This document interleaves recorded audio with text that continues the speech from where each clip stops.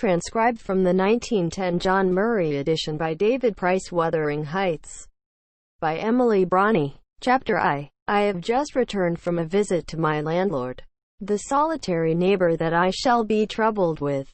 This is certainly a beautiful country. In all England, I do not believe that I could have fixed on a situation so completely removed from the stir of society. A perfect misanthropist's heaven, and Mr. Heathcliff and I are such a suitable pair to divide the desolation between us. A capital fellow. He little imagined how my heart warmed towards him when I beheld his black eyes withdraw so suspiciously under their brows, as I rode up, and when his fingers sheltered themselves, with a jealous resolution, still further in his waistcoat, as I announced my name. "Mr. Heathcliff?" I said. A nod was the answer. "Mr. Lockwood, your new tenant, sir. I do myself the honor of calling as soon as possible after my arrival, to express the hope that I have not inconvenienced you by my perseverance in soliciting the occupation of Thrushcross Grange. I heard yesterday you had had some thoughts." "Thrushcross Grange is my own, sir," he interrupted, wincing. "I should not allow anyone to inconvenience me, if I could hinder it. Walk in." The "walk in" was uttered with closed teeth, and expressed the sentiment, "Go to the deuce." Even the gate over which he leant manifested no sympathizing movement to the words, and I think that circumstance determined me to accept the invitation. I felt interested in a man who seemed more exaggeratedly reserved than myself. When he saw my horse's breast fairly pushing the barrier, he did put out his hand to unchain it, and then sullenly preceded me up the causeway, calling, as we entered the court, "Joseph, take Mr. Lockwood's horse, and bring up some wine." "Here we have the whole establishment of domestics," I suppose was the reflection suggested by this compound order. "No wonder the grass grows up between the flags, and cattle are the only hedge cutters." Joseph was an elderly, nay, an old man, very old, perhaps, though hale and sinewy. "The Lord help us," he soliloquized in an undertone of peevish displeasure, while relieving me of my horse, looking, meantime, in my face so sourly that I charitably conjectured he must have need of divine aid to digest his dinner, and his pious ejaculation had no reference to my unexpected advent. Wuthering Heights is the name of Mr. Heathcliff's dwelling, wuthering being a significant provincial adjective, descriptive of the atmospheric tumult to which its station is exposed in stormy weather. Pure, bracing ventilation they must have up there at all times. Indeed, one may guess the power of the north wind, blowing over the edge, by the excessive slant of a few stunted firs at the end of the house, and by a range of gaunt thorns all stretching their limbs one way, as if craving alms of the sun. Happily, the architect had foresight to build it strong. The narrow windows are deeply set in the wall, and the corners defended with large jutting stones.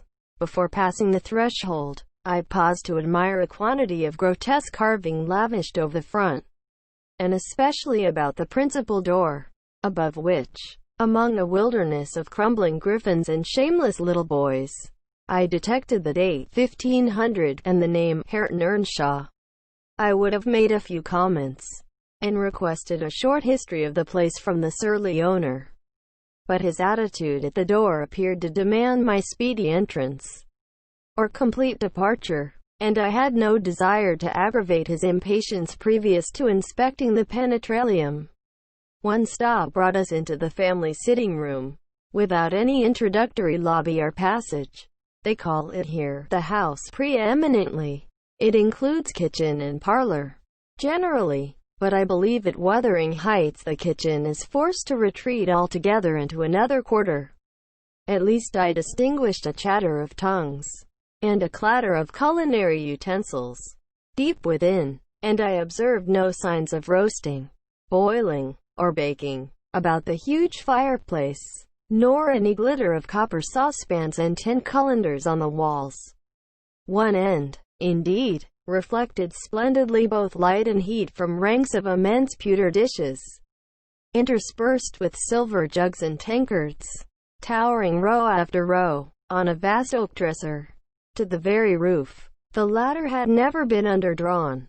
Its entire anatomy lay bare to an inquiring eye, except where a frame of wood laden with oat cakes and clusters of legs of beef, mutton, and ham concealed it. Above the chimney were sundry villainous old guns, and a couple of horse pistols, and, by way of ornament, 3 gaudily painted canisters disposed along its ledge.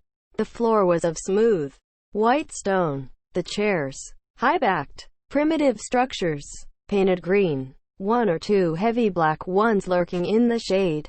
In an arch under the dresser reposed a huge, liver-colored bitch pointer, surrounded by a swarm of squealing puppies, and other dogs haunted other recesses. The apartment and furniture would have been nothing extraordinary as belonging to a homely northern farmer, with a stubborn countenance, and stalwart limbs set out to advantage in knee breeches and gaiters. Such an individual seated in his armchair, his mug of ale frothing on the round table before him, is to be seen any circuit of 5 or 6 miles among these hills, if you go at the right time after dinner. But Mr. Heathcliff forms a singular contrast to his abode and style of living. He is a dark-skinned gypsy in aspect, in dress and manners a gentleman. That is, as much a gentleman as many a country squire. Rather slovenly, perhaps, yet not looking amiss with his negligence, because he has an erect and handsome figure, and rather morose, possibly. Some people might suspect him of a degree of underbred pride. I have a sympathetic chord within that tells me it is nothing of the sort.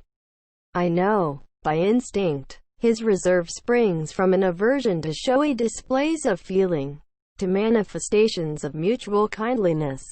He'll love and hate equally under cover, and esteem it a species of impertinence to be loved or hated again. No, I'm running on too fast. I bestow my own attributes over liberally on him. Mr. Heathcliff may have entirely dissimilar reasons for keeping his hand out of the way when he meets a would-be acquaintance. To those which actuate me, let me hope my constitution is almost peculiar.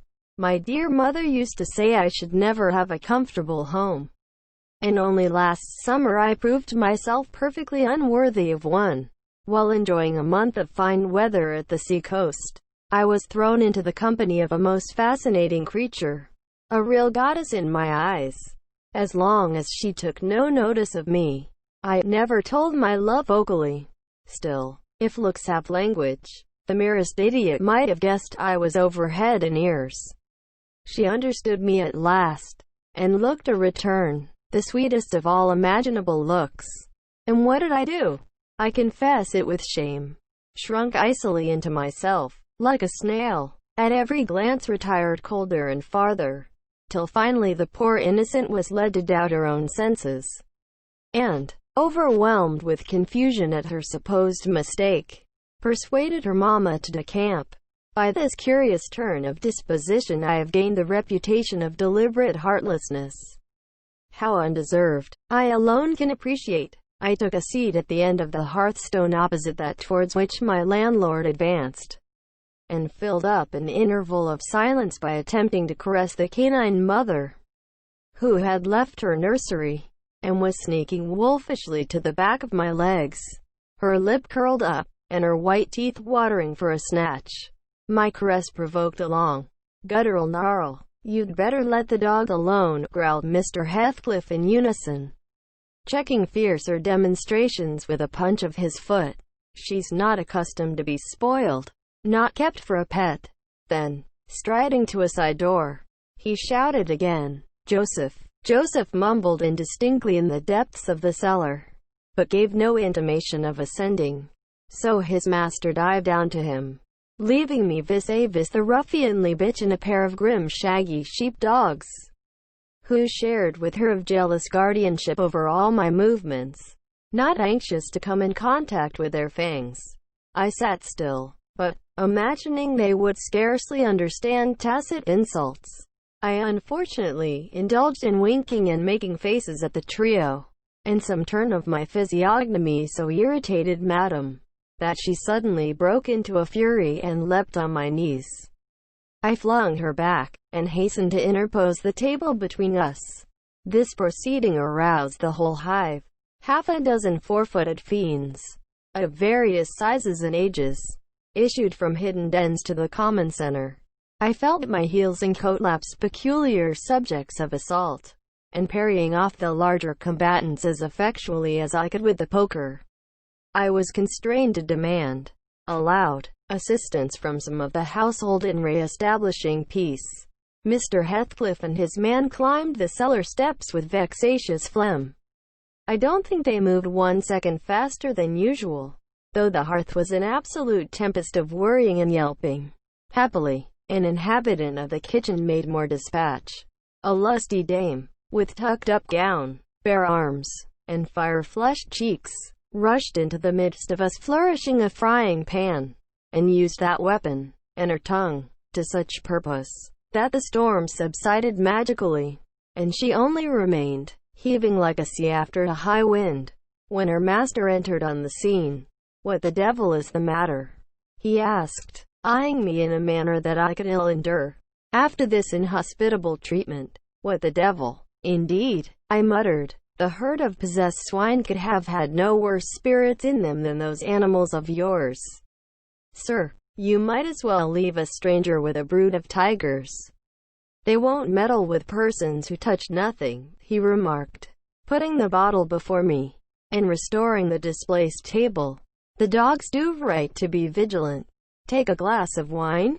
"No, thank you." Not bitten, are you? If I had been, I would have set my signet on the biter. Heathcliff's countenance relaxed into a grin. Come, he said. "You are flurried, Mr. Lockwood. Here, take a little wine. Guests are so exceedingly rare in this house that I and my dogs, I am willing to own, hardly know how to receive them. Your health, sir." I bowed and returned the pledge, beginning to perceive that it would be foolish to sit sulking for the misbehavior of a pack of curs. Besides, I felt loath to yield the fellow further amusement at my expense. Since his humor took that turn, he, probably swayed by prudential consideration of the folly of offending a good tenant, relaxed a little in the laconic style of chipping off his pronouns and auxiliary verbs, and introduced what he supposed would be a subject of interest to me, a discourse on the advantages and disadvantages of my present place of retirement. I found him very intelligent on the topics we touched, and before I went home, I was encouraged so far as to volunteer another visit tomorrow. He evidently wished no repetition of my intrusion. I shall go, notwithstanding. It is astonishing how sociable I feel myself compared with him. Chapter 2. Yesterday afternoon set in misty and cold. I had half a mind to spend it by my study fire, instead of wading through heath and mud to Wuthering Heights, on coming up from dinner. However, N.B. I dined between 12 and 1 o'clock. The housekeeper, a matronly lady, taken as a fixture along with the house, could not, or would not, comprehend my request that I might be served at 5. On mounting the stairs with this lazy intention, and stepping into the room, I saw a servant girl on her knees surrounded by brushes and coal scuttles, and raising an infernal dust as she extinguished the flames with heaps of cinders. This spectacle drove me back immediately. I took my hat, and, after a 4 miles walk, arrived at Heathcliff's garden gate just in time to escape the first feathery flakes of a snow shower. On that bleak hilltop the earth was hard with a black frost, and the air made me shiver through every limb. Being unable to remove the chain, I jumped over, and, running up the flagged causeway bordered with straggling gooseberry bushes, knocked vainly for admittance, till my knuckles tingled and the dogs howled. "Wretched inmates," I ejaculated, mentally, "you deserve perpetual isolation from your species for your churlish inhospitality. At least, I would not keep my doors barred in the daytime." "I don't care. I will get in," So resolved, I grasped the latch and shook it vehemently. Vinegar-faced Joseph projected his head from a round window of the barn. "What are ye for?" he shouted. "T, maesters down I, T, fouled. Go round by th and ot, Lath. If ye went to spake to him, is there nobody inside to open the door?" I hallooed, responsively. "There's nobbut T, missus, and she'll not oppen T and ye mock flay-some dins till neat." Quote, "Why cannot you tell her whom I am?" Joseph, "Nor nae me, I'll hae no hand white," muttered the head, vanishing. The snow began to drive thickly. I seized the handle to essay another trial, when a young man without coat, and shouldering a pitchfork, appeared in the yard behind. He hailed me to follow him, and, after marching through a wash-house, and a paved area containing a coal-shed, pump, and pigeon-cot, we at length arrived in the huge, warm, cheerful apartment where I was formerly received. It glowed delightfully in the radiance of an immense fire, compounded of coal, peat, and wood, and near the table, laid for a plentiful evening meal, I was pleased to observe that Mrs. an individual whose existence I had never previously suspected. I bowed and waited, thinking she would bid me take a seat. She looked at me, leaning back in her chair, and remained motionless and mute. "Rough weather," I remarked. "I'm afraid, Mrs. Heathcliff, the door must bear the consequence of your servants' leisure attendance." I had hard work to make them hear me. She never opened her mouth. I stared. She stared also. At any rate, she kept her eyes on me in a cool, regardless manner, exceedingly embarrassing and disagreeable. "Sit down," said the young man, gruffly. "He'll be in soon." I obeyed, and hemmed, and called the villain Juno, who deigned, at this second interview, to move the extreme tip of her tail, in token of owning my acquaintance. "A beautiful animal," I commenced again. "Do you intend parting with the little ones, madam?" Quote, "They are not mine," said the amiable hostess, more repellingly than Heathcliff himself could have replied. "Ah, your favorites are among these?" I continued, turning to an obscure cushion full of something like cats. "A strange choice of favorites," she observed scornfully. "Unluckily, it was a heap of dead rabbits." I hemmed once more, and drew closer to the hearth, repeating my comment on the wildness of the evening. "You should not have come out," she said, rising and reaching from the chimney-piece two of the painted canisters. Her position before was sheltered from the light. Now, I had a distinct view of her whole figure and countenance. She was slender, and apparently scarcely past girlhood, an admirable form, and the most exquisite little face that I have ever had the pleasure of beholding. Small features, very fair, flaxen ringlets, or rather golden, hanging loose on her delicate neck, and eyes, had they been agreeable in expression, that would have been irresistible. Fortunately for my susceptible heart, the only sentiment they evinced hovered between scorn and a kind of desperation, singularly unnatural to be detected there. The canisters were almost out of her reach. I made a motion to aid her. She turned upon me as a miser might turn if anyone attempted to assist him in counting his gold. "I don't want your help," she snapped. "I can get them for myself." "I beg your pardon," I hastened to reply. "Were you asked a tea?" she demanded, tying an apron over her neat black frock, and standing with a spoonful of the leaf poised over the pot. "I shall be glad to have a cup," I answered. "Were you asked?" she repeated. "No," I said, half smiling. "You are the proper person to ask me." She flung the tea back, spoon and all, and resumed her chair in a pet, her forehead corrugated, and her red under lip pushed out, like a child's ready to cry. Meanwhile, the young man had slung onto his person a decidedly shabby upper garment, and, erecting himself before the blaze, looked down on me from the corner of his eyes, for all the world as if there were some mortal feud unavenged between us. I began to doubt whether he were a servant or not. His dress and speech were both rude, entirely devoid of the superiority observable in Mr. and Mrs. Heathcliff. His thick brown curls were rough and uncultivated. His whiskers encroached bearishly over his cheeks, and his hands were embrowned like those of a common laborer. Still his bearing was free, almost haughty, and he showed none of a domestic's assiduity in attending on the lady of the house. In the absence of clear proofs of his condition, I deemed it best to abstain from noticing his curious conduct, and, 5 minutes afterwards, the entrance of Heathcliff relieved me, in some measure, from my uncomfortable state. "You see, sir, I am come, according to promise," I exclaimed, assuming the cheerful, "and I fear I shall be weather-bound for half an hour.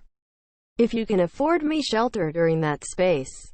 "Half an hour?" he said, shaking the white flakes from his clothes.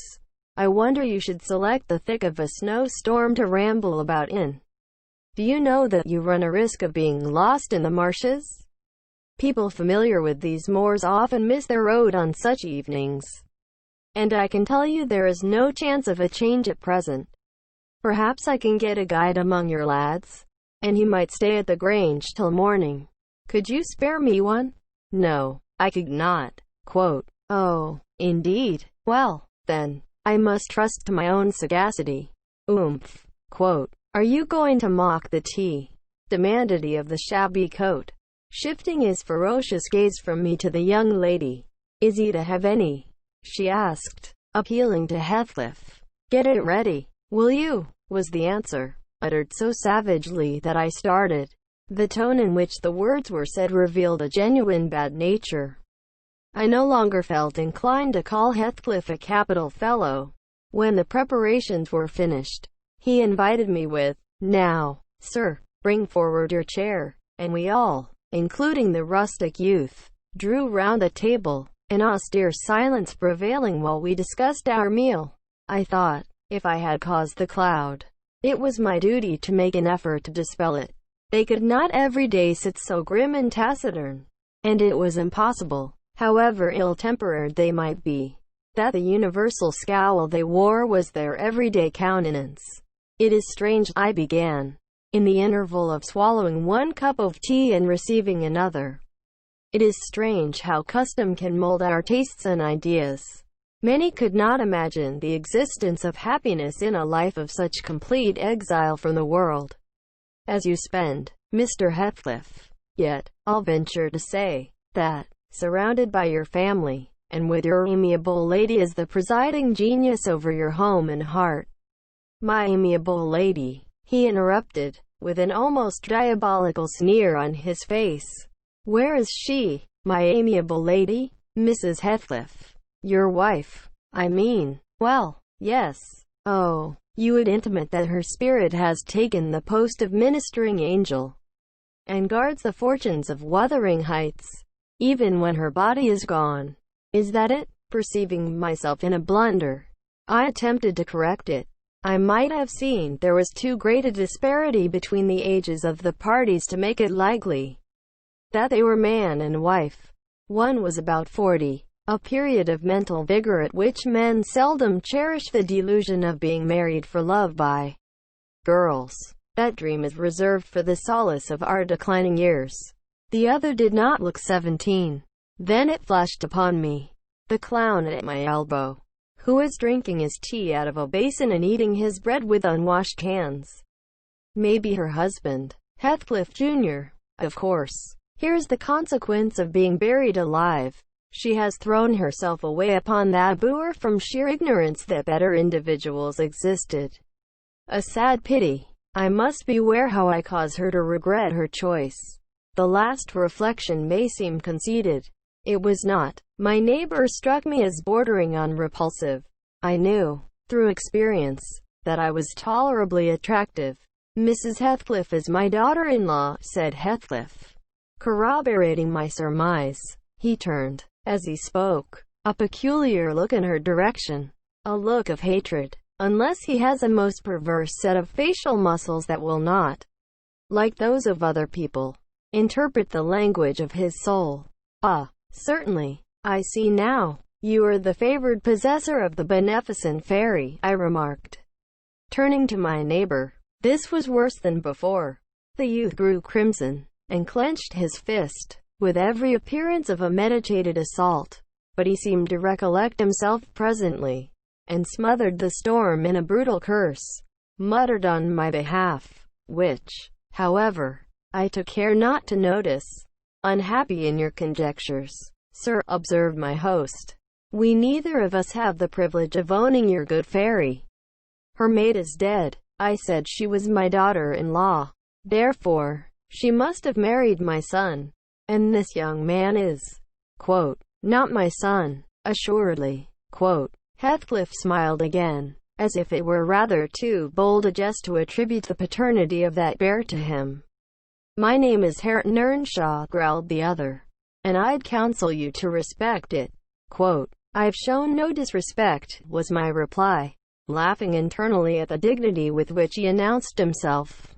He fixed his eye on me longer than I cared to return the stare, for fear I might be tempted either to box his ears or render my hilarity audible. I began to feel unmistakably out of place in that pleasant family circle.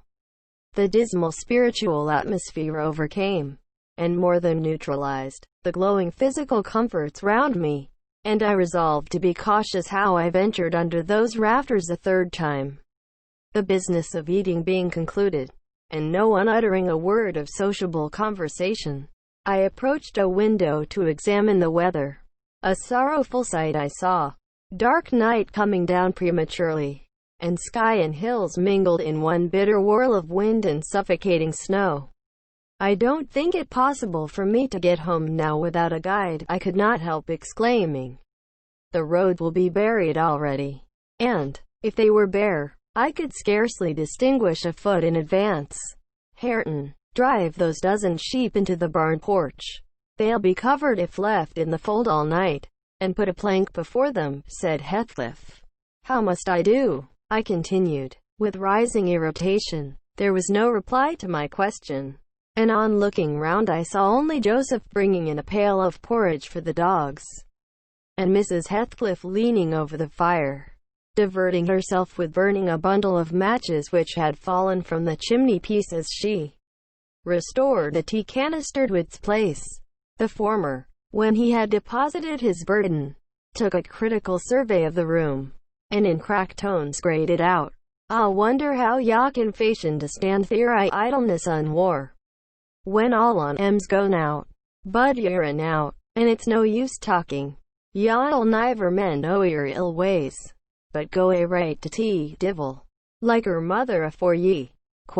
I imagined, for a moment, that this piece of eloquence was addressed to me, and, sufficiently enraged, stepped towards the aged rascal with an intention of kicking them out of the door. Mrs. Heathcliff, however, checked me by her answer. "You scandalous old hypocrite," she replied, "are you not afraid of being carried away bodily? Whenever you mention the devil's name, I warn you to refrain from provoking me, or I'll ask your abduction as a special favor. Stop, look here, Joseph," she continued, taking a long, dark book from a shelf. "I'll show you how far I've progressed in the black art. I shall soon be competent to make a clear house of it. The red cow didn't die by chance, and your rheumatism can hardly be reckoned among providential visitations." "Oh, wicked, wicked," gasped the elder. "May the Lord deliver us from evil." "No, reprobate, you are a castaway. Be off, or I'll hurt you seriously. I'll have you all modeled in wax and clay, and the first who passes the limits I fix shall, I'll not say what he shall be done to, but you'll see. Go, I'm looking at you." The little witch put a mock malignity into her beautiful eyes, and Joseph, trembling with sincere horror, hurried out, praying and ejaculating "wicked" as he went. I thought her conduct must be prompted by a species of dreary fun, and, now that we were alone, I endeavored to interest her in my distress. "Mrs. Heathcliff," I said earnestly, "you must excuse me for troubling you. I presume, because, with that face, I'm sure you cannot help being good-hearted. Do point out some landmarks by which I may know my way home. I have no more idea how to get there than you would have how to get to London. Quote, take the road you came, she answered, ensconcing herself in a chair, with a candle, and the long book open before her. It is brief advice, but as sound as I can give.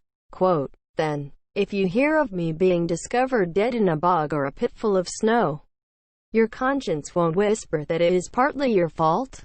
How so? I cannot escort you. They wouldn't let me go to the end of the garden wall. Quote, I should be sorry to ask you to cross the threshold. For my convenience. On such a night, I cried. I want you to tell me my way. Not to show it, or else to persuade Mr. Heathcliff to give me a guide. Quote, who? There is himself, Earnshaw, Zillah, Joseph and I. Which would you have? Quote, are there no boys at the farm? No, those are all. Quote, then, it follows that I am compelled to stay. That you may settle with your host, I have nothing to do with it. I hope it will be a lesson to you to make no more rash journeys on these hills, cried Heathcliff's stern voice from the kitchen entrance. As to staying here, I don't keep accommodations for visitors. You must share a bed with Hareton or Joseph. If you do, I can sleep on a chair in this room, I replied. No, a stranger is a stranger, be he rich or poor. It will not suit me to permit anyone the range of the place while I am off guard, said the unmannerly wretch. With this insult my patience was at an end.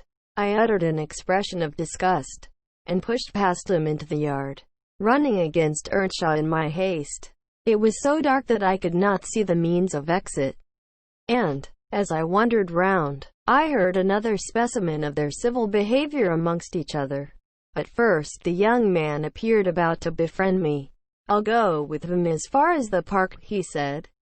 You'll go with him to hell, exclaimed his master, or whatever relation he bore. And who is to look after the horses? A man's life is of more consequence than one evening's neglect of the horses.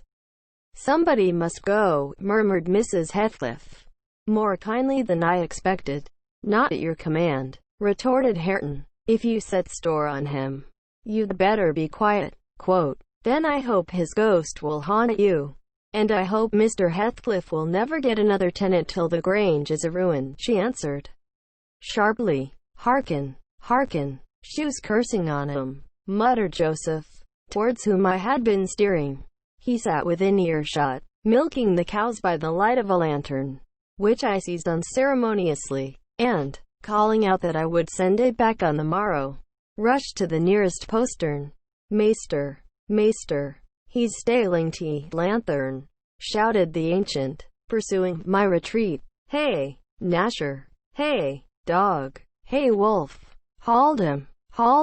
Quote, on opening the little door, two hairy monsters flew at my throat, bearing me down, and extinguishing the light, while a mingled guffaw from Heathcliff and Hareton put the copestone on my rage and humiliation. Fortunately, the beasts seemed more bent on stretching their paws, and yawning, and flourishing their tails, than devouring me alive, but they would suffer no resurrection, and I was forced to lie till their malignant masters pleased to deliver me. Then, hatless and trembling with wrath, I ordered the miscreants to let me out, on their peril to keep me 1 minute longer, with several incoherent threats of retaliation that, in their indefinite depth of virulency, smacked of King Lear. The vehemence of my agitation brought on a copious bleeding at the nose. And still Heathcliff laughed, and still I scolded. I don't know what would have concluded the scene, had there not been one person at hand rather more rational than myself, and more benevolent than my entertainer. This was Zillah, the stout housewife, who at length issued forth to inquire into the nature of the uproar. She thought that some of them had been laying violent hands on me, and, not daring to attack her master, she turned her vocal artillery against the younger scoundrel. Well, Mr. Earnshaw, she cried, I wonder what you'll have agate next. Are we going to murder folk on our very doorstones? I see this house will never do for me. Look at T, poor lad. He's fair choking. wished, you moon and go on so. Come in, and I'll cure that. There now. Hold ye still. Quote. With these words she suddenly splashed a pint of icy water down my neck and pulled me into the kitchen. Mr. Heathcliff followed, his accidental merriment expiring quickly in his habitual moroseness. I was sick exceedingly, and dizzy, and faint, and thus compelled perforce to accept lodgings under his roof. He told Zillah to give me a glass of brandy, and then passed on to the inner room, while she condoled with me on my sorry predicament, and having obeyed his orders, whereby I was somewhat revived, ushered me to bed. Chapter 3. While leading the way upstairs, she recommended that I should hide the candle, and not make a noise, for her master had an odd notion about the chamber she would put me in, and never let anybody lodge there willingly. I asked the reason. She did not know, she answered. She had only lived there a year or two, and they had so many queer goings-on. She could not begin to be curious. Too stupefied to be curious myself, I fastened my door and glanced round for the bed. The whole furniture consisted of a chair, a clothes press, and a large oak case, with squares cut out near the top resembling coach windows. Having approached this structure, I looked inside, and perceived it to be a singular sort of old-fashioned couch, very conveniently designed to obviate the necessity for every member of the family having a room to himself. In fact, it formed a little closet, and the ledge of a window, which it enclosed, served as a table. I slid back the paneled sides, got in with my light, pulled them together again, and felt secure against the vigilance of Heathcliff and everyone else. To the ledge, where I placed my candle, had a few mildewed books piled up in one corner, and it was covered with writing scratched on the paint. This writing, however, was nothing but a name repeated in all kinds of characters, large and small. Catherine Earnshaw, here and there varied to Catherine Heathcliff, and then again to Catherine Linton. In vapid listlessness I leant my head against the window, and continued spelling over Catherine Earnshaw, Heathcliff, Linton, till my eyes closed. But they had not rested 5 minutes when a glare of white letters started from the dark, as vivid as spectres. The air swarmed with Catherines, and rousing myself to dispel the obtrusive name, I discovered my candle wick reclining on one of the antique volumes, and perfuming the place with an odor of roasted calfskin. I snuffed it off, and, very ill at ease under the influence of cold and lingering nausea, sat up and spread open the injured tome on my knee. It was a testament, in lean type, and smelling dreadfully musty. A fly-leaf bore the inscription, Catherine Earnshaw, her book, and a date some quarter of a century back. I shut it, and took up another and another, till I had examined all. Catherine's library was select, and its state of dilapidation proved it to have been well used, though not altogether for a legitimate purpose. Scarcely one chapter had escaped a pen and ink commentary, at least the appearance of one, covering every morsel of blank that the printer had left.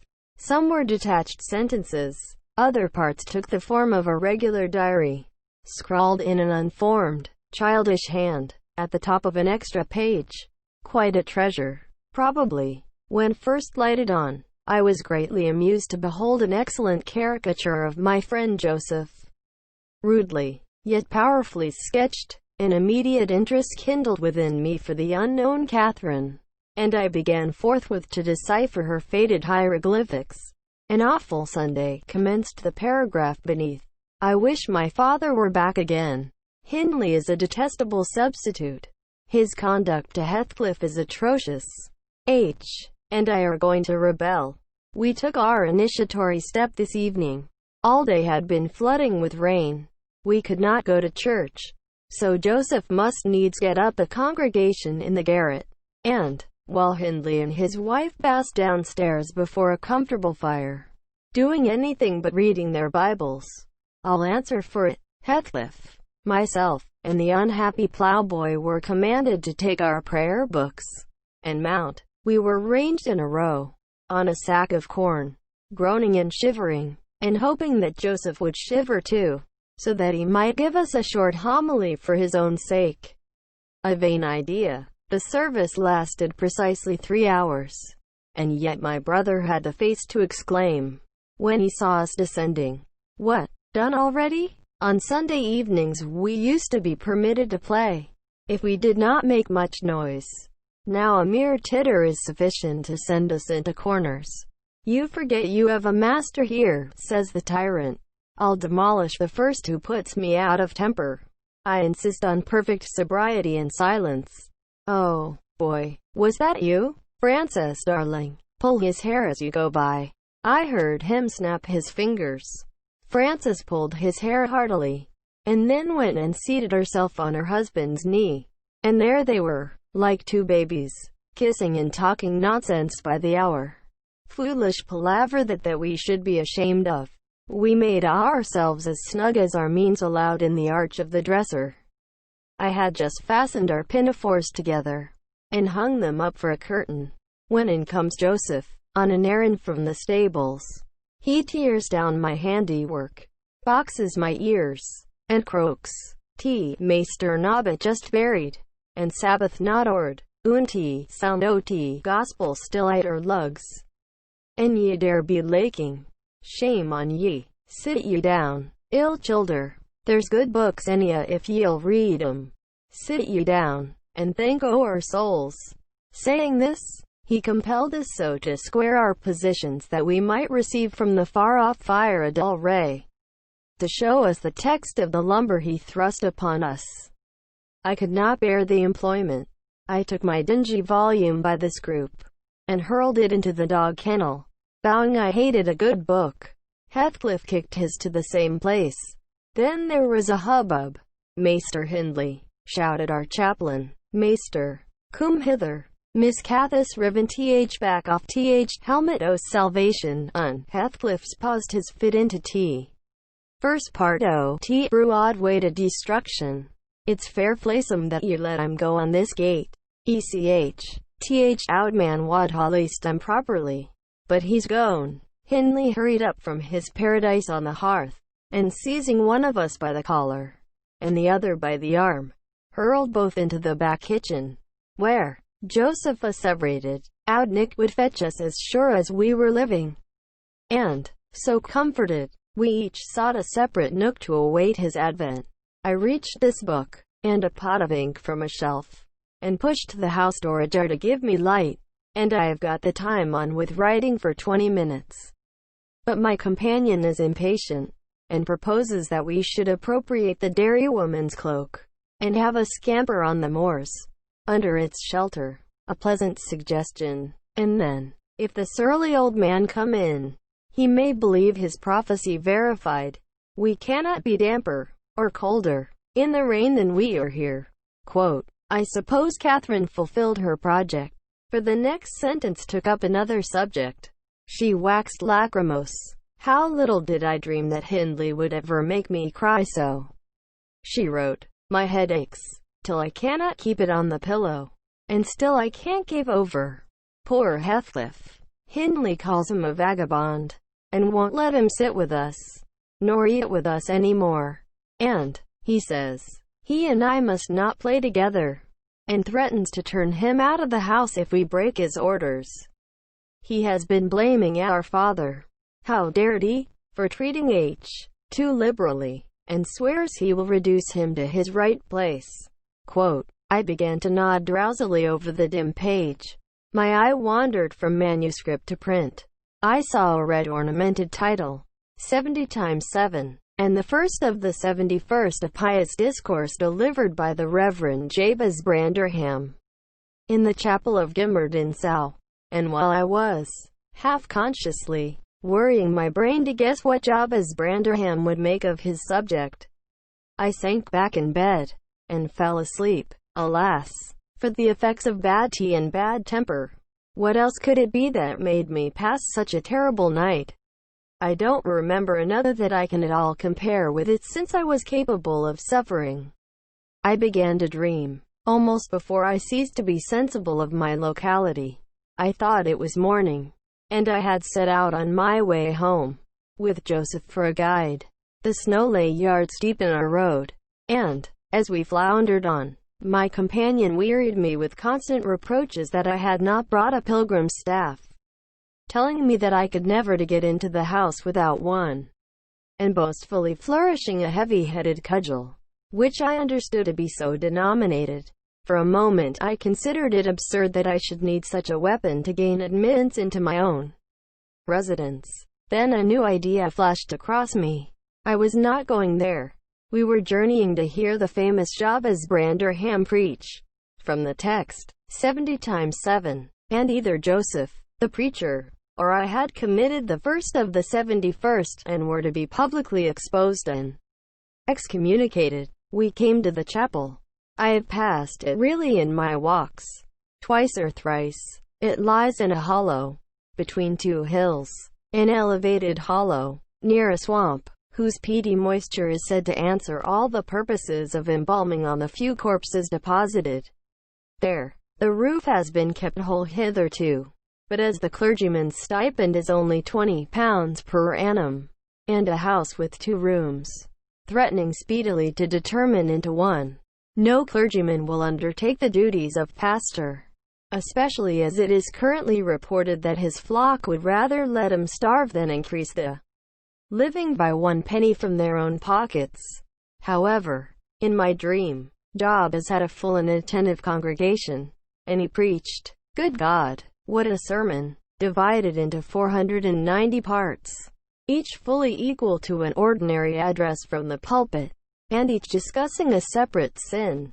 Where he searched for them, I cannot tell. He had his private manner of interpreting the phrase, and it seemed necessary the brothers should sin different sins on every occasion. They were of the most curious character, odd transgressions that I never imagined previously. Oh, how weary I grow! How I writhed, and yawned, and nodded, and revived! How I pinched and pricked myself, and rubbed my eyes, and stood up, and sat down again, and nudged Joseph to inform me if he would ever have done. I was condemned to hear all out. Finally, he reached the first of the 71st. At that crisis, a sudden inspiration descended on me. I was moved to rise and denounce Jabez Branderham as the sinner of the sin that no Christian need pardon. Sir, I exclaimed, sitting here within these 4 walls, at one stretch, I have endured and forgiven the 490 heads of your discourse. 70 times 7 times have I plucked up my hat and been about to depart. 70 times 7 times have you preposterously forced me to resume my seat. The 491st is too much. Fellow martyrs, have at him, drag him down, and crush him to atoms, that the place which knows him may know him no more. Quote, Thou art the man, cried Jabez, after a solemn pause, leaning over his cushion. 70 times 7 times didst thou gapingly contort thy visage. 70 times 7 did I take counsel with my soul. Lo, this is human weakness. This also may be absolved. The first of the 71st is come. Brethren, execute upon him the judgment written. Such honor have all his saints. With that concluding word, the whole assembly, exalting their pilgrim staves, rushed round me in a body, and I, having no weapon to raise in self-defense, commenced grappling with Joseph, my nearest and most ferocious assailant. For in the confluence of the multitude, several clubs blows, aimed at me, fell on other sconces. Presently the whole chapel resounded with rappings and counter-rappings. Every man's hand was against his neighbor, and Branderham, unwilling to remain idle, poured forth his zeal in a shower of loud taps on the boards of the pulpit, which responded so smartly that, at last, to my unspeakable relief, they woke me. And what was it that had suggested the tremendous tumult? What had played Jabez's part in the row? Merely the branch of a fir tree that touched my lattice as the blast wailed by, and rattled its dry cones against the panes.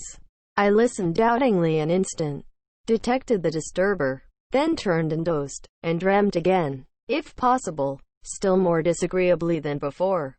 This time, I remembered I was lying in the oak closet, and I heard distinctly the gusty wind, and the driving of the snow.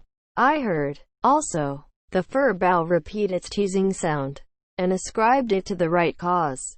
But it annoyed me so much, that I resolved to silence it, if possible, and, I thought, I rose and endeavored to unhasp the casement. The hook was soldered into the staple, a circumstance observed by me when awake, but forgotten. I must stop it. Nevertheless, I muttered, knocking my knuckles through the glass, and stretching an arm out to seize the importunate branch, instead of which, my fingers closed on the fingers of a little, ice-cold hand. The intense horror of nightmare came over me. I tried to draw back my arm, but the hand clung to it, and a most melancholy voice sobbed, "Let me in, let me in." Quote, "Who are you?" I asked, struggling, meanwhile, to disengage myself. "Catherine Linton," it replied, shiveringly. Why did I think of Linton? I had read Earnshaw 20 times for Linton. I'm come home. I'd lost my way on the moor. As it spoke, I discerned, obscurely, a child's face looking through the window. Terror made me cruel, and, finding it useless to attempt shaking the creature off, I pulled its wrist onto the broken pane, and rubbed it to and fro till the blood ran down and soaked the bedclothes. Still it wailed, "Let me in," and maintained its tenacious grip, almost maddening me with fear. "How can I said at length. "Let me go, if you want me to let you in." Quote, the fingers relaxed. I snatched mine through the hole, hurriedly piled the books up in a pyramid against it, and stopped my ears to exclude the lamentable prayer. I seemed to keep them closed above a quarter of an hour. Yet, the instant I listened again, there was the doleful cry moaning on. "Begone," I shouted. "I'll never let you in. Not if you beg for 20 years. Quote, "It is 20 years, mourned the voice. 20 years. I've been away for 20 years. Quote, thereat began a feeble scratching outside, and the pile of books moved as if thrust forward. I tried to jump up, but could not stir a limb, and so yelled aloud, in a frenzy of fright.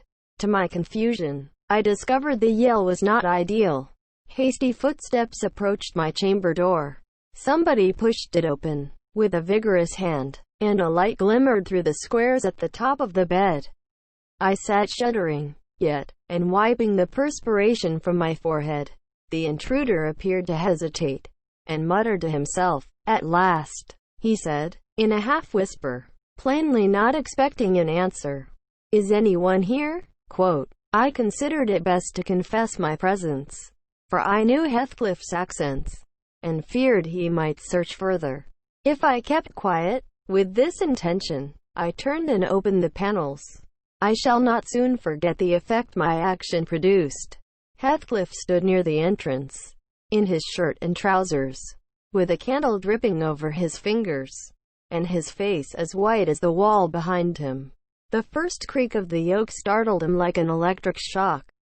The light leapt from his hold to a distance of some feet, and his agitation was so extreme that he could hardly pick it up. "It is only your guest, sir," I called out, desirous to spare him the humiliation of exposing his cowardice further. I had the misfortune to scream in my sleep, owing to a frightful nightmare. "I'm sorry I disturbed you." Quote, "Oh, God confound you, Mr. Lockwood. I wish you were at the," commenced my host, setting the candle on a chair, because he found it impossible to hold it steady. "And who showed you up into this room?" he continued, crushing his nails into his palms, and grinding his teeth to subdue the maxillary convulsions. "Who is it? I've a good mind to turn them out of the house this moment." "It was your servant Zillah," I replied, flinging myself onto the floor, and rapidly resuming my garments. "I should not care if you did, Mr. Heathcliff. She richly deserves it. I suppose that she wanted to get another proof that the place was haunted, at my expense. Well, it is, swarming with ghosts and goblins. You have reason in shutting it up. I assure you, no one will thank you for a doze in such a den." "What do you mean?" asked Heathcliff. "And what are you doing?" Lie down and finish out the night, since you are here. But, for heaven's sake, don't repeat that horrid noise. Nothing could excuse it, unless you were having your throat cut. Quote, if the little fiend had got in at the window, she probably would have strangled me. I returned. I'm not going to endure the persecutions of your hospitable ancestors again. Was not the Reverend Jabez Branderham akin to you on the mother's side? And that minx, Catherine Linton, or Earnshaw, or however she was called, she must have been a changeling. Wicked little soul. She told me she had been walking the earth these 20 years. A just punishment for her mortal transgressions. I've no doubt. Scarcely were these words uttered when I recollected the association of Heathcliff's with Catherine's name in the book, which had completely slipped from my memory. Till thus awakened, I blushed at my inconsideration, but, without showing further consciousness of the offense, I hastened to add, the truth is, sir, I passed the first part of the night in. Here I stopped afresh. I was about to say perusing those old volumes, then it would have revealed my knowledge of their written, as well as their printed, contents. So, correcting myself, I went on, in spelling over the name scratched on that window ledge, a monotonous occupation, calculated to set me asleep, like counting. Or, what can you mean by talking in this way to me? Thundered Heathcliff with savage vehemence. How dare you? Under my roof. God, he's mad to speak so. And he struck his forehead with rage. I did not know whether to resent this language or pursue my explanation. But he seemed so powerfully affected that I took pity and proceeded with my dreams, affirming I had never heard the appellation of Catherine Linton before. But reading it often over produced an impression which personified itself when I had no longer my imagination under control. Heathcliff gradually fell back into the shelter of the bed, as I spoke, finally sitting down almost concealed behind it. I guessed, however, by his irregular and intercepted breathing, that he struggled to vanquish an excess of violent emotion. Not liking to show him that I had heard the conflict, I continued my toilette rather noisily, looked at my watch, and soliloquized on the length of the night. Not 3 o'clock yet. I could have taken oath it had been 6. Time stagnates here. We must surely have retired to rest at 8, always at 9 in winter, and rise at 4, said my host, suppressing a groan, and, as I fancied, by the motion of his arm's shadow, dashing a tear from his eyes. Mr. Lockwood, he added, you may go into my room. You'll only be in the way, coming downstairs so early, and your childish outcry has sent sleep to the devil for me. And for me, too, I replied. I'll walk in the yard till daylight, and then I'll be off, and you need not to dread a repetition of my intrusion. I'm now quite cured of seeking pleasure in society, be it country or town. A sensible man ought to find sufficient company in himself. Delightful company, muttered Heathcliff. Take the candle, and go where you please. I shall join you directly. Keep out of the yard, though. The dogs are unchained, and the house. Juno mounts sentinel there, and, nay, you can only ramble about the steps and passages. But, away with you. I'll come in 2 minutes. I obeyed, so far as to quit the chamber. When, ignorant where the narrow lobbies led, I stood still, and was witness, involuntarily, to a piece of superstition on the part of my landlord which belied, oddly, his apparent sense. He got onto the bed, and wrenched open the lattice, bursting, as he pulled at it, into an uncontrollable passion of tears. Come in, he sobbed. Kathy, do come. Oh, do. Once more. Oh, my heart's darling. Hear me this time. Catherine. At last, the spectre showed us spectre's ordinary caprice. It gave no sign of being, but the snow and wind whirled wildly through, even reaching my station, and blowing out the light. There was such anguish in the gush of grief that accompanied this raving, that my compassion made me overlook its folly, and I drew off, half angry to have listened at all, and vexed at having related my ridiculous nightmare, since it produced that agony, though why was beyond my comprehension. I descended cautiously to the lower regions, and landed in the back kitchen, where a gleam of fire, raked compactly together, enabled me to rekindle my candle. Nothing was stirring except a brindled, gray cat, which crept from the ashes, and saluted me with a querulous mew. 2 benches, shaped in sections of a circle, nearly enclosed the hearth. On one of these I stretched myself, and Grimalkin mounted the other. We were both of us nodding ere anyone invaded our retreat. And then it was Joseph, shuffling down a wooden ladder that vanished in the roof, through a trap, the ascent to his garret, I suppose. He cast a sinister look at the little flame which I had enticed to play between the ribs, swept the cat from its elevation, and bestowing himself in the vacancy, commenced the operation of stuffing a 3-inch pipe with tobacco.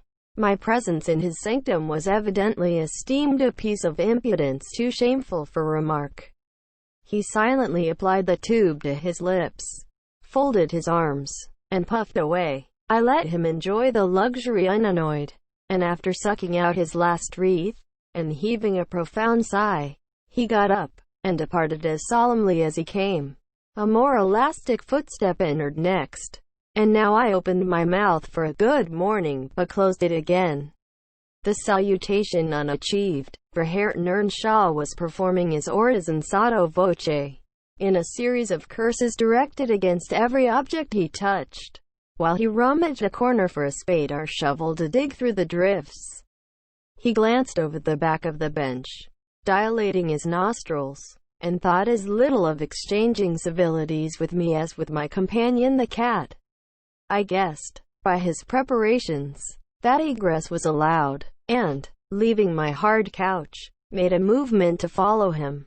He noticed this, and thrust at an inner door with the end of his spade, intimating by an inarticulate sound that there was the place where I must go.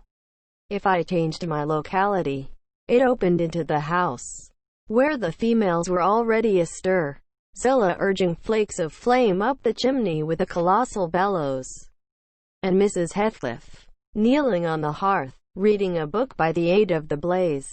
She held her hand interposed between the furnace heat and her eyes, and seemed absorbed in her occupation, desisting from it only to chide the servant for covering her with sparks, or to push away a dog, now and then, that snoozled its nose over forwardly into her face.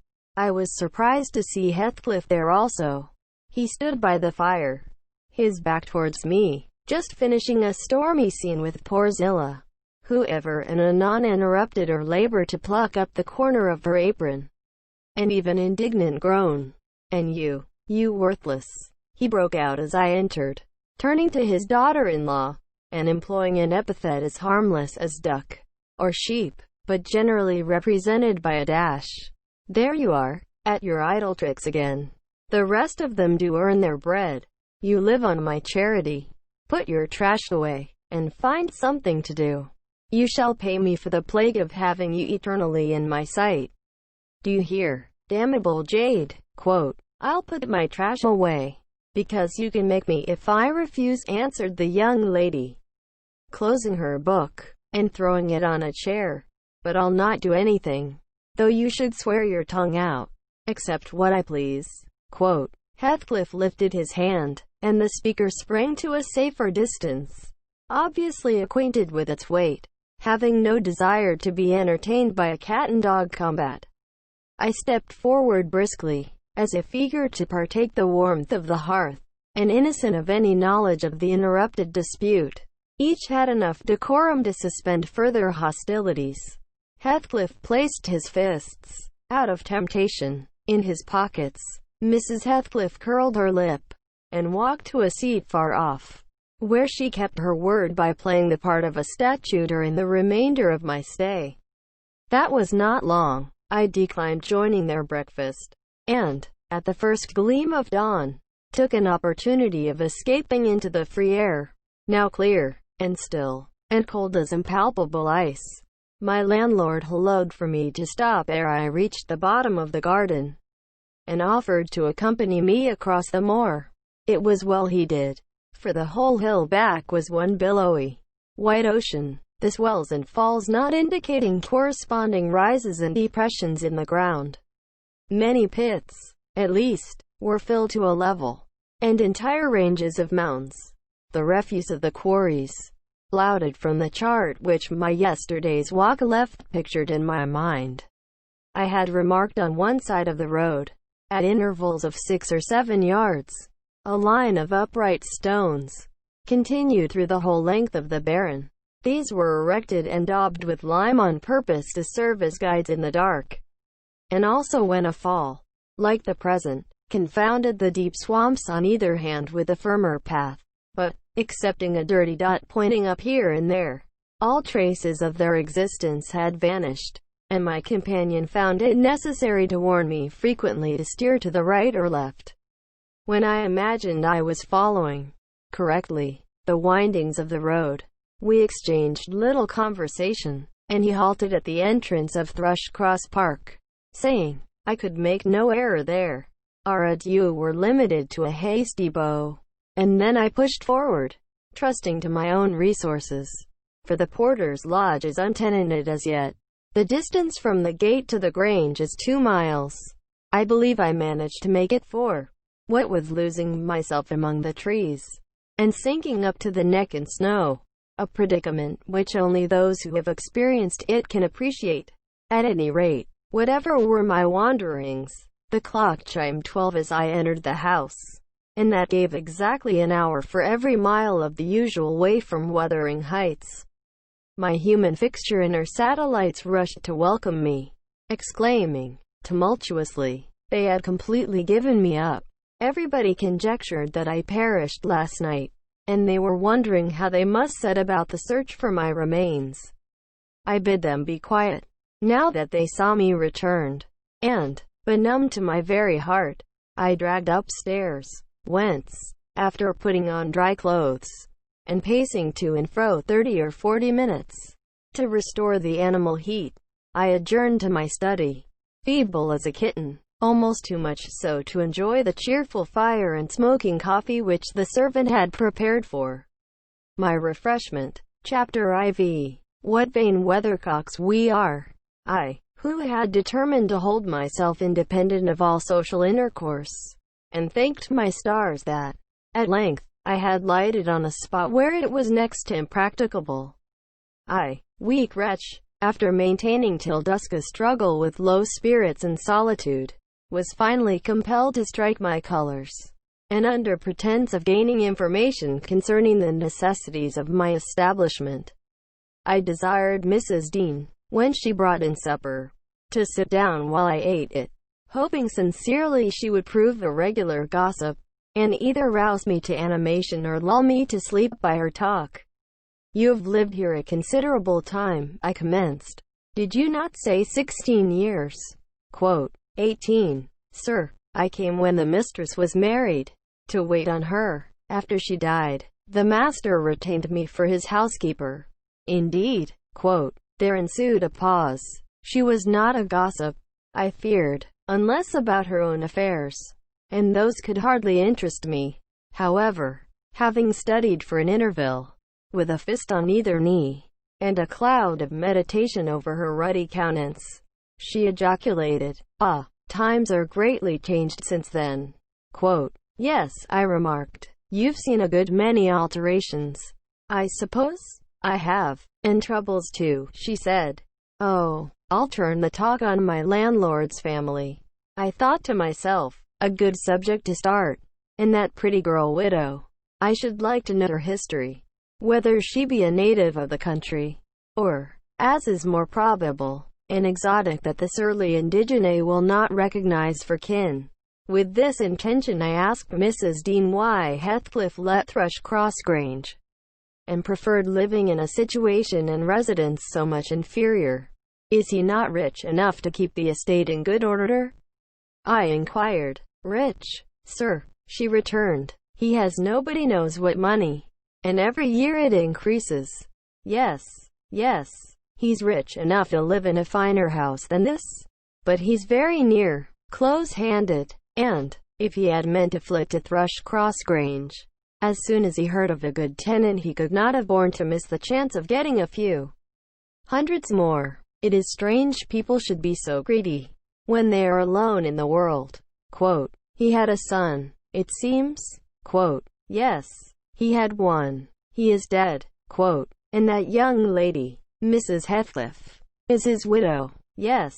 Quote, where did she come from originally? Why, sir, she is my late master's daughter. Catherine Linton was her maiden name. I nursed her, poor thing. I did wish Mr. Heathcliff would remove here, and then we might have been together again. What, Catherine Linton? I exclaimed, astonished, but a minute's reflection convinced me it was not my ghostly Catherine. Then, I continued, my predecessor's name was Linton? It was. Quote, and who is that Earnshaw? Hareton Earnshaw, who lives with Mr. Heathcliff? Are they relations? No, he is the late Mrs. Linton's nephew. The young lady's cousin, then? Yes, and her husband was her cousin also. One on the mother's, the other on the father's side. Heathcliff married Mr. Linton's sister. I see the house at Wuthering Heights has Earnshaw carved over the front door. Are they an old family? Very old, sir, and Hareton is the last of them, as are Miss Cathy is of us. I mean, of the Lintons. Have you been to Wuthering Heights? I beg pardon for asking, but I should like to hear how she is. Mrs. Heathcliff? She looked very well, and very handsome, yet, I think, not very happy. Quote, oh dear, I don't wonder. And how did you like the master? A rough fellow. Rather. Mrs. Dean, is not that his character rough as a saw edge, and hard as whinstone? The less you meddle with him the better. Quote, he must have had some ups and downs in life to make him such a churl. Do you know anything of his history? It's a cuckoo's, sir. I know all about it, except where he was born, and who were his parents, and how he got his money at first, and Hareton has been cast out like an unfledged dunnock. The unfortunate lad is the only one in all this parish that does not guess how he has been cheated. Quote, well, Mrs. Dean, it will be a charitable deed to tell me something of my neighbors. I feel I shall not rest if I go to bed, so be good enough to sit and chat an hour. Oh, certainly, sir. I'll just fetch a little sewing, and then I'll sit as long as you please. But you've caught cold. I saw you shivering, and you must have some gruel to drive it out. The worthy woman bustled off, and I crouched nearer the fire. My head felt hot, and the rest of me chill. Moreover, I was excited, almost to a pitch of foolishness, through my nerves and brain. This caused me to feel, not uncomfortable, but rather fearful, as I am still, of serious effects from the incidents of today and yesterday. She returned presently, bringing a smoking basin and a basket of work, and, having placed the former on the hob, drew in her seat, evidently pleased to find me so companionable. Before I came to live here, she commenced, waiting no farther invitation to her story. I was almost always at Wuthering Heights, because my mother had nursed Mr. Hindley Earnshaw. That was Hareton's father, and I got used to playing with the children. I ran errands too, and helped to make hay, and hung about the farm ready for anything that anybody would set me to.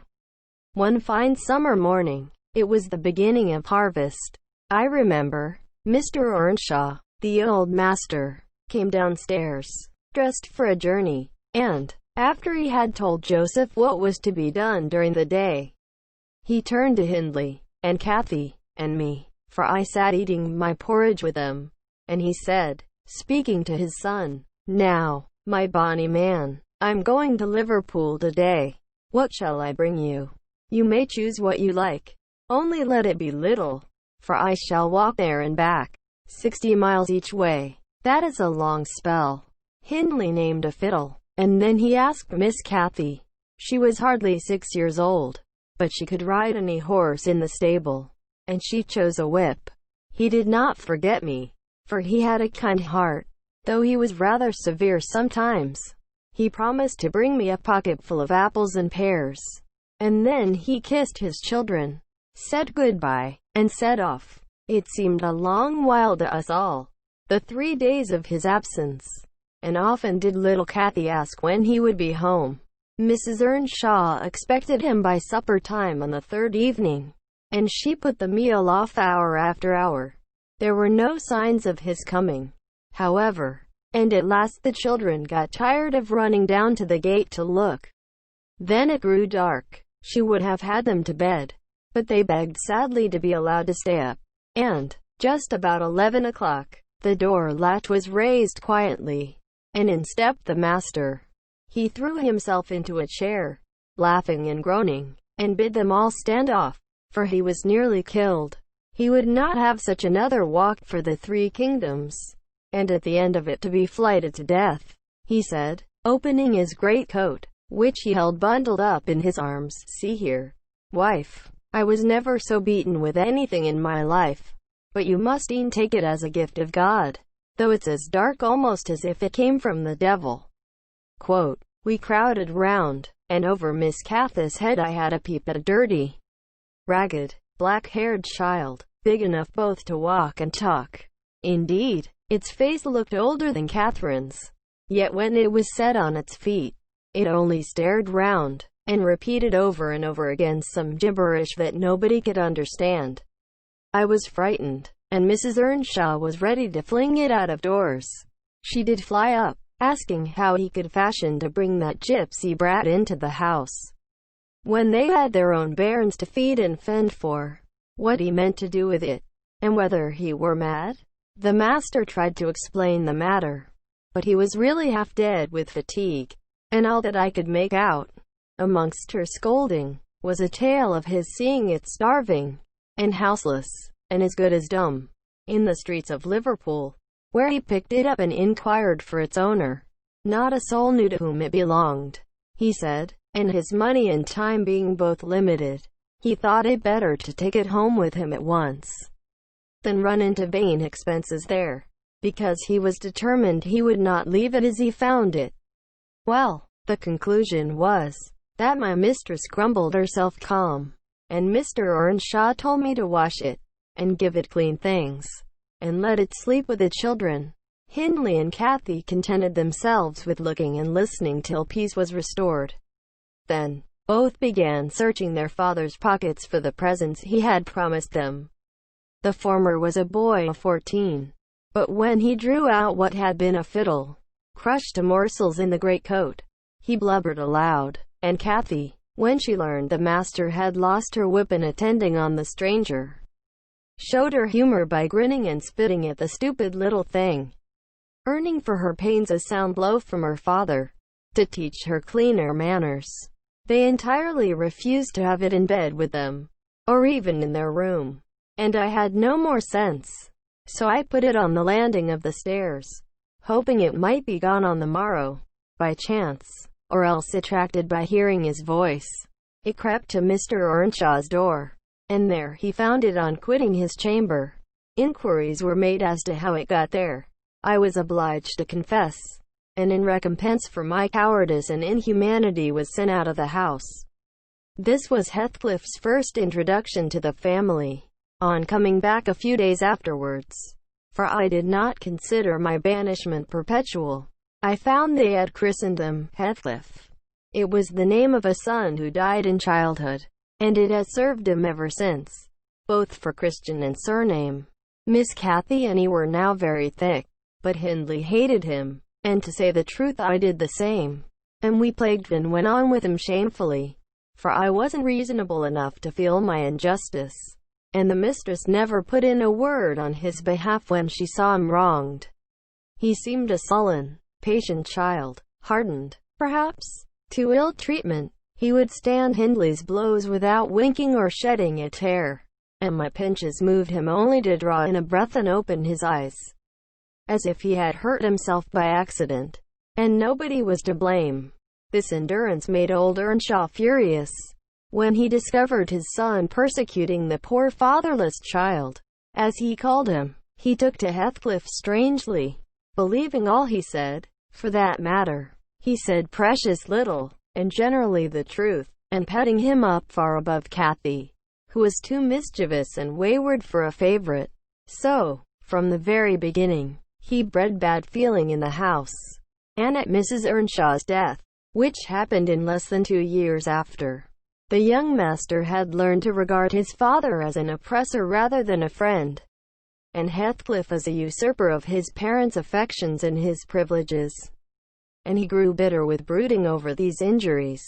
I sympathized a while, but when the children fell ill of the measles, and I had to tend them, and take on me the cares of a woman at once, I changed my idea. Heathcliff was dangerously sick, and while he lay at the worst he would have me constantly by his pillow. I suppose he felt I did a good deal for him, and he hadn't wit to guess that I was compelled to do it. However, I will say this, he was the quietest child that ever nurse watched over. The difference between him and the others forced me to be less partial. Kathy and her brother harassed me terribly. He was as uncomplaining as a lamb, though hardness, not gentleness, made him give little trouble. He got through, and the doctor affirmed it was in a great measure owing to me, and praised me for my care. I was vain of his commendations, and softened towards the being by whose means I earned them, and thus Hindley lost his last ally. Still I couldn't dote on Heathcliff, and I wondered often what my master saw to admire so much in the sullen boy, who never, to my recollection, repaid his indulgence by any sign of gratitude. He was not insolent to his benefactor.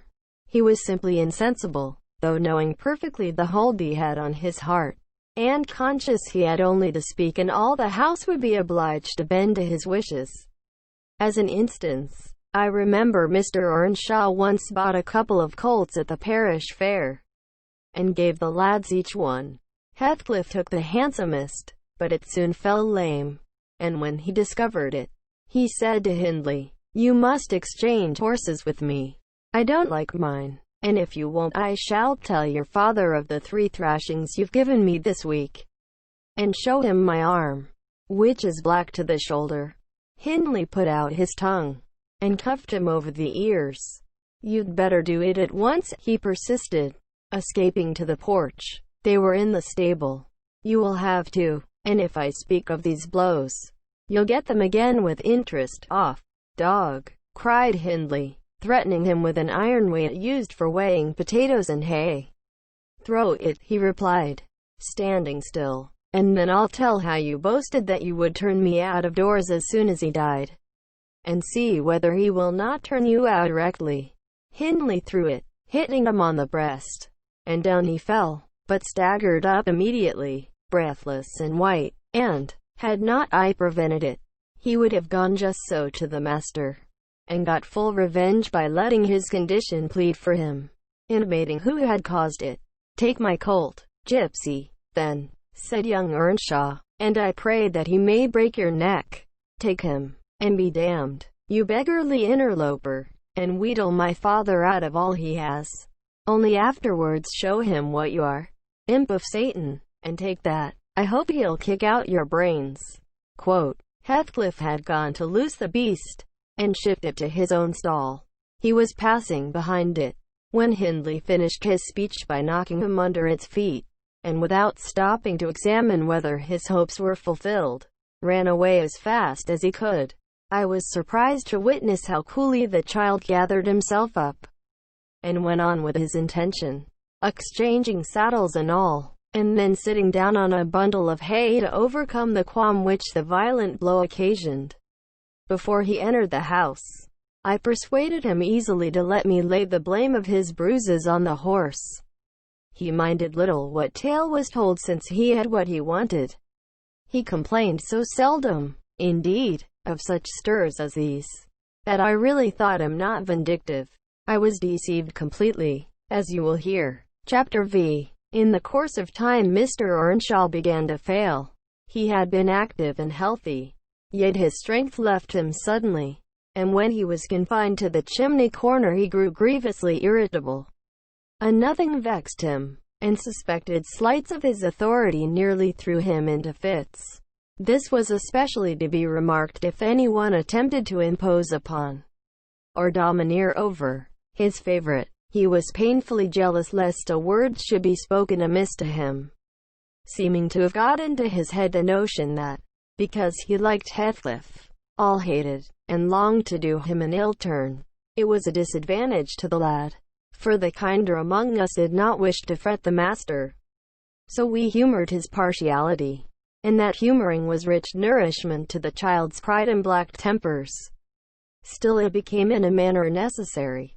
Twice, or thrice, Hindley's manifestation of scorn, while his father was near, roused the old man to a fury. He seized his stick to strike him, and shook with rage that he could not do it. At last, our curate, we had a curate then who made the living answer by teaching the little Lintons and Earnshaws, and farming his bit of land himself, advised that the young man should be sent to college, and Mr. Earnshaw agreed, though with a heavy spirit, for he said, Hindley was not, and would never thrive as where he wandered. I hoped heartily we should have peace now. It hurt me to think the master should be made uncomfortable by his own good deed. I fancied the discontent of age and disease arose from his family disagreements, as he would have it that it did. Really, you know, sir, it was in his sinking frame. We might have got on tolerably, notwithstanding, but for two people, Miss Cathy, and Joseph, the servant. You saw him, I dare say, up yonder. He was, and is yet most likely, the wearisomest self-righteous Pharisee that ever ransacked a Bible to rake the promises to himself, and fling the curses to his neighbors.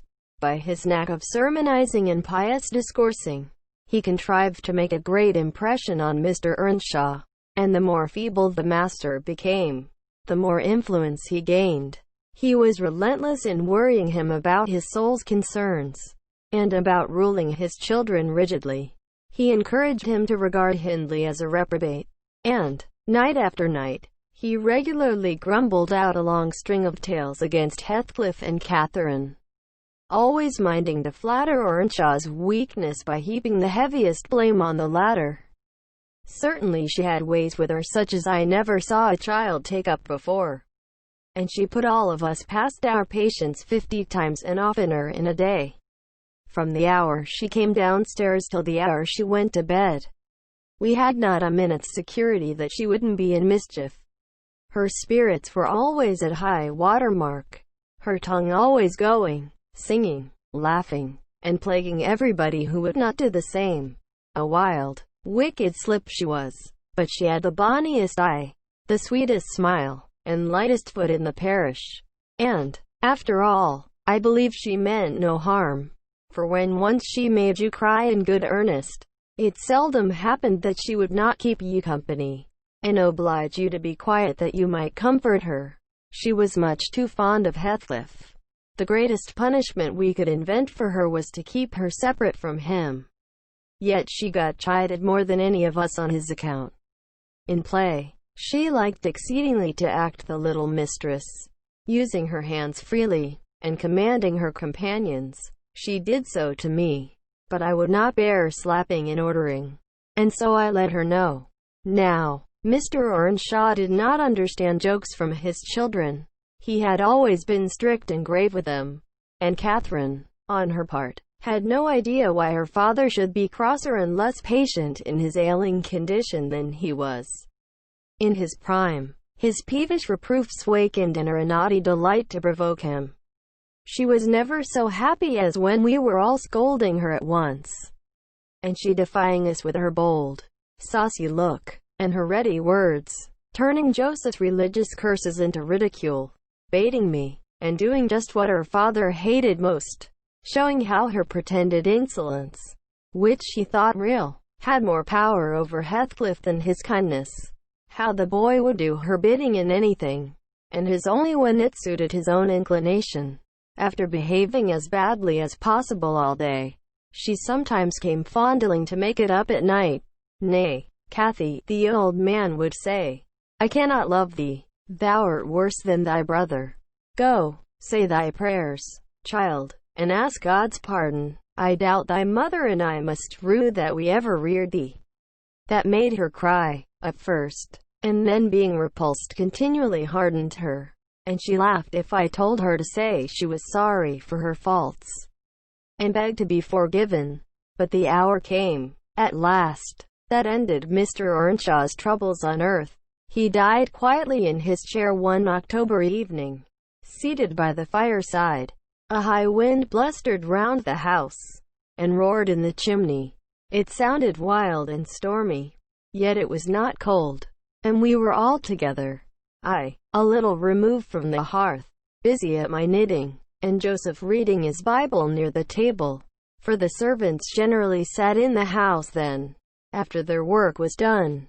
Miss Cathy had been sick, and that made her still. She leant against her father's knee, and Heathcliff was lying on the floor with his head in her lap.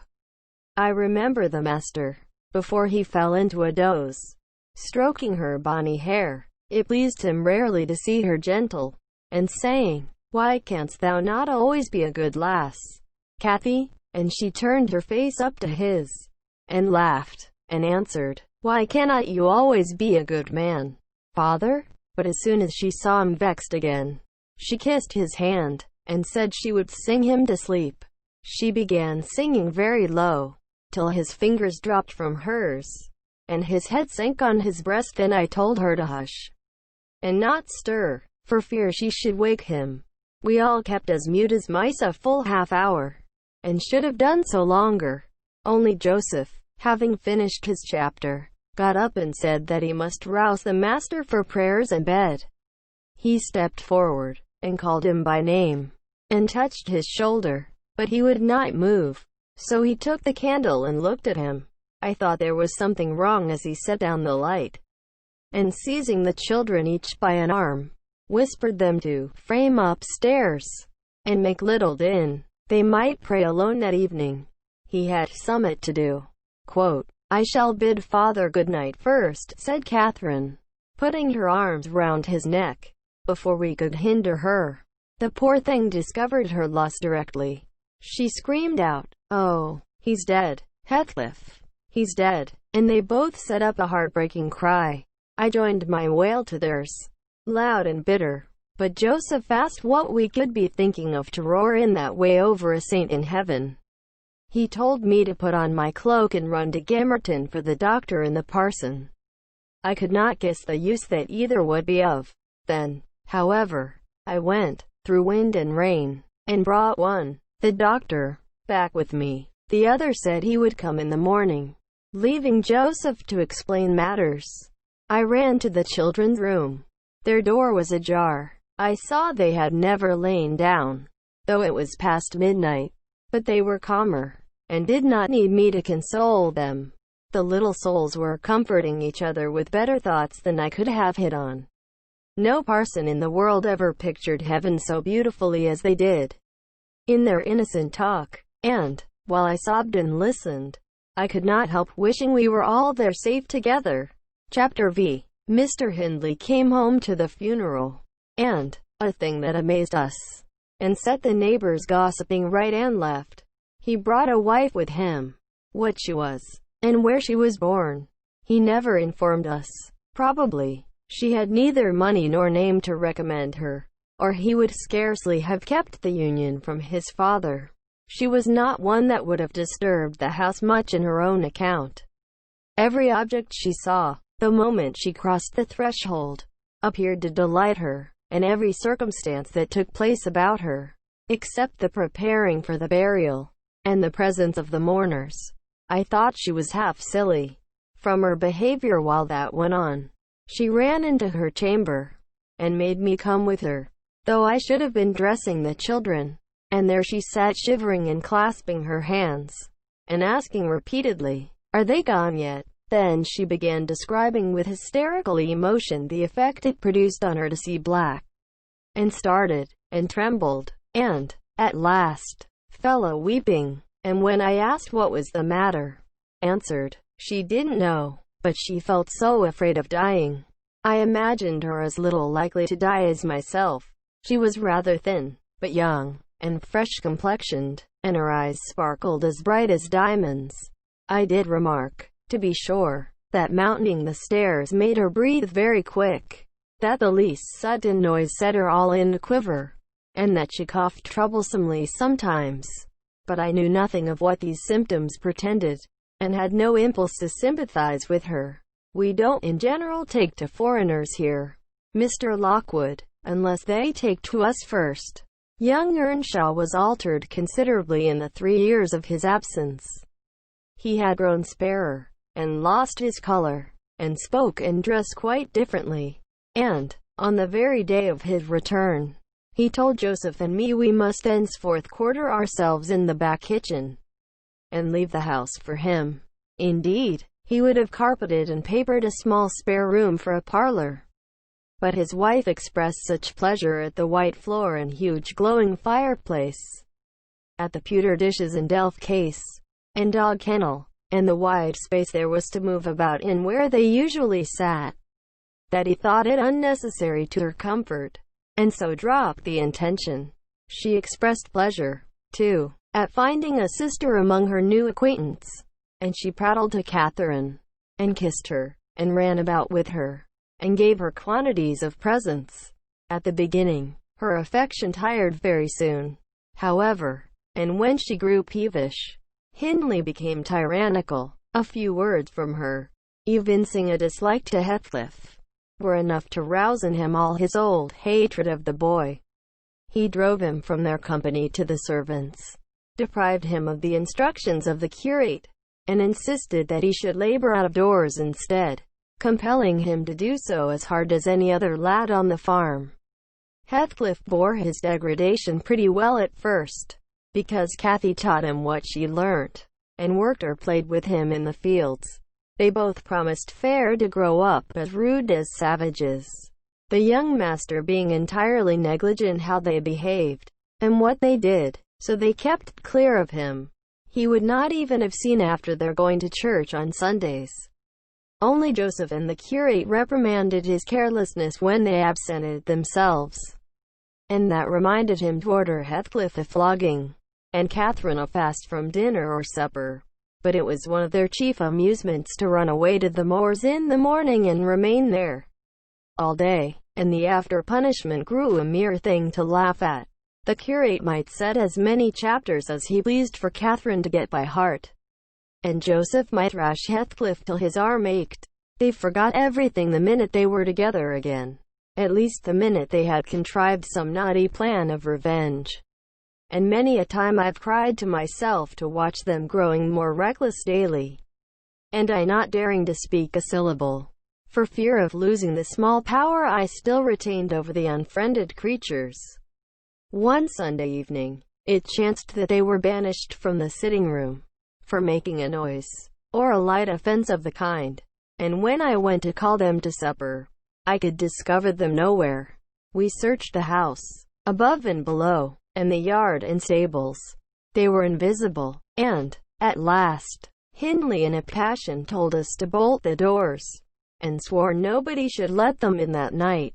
The household went to bed, and I, too anxious to lie down, opened my lattice and put my head out to hearken, though it rained, determined to admit them in spite of the prohibition, should they return. In a while, I distinguished steps coming up the road, and the light of a lantern glimmered through the gate. I threw a shawl over my head and ran to prevent them from waking Mr. Earnshaw by knocking. There was Heathcliff, by himself.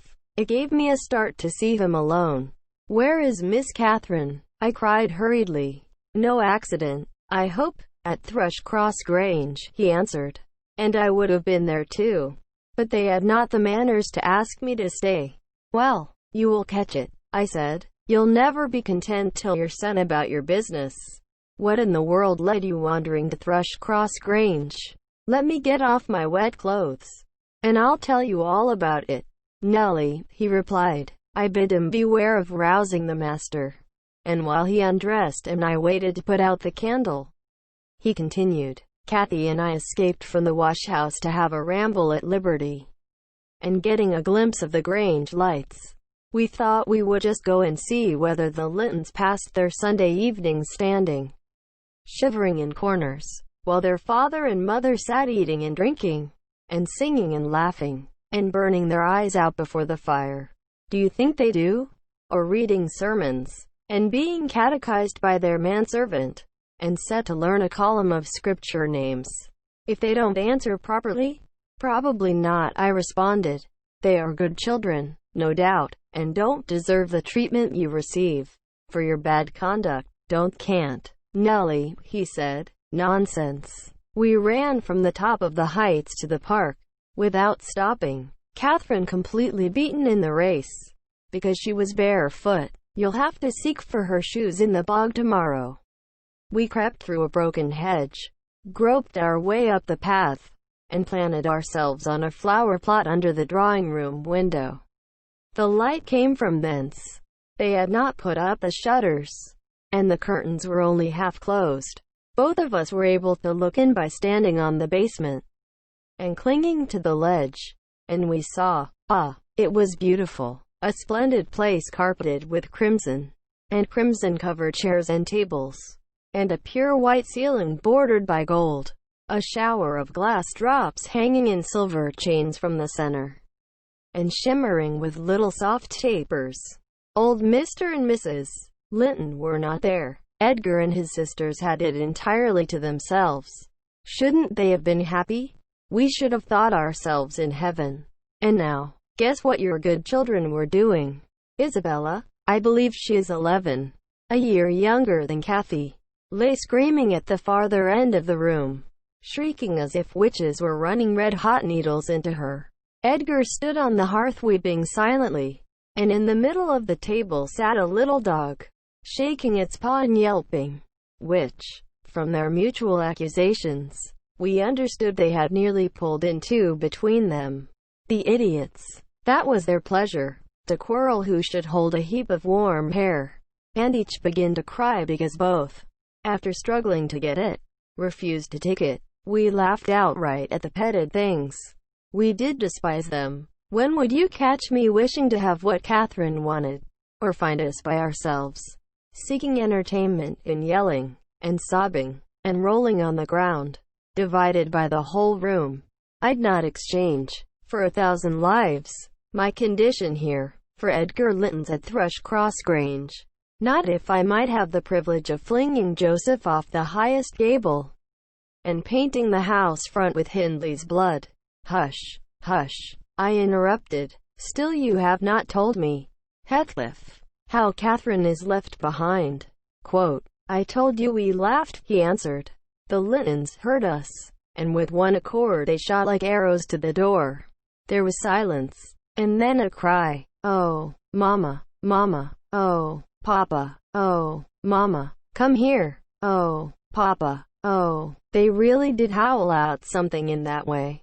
We made frightful noises to terrify them still more, and then we dropped off the ledge, because somebody was drawing the bars, and we felt we had better flee. I had Kathy by the hand, and was urging her on, when all at once she fell down. Run, Heathcliff, run, she whispered. They have let the bulldog loose, and he holds me. The devil has seized her ankle. Nellie, I heard his abominable snorting. She did not yell out. No, she would have scorned to do it, if she had been spitted on the horns of a mad cow. I did, though. I vociferated curses enough to annihilate any fiend in Christendom, and I got a stone and thrust it between his jaws, and tried with all my might to cram it down his throat. A beast of a servant came up with a lantern, at last, shouting, "Keep fast, skulker, keep fast." He changed his note, however, when he saw Skulker's game. The dog was throttled off, his huge, purple tongue hanging half a foot out of his mouth, and his pendant lips streaming with bloody slaver. The man took Kathy up. She was sick, not from fear, I'm certain, but from pain. He carried her in. I followed, grumbling execrations and vengeance. What, pray, Robert? Hallooed Linton from the entrance. Skulker has caught a little girl, sir, he replied. And there's a lad here, he added. making a clutch at me. Who looks an out-and-outer? Very like the robbers were for putting them through the window to open the doors to the gang after all were asleep, that they might murder us at their ease.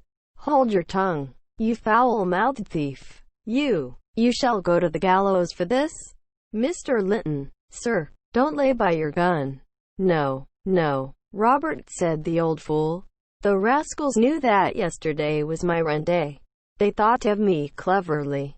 Come in, I'll furnish them a reception. There, John, fasten the chain. Give Skulker some water. Jenny, to beard a magistrate in his stronghold. And on the Sabbath, too. Where will their insolence stop? Oh, my dear Mary, look here. Don't be afraid. It is but a boy. Yet the villain scowls so plainly in his face. Would it not be a kindness to the country to hang him at once, before he shows his nature in acts as well as features? He pulled me under the chandelier, and Mrs. Linton placed her spectacles on her nose and raised her hands in horror. The cowardly children crept nearer also. Isabella lisping, frightful thing, put him in the cellar. Papa, he's exactly like the son of the fortune-teller that stole my tame pheasant. Isn't he, Edgar?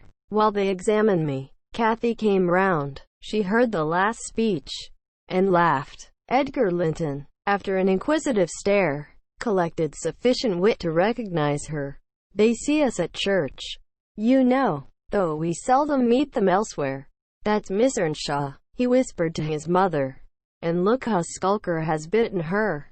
How her foot bleeds. Single quote. Miss Earnshaw. Nonsense, cried the dame. Miss Earnshaw scouring the country with a gypsy. And yet, my dear, the child is in mourning. Surely it is, and she may be lamed for life. What culpable carelessness in her brother! Exclaimed Mr. Linton, turning from me to Catherine.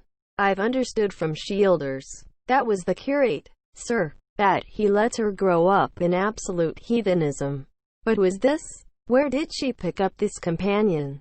Oh ho! I declare he is that strange acquisition my late neighbor made, in his journey to Liverpool. A little Lascar, or an American or Spanish castaway. A wicked boy, at all events, remarked the old lady, and quite unfit for a decent house. Did you notice his language, Linton? I'm shocked that my children should have heard it. I recommenced cursing. Don't be angry, Nellie. And so Robert was ordered to take me off. I refused to go without Kathy. He dragged me into the garden, pushed the lantern into my hand, assured me that Mr. Earnshaw should be informed of my behavior, and, bidding me march directly, secured the door again. The curtains were still looped up at one corner, and I resumed my station as spy, because, if Catherine had wished to return, I intended shattering their great glass panes to a million of fragments. Unless they let her out. She sat on the sofa quietly. Mrs. Linton took off the grey cloak of the dairymaid which we had borrowed for our excursion, shaking her head and expostulating with her. I suppose she was a young lady, and they made a distinction between her treatment and mine. Then a woman servant brought a basin of warm water, and washed her feet, and Mr. Linton mixed a tumbler of negus, and Isabella emptied a plateful of cakes into her lap, and Edgar stood gaping at a distance. Afterwards, they dried and combed her beautiful hair, and gave her a pair of enormous slippers, and wheeled her to the fire. And I left her, as merry as she could be, dividing her food between the little dog and Skulker, whose nose she pinched as he ate, and kindling a spark of spirit in the vacant blue eyes of the Lintons. A dim reflection from her own enchanting face. I saw they were full of stupid admiration. She is so immeasurably superior to them, to everybody on earth, is she not, Nellie? There will more come of this business than you reckon on, I answered, covering him up and extinguishing the light. You are incurable, Heathcliff, and Mr. Hindley will have to proceed to extremities. See if he won't. My words came truer than I desired. The luckless adventure made Earnshaw furious, and then Mr. Linton, to mend matters, paid us a visit himself on the morrow. and read the young master such a lecture on the road he guided his family, that he was stirred to look about him. In earnest, Heathcliff received no flogging, but he was told that the first word he spoke to Miss Catherine should ensure a dismissal, and Mrs. Earnshaw undertook to keep her sister-in-law into restraint when she returned home, employing art, not force. With force she would have found it impossible. Chapter 7. Cathy stayed at Thrushcross Grange 5 weeks, till Christmas. By that time her ankle was thoroughly cured, and her manners much improved. The mistress visited her often in the interval, and commenced her plan of reform by trying to raise her self-respect with fine clothes and flattery, which she took readily, so that, instead of a wild, hatless little savage jumping into the house, and rushing to squeeze us all breathless, there lighted from a handsome black pony a very dignified person, with brown ringlets falling from the cover of a feathered beaver, and a long cloth habit, which she was obliged to hold up with both hands that she might sail in. Hindley lifted her from her horse, exclaiming delightedly, "Why, Cathy, you are quite a beauty. I should scarcely have known you. You look like a lady now. Isabella Linton is not to be compared with her, is she, Francis?" "Isabella has not her natural advantages," replied his wife, "but she must mind and not grow wild again. Here, Ellen, help Miss Catherine off with her things. Stay, dear, you will disarrange your curls. Let me untie your hat." I removed the habit, and there shone forth beneath the grand plaid silk frock, white trousers, and burnished shoes, and, while her eyes sparkled joyfully when the dogs came bounding up to welcome her, she dared hardly touch them lest they should fawn upon her splendid garments. She kissed me gently. I was all flour making the Christmas cake, and it would not have done to give me a hug. And then she looked round for Heathcliff.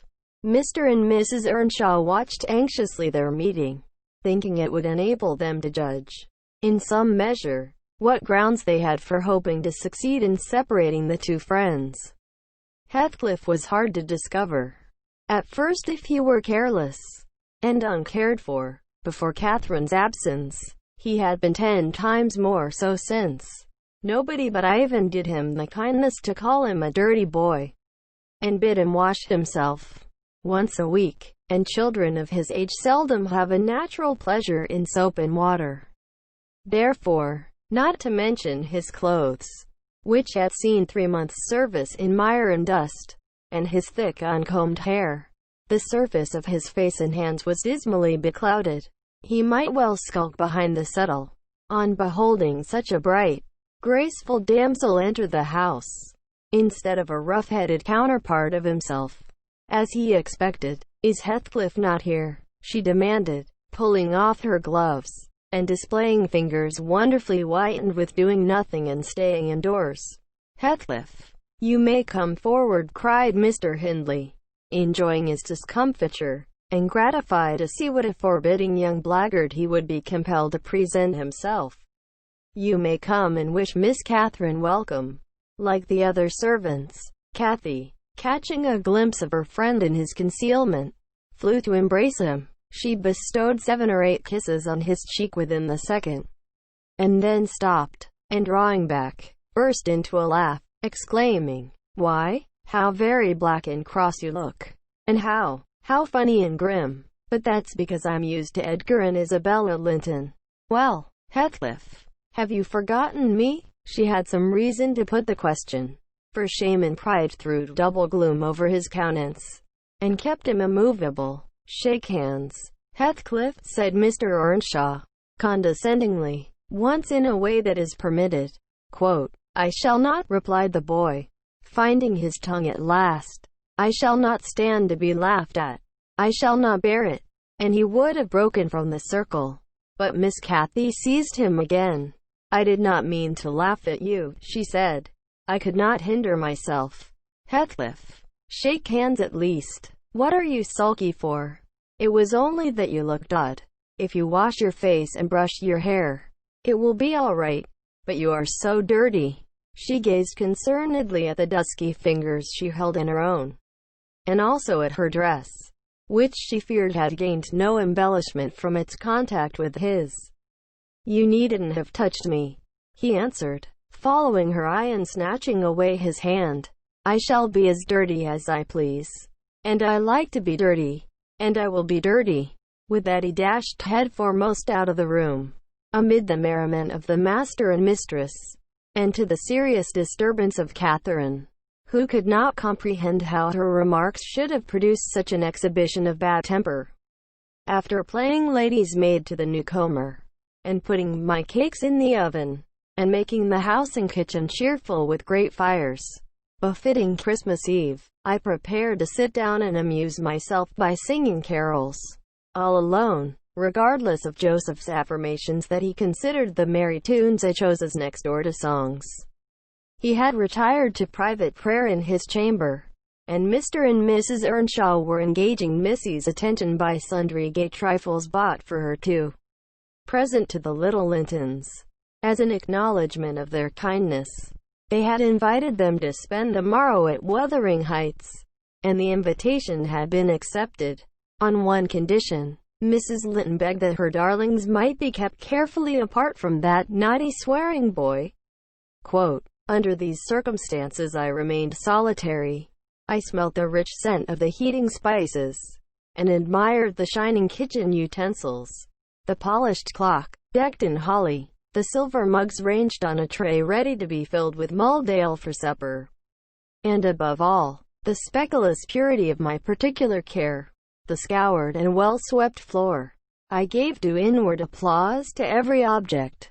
And then I remembered how old Earnshaw used to come in when all was tidied, and call me a cant lass, and slip a shilling into my hand as a Christmas box. And from that I went on to think of his fondness for Heathcliff, and his dread lest he should suffer neglect after death had removed him. And that naturally led me to consider the poor lad's situation now. And from singing I changed my mind to crying. It struck me soon, however, there would be more sense in endeavoring to repair some of his wrongs than shedding tears over them. I got up and walked into the court to seek him. He was not far. I found him smoothing the glossy coat of the new pony in the stable, and feeding the other beasts, according to custom. "Make haste, Heathcliff," I said. "The kitchen is so comfortable, and Joseph is upstairs.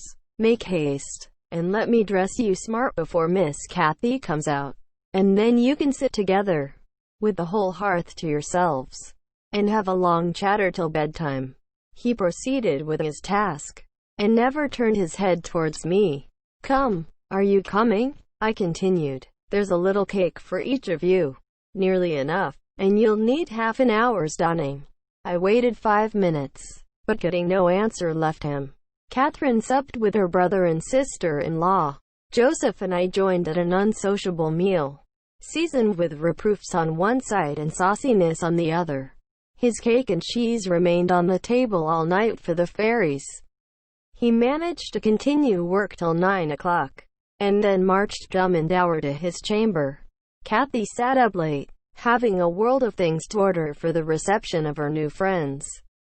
She came into the kitchen once to speak to her old one, but he was gone, and she only stayed to ask what was the matter with him, and then went back. In the morning he rose early, and, as it was a holiday, carried his ill humor onto the moors, not reappearing till the family were departed for church. Fasting and reflection seemed to have brought him to a better spirit. He hung about me for a while, and having screwed up his courage, exclaimed abruptly, "Nellie, make me decent. I'm going to be good."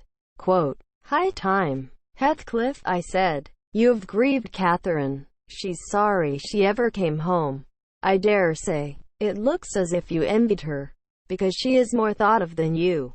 The notion of envying Catherine was incomprehensible to him, but the notion of grieving her he understood clearly enough.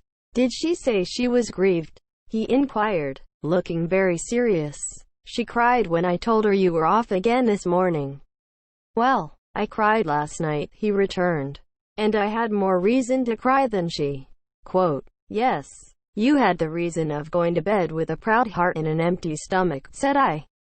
Proud people breed sad sorrows for themselves.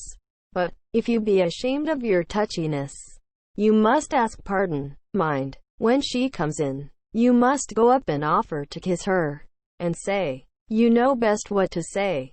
Only do it heartily, and not as if you thought her converted into a stranger by her grand dress. And now, though I have dinner to get ready, I'll steal time to arrange you so that Edgar Linton shall look quite a doll beside you. And that he does. You are younger, and yet, I'll be bound, you are taller and twice as broad across the shoulders. You could knock him down in a twinkling. Don't you feel that you could? Quote. Heathcliff's face brightened a moment. Then it was overcast afresh, and he sighed. But, Nellie, if I knocked him down 20 times, that wouldn't make him less handsome or me more so. I wish I had light hair and a fair skin, and was dressed and behaved as well, and had a chance of being as rich as he will be. Quote. And cried for Mama at every turn, I added, and trembled if a country lad heaved his fist against you, and sat at home all day for a shower of rain.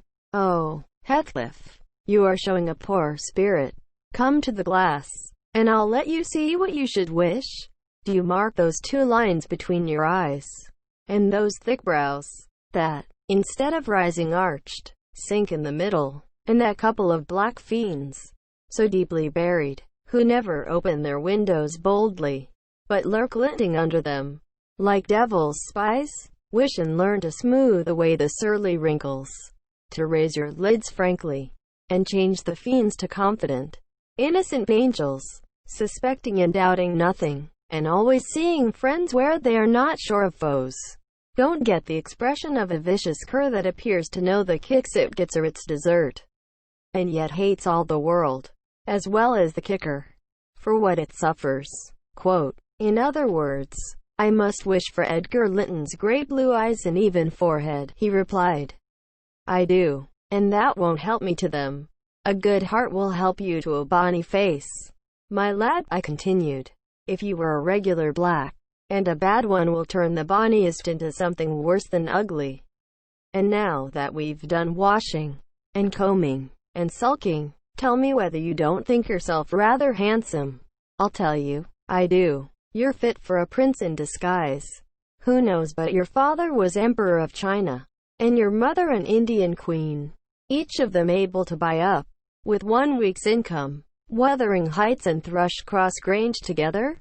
And you were kidnapped by wicked sailors and brought to England. Were I in your place, I would frame high notions of my birth, and the thoughts of what I wish to give me courage and dignity to support the oppressions of a little farmer. Quote. So I chattered on, and Heathcliff gradually lost his frown and began to look quite pleasant, when all at once our conversation was interrupted by a rumbling sound moving up the road and, entering the court, he ran to the window and I to the door, just in time to behold the 2 Lintons descend from the family carriage, smothered in cloaks and furs, and the Earnshaws dismount from their horses. They often rode to church in winter.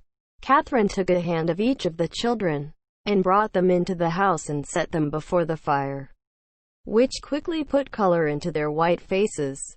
I urged my companion to hasten now and show his amiable humor, and he willingly obeyed, but ill luck would have it that, as he opened the door leading from the kitchen on one side, Hindley opened it on the other. They met, and the master, irritated at seeing him clean and cheerful, or, perhaps, eager to keep his promise to Mrs. Linton, shoved him back with a sudden thrust, and angrily bade Joseph keep the fellow out of the room. Send him into the garret till dinner is over. He'll be cramming his fingers in the tarts and stealing the fruit, if left alone with him a minute. Quote. Nay, sir, I could not avoid answering. He'll touch nothing. Naughty. And I suppose he must have his share of the dainties as well as we. He shall have his share of my hand, if I catch him downstairs till dark, cried Hindley. Begone, you vagabond. What, you are attempting the coxcomb, are you? Wait till I get hold of those elegant locks. See if I won't pull them a bit longer. "They are long enough already," observed Master Linton, peeping from the doorway. "I wonder they don't make his head ache. It's like a colt's mane over his eyes." Quote, he ventured this remark without any intention to insult, but Heathcliff's violent nature was not prepared to endure the appearance of impertinence from one whom he seemed to hate. Even then, as a rival, he seized a tureen of hot applesauce, the first thing that came under his grip, and dashed it full against the speaker's face and neck, who instantly commenced a lament that brought Isabella and Catherine hurrying to the place. Mr. Earnshaw snatched up the culprit directly and conveyed him to his chamber, where, doubtless, he administered a rough remedy to cool the fit of passion, for he appeared red and breathless. I got the dishcloth, and rather spitefully scrubbed Edgar's nose and mouth, affirming it served him right for meddling. His sister began weeping to go home, and Cathy stood by confounded, blushing for all. "You should not have spoken to him," she expostulated with Master Linton. "He was in a bad temper, and now you've spoilt your visit, and he'll be flogged. I hate him to be flogged. I can't eat my dinner. Why did you speak to him, Edgar?" Quote, "I didn't," sobbed the youth, escaping from my hands, and finishing the remainder of the purification with his cambric pocket handkerchief. "I promised Mama that I wouldn't say one word to him, and I didn't." "Well, don't cry," replied Catherine, contemptuously. "You're not killed. Don't make more mischief. My brother is coming. Be quiet." "Hush, Isabella. Has anybody hurt you? There, there, children, to your seats," cried Hindley, bustling in. "That brute of a lad has warmed me nicely. Next time, Master Edgar, take the law into your own fists. It will give you an appetite." The little party recovered its equanimity at sight of the fragrant feast they were hungry after their ride, and easily consoled, since no real harm had befallen them. Mr. Earnshaw carved bountiful platefuls, and the mistress made them merry with lively talk. I waited behind her chair, and was pained to behold Catherine, with dry eyes and an indifferent air, commence cutting up the wing of a goose before her. An unfeeling child, I thought to myself. How lightly she dismisses her old playmate's troubles. I could not have imagined her to be so selfish. She lifted a mouthful to her lips. Then she set it down again. Her cheeks flushed, and the tears gushed over them. She slipped her fork to the floor, and hastily dived under the cloth to conceal her emotion. I did not call her unfeeling long, for I perceived she was in purgatory throughout the day, and wearying to find an opportunity of getting by herself, or paying a visit to Heathcliff, who had been locked up by the master, as I discovered, on endeavoring to introduce to him a private mess of victuals. In the evening we had a dance. Cathy begged that he might be liberated then, as Isabella Linton had no partner. Her entreaties were vain, and I was appointed to supply the deficiency.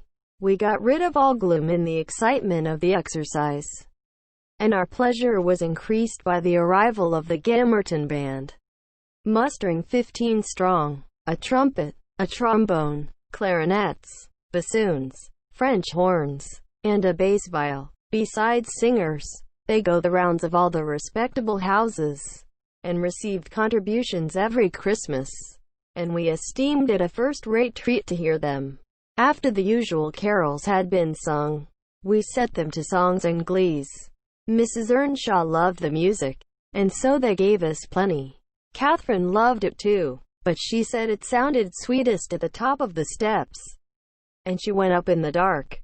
I followed. They shut the house door below, never noting our absence. It was so full of people. She made no stay at the stairs head, but mounted farther, to the garret where Heathcliff was confined, and called him. He stubbornly declined answering for a while. She persevered, and finally persuaded him to hold communion with her through the boards. I let the poor things converse unmolested, till I supposed the songs were going to cease, and the singers to get some refreshment. Then I clambered up the ladder to warn her. Instead of finding her outside, I heard her voice within. The little monkey had crept by the skylight of one garret, along the roof, into the skylight of the other, and it was with the utmost difficulty I could coax her out again. When she did come, Heathcliff came with her, and she insisted that I should take him into the kitchen, as my fellow servant had gone to a neighbour's, to be removed from the sound of our devil's psalmody, as it pleased him to call it.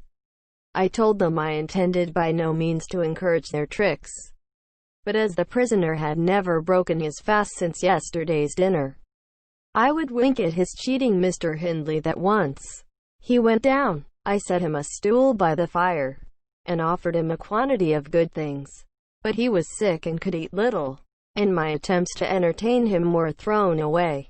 He leant his 2 elbows on his knees, and his chin on his hands, and remained wrapped in dumb meditation.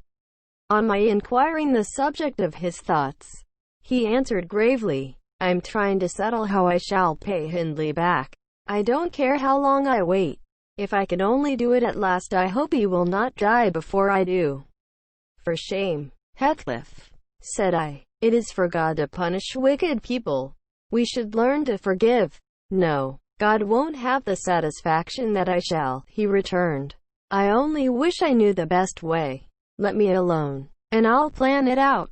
While I'm thinking of that, I don't feel pain. But, Mr. Lockwood, I forget these tales cannot divert you. I'm annoyed how I should dream of chattering on at such a rate. And your gruel cold, and you nodding for bed. I could have told Heathcliff's history, all that you need hear, in half a dozen words." Thus interrupting herself, the housekeeper rose, and proceeded to lay aside her sewing. But I felt incapable of moving from the hearth, and I was very far from nodding. "Sit still, Mrs. Dean," I cried. "Do sit still another half hour. You've done just right to tell the story leisurely.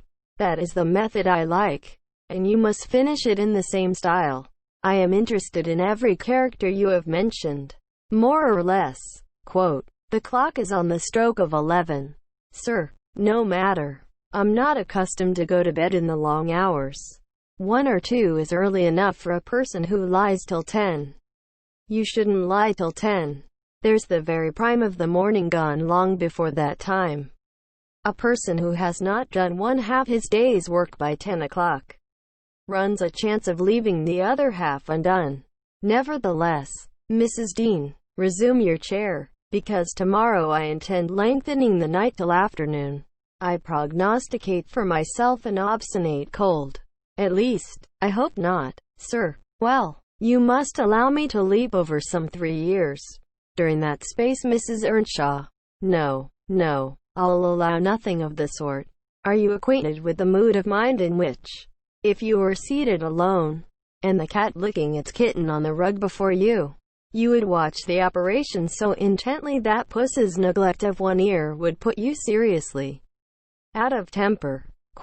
A terribly lazy mood, I should say. On the contrary, a tiresomely active one. It is mine, at present, and, therefore, continue minutely. I perceive that people in these regions acquire over people in towns the value that a spider in a dungeon does over a spider in a cottage, to their various occupants, and yet the deepened attraction is not entirely owing to the situation of the looker-on.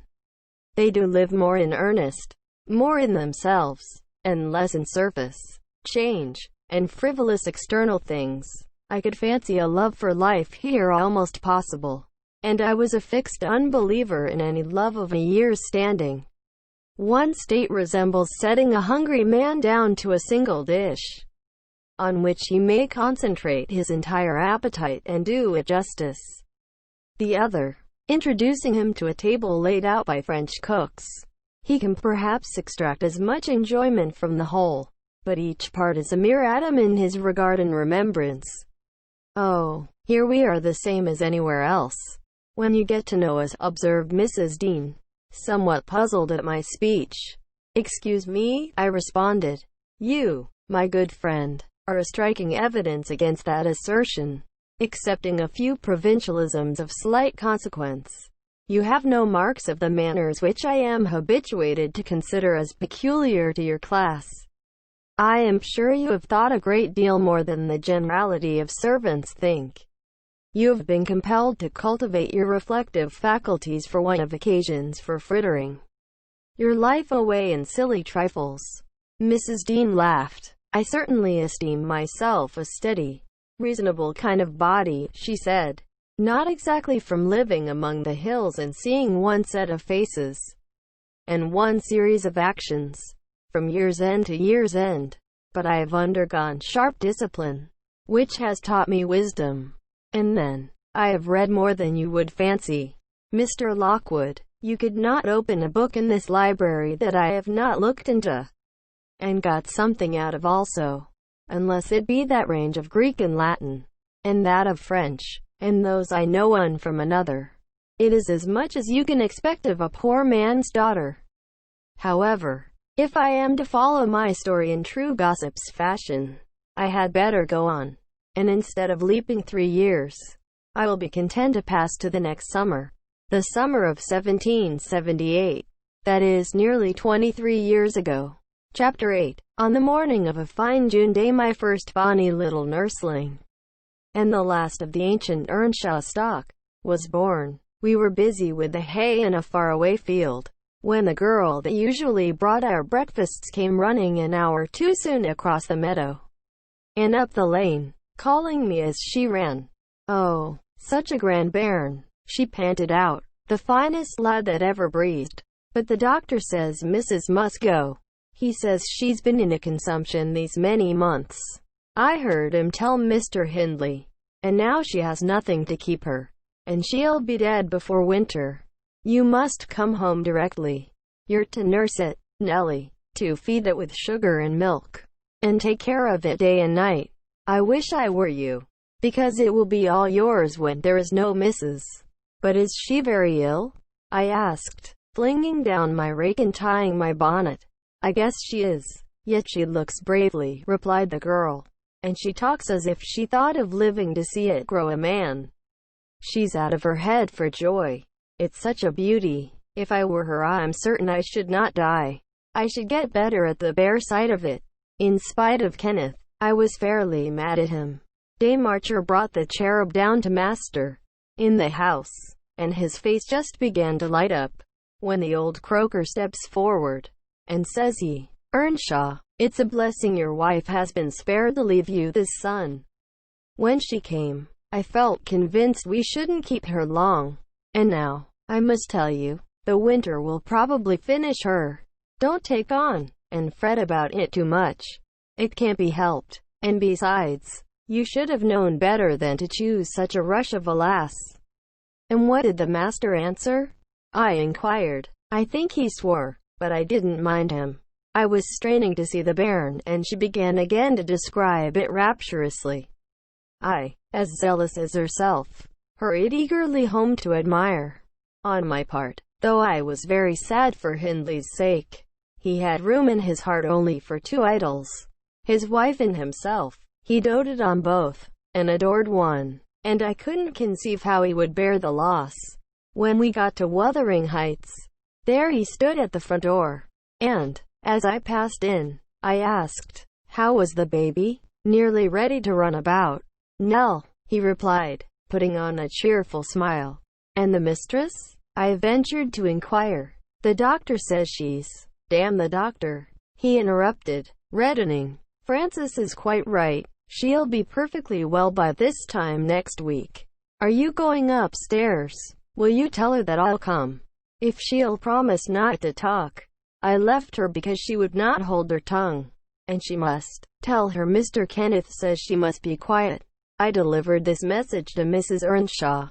She seemed in flighty spirits, and replied merrily, "I hardly spoke a word, Ellen, and there he has gone out twice, crying. Well, say I promise I won't speak, but that does not bind me not to laugh at him. Poor soul, till within a week of her death the gay heart never failed her." And her husband persisted doggedly, nay, furiously, in affirming her health improved every day. When Kenneth warned him that his medicines were useless at that stage of the malady, and he needn't put him to further expense by attending her, he retorted, I know you need not. She's well. She does not want any more attendance from you. She never was in a consumption. It was a fever, and it is gone. Her pulse is as slow as mine now, and her cheek is cool." He told his wife the same story, and she seemed to believe him. But one night, while leaning on his shoulder, in the act of saying she thought she should be able to get up tomorrow, a fit of coughing took her, a very slight one. He raised her in his arms. She put her 2 hands about his neck. Her face changed, and she was dead, as the girl had anticipated. The child Hareton fell wholly into my hands. Mr. Earnshaw, provided he saw him healthy and never heard him cry, was contented, as far as regarded him. For himself, he grew desperate. His sorrow was of that kind that will not lament. He neither wept nor prayed. He cursed and defied, execrated God and man, and gave himself up to reckless dissipation. The servants could not bear his tyrannical and evil conduct long. Joseph and I were the only 2 that would stay. I had not the heart to leave my charge. And besides, you know, I had been his foster sister, and excused his behavior more readily than a stranger would. Joseph remained to hector over tenants and laborers, and because it was his vocation to be where he had plenty of wickedness to reprove. The master's bad ways and bad companions formed a pretty example for Catherine and Heathcliff. His treatment of the latter was enough to make a fiend of a saint. And, truly, it appeared as if the lad were possessed of something diabolical at that period. He delighted to witness Hindley degrading himself past redemption, and became daily more notable for savage sullenness and ferocity. I could not half tell what an infernal house we had. The curate dropped calling, and nobody decent came near us. At last, unless Edgar Linton's visits to Miss Cathy might be an exception. At 15 she was the queen of the countryside. She had no peer, and she did turn out a haughty, headstrong creature. I own I did not like her. After infancy was past, and I vexed her frequently by trying to bring down her arrogance.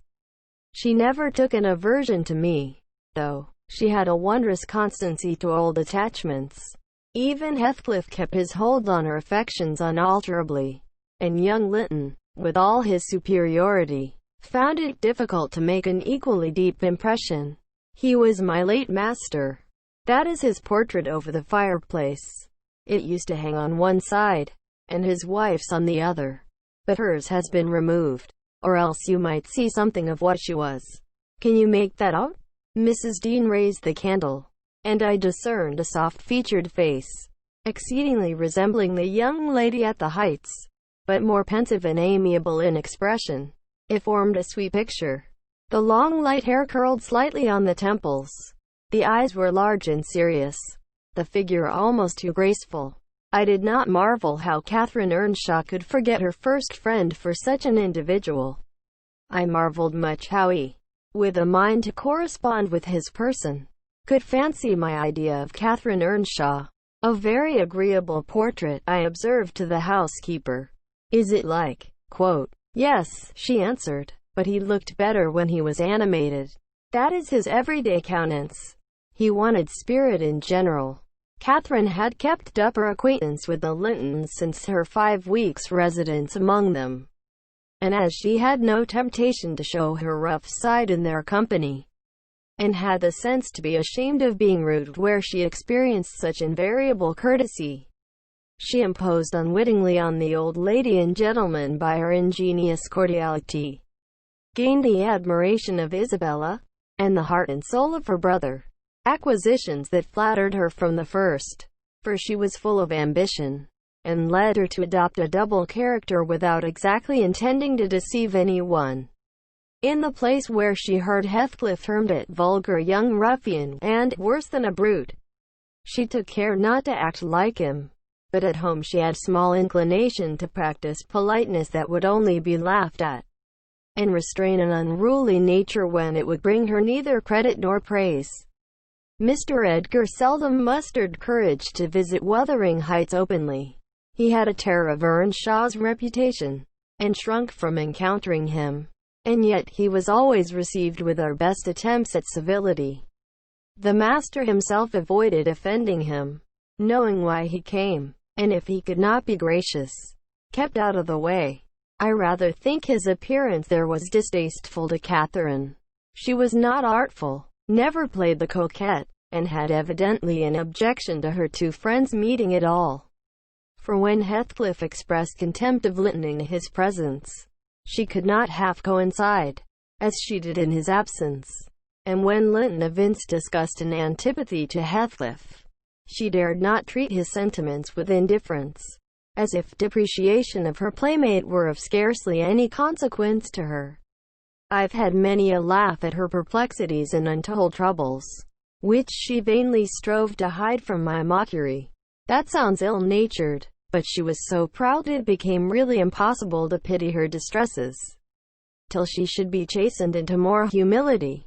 She did bring herself, finally, to confess, and to confide in me.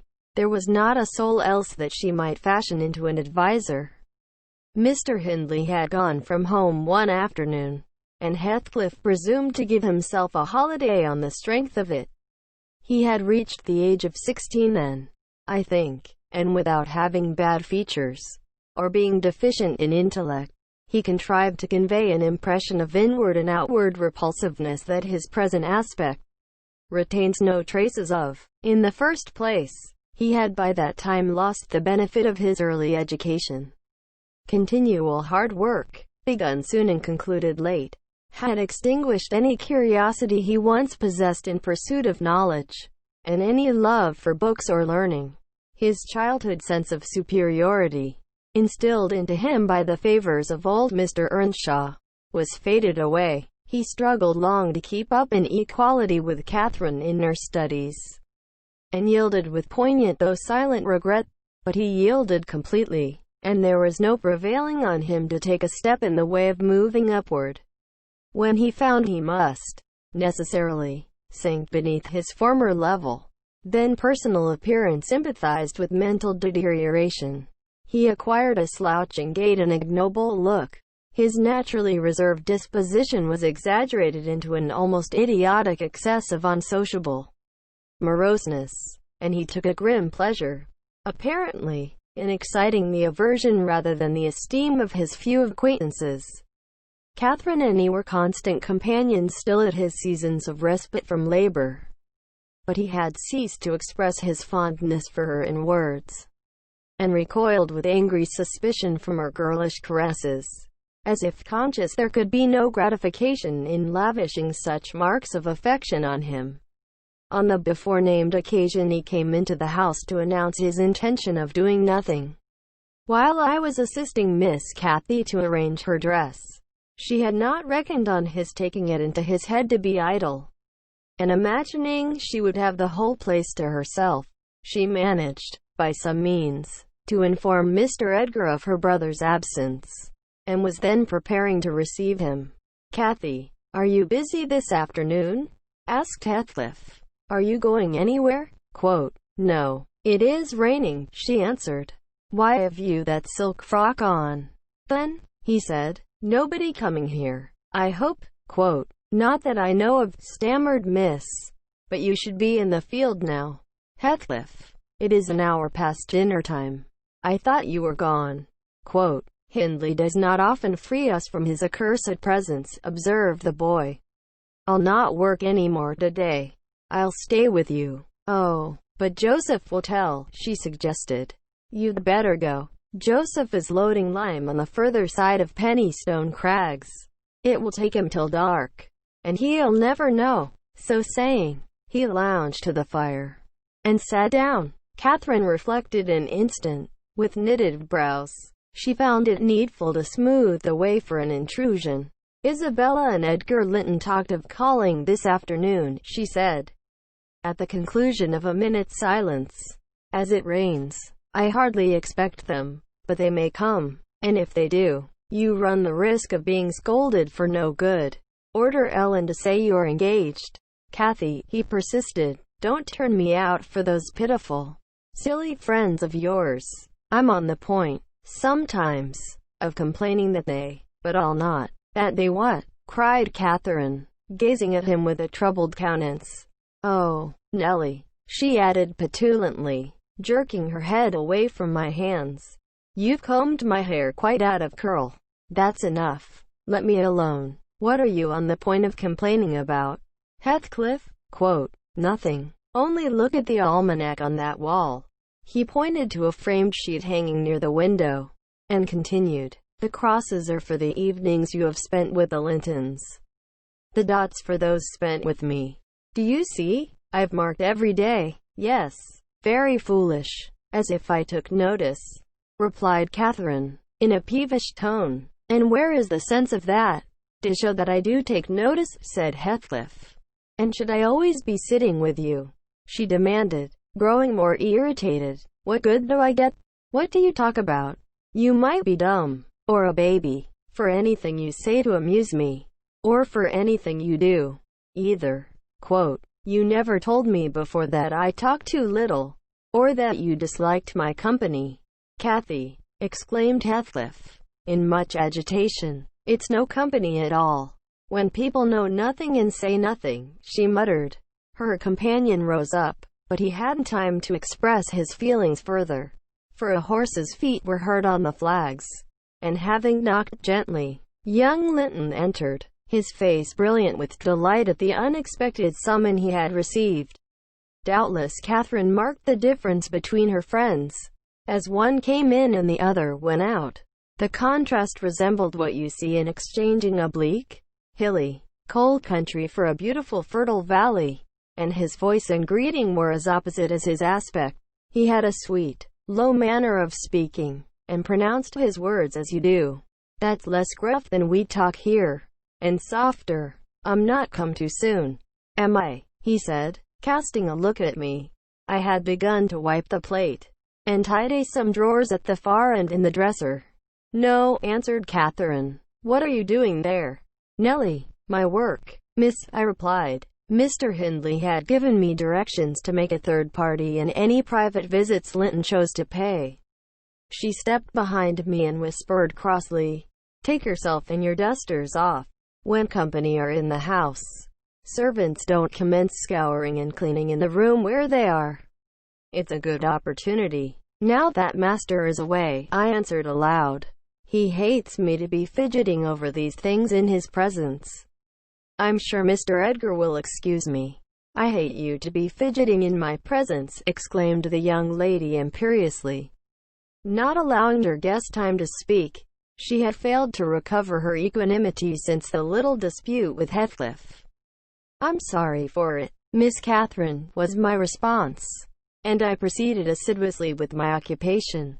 She, supposing Edgar could not see her, snatched the cloth from my hand, and pinched me, with a prolonged wrench, very spitefully on the arm. I've said I did not love her, and rather relished mortifying her vanity now and then. Besides, she hurt me extremely, so I started up from my knees, and screamed out, "Oh, miss, that's a nasty trick. You have no right to nip me, and I'm not going to bear it." "I didn't touch you, you lying creature," cried she, her fingers tingling to repeat the act, and her ears red with rage. She never had power to conceal her passion. It always set her whole complexion in a blaze. "What's that, then?" I retorted, showing a decided purple witness to refute her. She stamped her foot, wavered a moment, and then, irresistibly impelled by the naughty spirit within her, slapped me on the cheek. A stinging blow that filled both eyes with water. "Catherine, love, Catherine," interposed Linton, greatly shocked at the double fault of falsehood and violence which his idol had committed. "Leave the room, Ellen," she repeated, trembling all over. Little Hareton, who followed me everywhere, and was sitting near me on the floor, at seeing my tears commenced crying himself, and sobbed out complaints against wicked Aunt Cathy, which drew her fury onto his unlucky head. She seized his shoulders, and shook him till the poor child waxed livid, and Edgar thoughtlessly laid hold of her hands to deliver him. In an instant one was wrung free, and the astonished young man felt it applied over his own ear in a way that could not be mistaken. For jest he drew back in consternation. I lifted Hareton in my arms and walked off to the kitchen with him, leaving the door of communication open, for I was curious to watch how they would settle their disagreement. The insulted visitor moved to the spot where he had laid his hat, pale and with a quivering lip. "That's right," I said to myself. "Take warning and begone. It's a kindness to let you have a glimpse of her genuine disposition." "Where are you going?" demanded Catherine, advancing to the door. He swerved aside and attempted to pass. "You must not go," she exclaimed energetically. "I must and shall," he replied in a subdued voice. "No," she persisted, grasping the handle. "Not yet, Edgar Linton. Sit down. You shall not leave me in that temper. I should be miserable all night, and I won't be miserable for you." "Can I stay after you have struck me?" asked Linton. Catherine was mute. "You've made me afraid and ashamed of you," he continued. "I'll not come here again." Quote. Her eyes began to glisten and her lids to twinkle. "And you told a deliberate untruth," he said. "I didn't," she cried, recovering her speech. "I did nothing deliberately." "Well, go, if you please. Get away. And now I'll cry. I'll cry myself sick." Quote. She dropped down on her knees by a chair and set to weeping in serious earnest. Edgar persevered in his resolution as far as the court. There he lingered. I resolved to encourage him. "Mrs. Dreadfully Wayward, sir," I called out. "As bad as any marred child. You'd better be riding home, or else she will be sick, only to grieve us." Quote. The soft thing looked askance through the window. He possessed the power to depart as much as a cat possesses the power to leave a mouse half-killed, or a bird half-eaten. "Ah," I thought, "there will be no saving him. He's doomed, and flies to his fate." And so it was. He turned abruptly, hastened into the house again, shut the door behind him, and when I went in a while after to inform them that Earnshaw had come home rabid drunk, ready to pull the whole place about our ears, his ordinary frame of mind in that condition, I saw the quarrel had merely effected a closer intimacy, had broken the outworks of youthful timidity, and enabled them to forsake the disguise of friendship, and confess themselves lovers. Intelligence of Mr. Hindley's arrival drove Linton speedily to his horse, and Catherine to her chamber. I went to hide little Hareton, and to take the shot out of the master's fowling piece, which he was fond of playing with in his insane excitement, to the hazard of the lives of any who provoked, or even attracted his notice too much. And I had hit upon the plan of removing it, that he might do less mischief if he did go the length of firing the gun. Chapter X. He entered, vociferating oaths dreadful to hear, and caught me in the act of stowing his son away in the kitchen cupboard.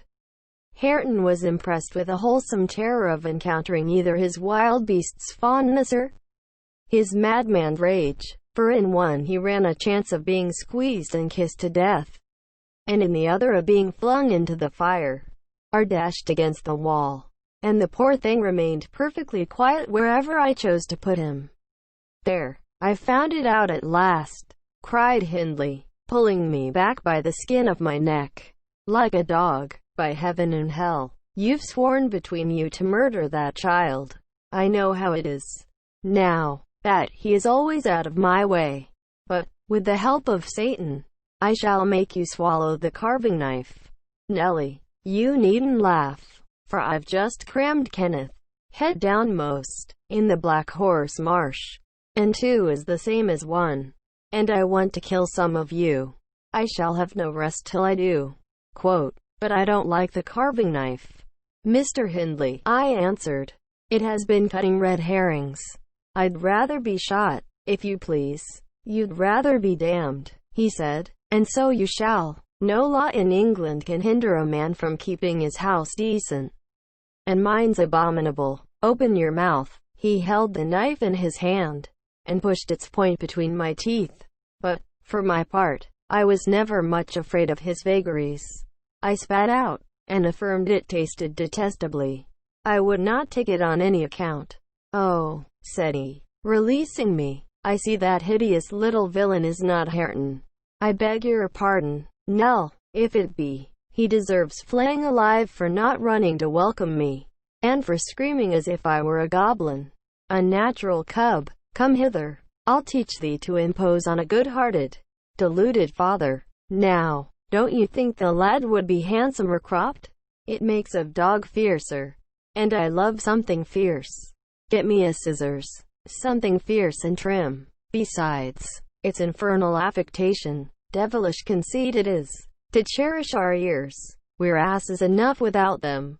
Hush, child, hush. Well then, it is my darling. Wished. Dry thy eyes. There's a joy. Kiss me. What? It won't? Kiss me. Hareton. Damn thee. Kiss me. By God. As if I would rear such a monster.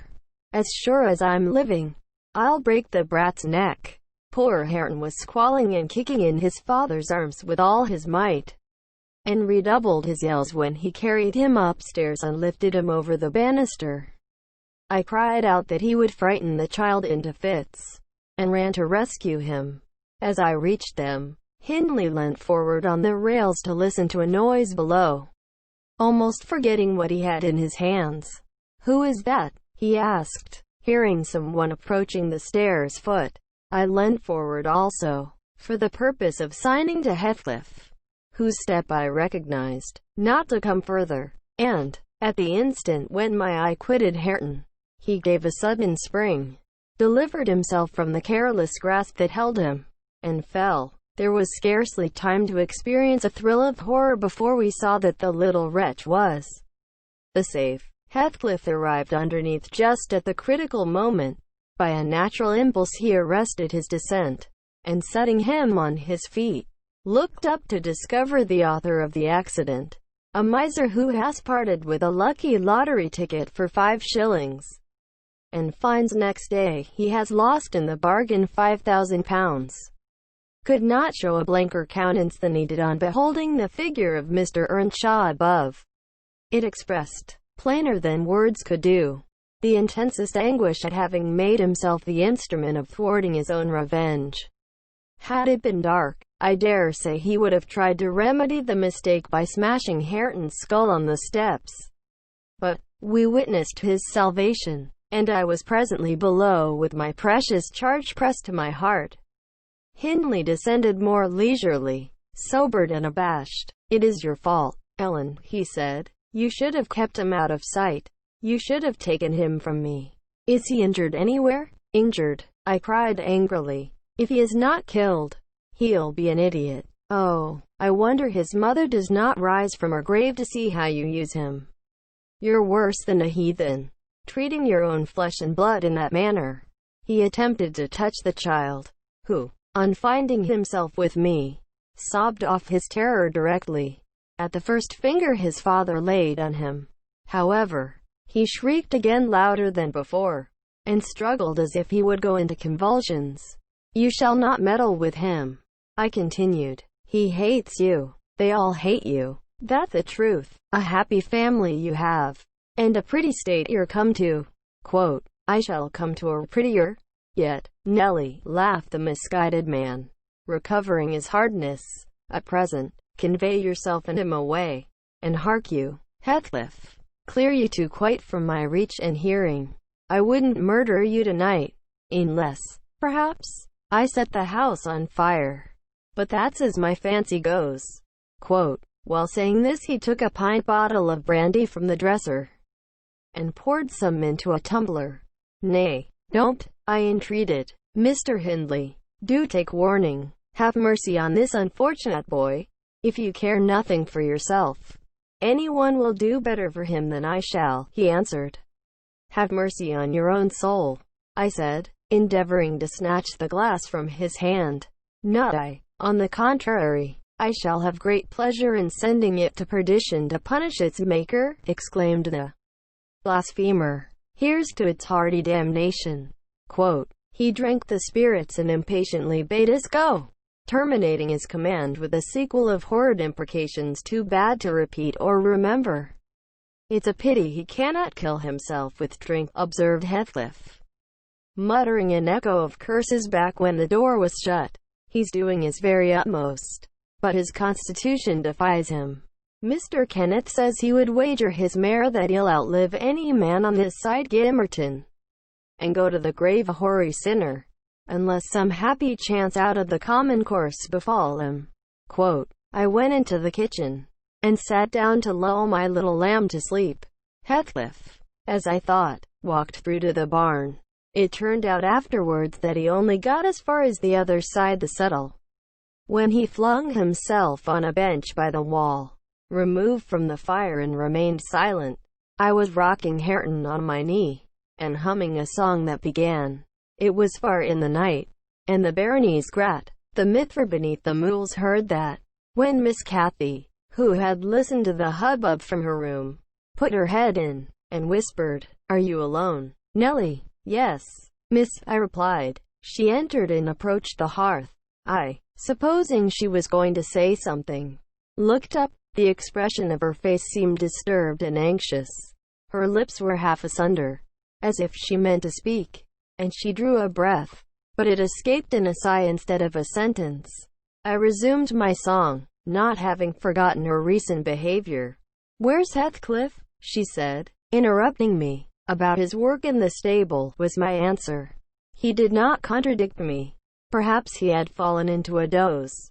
There followed another long pause, during which I perceived a drop or two trickle from Catherine's cheek to the flags. Is she sorry for her shameful conduct? I asked myself. That will be a novelty. But she may come to the point. As she will. I shan't help her. No. She felt small trouble regarding any subject, save her own concerns. Oh, dear, she cried at last, I'm very unhappy. A pity, observed I. You're hard to please. So many friends and so few cares. And can't make yourself content. Nelly, will you keep a secret from me? She pursued, kneeling down by me, and lifting her winsome eyes to my face with that sort of look which turns off bad temper, even when one has all the right in the world to indulge it. Is it worth keeping? I inquired, less sulkily. Yes, and it worries me, and I must let it out. I want to know what I should do. Today, Edgar Linton has asked me to marry him, and I've given him an answer. Now, before I tell you whether it was a consent or denial, you tell me which it ought to have been. Really, Miss Catherine, how can I know? I replied. To be sure, considering the exhibition you performed in his presence this afternoon, I might say it would be wise to refuse him. Since he asked you after that, he must either be hopelessly stupid or a venturesome fool. Quote, if you talk so, I won't tell you any more, she returned, peevishly rising to her feet. I accepted him. Nelly, be quick, and say whether I was wrong. Quote, you accepted him. Then what good is it discussing the matter? You have pledged your word, and cannot retract, but say whether I should have done so. Do, she exclaimed in an irritated tone, chafing her hands together, and frowning. There are many things to be considered before that question can be answered properly, I said, sententiously. First and foremost, do you love Mr. Edgar? Quote, who can help it? Of course I do, she answered. Then I put her through the following catechism. For a girl of 22 it was not injudicious. Why do you love him? Miss Cathy? Nonsense. I do. That's sufficient. By no means. You must say why. Well, because he is handsome, and pleasant to be with. Bad, was my commentary. And because he is young and cheerful. Bad, still. Quote, and because he loves me. Quote, indifferent. Coming there. Quote, and he will be rich. And I shall like to be the greatest woman of the neighborhood. And I shall be proud of having such a husband. Worst of all. And now, say how you love him? As everybody loves. You're silly, Nelly. Not at all. Answer. Quote, I love the ground under his feet, and the air over his head, and everything he touches, and every word he says. I love all his looks, and all his actions, and him entirely and altogether. There now. And why? Quote, nay, you are making a jest of it. It is exceedingly ill-natured. It's no jest to me, said the young lady, scowling. and turning her face to the fire. "I'm very far from jesting, Miss Catherine," I replied. "You love Mr. Edgar because he is handsome, and young, and cheerful, and rich, and loves you. The last, however, goes for nothing. You would love him without that, probably, and with it you wouldn't, unless he possessed the four former attractions."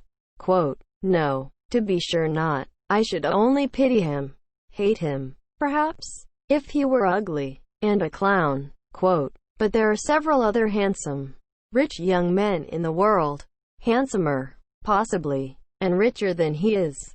What should hinder you from loving them?" Quote, "If there be any, they are out of my way. I've seen none like Edgar. You may see some, and he won't always be handsome, and young, and may not always be rich." Quote, "He is now, and I have only to do with the present. I wish you would speak rationally." Quote, "Well, that settles it. If you have only to do with the present, marry Mr. Linton." Quote, "I don't want your permission for that. I shall marry him. And yet you have not told me whether I am right." "Perfectly right, if people will be right to marry only for the present. And now, let us hear what you are unhappy about. Your brother will be pleased. The old lady and gentleman will not object. I think you will escape from a disorderly, comfortless home into a wealthy, respectable one. And you love Edgar, and Edgar loves you. All seems smooth and easy. Where is the obstacle?" Quote, "Here, and here," replied Catherine, striking one hand on her forehead, and the other on her breast. "In whichever place the soul lives. In my soul and in my heart. I'm convinced I'm wrong. That's very strange. I cannot make it out. It's my secret, but if you will not mock at me, I'll explain it. I can't do it distinctly, but I'll give you a feeling of how I feel." She seated herself by me again. Her countenance grew sadder and graver, and her clasped hands trembled. "Nellie, do you never dream queer dreams?" she said, suddenly, after some minutes' reflection. "Yes, now and then," I answered. "And so do I. I've dreamed in my life dreams that have stayed with me ever after, and changed my ideas. They've gone through and through me, like wine through water, and altered the color of my mind. And this is one. I'm going to tell it, but take care not to smile at any part of it."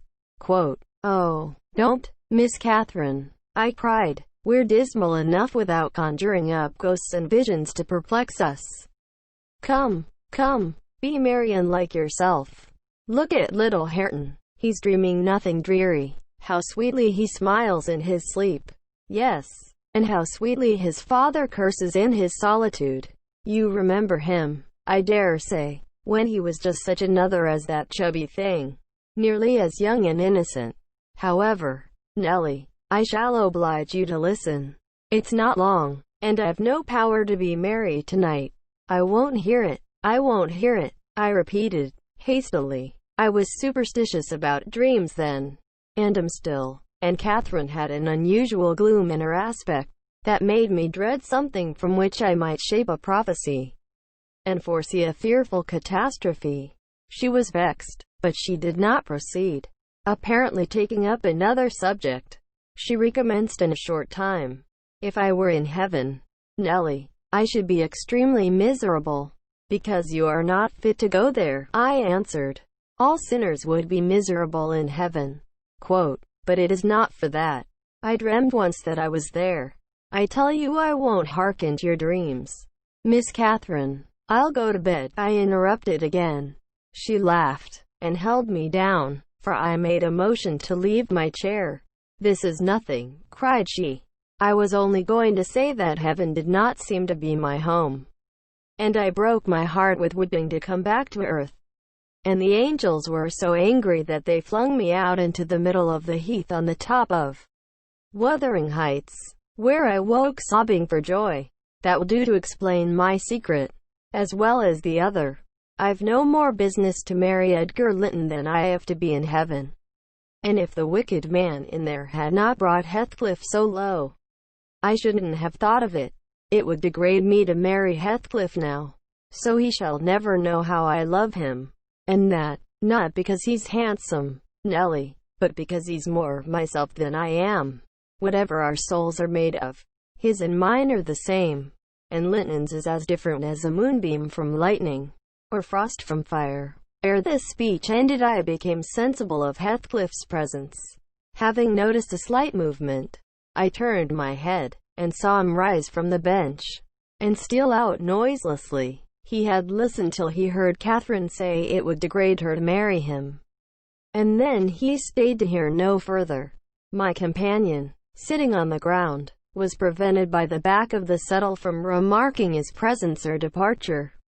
But I started, and bade her hush. "Why?" she asked, gazing nervously round. "Joseph is here," I answered, catching opportunely the roll of his cartwheels up the road, "and Heathcliff will come in with him. I'm not sure whether he or not at the door at this moment." "Oh, he couldn't overhear me at the door," said she. "Give me Hareton, while you get the supper, and when it is ready ask me to sup with you. I want to cheat my uncomfortable conscience, and be convinced that Heathcliff has no notion of these things." "He has not, has he? He does not know what being in love is." "I see no reason that he should not know, as well as you," I returned, "and if you are his choice, he'll be the most unfortunate creature that ever was born. As soon as you become Mrs. Linton, he loses friend, and love, and all. Have you considered how you'll bear the separation, and how he'll bear to be quite deserted in the world? Because, Miss Catherine, he quite deserted, we separated," she exclaimed, with an accent of indignation. "Who is to separate us? Pray, they'll meet the fate of Milo. Not as long as I live, Ellen, for no mortal creature, every Linton on the face of the earth might melt into nothing before I could consent to forsake Heathcliff. Oh, that's not what I intend. That's not what I mean. I shouldn't be Mrs. Linton were such a price demanded. He'll be as much to me as he has been all his lifetime. Edgar must shake off his antipathy, and tolerate him. At least he will, when he learns my true feelings towards him. Nelly, I see now you think me a selfish wretch. But did it never strike you that if Heathcliff and I married, we should be beggars? Whereas, if I marry Linton I can aid Heathcliff to rise, and place him out of my brother's power. With your husband's money, Miss Catherine, I asked, you'll find him not so pliable as you calculate upon. And, though I'm hardly a judge, I think that's the worst motive you've given yet for being the wife of young Linton." "It is not," retorted she. "It is the best. The others were the satisfaction of my whims. And for Edgar's sake, too, to satisfy him. This is for the sake of one who comprehends in his person my feelings to Edgar and myself. I cannot express it, but surely you and everybody have a notion that there is or should be an existence of yours beyond you. What were the use of my creation, if I were entirely contained here?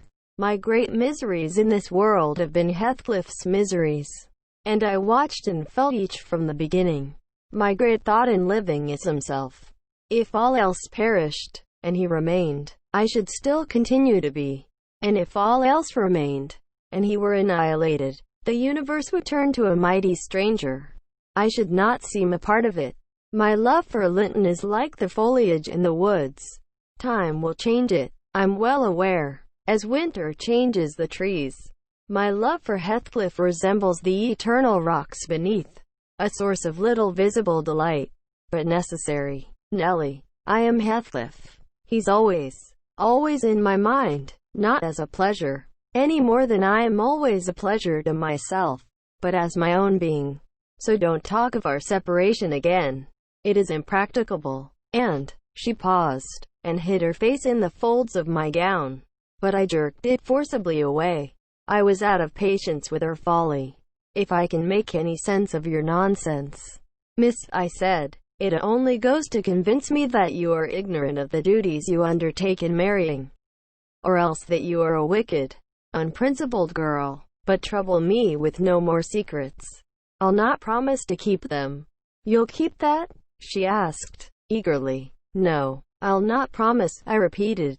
She was about to insist, When the entrance of Joseph finished our conversation, and Catherine removed her seat to a corner, and nursed Hareton, while I made the supper. After it was cooked, my fellow servant and I began to quarrel who should carry some to Mr. Hindley, and we didn't settle it till all was nearly cold.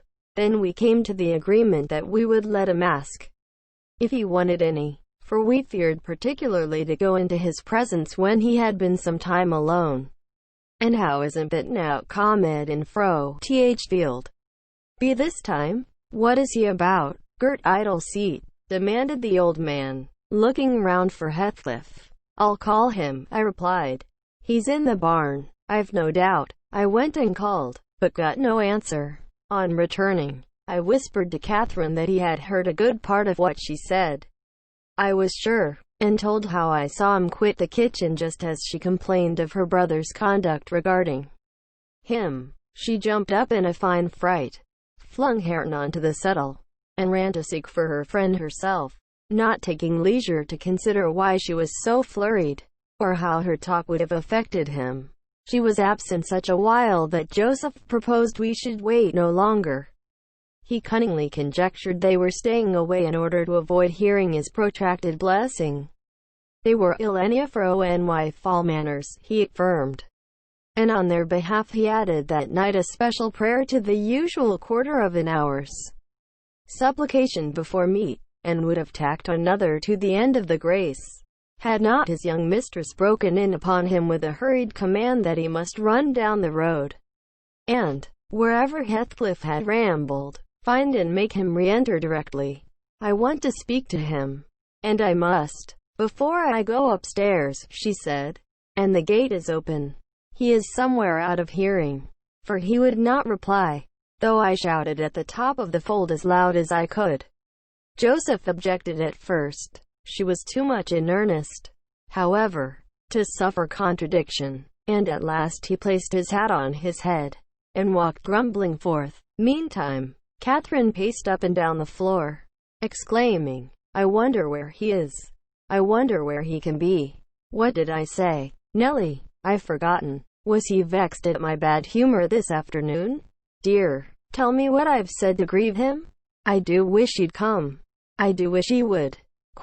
"What a noise for nothing," I cried, though rather uneasy myself. "What a trifle scares you. It's surely no great cause of alarm that Heathcliff should take a moonlight saunter on the moors, or even lie too sulky to speak to us in the hay loft. I'll engage he's lurking there. See if I don't ferret him out." I departed to renew my search. Its result was disappointment, and Joseph's quest ended in the same. "Yon lad gets war," observed he on re-entering. "He's left th gate at full swing, and Mrs. Pony has trodden down 2 rigs o' corn, and ploddered through, right or into meadow. Ha saw him diver, Maister, ull play devil to morn, and he'll do weel. He's patience it's zone why sich careless. Awful craters. Patience it's zone he is. But he'll not be soa lose. Yas see, all on ye. Yamunna drive them out of his heed for now." "Have you found Heathcliff, you ass?" interrupted Catherine. "Have you been looking for him?" "As I ordered. I sud more liquor look for horse," he replied.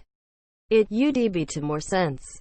But I can look for norther horse nor man of a neat loika this. As black as Jimbly. Und Heathcliff's knowin' chap to coom at my whistle. Happen he'll be less hard o' hearing why ye." It was a very dark evening for summer. The clouds appeared inclined to thunder, and I said we had better all sit down. The approaching rain would be certain to bring him home without further trouble. However, Catherine would not be persuaded into tranquility.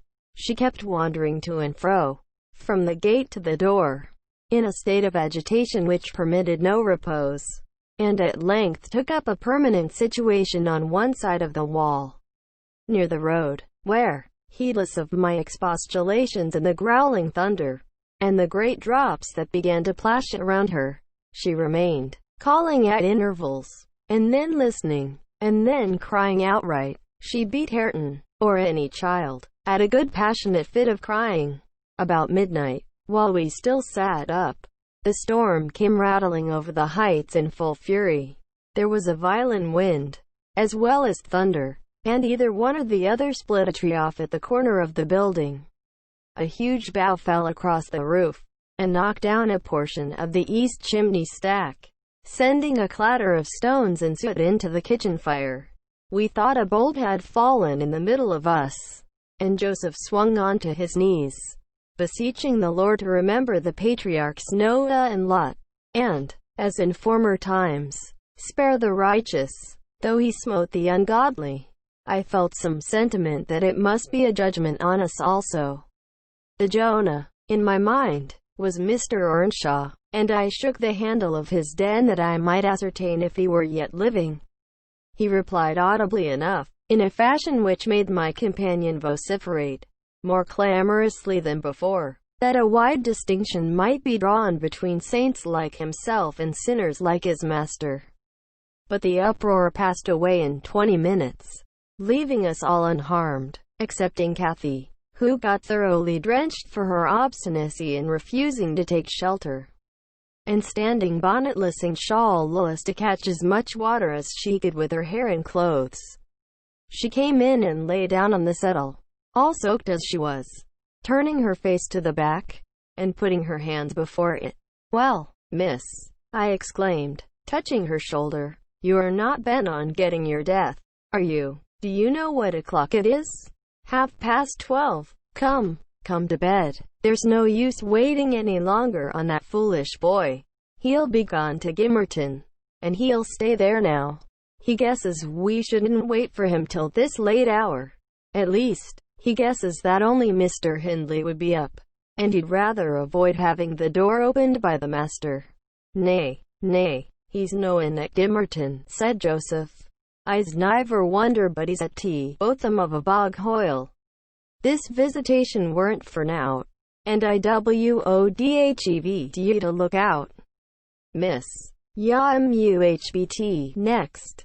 Thank Heaven for all warks together for good to them as is chosen, and piked out fro th rubbage. Ya know wetty scripture ses." And he began quoting several texts, referring us to chapters and verses where we might find them.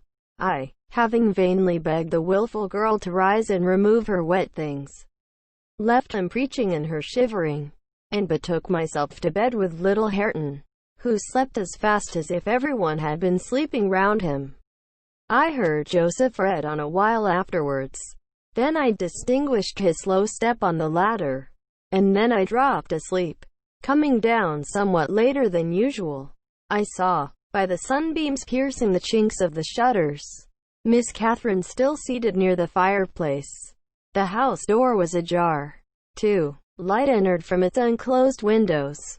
Hindley had come out, and stood on the kitchen hearth, haggard and drowsy. "What ails you, Kathy?" he was saying when I entered.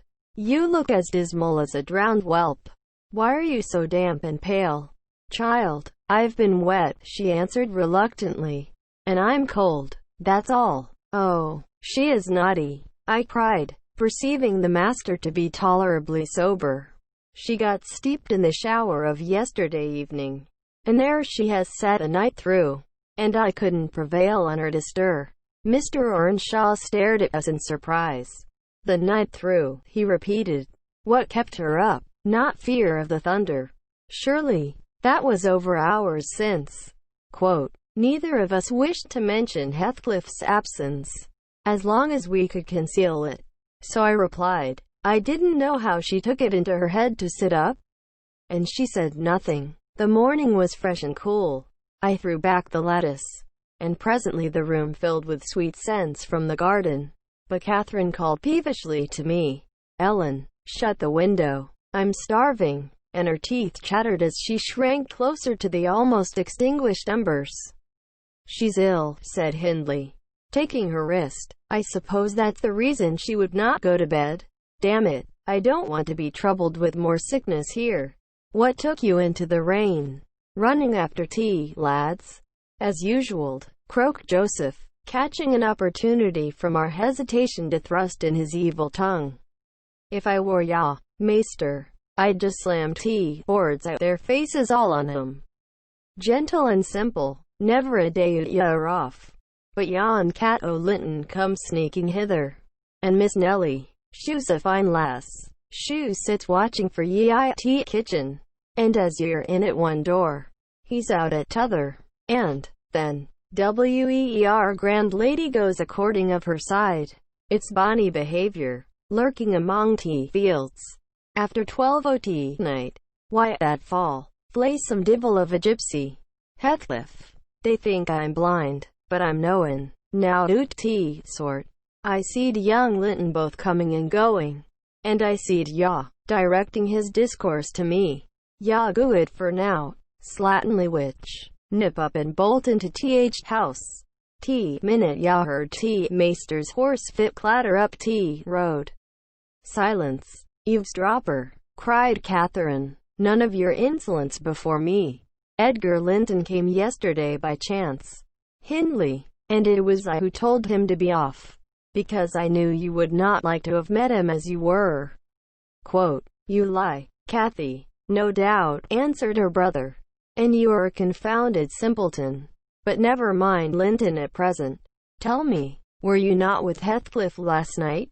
Speak the truth. Now, you need not be afraid of harming him, though I hate him as much as ever. He did me a good turn a short time since that will make my conscience tender of breaking his neck. To prevent it, I shall send him about his business this very morning, and after he's gone, I'd advise you all to look sharp. I shall only have the more humour for you. I never saw Heathcliff last night, answered Catherine, beginning to sob bitterly, and if you do turn him out of doors, I'll go with him. But, perhaps, you'll never have an opportunity.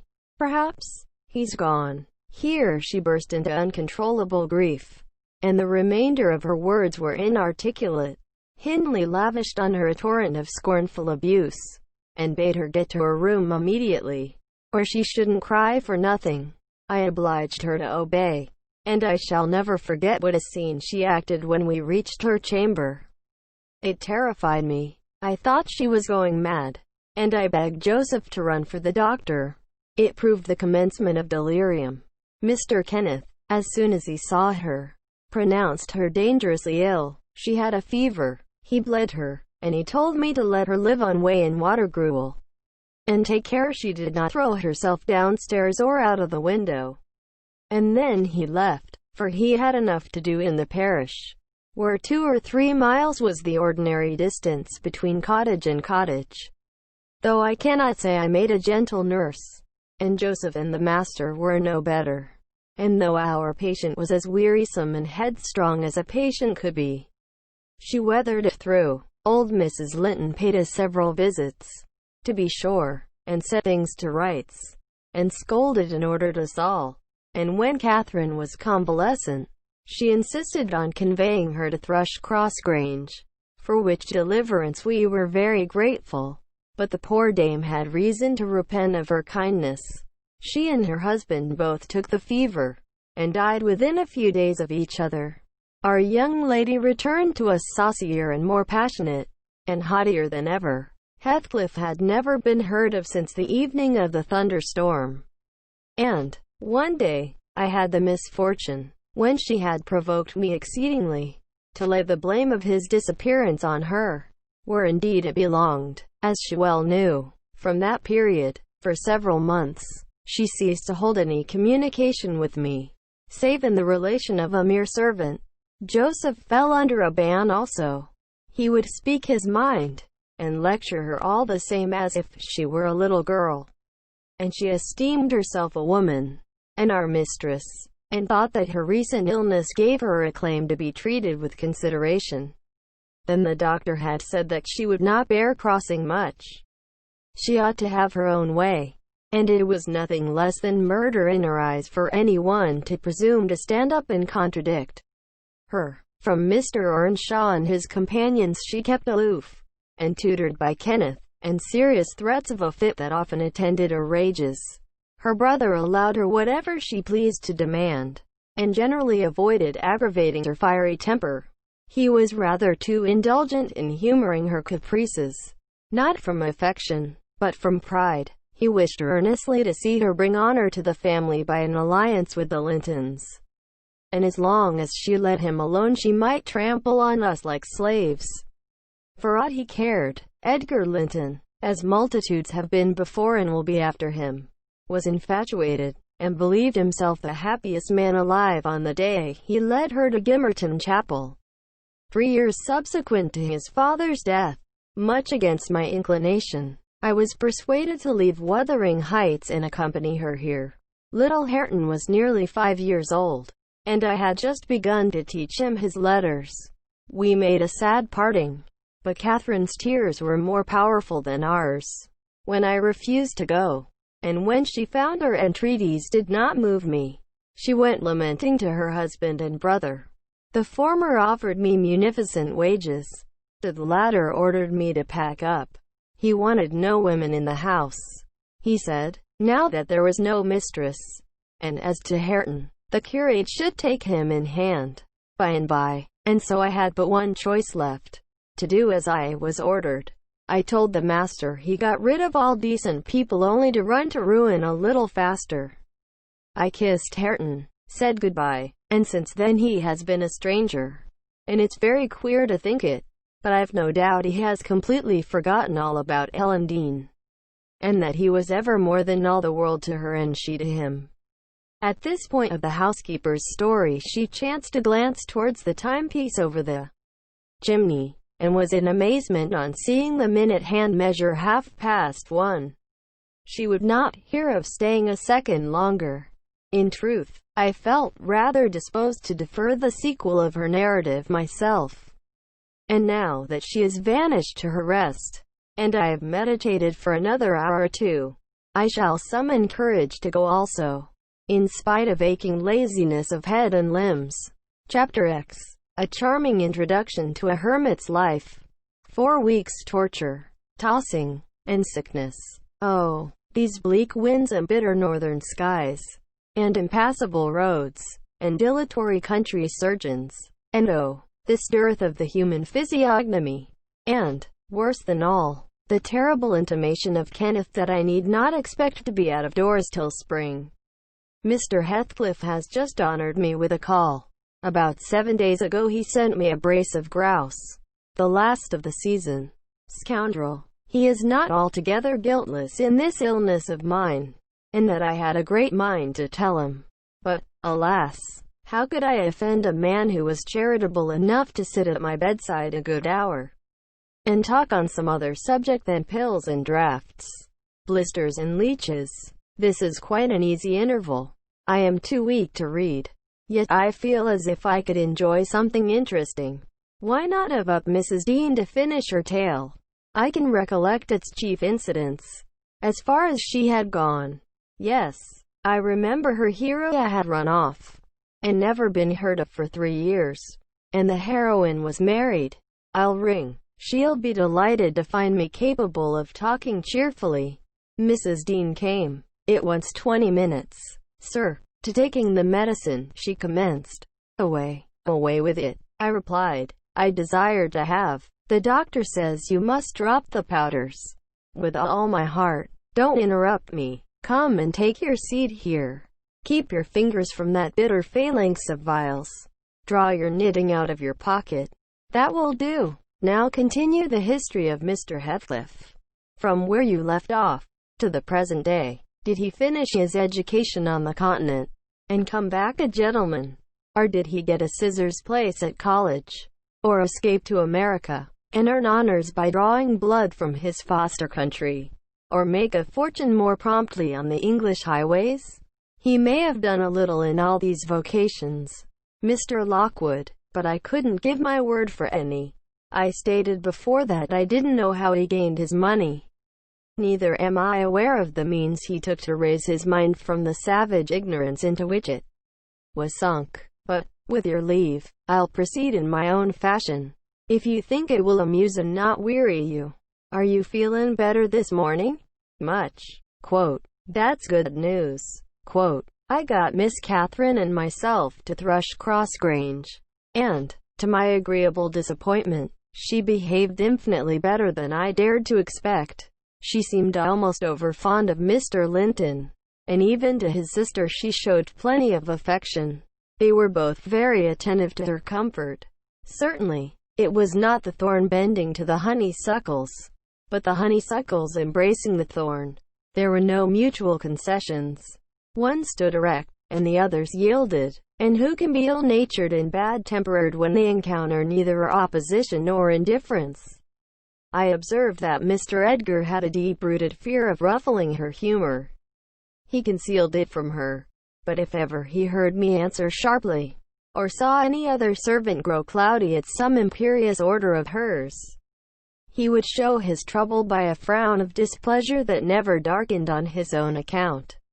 He many a time spoke sternly to me about my pertness, and averred that the stab of a knife could not inflict a worse pang than he suffered at seeing his lady vexed. Not to grieve a kind master, I learned to be less touchy, and, for the space of half a year, the gunpowder lay as harmless as sand, because no fire came near to explode it. Catherine had seasons of gloom and silence now and then. They were respected with sympathizing silence by her husband, who ascribed them to an alteration in her constitution, produced by her perilous illness.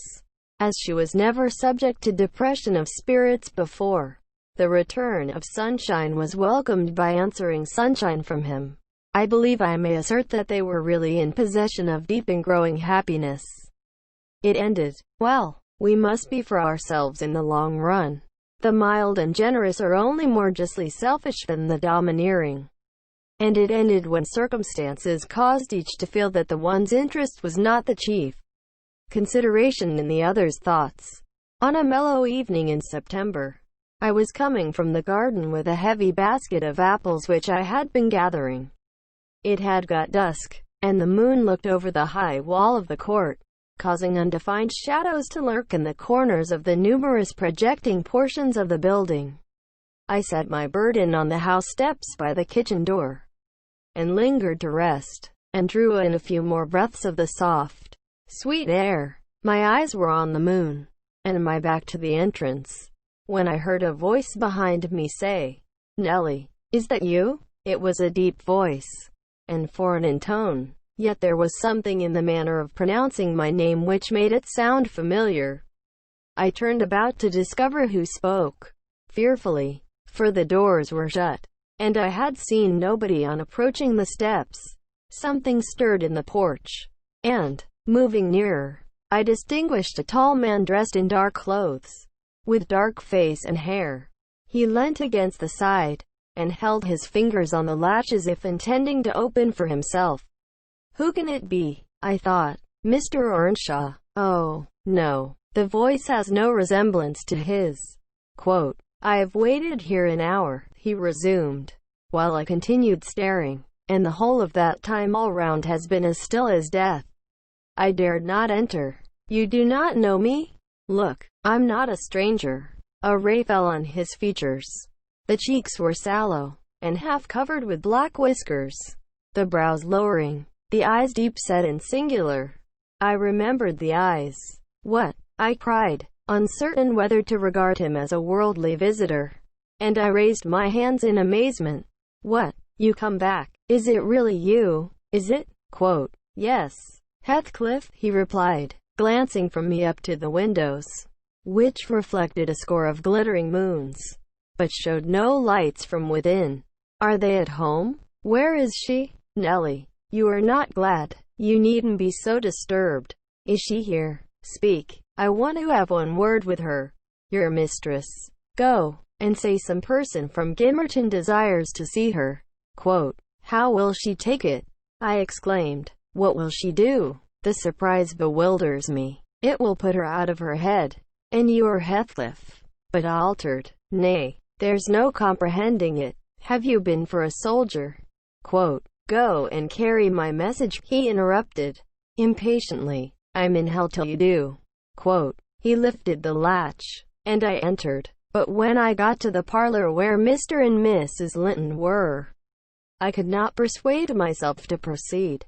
At length I resolved on making an excuse to ask if they would have the candles lighted, and I opened the door.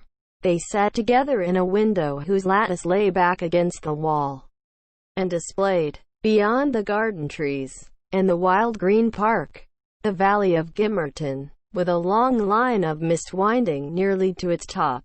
For very soon after you pass the chapel, as you may have noticed, the sow that runs from the marshes joins a beck which follows the bend of the glen. Wuthering Heights rose above this silvery vapor, but our old house was invisible. It rather dips down on the other side. Both the room and its occupants, and the scene they gazed on, looked wondrously peaceful. I shrank reluctantly from performing my errand, and was actually going away leaving it unsaid, after having put my question about the candles, when a sense of my folly compelled me to return, and mutter, "A person from Gimmerton wishes to see you, ma'am." "What does he want?" asked Mrs. Linton. I did not question him. I answered, "Well, close the curtains, Nellie," she said, "and bring up tea. I'll be back again directly." She quitted the apartment. Mr. Edgar inquired, carelessly, who it was. "Someone mistress does not expect," I replied. "That Heathcliff. You recollect him, sir, who used to live at Mr. Earnshaw's?" "What, the gypsy, the ploughboy?" he cried. "Why did you not say so to Catherine?"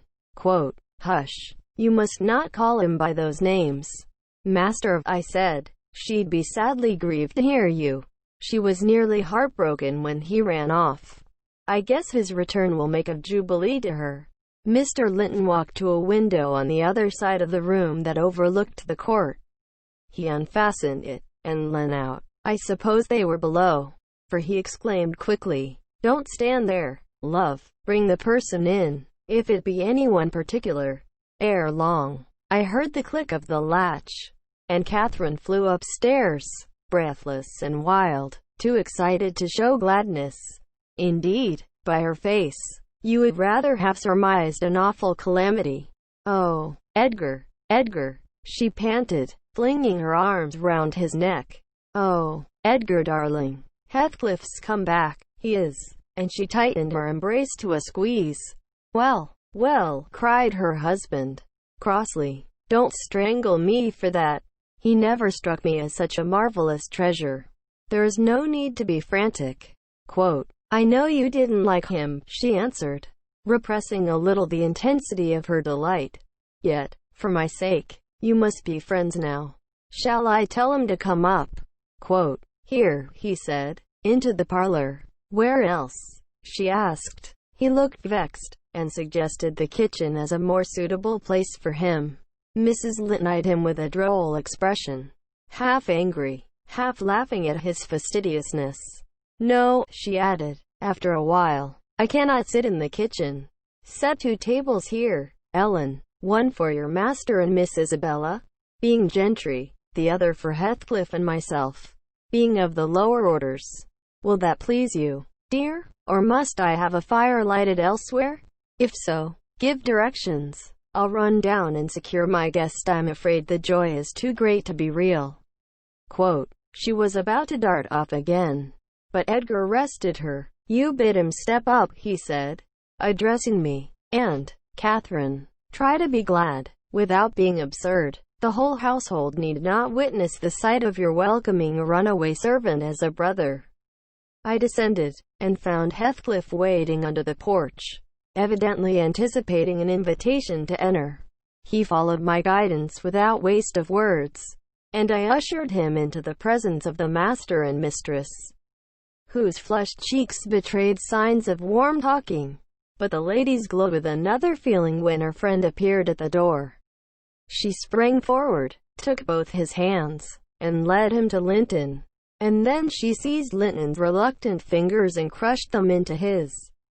Now, fully revealed by the fire and candlelight, I was amazed, more than ever, to behold the transformation of Heathcliff.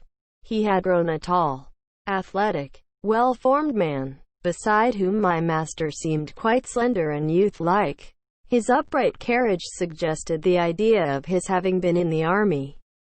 His countenance was much older in expression and decision of feature than Mr. Linton's.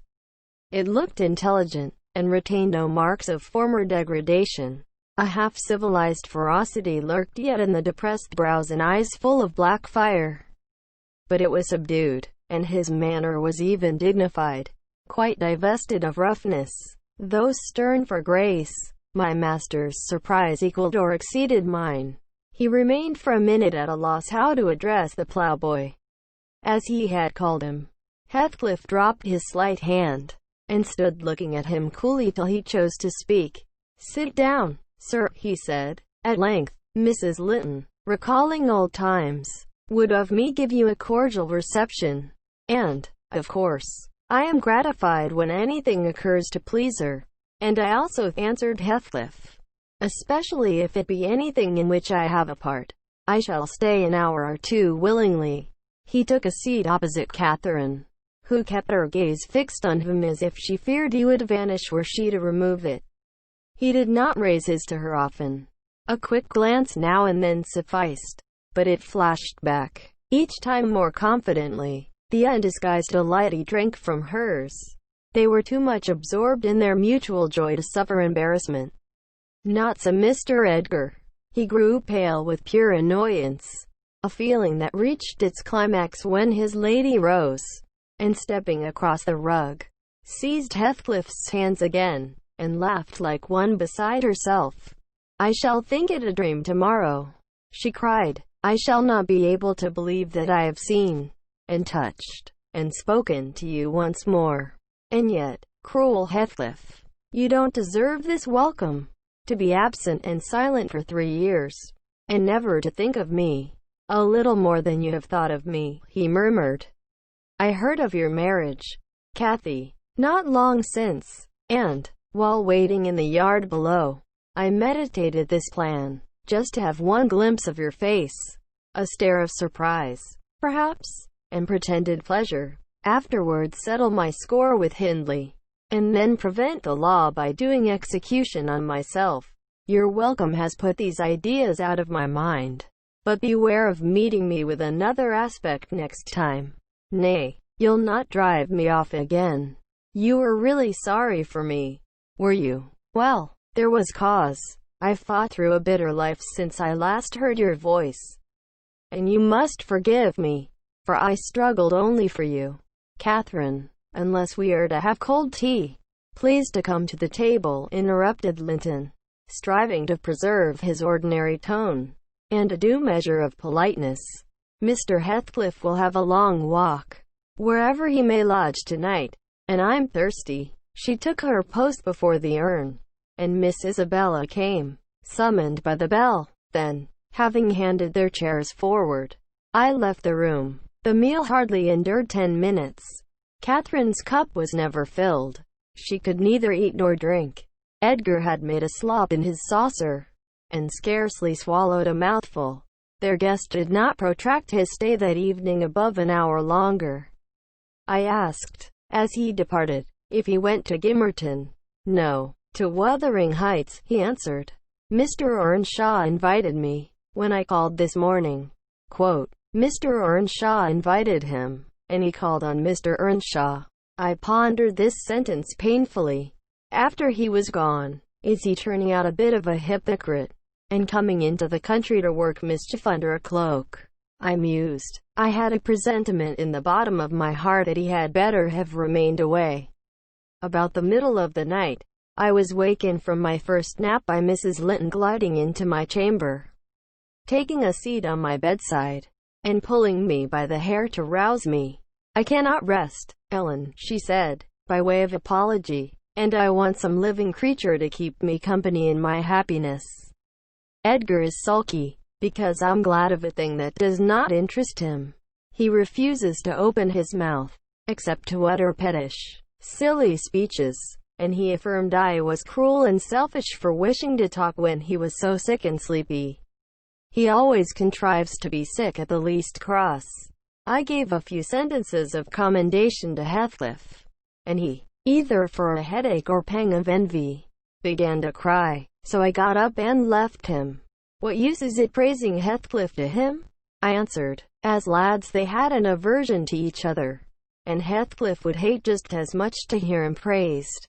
It's human nature. Let Mr. Linton alone about him, unless you would like an open quarrel between them. But does it not show great weakness? Pursued she. I'm not envious.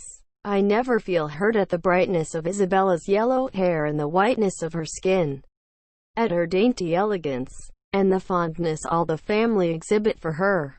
Even you, Nelly, if we have a dispute sometimes, you back Isabella at once, and I yield like a foolish mother.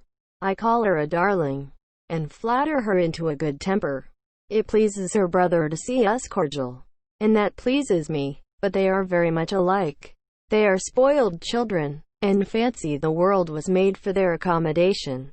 And though I humor both, I think a smart chastisement might improve them all the same. You're mistaken, Mrs. Linton, said I. They humor you. I know what there would be to do if they did not. You can well afford to indulge their passing whims as long as their business is to anticipate all your desires. You may, however, fall out, at last, over something of equal consequence to both sides. And then those you term weak are very capable of being as obstinate as you. And then we shall fight to the death, shan't we, Nelly? She returned, laughing. No, I tell you, I have such faith in Linton's love, that I believe I might kill him, and he wouldn't wish to retaliate. I advised her to value him the more for his affection. I do, she answered. But he needn't resort to whining for trifles. It is childish, and, instead of melting into tears because I said that Heathcliff was now worthy of anyone's regard, and it would honor the first gentleman in the country to be his friend, he ought to have said it for me, and been delighted from sympathy. He must get accustomed to him, and he may as well like him, considering how Heathcliff has reason to object to him. I'm sure he behaved excellently. What do you think of his going to Wuthering Heights? I inquired. He is reformed in every respect. Apparently, quite a Christian, offering the right hand of fellowship to his enemies all around. He explained it, she replied. I wonder as much as you. He said he called to gather information concerning me from you, supposing you resided there still. And Joseph told Hindley, who came out and fell to questioning him of what he had been doing, and how he had been living, and finally desired him to walk in. There were some persons sitting at cards. Heathcliff joined them. My brother lost some money to him, and, finding him plentifully supplied, he requested that he would come again in the evening, to which he consented. Hindley is too reckless to select his acquaintance prudently. He doesn't trouble himself to reflect on the causes he might have for mistrusting one whom he has basely injured. But Heathcliff affirms his principal reason for resuming a connection with his ancient persecutor is a wish to install himself in quarters at walking distance from the Grange, and an attachment to the house where we live together, and likewise a hope that I shall have more opportunities of seeing him there than I could have if he settled in Gimmerton. He means to offer liberal payment for permission to lodge at the Heights, and doubtless my brother's covetousness will prompt him to accept the terms. He was always greedy, though what he grasps with one hand he flings away with the other. It's a nice place for a young man to fix his dwelling in, said I. Have you no fear of the consequences, Mrs. Linton? None for my friend, she replied. His strong head will keep him from danger. A little for Hindley, but he can't be made morally worse than he is, and I stand between him and bodily harm. The event of this evening had reconciled me to God and humanity. I had risen in angry rebellion against Providence. Oh, I've endured very, very bitter misery, Nelly. If that creature knew how bitter, he'd be ashamed to cloud its removal with idle petulance. It was kindness for him which induced me to bear it alone. Had I expressed the agony I frequently felt, he would have been taught to long for its alleviation as ardently as I. However, it's over, and I'll take no revenge on his folly. I can afford to suffer anything hereafter, should the meanest thing alive slap me on the cheek. I'd not only turn the other, but I'd ask pardon for provoking it. And, as a proof, I'll go make my peace with Edgar instantly. Good night, I'm an angel." In this self-complacent conviction she departed, and the success of her fulfilled resolution was obvious on the morrow. Mr. Linton had not only abjured his peevishness, though his spirits seemed still subdued by Catherine's exuberance of vivacity, but he ventured no objection to her taking Isabella with her to Wuthering Heights in the afternoon, and she rewarded him with such a summer of sweetness and affection in return as made the house a paradise for several days, both master and servants profiting from the perpetual sunshine. Mr. Heathcliff, I should say in future, used the liberty of visiting at Thrushcross Grange cautiously. At first, he seemed estimating how far its owner would bear his intrusion. Catherine, also, deemed it judicious to moderate her expressions of pleasure in receiving him, and he gradually established his right to be expected. He retained a great deal of the reserve for which his boyhood was remarkable, and that served to repress all startling demonstrations of feeling. My master's uneasiness experienced a lull, and further circumstances diverted it into another channel for a space. His new source of trouble sprang from the not anticipated misfortune of Isabella Linton evincing a sudden and irresistible attraction towards the tolerated guest. She was at that time a charming young lady of 18, infantile in manners, though possessed of keen wit, keen feelings, and a keen temper, too. If irritated, her brother, who loved her tenderly, was appalled at this fantastic preference, leaving aside the degradation of an alliance with a nameless man, and the possible fact that his property, in default of heirs male, might pass into such a one's power. He had sense to comprehend Heathcliff's disposition, to know that, though his exterior was altered, his mind was unchangeable and unchanged, and he dreaded that mind. It revolted him. He shrank forebodingly from the idea of committing Isabella to its keeping. He would have recoiled still more had he been aware that her attachment rose unsolicited, and was bestowed where it awakened no reciprocation of sentiment. For the minute he discovered its existence he laid the blame on Heathcliff's deliberate designing. We had all remarked, during some time, that Miss Linton fretted and pined over something. She grew cross and wearisome, snapping at and teasing Catherine continually, at the imminent risk of exhausting her limited patience. We excused her, to a certain extent, on the plea of ill health. She was dwindling and fading before our eyes.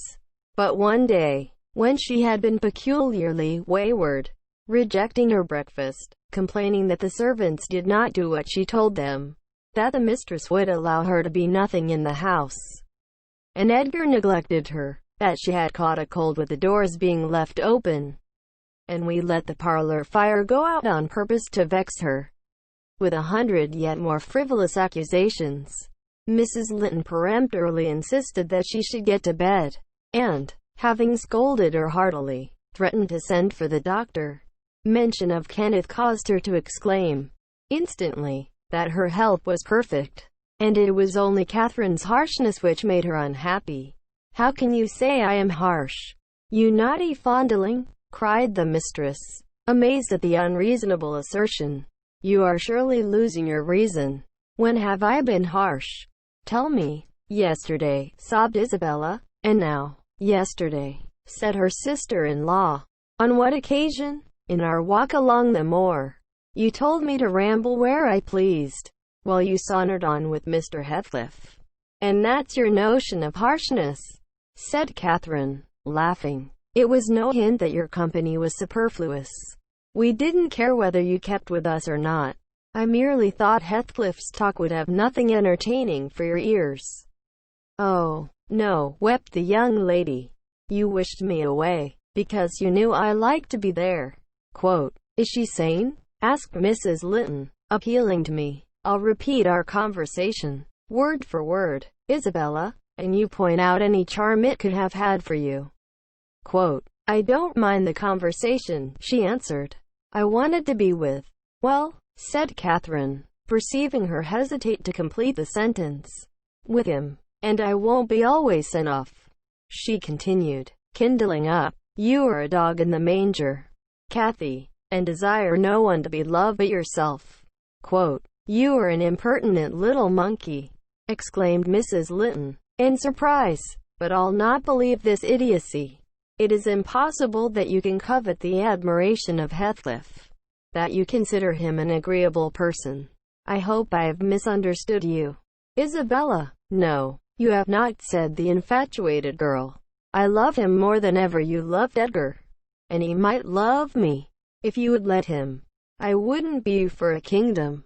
Then, Catherine declared, emphatically, and she seemed to speak sincerely. Nellie, help me to convince her of her madness. Tell her what Heathcliff is. An unreclaimed creature, without refinement, without cultivation, an arid wilderness of firs and whinstone.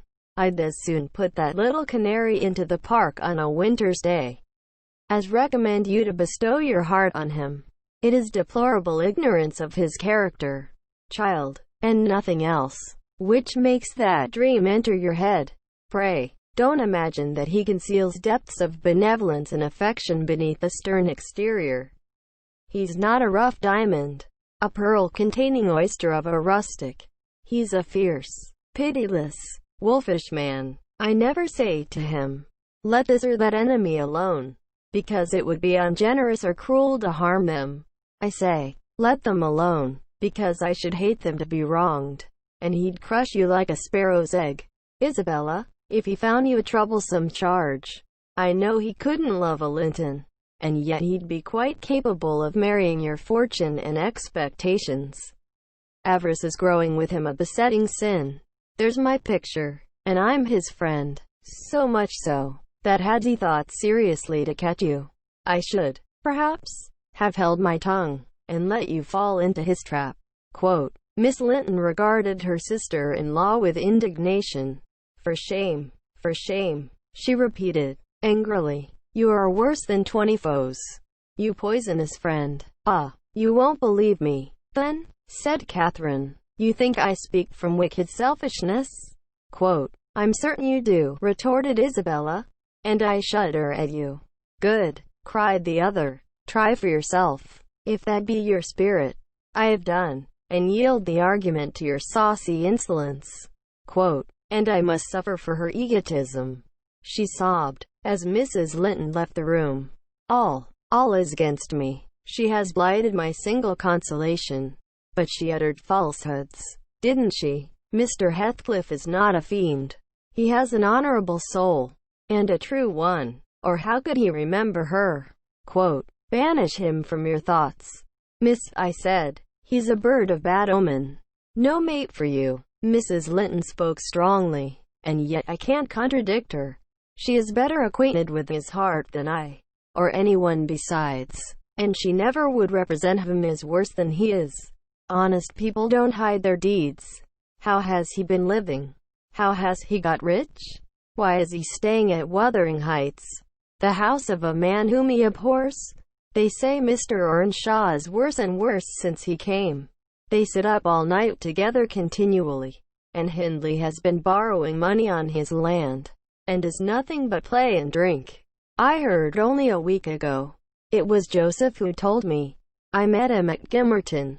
Nellie, he said, we's hae a crowner's questa now, at our folks. One on 'em's almost getting his finger cut off why hodding tea other fro stickin' hisseln loika. CAWLF. That's Maester Yana, at SSOA upo going TUHT grand sizes. He's no infeared OT bench o judges. Norther Paul, nor Peter, nor John, nor Matthew, nor noan on naughty, he fair likes. He langs to set his brazen face agin and yon bonny lad Heathcliff. Ya mind, he's a rare un. He can girn a laugh as well as onybody at a right divil's jest does he never say out of his fine living among us. When he goes to tea Grange, this is tea way on tea, up at sundown, dice, brandy, cloist shutters, Un canly light till next day at noon. Then, to foil gangs banning und raving to his chamber, making decent folks dig to her fingers out to her lugs for very shame. The knave, why he can cane his brass. Ate, sleep, off to his neighbors to gossip why t wife. Course, he tells Dame Catherine how her father's gold runs into his pocket, and her father's son gallops down T Rod Road, while he flees afore to open T Pikes. Now, Miss Linton, Joseph is an old rascal, but no liar, and, if his account of Heathcliff's conduct be true, you would never think of desiring such a husband, would you? You are leagued with the rest. Ellen, she replied, I'll not listen to your slanders. What malevolence you must have to wish to convince me that there is no happiness in the world. Whether she would have got over this fancy if left to herself, or persevered in nursing it perpetually, I cannot say. She had little time to reflect. The day after, there was a justice meeting at the next town. My master was obliged to attend, and Mr. Heathcliff, aware of his absence, called rather earlier than usual. Catherine and Isabella were sitting in the library, on hostile terms, but silent, the latter alarmed at her recent indiscretion, and the disclosure she had made of her secret feelings in a transient fit of passion. The former, on mature consideration, really offended with her companion, and, if she laughed again at her pertness, inclined to make it no laughing matter to her. She did laugh as she saw Heathcliff pass the window. I was sweeping the hearth, and I noticed a mischievous smile on her lips. Isabella, absorbed in her meditations, or a book, remained till the door opened, and it was too late to attempt an escape, which she would gladly have done had it been practicable. Come in. That's right, exclaimed the mistress, gaily, pulling a chair to the fire. Here are two people sadly in need of a third to thaw the ice between them. And you are the very one we should both of us choose. Heathcliff, I'm proud to show you, at last, somebody that dotes on you more than myself. I expect you to feel flattered. Nay, it's not Nellie. Don't look at her. My poor little sister-in-law is breaking her heart by mere contemplation of your physical and moral beauty. It lies in your own power to be Edgar's brother. No, no, Isabella, you shan't run off, she continued, arresting, with feigned playfulness, the confounded girl, who had risen indignantly. We were quarreling like cats about you, Heathcliff, and I was fairly beaten in protestations of devotion and admiration. And, moreover, I was informed that if I would but have the manners to stand aside, my rival, as she will have herself to be, would shoot a shaft into your soul that would fix you forever, and send my image into eternal oblivion. Catherine, said Isabella, calling up her dignity, and disdaining to struggle from the tight grasp that held her, I thank you to adhere to the truth and not slander me, even in joke. Mr. Heathcliff, be kind enough to bid this friend of yours release me. She forgets that you and I are not intimate acquaintances, and what amuses her is painful to me beyond expression. As the guest answered nothing, but took his seat, and looked thoroughly indifferent what sentiments she cherished concerning him, she turned and whispered an earnest appeal for liberty to her tormentor. By no means, cried Mrs. Linton in answer.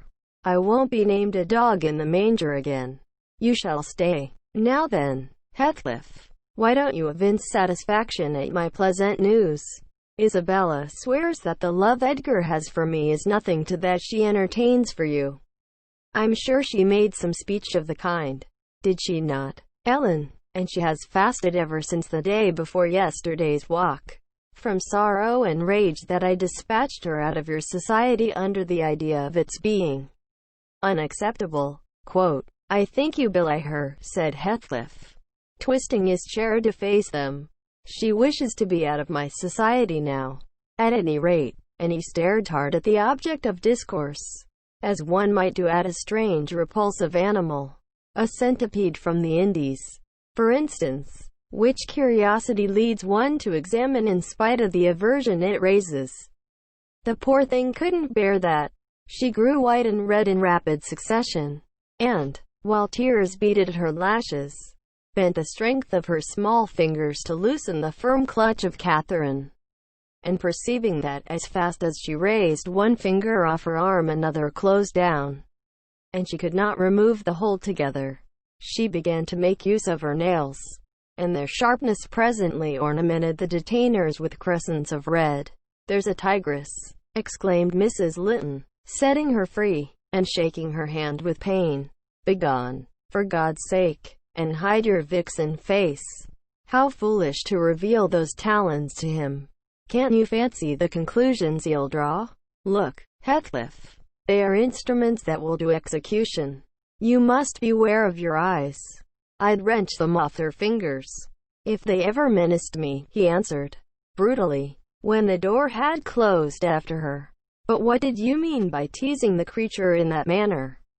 Cathy, you were not speaking the truth, were you?" "I assure you I was," she returned. "She has been dying for your sake several weeks, and raving about you this morning, and pouring forth a deluge of abuse, because I represented your failings in a plain light, for the purpose of mitigating her adoration. But don't notice it further. I wish to punish her sauciness. That's all. I like her too well, my dear Heathcliff, to let you absolutely seize and devour her up." "And I like her too ill to attempt it," said he, "except in a very ghoulish fashion. You'd hear of odd things if I lived alone with that mawkish, waxen face. The most ordinary would be painting on its white the colors of the rainbow, and turning the blue eyes black. Every day or two, they detestably resemble Linton's." "Delectably," observed Catherine. "They are dove's eyes, angels. She's her brother's heir, is she not?" he asked, after a brief silence. "I should be sorry to think so," returned his companion. "Half a dozen nephews shall erase her title. Please heaven, abstract your mind from the subject at present. You are too prone to covet your neighbor's goods. Remember, this neighbor's goods are mine. If they were mine, they would be none the less that," said Heathcliff. "But though Isabella Linton may be silly, she is scarcely mad, and, in short, we'll dismiss the matter, as you advise."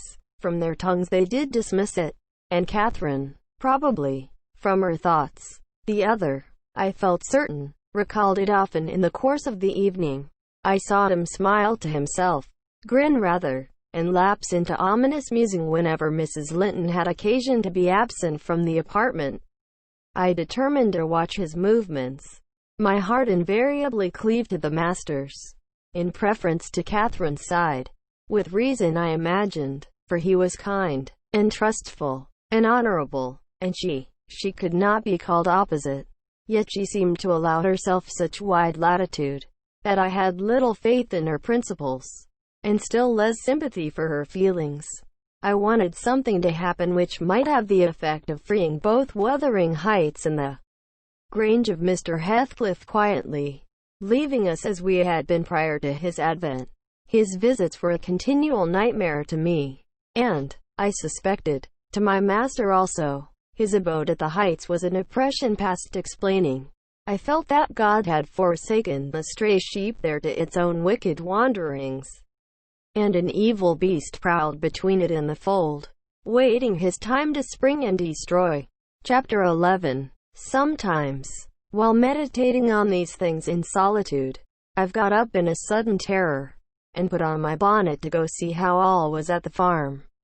I've persuaded my conscience that it was a duty to warn him how people talked regarding his ways, and then I've recollected his confirmed bad habits, and, hopeless of benefiting him, have flinched from re-entering the dismal house, doubting if I could bear to be taken at my word. One time I passed the old gate, going out of my way, on a journey to Gimmerton. It was about the period that my narrative has reached. A bright frosty afternoon, the ground bare, and the road hard and dry. I came to a stone where the highway branches off onto the moor at your left hand. A rough sand pillar, with the letters W, H, cut on its north side, on the east, G, and on the southwest, T. It serves as a guidepost to the Grange, the Heights, and village. The sun shone yellow on its grey head, reminding me of summer, and I cannot say why, but all at once a gush of child sensations flowed into my heart. Hindley and I held it a favourite spot 20 years before. I gazed long at the weather-worn block, and, stooping down, perceived a hole near the bottom still full of snail shells and pebbles, which we were fond of storing there with more perishable things. And, as fresh as reality, it appeared that I beheld my early playmate seated on the withered turf, his dark, square head bent forward, and his little hand scooping out the earth with a piece of slate. "Poor Hindley!" I exclaimed. Involuntarily, I started. My bodily eye was cheated into a momentary belief that the child lifted its face and stared straight into mine. It vanished in a twinkling, but immediately I felt an irresistible yearning to be at the Heights. Superstition urged me to comply with this impulse. Supposing he should be dead, I thought, or should die soon. Supposing it were a sign of death. The nearer I got to the house, the more agitated I grew, and on catching sight of it I trembled in every limb. The apparition had outstripped me. It stood looking through the gate. That was my first idea on observing an elf-locked, brown-eyed boy setting his ruddy countenance against the bars. Further reflection suggested this must be Hareton. My Hareton, not altered greatly since I left him 10 months since. "God bless thee, darling," I cried, forgetting instantaneously my foolish fears. "Hareton, it's Nellie, Nellie, thy nurse." He retreated out of arm's length, and picked up the large flint. "I am come to see thy father, Hareton," I added, guessing from the action that Nellie, if she lived in his memory at all, was not recognized as one with me. He raised his missile to hurl it. I commenced a soothing speech, but could not stay his hand. The stone struck my bonnet, and then ensued, from the stammering lips of the little fellow, a string of curses, which, whether he comprehended them or not, were delivered with practiced emphasis, and distorted his baby features into a shocking expression of malignity. You may be certain this grieved more than angered me. Fit to cry, I took an orange from my pocket, and offered it to propitiate him. He hesitated, and then snatched it from my hold, as if he fancied I only intended to tempt and disappoint him. I showed another, keeping it out of his reach. "Who has taught you those fine words, my bairn?" I inquired. "The curate." "Damn the curate, and thee, gie me that," he replied. "Tell us where you got your lessons, and you shall have it," said I. "Who's your master?" "Devil Daddy," was his answer. "And what do you learn from Daddy?" I continued. He jumped at the fruit. I raised it higher. "What does he teach you?" I asked. "Not," said he, "but to keep out of his gate.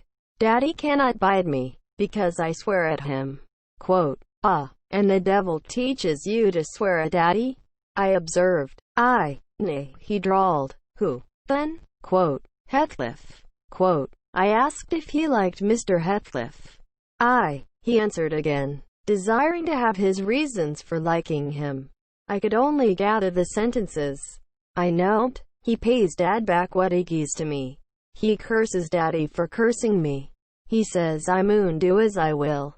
And the curate does not teach you to read and write, then?" I pursued. "No. I was told the curate should have his teeth dashed down his throat if he stepped over the threshold.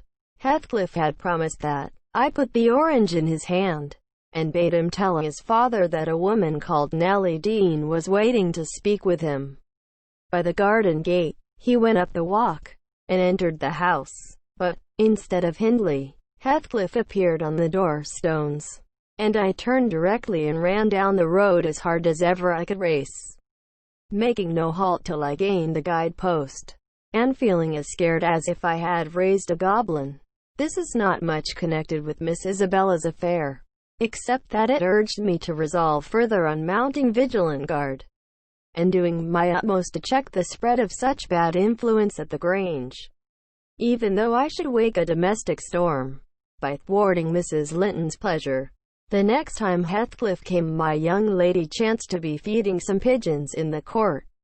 She had never spoken a word to her sister-in-law for 3 days, but she had likewise dropped her fretful complaining, and we found it a great comfort. Heathcliff had not the habit of bestowing a single unnecessary civility on Miss Linton. I knew, now, as soon as he beheld her, his first precaution was to take a sweeping survey of the house front. I was standing by the kitchen window, but I drew out of sight. He then stepped across the pavement to her, and said something. She seemed embarrassed, and desirous of getting away. To prevent it, he laid his hand on her arm. She averted her face. He apparently put some question which she had no mind to answer. There was another rapid glance at the house, and supposing himself unseen, the scoundrel had the impudence to embrace her. "Judas, traitor!" I ejaculated. "You are a hypocrite, too, are you? A deliberate deceiver." "Who is Nellie?" said Catherine's voice at my elbow. I had been over intent on watching the pair outside to mark her entrance. "Your worthless friend," I answered, warmly. "The sneaking rascal yonder. Ah, he has caught a glimpse of us. He is coming in. I wonder will he have the heart to find a plausible excuse for making love to Miss? When he told you he hated her." Mrs. Linton saw Isabella tear herself free and run into the garden, and a minute after, Heathcliff opened the door. I couldn't withhold giving some loose to my indignation, but Catherine angrily insisted on silence, and threatened to order me out of the kitchen, if I dared to be so presumptuous as to put in my insolent tongue. "To hear you, people might think you were the mistress," she cried. "You want setting down in your right place. Heathcliff, what are you about, raising this stir? I said you must let Isabella alone. I beg you will, unless you are tired of being received here, and wish Linton to draw the bolts against you." "God forbid that he should try," answered the black villain. I detested him just then. God keep him meek and patient. Every day I grow madder after sending him to heaven. "Hush," said Catherine, shutting the inner door. "Don't vex me. Why have you disregarded my request? Did she come across you on purpose? What is it to you?" He growled. "I have a right to kiss her, if she chooses, and you have no right to object. I am not your husband. You needn't be jealous of me." "I'm not jealous of you," replied the mistress. "I'm jealous for you. Clear your face. You shan't scowl at me. If you like Isabella, you shall marry her. But do you like her? Tell the truth, Heathcliff. There, you won't answer. I'm certain you don't. And would Mr. Linton approve of his sister marrying that man?" I inquired. "Mr. Linton should approve," returned my lady, decisively. "He might spare himself the trouble," said Heathcliff. "I could do as well without his approbation. And as to you, Catherine, I have a mind to speak a few words now. While we're at it, I want you to be aware that I know you've treated me infernally. Infernally, do you hear? And if you flatter yourself that I don't perceive it, you are a fool. And if you think I can be consoled by sweet words, you are an idiot. And if you fancy I'll suffer unrevenged, I'll convince you of the contrary, in a very little while. Meantime, thank you for telling me your sister-in-law's secret. I swear I'll make the most of it, and stand you aside." "What new phase of his character is this?"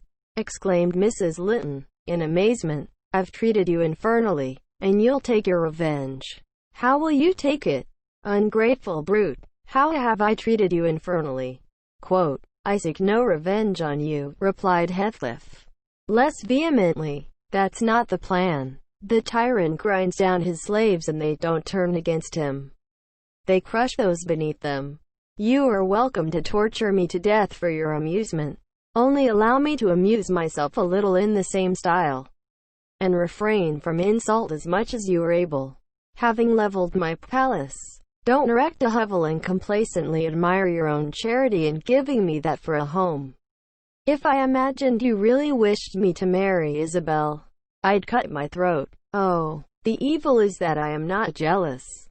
"Is it?" cried Catherine. "Well, I won't repeat my offer of a wife. It is as bad as offering Satan a lost soul. Your bliss lies, like his, in inflicting misery. You prove it. Edgar is restored from the ill temper he gave way to at your coming. I begin to be secure and tranquil. And you, restless to know us at peace, appear resolved on exciting a quarrel. Quarrel with Edgar, if you please, Heathcliff, and deceive his sister. You'll hit on exactly the most efficient method of revenging yourself on me. The conversation ceased. Mrs. Linton sat down by the fire, flushed and gloomy. The spirit which served her was growing intractable. She could neither lay nor control it. He stood on the hearth with folded arms, brooding on his evil thoughts. And in this position I left them to seek the master, who was wondering what kept Catherine below so long. "Ellen," said he, when I entered, "have you seen your mistress?" "Yes. She's in the kitchen, sir," I answered. "She's sadly put out by Mr. Heathcliff's behavior. And, indeed, I do think it's time to arrange his visits on another footing. There's harm in being too soft. And now it's come to this?" And I related the scene in the court, and, as near as I dared, the whole subsequent dispute. I fancied it could not be very prejudicial to Mrs. Linton, unless she made it so afterwards, by assuming the defensive for her guest. Edgar Linton had difficulty in hearing me to the close. His first words revealed that he did not clear his wife of blame. "This is insufferable," he exclaimed. "It is disgraceful that she should own him for a friend, and force his company on me. Call me 2 men out of the hall. Ellen." Catherine shall linger no longer to argue with the low ruffian. I have humoured her enough. He descended, and bidding the servants wait in the passage, went, followed by me, to the kitchen. Its occupants had recommenced their angry discussion. Mrs. Linton, at least, was scolding with renewed vigour. Heathcliff had moved to the window, and hung his head, somewhat cowed by her violent rating apparently. He saw the master first, and made a hasty motion that she should be silent, which she obeyed, abruptly, on discovering the reason of his animation. "How is this?" said Linton, addressing her. "What notion of propriety must you have to remain here, after the language which has been held to you by that blackguard? I suppose, because it is his ordinary talk, you think nothing of it. You are habituated to his baseness, and, perhaps, imagine I can get used to it too. Have you been listening at the door, Edgar?" asked the mistress, in a tone particularly calculated to provoke her husband, implying both carelessness and contempt of his irritation. Heathcliff, who had raised his eyes at the former speech, gave a sneering laugh at the latter, on purpose, it seemed, to draw Mr. Linton's attention to him. He succeeded. But Edgar did not mean to entertain him with any high flights of passion. "I've been so far forbearing with you, sir," he said quietly. "Not that I was ignorant of your miserable, degraded character, but I felt you were only partly responsible for that, and Catherine wishing to keep up your acquaintance, I acquiesced, foolishly. Your presence is a moral poison that would contaminate the most virtuous. For that cause, and to prevent worse consequences, I shall deny you hereafter admission into this house, and give notice now that I require your instant departure. 3 minutes' delay will render it involuntary and ignominious." Heathcliff measured the height and breadth of the speaker with an eye full of derision. "Cathy, this lamb of yours threatens like a bull," he said. "It is in danger of splitting its skull against my knuckles. By God, Mr. Linton, I'm mortally sorry that you are not worth knocking down." My master glanced towards the passage, and signed me to fetch the men. He had no intention of hazarding a personal encounter. I obeyed the hint, but Mrs. Linton, suspecting something, followed, and when I attempted to call them, she pulled me back, slammed the door to, and locked it. "Fair means," she said, in answer to her husband's look of angry surprise. "If you have not courage to attack him, make an apology, or allow yourself to be beaten. It will correct you of feigning more valor than you possess. No, I'll swallow the key before you shall get it." I'm delightfully rewarded for my kindness to each. After constant indulgence of one's weak nature, and the other's bad one, I earn for thanks 2 samples of blind ingratitude. Stupid to absurdity. Edgar, I was defending you and yours, and I wish Heathcliff may flog you sick for daring to think an evil thought of me. It did not need the medium of a flogging to produce that effect on the master. He tried to wrest the key from Catherine's grasp, and for safety she flung it into the hottest part of the fire. Whereupon Mr. Edgar was taken with a nervous trembling, and his countenance grew deadly pale. For his life he could not avert that excess of emotion. Mingled anguish and humiliation overcame him completely. He leant on the back of a chair, and covered his face. "Oh, heavens! In old days this would win you knighthood," exclaimed Mrs. Lytton. "We are vanquished. We are vanquished. Heathcliff would as soon lift a finger at you as the king would march his army against a colony of mice. Cheer up. You shan't be hurt. Your type is not a lamb. It's a sucking leveret." Quote, "I wish you joy of the milk-blooded coward, Cathy," said her friend. "I compliment you on your taste. And that is the slavering, shivering thing you preferred to me. I would not strike him with my fist, but I'd kick him with my foot, and experience considerable satisfaction. Is he weeping, or is he going to faint for fear?" The fellow approached and gave the chair on which Lytton rested a push. "He'd better have kept his distance." My master quickly sprang erect, and struck him full on the throat, a blow that would have leveled a slighter man. It took his breath for a minute, and while he choked, Mr. Lytton walked out by the back door into the yard, and from thence to the front entrance. "There, you've done with coming here," cried Catherine.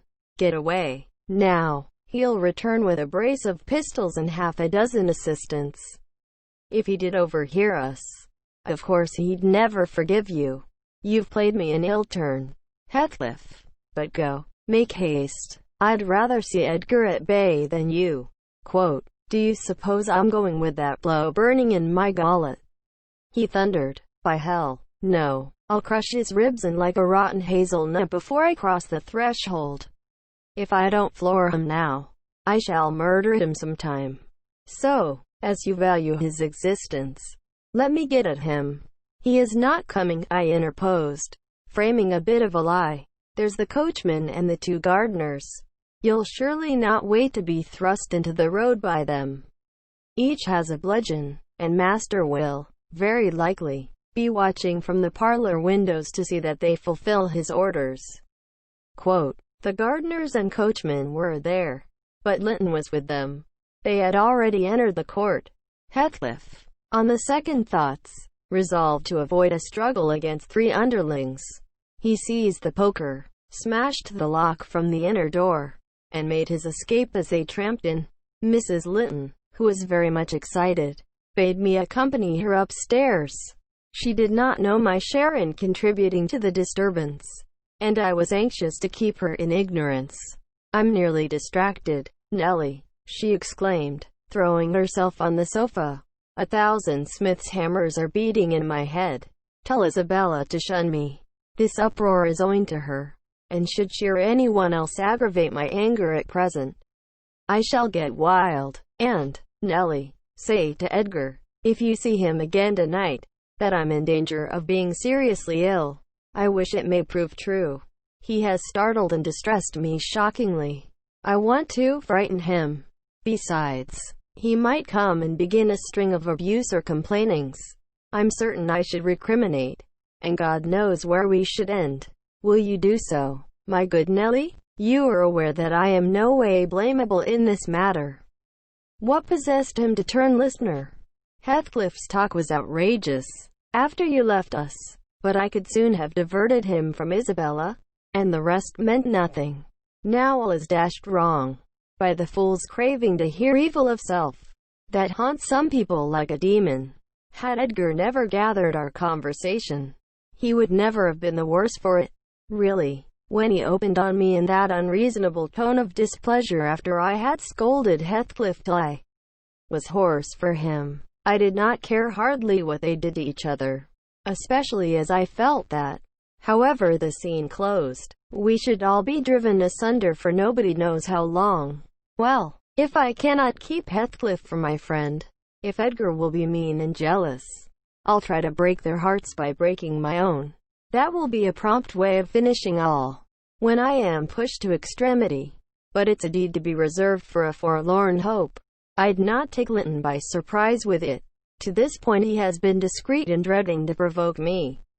You must represent the peril of quitting that policy, and remind him of my passionate temper, verging, when kindled, on frenzy. I wish you could dismiss that apathy out of that countenance, and look rather more anxious about me. The stolidity with which I received these instructions was, no doubt, rather exasperating, for they were delivered in perfect sincerity. But I believed a person who could plan the turning of her fits of passion to account beforehand, might, by exerting her will, manage to control herself tolerably, even while under their influence. And I did not wish to frighten her husband, as she said, and multiply his annoyances for the purpose of serving her selfishness. Therefore I said nothing when I met the master coming towards the parlor. But I took the liberty of turning back to listen whether they would resume their quarrel together. He began to speak. First, remain where you are, Catherine, he said, without any anger in his voice, but with much sorrowful despondency. I shall not stay. I am neither come to wrangle nor be reconciled, but I wish just to learn whether, after this evening's events, you intend to continue your intimacy with, Oh, for mercy's sake, interrupted the mistress, stamping her foot. For mercy's sake, let us hear no more of it now. Your cold blood cannot be worked into a fever. Your veins are full of ice water, but mine are boiling, and the sight of such chillness makes them dance. To get rid of me, answer my question, persevered Mr. Linton. You must answer it, and that violence does not alarm me. I have found that you can be as stoical as anyone. When you please. Will you give up Heathcliff hereafter? Or will you give up me? It is impossible for you to be my friend and his at the same time. And I absolutely require to know which you choose. I require to be let alone, exclaimed Catherine, furiously. I demand it. Don't you see I can scarcely stand? Edgar, you leave me. She rang the bell till it broke with a twang. I entered leisurely. It was enough to try the temper of a saint. Such senseless, wicked rages. There she lay dashing her head against the arm of the sofa, and grinding her teeth, so that you might fancy she would crash them to splinters. Mr. Linton stood looking at her in sudden compunction and fear. He told me to fetch some water. She had no breath for speaking. I brought a glass full, and as she would not drink, I sprinkled it on her face. In a few seconds she stretched herself out stiff, and turned up her eyes, while her cheeks, at once blanched and livid, assumed the aspect of death. Linton looked terrified. There is nothing in the world the matter, I whispered. I did not want him to yield, though I could not help being afraid in my heart. She has blood on her lips, he said, shuddering. Never mind, I answered, tartly, and I told him how she had resolved, previous to his coming, on exhibiting a fit of frenzy. I incautiously gave the account aloud, and she heard me, for she started up, her hair flying over her shoulders, her eyes flashing, the muscles of her neck and arms standing out preternaturally. I made up my mind for broken bones, at least, but she only glared about her for an instant, and then rushed from the room. The master directed me to follow. I did, to her chamber door. She hindered me from going further by securing it against me, as she never offered to descend to breakfast next morning. I went to ask whether she would have some carried up. No, she replied, peremptorily. The same question was repeated at dinner and tea, and again on the morrow after, and received the same answer. Mr. Linton, on his part, spent his time in the library, and did not inquire concerning his wife's occupations. Isabella and he had had an hour's interview, during which he tried to elicit from her some sentiment of proper horror for Heathcliff's advances. But he could make nothing of her evasive replies. and was obliged to close the examination unsatisfactorily, adding, however, a solemn warning, that if she were so insane as to encourage that worthless suitor, it would dissolve all bonds of relationship between herself and him. Chapter 12. While Miss Linton moped about the park and garden, always silent, and almost always in tears, and her brother shut himself up among books that he never opened, wearying, I guessed, with a continual, vague expectation that Catherine, repenting her conduct, would come of her own accord to ask pardon, and seek a reconciliation, and she fasted pertinaciously, under the idea, probably, that at every meal Edgar was ready to choke for her absence, and pride alone held him from running to cast himself at her feet. I went about my household duties, convinced that the Grange had but one sensible soul in its walls, and that lodged in my body. I wasted no condolences on Miss, nor any expostulations on my mistress, nor did I pay much attention to the size of my master, who yearned to hear his lady's name, since he might not hear her voice. I determined they should come about as they pleased for me, and though it was a tiresomely slow process, I began to rejoice at length in a faint dawn of its progress. As I thought at first, Mrs. Linton, on the third day, unbarred her door, and having finished the water in her pitcher and decanter, desired a renewed supply, and a basin of gruel, for she believed she was dying. That I set down as a speech meant for Edgar's ears. I believed no such thing, so I kept it to myself and brought her some tea and dry toast, as she ate and drank eagerly, and sank back on her pillow again, clenching her hands and groaning. "Oh, I will die," she exclaimed, "since no one cares anything about me. I wish I had not taken that." Then a good while after I heard her murmur, "No, I'll not die. He'd be glad. He does not love me at all.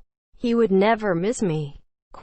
"Did you want anything, ma'am?" I inquired, still preserving my external composure, in spite of her ghastly countenance and strange, exaggerated manner. "What is that apathetic being doing?" she demanded, pushing the thick and tangled locks from her wasted face. "Has he fallen into a lethargy, or is he dead?" "Neither," replied I. "If you mean Mr. Linton, he's tolerably well, I think, though his studies occupy him rather more than they ought. He is continually among his books, since he has no other society." I should not have spoken so if I had known her true condition, but I could not get rid of the notion that she acted a part of her disorder. "Among his books," she cried, "confounded, and I dying, I on the brink of the grave. My God, does he know how I'm altered?" continued she, staring at her reflection in a mirror hanging against the opposite wall. "Is that Catherine Linton? He imagines me in a pet, in play, perhaps. Cannot you inform him that it is frightful earnest, Nelly? If it be not too late, as soon as I learn how he feels, I'll choose between these two, either to starve at once, that would be no punishment unless he had a heart, or to recover, and leave the country. Are you speaking the truth about him now? Take care. Is he actually so utterly indifferent for my life?" "Why, ma'am," I answered, "the master has no idea of your being deranged, and of course he does not fear that you will let yourself die of hunger." "You think not? Cannot you tell him I will?" she returned. "Persuade him. Speak of your own mind. Say you are certain I will." "No, you forget, Mrs. Linton," I suggested, "that you have eaten some food with a relish this evening, and tomorrow you will perceive its good effects." "If I were only sure it would kill him," she interrupted, "I'd kill myself directly. These 3 awful nights I've never closed my lids, and oh, I've been tormented, I've been haunted, Nelly. But I begin to fancy you don't like me." How strange, I thought, though everybody hated and despised each other, they could not avoid loving me, and they have all turned to enemies in a few hours. They have, I'm positive. The people here, how dreary to meet death, surrounded by their cold faces. Isabella, terrified and repelled, afraid to enter the room. It would be so dreadful to watch Catherine go, and Edgar standing solemnly by to see it over, then offering prayers of thanks to God for restoring peace to his house, and going back to his books. What in the name of all that feels has he to do with books? When I am dying, she could not bear the notion which I had put into her head of Mr. Linton's philosophical resignation. Tossing about, she increased her feverish bewilderment and madness, and tore the pillow with her teeth. Then raising herself up all burning, desired that I would open the window. We were in the middle of winter. The wind blew strong from the northeast, and I objected. Both the expressions flitting over her face, and the changes of her moods, began to alarm me terribly, and brought to my recollection her former illness, and the doctor's injunction that she should not be crossed. A minute previously she was violent. Now, supported on one arm, and not noticing my refusal to obey her, she seemed to find childish diversion in pulling the feathers from the rents she had just made, and ranging them on the sheet according to their different species. Her mind had strayed to other associations. "That's a turkey's," she murmured to herself, "and this is a wild duck's, and this is a pigeon's. Ah, they put pigeons' feathers in the pillows. No wonder I couldn't die. Let me take care to throw it on the floor when I lie down. And here is a moorcock's. And this, I should know it among 1,000. It's a lapwing's. Bonny bird, wheeling over our heads in the middle of the moor. It wanted to get to its nest, for the clouds had touched the swells, and it felt rain coming. This feather was picked up from the heath. The bird was not shot. We saw its nest in the winter, full of little skeletons. Heathcliff set a trap over it, and the old ones dared not come. I made him promise he'd never shoot a lapwing after that, and he didn't. Yes, here are more. Did he shoot my lapwings? Nellie, are they red? Any of them? Let me look. Give over with that baby work, I interrupted, dragging the pillow away, and turning the holes towards the mattress, for she was removing its contents by handfuls. Lie down and shut your eyes. You're wandering. There's a mess. The down is flying about like snow. I went here and there collecting it. I see in you, Nellie, she continued dreamily, an aged woman. You have gray hair and bent shoulders. This bed is the fairy cave under Pennystone Crags, and you are gathering elf bolts to herd our heifers, pretending, while I am near, that they are only locks of wool. That's what you'll come to 50 years hence. I know you are not so now.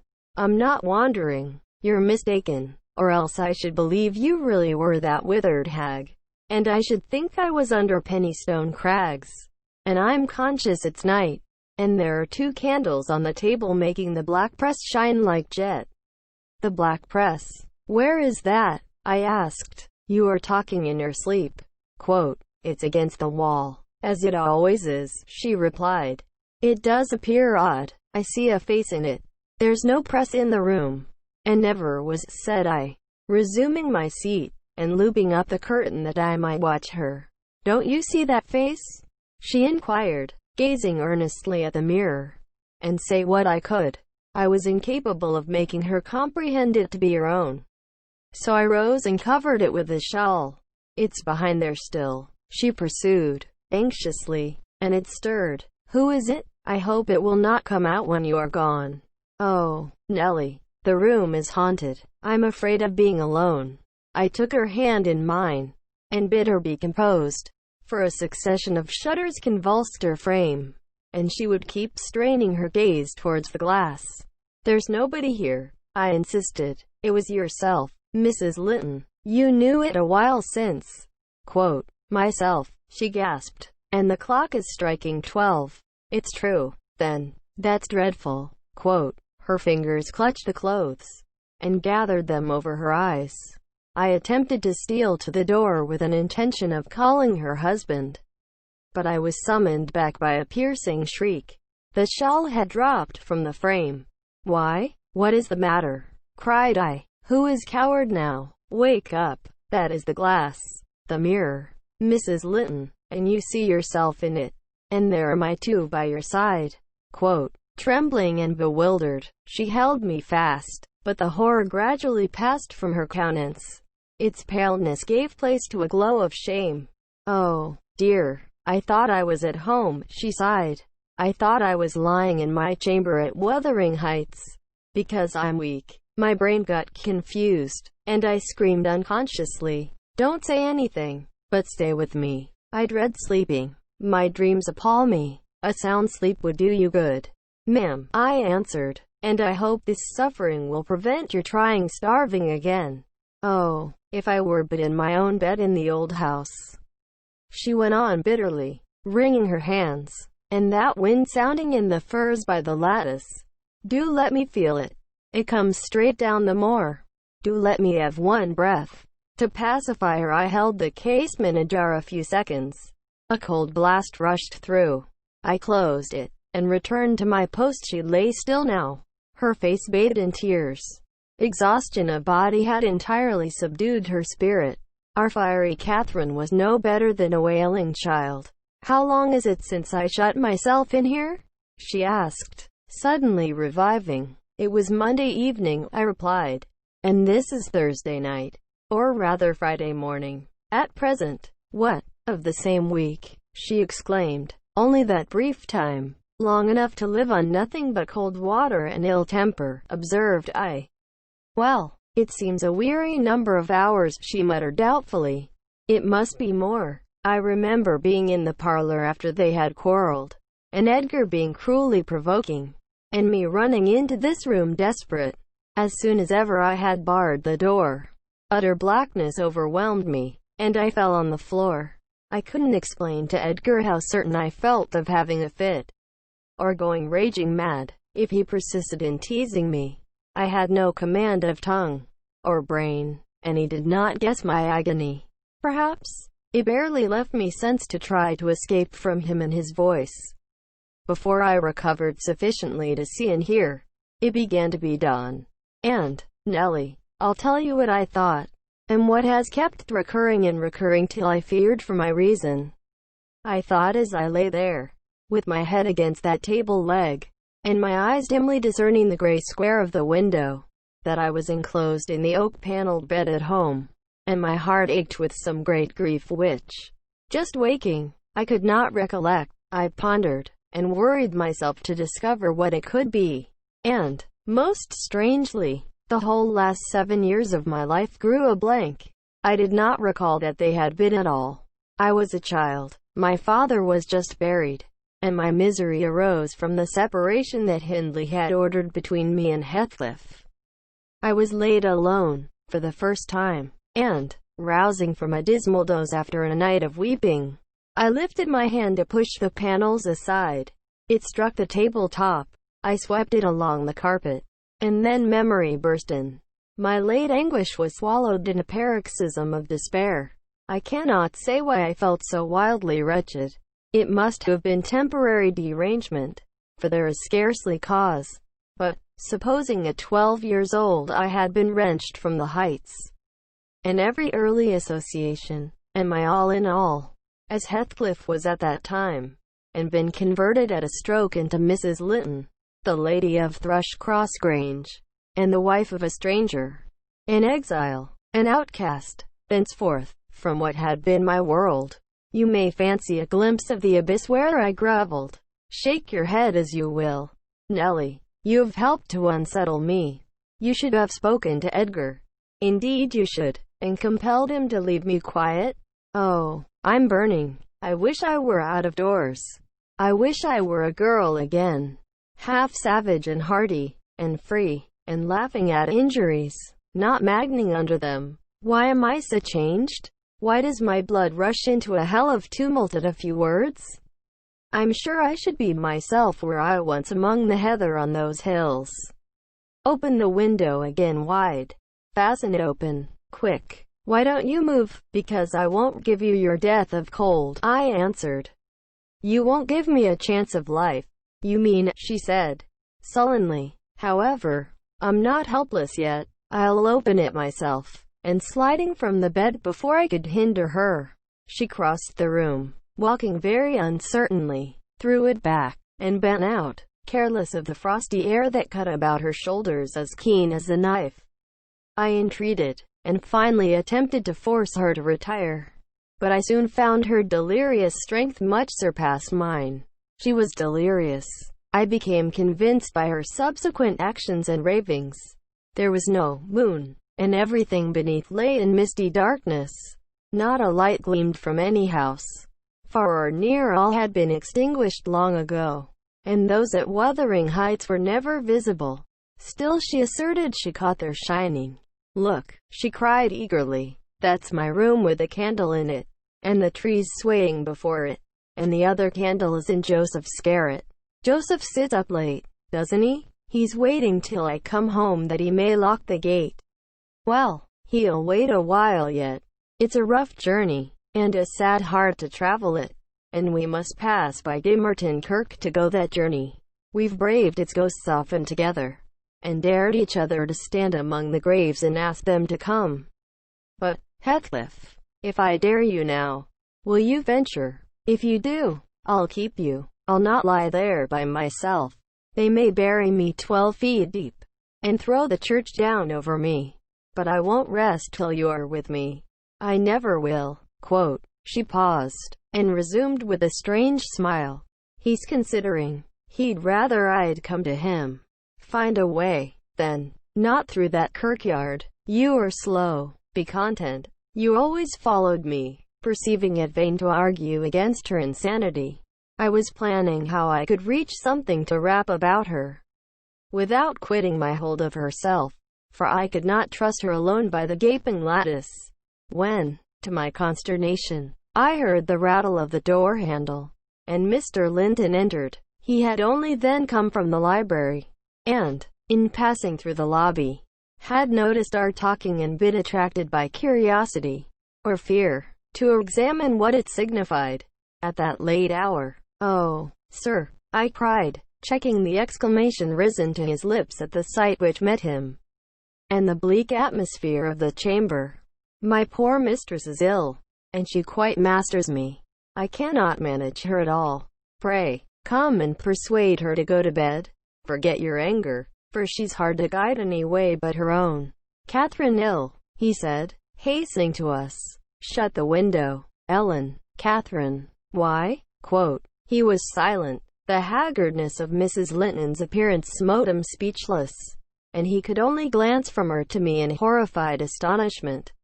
"She's been fretting here," I continued, "and eating scarcely anything, and never complaining. She would admit none of us till this evening, and so we couldn't inform you of her state, as we were not aware of it ourselves. But it is nothing." I felt I uttered my explanations awkwardly. The master frowned. "It is nothing, is it, Ellen Dean?" he said sternly. "You shall account more clearly for keeping me ignorant of this." And he took his wife in his arms, and looked at her with anguish. At first she gave him no glance of recognition. He was invisible to her abstracted gaze. The delirium was not fixed, however, having weaned her eyes from contemplating the outer darkness. By degrees she centered her attention on him, and discovered who it was that held her. "Ah, you are come, are you, Edgar Linton?" she said, with angry animation. "You are one of those things that are ever found when least wanted, and when you are wanted, never. I suppose we shall have plenty of lamentations now." "I see we shall, but they can't keep me from my narrow home out yonder, my resting place, where I'm bound before spring is over. There it is, not among the Lintons, mind, under the chapel roof, but in the open air, with a headstone, and you may please yourself whether you go to them or come to me." "Catherine, what have you done?" commenced the master. "Am I nothing to you any more? Do you love that wretch Heath?" "Hush!" cried Mrs. Linton. "Hush! This moment. You mentioned that name and I end the matter instantly by a spring from the window.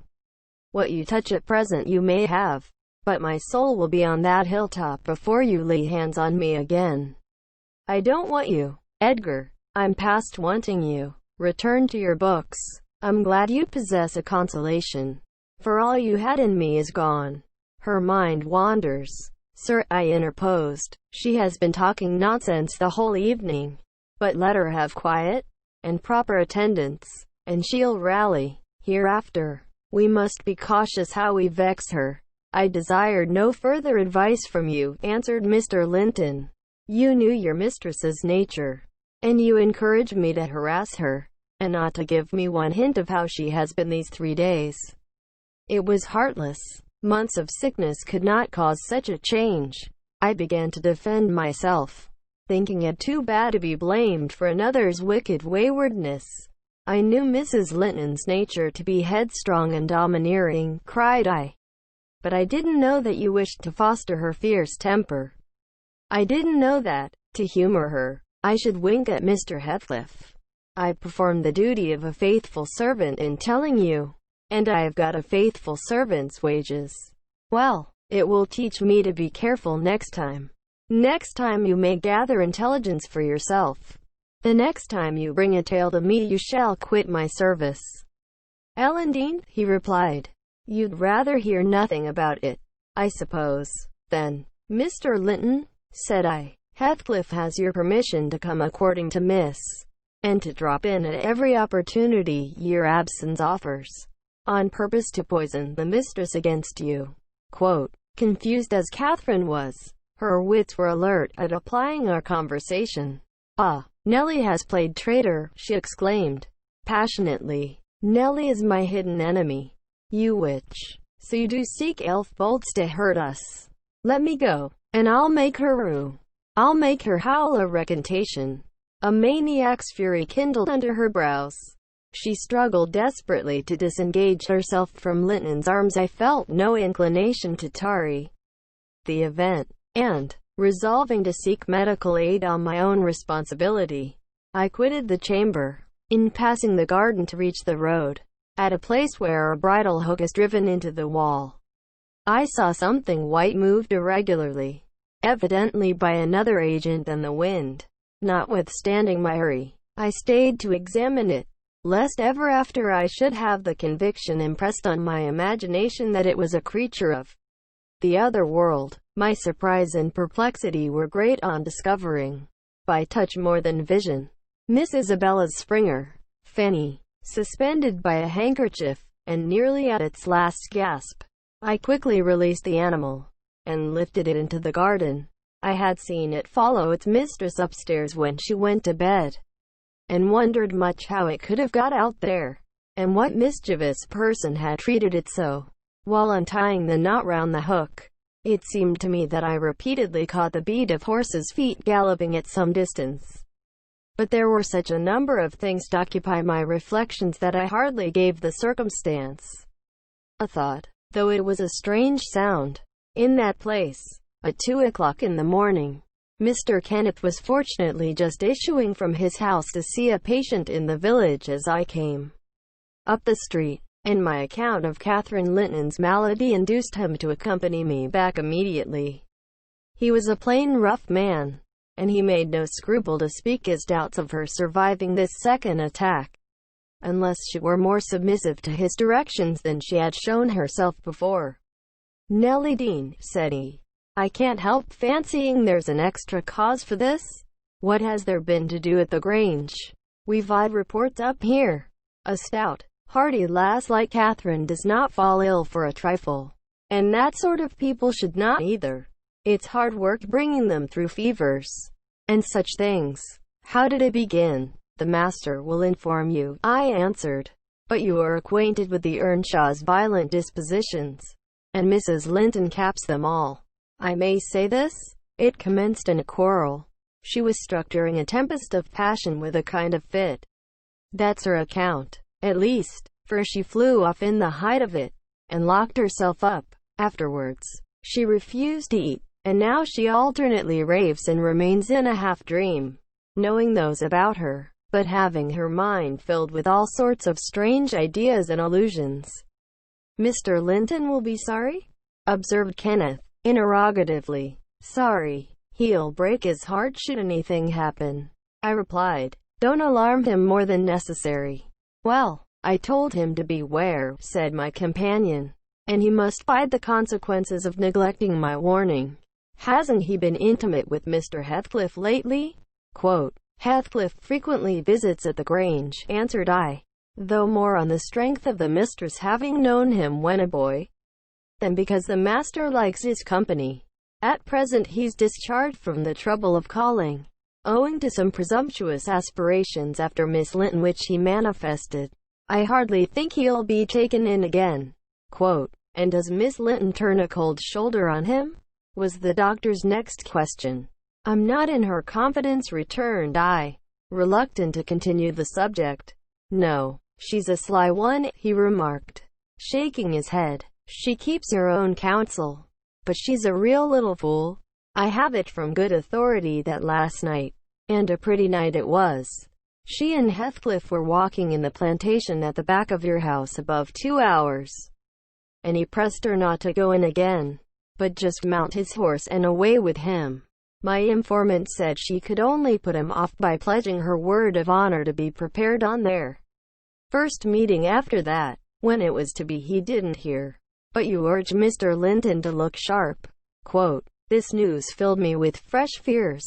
I outstripped Kenneth, and ran most of the way back. The little dog was yelping in the garden yet. I spared a minute to open the gate for it, but instead of going to the house door, it coursed up and down snuffing the grass, and would have escaped to the road, had I not seized it and conveyed it in with me. On ascending to Isabella's room, my suspicions were confirmed. It was empty. Had I been a few hours sooner, Mrs. Linton's illness might have arrested her rash step. But what could be done now? There was a bare possibility of overtaking them if pursued instantly. I could not pursue them, however, and I dared not rouse the family, and fill the place with confusion, still less unfold the business to my master, absorbed as he was in his present calamity, and having no heart to spare for a second grief. I saw nothing for it but to hold my tongue, and suffer matters to take their course. And Kenneth being arrived, I went with a badly composed countenance to announce him. Catherine lay in a troubled sleep. Her husband had succeeded in soothing the excess of frenzy. He now hung over her pillow, watching every shade and every change of her painfully expressive features. The doctor, on examining the case for himself, spoke hopefully to him of its having a favorable termination, if we could only preserve around her perfect and constant tranquility. To me, he signified the threatening danger was not so much death, as permanent alienation of intellect. I did not close my eyes that night, nor did Mr. Linton. Indeed, we never went to bed, and the servants were all up long before the usual hour, moving through the house with stealthy tread, and exchanging whispers as they encountered each other in their vocations. Everyone was active but Miss Isabella, and they began to remark how sound she slept. Her brother, too, asked if she had risen, and seemed impatient for her presence, and hurt that she showed so little anxiety for her sister-in-law. I trembled lest he should send me to call her, but I was spared the pain of being the first proclaimant of her flight.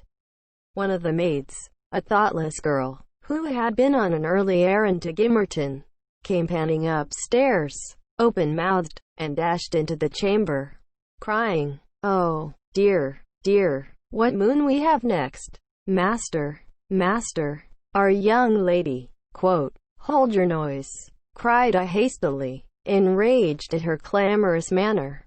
"Speak lower, Mary. What is the matter?" said Mr. Linton. "What ails your young lady?" Quote, she's gone, Jan Heathcliff's run off." "Why, her," gasped the girl. "That is not true," exclaimed Linton, rising in agitation. "It cannot be. How has the idea entered your head?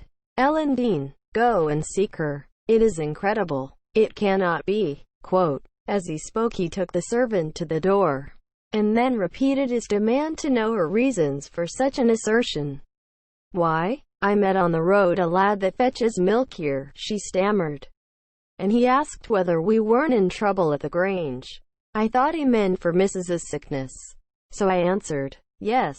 Then says he, there's somebody gone after him, I guess. I stared. He saw I knew not about it, and he told how a gentleman and lady had stopped to have a horse's shoe fastened at a blacksmith's shop 2 miles out of Gimmerton, not very long after midnight, and how the blacksmith's lass had got up to spy who they were. She knew them both directly, and she noticed the man. Heathcliff it was. She felt certain nobody could mistake him. Besides, put a sovereign in her father's hand for payment. The lady had a cloak about her face, but having desired a sup of water, while she drank it fell back, and she saw her very plain. Heathcliff held both bridles as they rode on, and they set their faces from the village, and went as fast as the rough roads would let them. The lass said nothing to her father, but she told it all over Gimmerton this morning. I ran and peeped, for form's sake, into Isabella's room, confirming, when I returned, the servant's statement. Mr. Linton had resumed his seat by the bed. On my re-entrance, he raised his eyes, read the meaning of my blank aspect, and dropped them without giving an order, or uttering a word. Are we to try any measures for overtaking and bringing her back? I inquired. How should we do? She went of her own accord, answered the master. She had a right to go if she pleased. Trouble me no more about her. Hereafter she is only my sister in name, not because I disown her, but because she has disowned me. And that was all he said on the subject. He did not make single inquiry further, or mention her in any way, except directing me to send what property she had in the house to her fresh home, wherever it was, when I knew it. Chapter 13. For 2 months the fugitives remained absent. In those 2 months, Mrs. Linton encountered and conquered the worst shock of what was denominated a brain fever. No mother could have nursed an only child more devotedly than Edgar tended her. Day and night he was watching, and patiently enduring all the annoyances that irritable nerves and a shaken reason could inflict. And, though Kenneth remarked that what he saved from the grave would only recompense his care by forming the source of constant future anxiety, in fact, that his health and strength were being sacrificed to preserve a mere ruin of humanity, he knew no limits in gratitude and joy when Catherine's life was declared out of danger. An hour after hour he would sit beside her, tracing the gradual return to bodily health, and flattering his too sanguine hopes with the illusion that her mind would settle back to its right balance also, and she would soon be entirely her former self. The first time she left her chamber was at the commencement of the following March. Mr. Linton had put on her pillow, in the morning, a handful of golden crocuses. Her eye, long stranger to any gleam of pleasure, caught them in waking, and shone delighted as she gathered them eagerly together.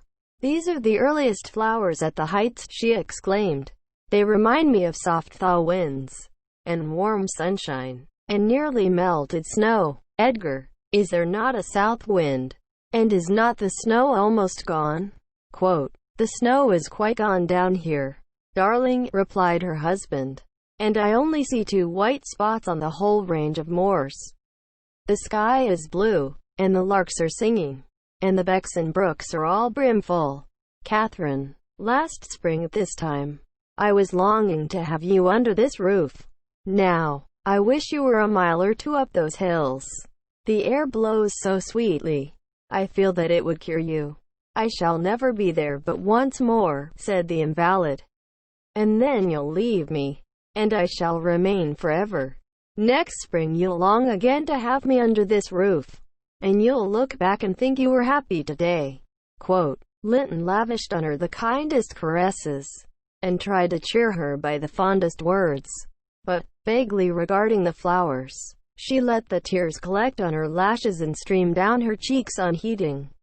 We knew she was really better, and, therefore, decided that long confinement to a single place produced much of this despondency, and it might be partially removed by a change of scene.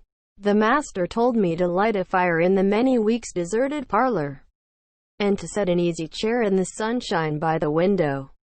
And then he brought her down, and she sat a long while enjoying the genial heat, and, as we expected, revived by the objects round her. which, though familiar, were free from the dreary associations investing her hated sick chamber. By evening she seemed greatly exhausted, yet no arguments could persuade her to return to that apartment, and I had to arrange the parlor sofa for her bed, till another room could be prepared. To obviate the fatigue of mounting and descending the stairs, we fitted up this, where you lie at present, on the same floor with the parlor, and she was soon strong enough to move from one to the other, leaning on Edgar's arm. Ah, I thought myself, she might recover, so weighted on as she was, and there was double cause to desire it, for on her existence depended that of another. We cherished the hope that in a little while Mr. Linton's heart would be gladdened, and his land secured from a stranger's grip, by the birth of an heir.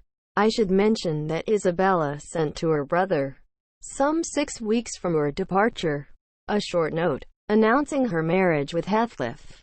It appeared dry and cold, but at the bottom was dotted in with pencil an obscure apology, and an entreaty for kind remembrance and reconciliation, if her proceeding had offended him, asserting that she could not help it then, and being done, she had now no power to repeal it. Linton did not reply to this, I believe, and, in a fortnight more, I got a long letter, which I considered odd, coming from the pen of a bride just out of the honeymoon. I'll read it, for I keep it yet. Any relic of the dead is precious, if they were valued living. Dear Ellen, it begins. I came last night to Wuthering Heights, and heard, for the first time, that Catherine has been, and is yet, very ill. I must not write to her, I suppose, and my brother is either too angry or too distressed to answer what I send him. Still, I must write to somebody, and the only choice left me is you. Inform Edgar that I'd give the world to see his face again, that my heart returned to Thrushcross Grange in 24 hours after I left it, and is there at this moment, full of warm feelings for him and Catherine. I can't follow it though. These words are underlined. They need not expect me, and they may draw what conclusions they please, taking care, however, to lay nothing at the door of my weak will or deficient affection. The remainder of the letter is for yourself alone. I want to ask you 2 questions. The first is, how did you contrive to preserve the common sympathies of human nature when you resided here? I cannot recognize any sentiment which those around share with me. The second question I have great interest in. It is this: is Mr. Heathcliff a man? If so, is he mad? And if not, is he a devil? I shan't tell my reasons for making this inquiry, but I beseech you to explain, if you can, what I have married. That is, when you call to see me, and you must call, Ellen, very soon. Don't write, but come, and bring me something from Edgar.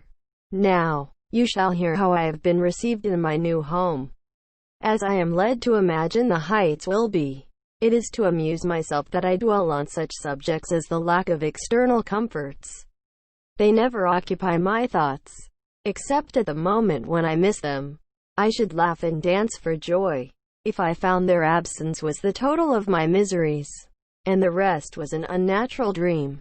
The sun set behind the Grange as we turned on to the moors.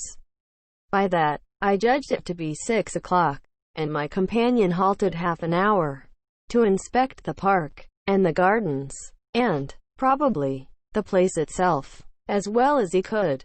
So it was dark when we dismounted in the paved yard of the farmhouse, and your old fellow servant, Joseph, issued out to receive us by the light of a dip candle. He did it with a courtesy that redounded to his credit.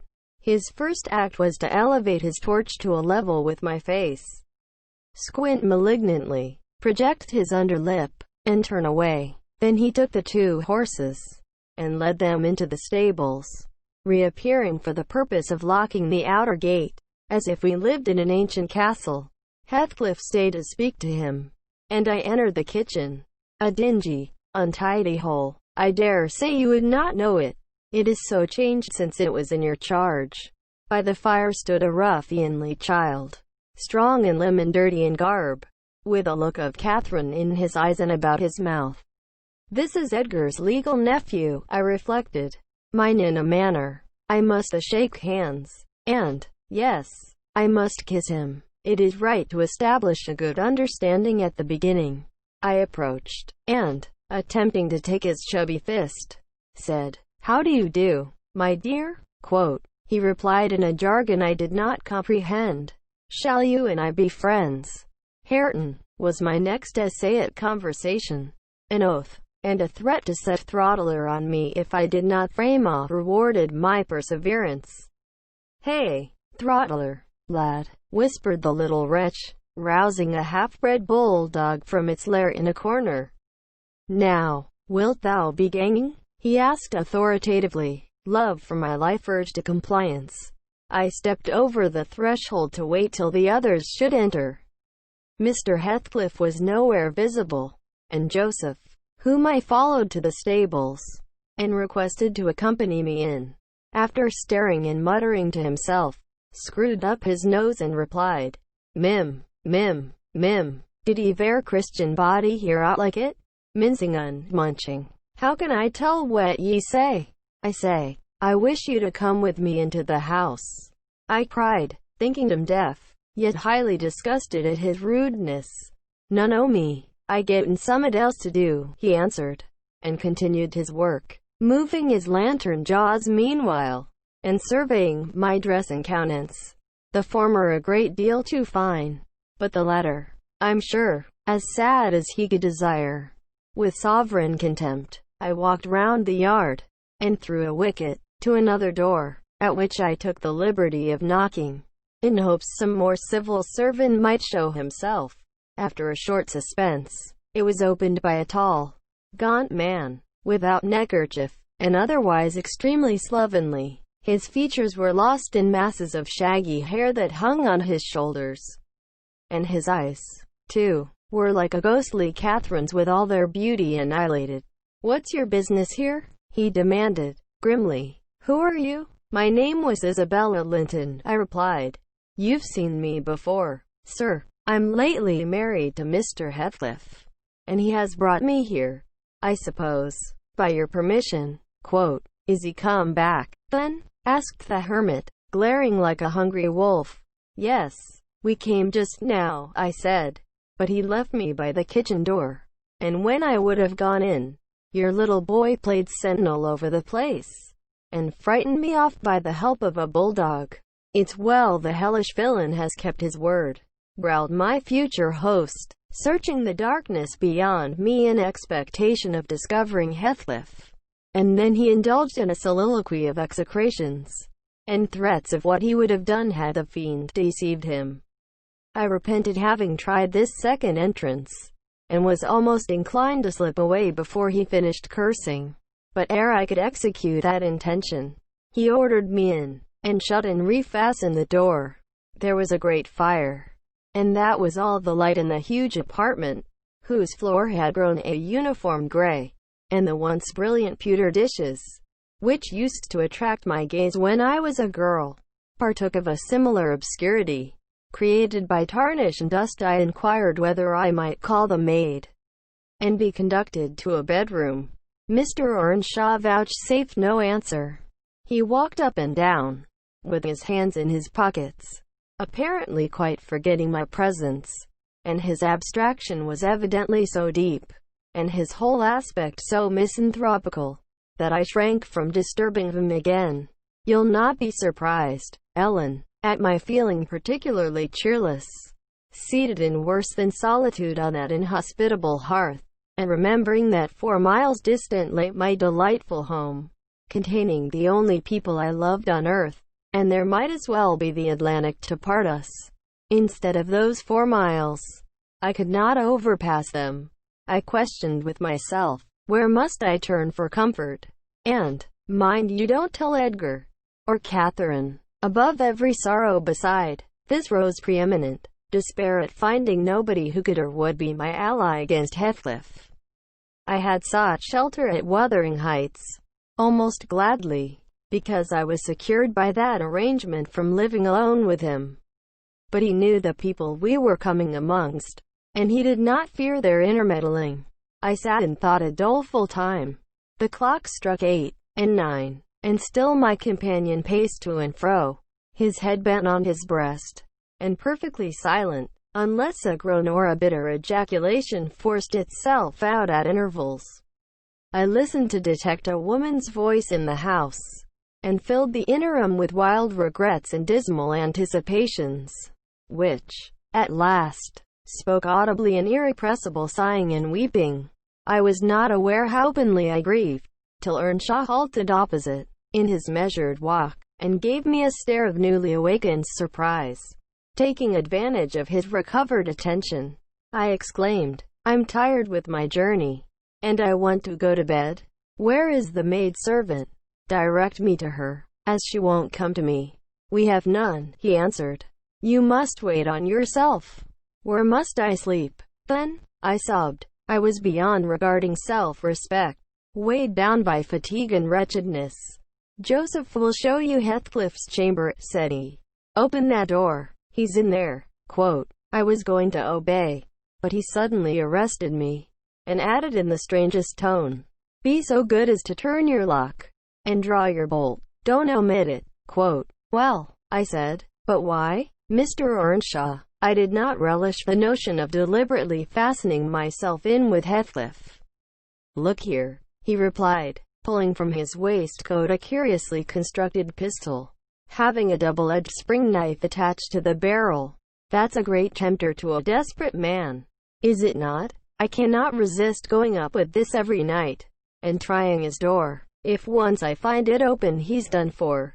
I do it invariably, even though the minute before I have been recalling 100 reasons that should make me refrain. It is some devil that urges me to thwart my own schemes by killing him. You fight against that devil for love as long as you may. When the time comes, not all the angels in heaven shall save him." I surveyed the weapon inquisitively. A hideous notion struck me. How powerful I should be possessing such an instrument. I took it from his hand, and touched the blade. He looked astonished at the expression my face assumed during a brief second. It was not horror, it was covetousness. He snatched the pistol back, jealously, shut the knife, and returned it to its concealment. "I don't care if you tell him," said he. "Put him on his guard, and watch for him. You know the terms we are on." "I see. His danger does not shock you." "What has Heathcliff done to you?" I asked. "In what has he wronged you, to warrant this appalling hatred? Wouldn't it be wiser to bid him quit the house?" "No," thundered Earnshaw. "Should he offer to leave me, he's a dead man. Persuade him to attempt it, and you are a murderess. Am I to lose all, without a chance of retrieval? Is Hareton to be a beggar? Oh, damnation! I will have it back, and I'll have his gold too, and then his blood, and hell shall have his soul. It will be 10 times blacker without guest than ever it was before. You have acquainted me, Ellen, with your old master's habits. He is clearly on the verge of madness. He was so last night. At least I shuddered to be near him, and thought on the servant's ill-bred moroseness as comparatively agreeable. He now recommenced his moody walk, and I raised the latch, and escaped into the kitchen. Joseph was bending over the fire, peering into a large pan that swung above it, and a wooden bowl of oatmeal stood on the settle close by. The contents of the pan began to boil, and he turned to plunge his hand into the bowl. I conjectured that this preparation was probably for our supper, and, being hungry, I resolved it should be eatable. So, crying out sharply, "I'll make the porridge," I removed the vessel out of his reach, and proceeded to take off my hat and riding habit. "Mr. Earnshaw," I continued, "directs me to wait on myself. I will. I'm not going to act the lady among you, for fear I should starve." "Good Lord," he muttered, sitting down, and stroking his ribbed stockings from the knee to the ankle. "If there's to be fresh ortherings, just when I gettin' used to 2 maisters. If I moon hev a mistress set or my heed, it's like time to be flitting. I niver did think to see day that I mud lave thowld place, but I doubt it's nigh at hand." This lamentation drew no notice from me. I went briskly to work, sighing to remember a period when it would have been all merry fun, but compelled speedily to drive off the remembrance. It racked me to recall past happiness and the greater peril there was of conjuring up its apparition. The quicker the thimble ran round, and the faster the handfuls of meal fell into the water. Joseph beheld my style of cookery with growing indignation. "Dear," he ejaculated, "Hareton, thou willn't sup thy porridge to neat. They'll be naught but lumps as big as my kneve. Dear, Aegeon, I'd fling in bowl and all, if I wear ye. There, pale tea, gilp then ye'll hae done white." Bang, bang. "It's a mercy tea, both 'em isn't eaved out." It was rather a rough mess, I own, when poured into the basins. 4 had been provided, and a gallon pitcher of new milk was brought from the dairy, which Hareton seized and commenced drinking and spilling from the expansive lip. I expostulated, and desired that he should have his in a mug, affirming that I could not taste the liquid treated so dirtily. The old cynic chose to be vastly offended at this nicety, assuring me, repeatedly, that the barn was every bit as good as I, and every bit as wholesome, and wondering how I could fashion to be so conceited. Meanwhile, the infant ruffian continued sucking, and glowered up at me defyingly, as he slavered into the jug. "I shall have my supper in another room," I said. "Have you no place you call a parlor?" "Parlor," he echoed, sneeringly. "Parlor? Nay, we've noa parlors. If ya done it loike a weer company, there's maesters. If ya done it loike a maester, there's us." "Then I shall go upstairs," I answered. "Show me a chamber." I put my basin on a tray, and went myself to fetch some more milk. With great grumblings, the fellow arose, and preceded me in my ascent. We mounted to the garrets. He opened a door, now and then, to look into the apartments we passed. "Here's a rom," he said, at last, flinging back a cranky board on hinges. "It's weel enia to aid a few porridge in. There's a pack o' cornai tea corner. Dear, meaderly clane, if you're feared o' muckying or grand silk cloes, spread or hanker she roti top on't." The rom was a kind of lumber hull smelling strong of malt and grain, various sacks of which articles were piled around, leaving a wide, bare space in the middle. "Why, man," I exclaimed, facing him angrily, "this is not a place to sleep in. I wish to see my bedroom." "Bedroom," he repeated, in a tone of mockery. "Ya see alti bedrooms there is. Yon's mine." He pointed into the second garret, only differing from the first in being more naked about the walls, and having a large, low, curtainless bed, with an indigo-colored quilt at one end. "What do I want with yours?" I retorted. "I suppose Mr. Heathcliff does not lodge at the top of the house, does he?" "Oh, it's Maester Heathcliff's you're wanting?" cried he, as if making a new discovery. "Couldn't ye ha said soa? I don't then, I mud ha told ye. But all this work, that's just one you cannot see. He allus keeps it locked. Nobody vermel's own but his ilm. You've a nice house, Joseph," I could not refrain from observing, "and pleasant inmates, and I think the concentrated essence of all the madness in the world took up its abode in my brain the day I linked my fate with theirs. However, that is not to the present purpose. There are other rooms, for heaven's sake be quick, and let me settle somewhere." He made no reply to this adjuration, only plodding doggedly down the wooden steps, and halting before an apartment which, from that halt and the superior quality of its furniture, I conjectured to be the best one. There was a carpet, a good one, but the pattern was obliterated by dust. A fireplace hung with cut paper, dropping to pieces. A handsome oak bedstead with ample crimson curtains of rather expensive material and modern make, but they had evidently experienced rough usage. The valances hung in festoons, wrenched from their rings, and the iron rod supporting them was bent in an arc on one side. causing the drapery to trail upon the floor. The chairs were also damaged, many of them severely, and deep indentations deformed the panels of the walls. I was endeavoring to gather resolution for entering and taking possession, when my fool of a guide announced, "This here is tea, maesters." My supper by this time was cold, my appetite gone, and my patience exhausted. I insisted on being provided instantly with a place of refuge, and means of repose. "Where the divil," began the religious elder, "the Lord bless us, the Lord forgie us, where the hell wold ye gang? Ye marred, wearisome now, ye've seen all but Hareton's bit of a chamere. There's not another hoyle to lick down in ith hawes."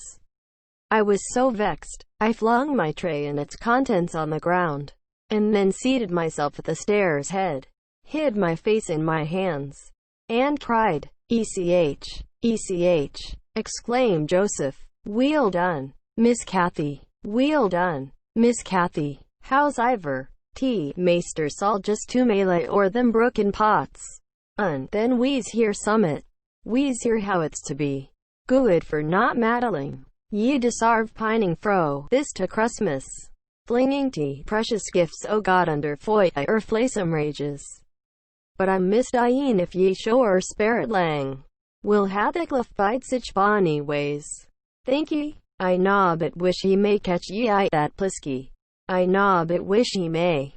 And so he went on scolding to his den beneath, taking the candle with him, and I remained in the dark. The period of reflection succeeding this silly action compelled me to admit the necessity of smothering my pride and choking my wrath, and bestirring myself to remove its effects. An unexpected aid presently appeared in the shape of Throttler, whom I now recognized as a son of our old skulker. It had spent its whelphood at the Grange, and was given by my father to Mr. Hindley. I fancy it knew me. It pushed its nose against mine by way of salute, and then hastened to devour the porridge, while I groped from step to step, collecting the shattered earthenware, and drying the spatters of milk from the banister with my pocket handkerchief. Our labors were scarcely over when I heard Earnshaw's tread in the passage. My assistant tucked in his tail, and pressed to the wall. I stole into the nearest doorway. The dog's endeavor to avoid him was unsuccessful, as I guessed by a scutter downstairs, and a prolonged, piteous yelping. I had better luck. He passed on, entered his chamber, and shut the door. Directly after Joseph came up with Hareton, to put him to bed. I had found shelter in Hareton's room, and the old man, on seeing me, said, "They's rom for both ye pride. Now, I sud think I the hawes. It's empty. You may achieve it all to yourselm. Tim is a lose mocks a third. I sich ill company." Gladly did I take advantage of this intimation, and the minute I flung myself into a chair by the fire, I nodded, and slept. My slumber was deep and sweet, though over far too soon. Mr. Heathcliff awoke me. He had just come in, and demanded, in his loving manner, what I was doing there. I told him the cause of my staying up so late, that he had the key of our room in his pocket. The adjective "our" gave mortal offense. He swore it was not, nor ever should be, mine, indeed, but I'll not repeat his language, nor describe his habitual conduct. He is ingenious and unresting in seeking to gain my abhorrence. I sometimes wonder at him with an intensity that deadens my fear. Yet, I assure you, a tiger or a venomous serpent could not rouse terror in me equal to that which awakens. He told me of Catherine's illness, and accused my brother of causing it, promising that I should be Edgar's proxy in suffering, till he could get hold of him. I do hate him. I am wretched. I have been a fool. Beware of uttering one breath of this to anyone at the Grange. I shall expect you every day. Don't disappoint me, Isabella. Chapter 14. As soon as I had perused this epistle, I went to the master, and informed him that his sister had arrived at the Heights, and sent me a letter expressing her sorrow for Mrs. Linton's situation, and her ardent desire to see him, with a wish that he would transmit her, as early as possible, Some token of forgiveness by me. Forgiveness, said Linton. I have nothing to forgive her. Ellen, you may call at Wuthering Heights this afternoon, if you like, and say that I am not angry, but I'm sorry to have lost her, especially as I can never think she'll be happy. It is out of the question my going to see her. However, we are eternally divided, and should she really wish to oblige me, let her persuade the villain she has married to leave the country. Quote, and you won't write her a little note, sir? I asked, imploringly. No, he answered. It is needless. My communication with Heathcliff's family shall be as sparing as his with mine. It shall not exist. Mr. Edgar's coldness depressed me exceedingly, and all the way from the Grange I puzzled my brains how to put more heart into what he said. When I repeated it, and had to soften his refusal of even a few lines to console Isabella, I dare say she had been on the watch for me since morning. I saw her looking through the lattice as I came up the garden causeway, and I nodded to her, but she drew back, as if afraid of being observed.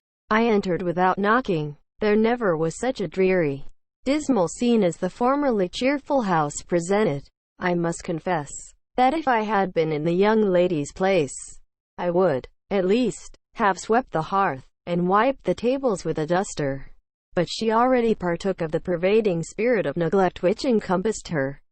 Her pretty face was wan and listless, her hair uncurled, some locks hanging lankly down, and some carelessly twisted round her head.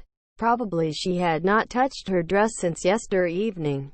Hindley was not there. Mr. Heathcliff sat at a table, turning over some papers in his pocketbook, but he rose when I appeared, asked me how I did, quite friendly, and offered me a chair. He was the only thing there that seemed decent, and I thought he never looked better. So much had circumstances altered their positions, that he would certainly have struck a stranger as a born and bred gentleman, and his wife as a thorough little slattern. She came forward eagerly to greet me, and held out one hand to take the expected letter. I shook my head. She wouldn't understand the hint, but followed me to a sideboard, where I went to lay my bonnet, and importuned me in a whisper to give her directly what I had brought. Heathcliff guessed the meaning of her manoeuvres, and said, if you've got anything for Isabella, as no doubt you have, Nelly, give it to her. You needn't make a secret of it. We have no secrets between us. Oh, I have nothing, I replied, thinking it best to speak the truth at once. My master bid me tell his sister that she must not expect either a letter or a visit from him at present. He sends his love, ma'am, and his wishes for your happiness, and his pardon for the grief you've occasioned. But he thinks that after this time his household and the household here should drop intercommunication, as nothing could come of keeping it up. Quote, Mrs. Heathcliff's lip quivered slightly, and she returned to her seat in the window. Her husband took his stand on the hearthstone, near me, and began to put questions concerning Catherine. I told him as much as I thought proper of her illness, and he extorted from me, by cross-examination, most of the facts connected with its origin. I blamed her, as she deserved, for bringing it all on herself, and ended by hoping that he would follow Mr. Linton's example and avoid future interference with his family, for good or evil. Mrs. Linton is now just recovering, I said. She'll never be like she was, but her life is spared, and if you really have a regard for her, you'll shun crossing her way again. Nay, you'll move out of this country entirely, and that you may not regret it. I'll inform you Catherine Linton is as different now from your old friend Catherine Earnshaw, as that young lady is different from me. Her appearance has changed greatly, her character much more so, and the person who is compelled, of necessity, to be her companion, will only sustain his affection hereafter by the remembrance of what she once was, by common humanity, and a sense of duty. That is quite possible, remarked Heathcliff, forcing himself to seem calm. Quite possible that your master should have nothing but common humanity and a sense of duty to fall back upon. But do you imagine that I shall leave Catherine to his duty and humanity? And can you compare my feelings respecting Catherine to his? Before you leave this house, I must exact a promise from you that you'll get me an interview with her. Consent, or refuse. I will see her. What do you say? I say, Mr. Heathcliff, I replied, you must not. You never shall. Through my means, another encounter between you and the master would kill her altogether. Quote, with your aid that may be avoided, he continued. And should there be danger of such an event, should he be the cause of adding a single trouble more to her existence, why, I think I shall be justified in going to extremes. I wish you had sincerity enough to tell me whether Catherine would suffer greatly from his loss. The fear that she would restrains me. And there you see the distinction between our feelings. Had he been in my place, and I in his, though I hated him with a hatred that turned my life to gall, I never would have raised a hand against him. You may look incredulous, if you please. I never would have banished him from our society as long as she desired his. The moment her regard ceased, I would have torn his heart out, and drunk his blood. But, till then, if you don't believe me, you don't know me. Till then, I would have died by inches before I touched a single hair of his head. Quote, and yet, I interrupted, you have no scruples in completely ruining all hopes of her perfect restoration, by thrusting yourself into her remembrance now, when she has nearly forgotten you, and involving her in a new tumult of discord and distress. You suppose she has nearly forgotten me? He said. Oh, Nellie, you know she has not. You know as well as I do, that for every thought she spends on Linton she spends 1,000 on me. At a most miserable period of my life, I had a notion of the kind. It haunted me on my return to the neighborhood last summer, but only her own assurance could make me admit the horrible idea again. And then, Linton would be nothing, nor Hindley, nor all the dreams that ever I dreamt. 2 words would comprehend my future. Death and hell. Existence, after losing her, would be hell. Yet I was a fool to fancy for a moment that she valued Edgar Linton's attachment more than mine.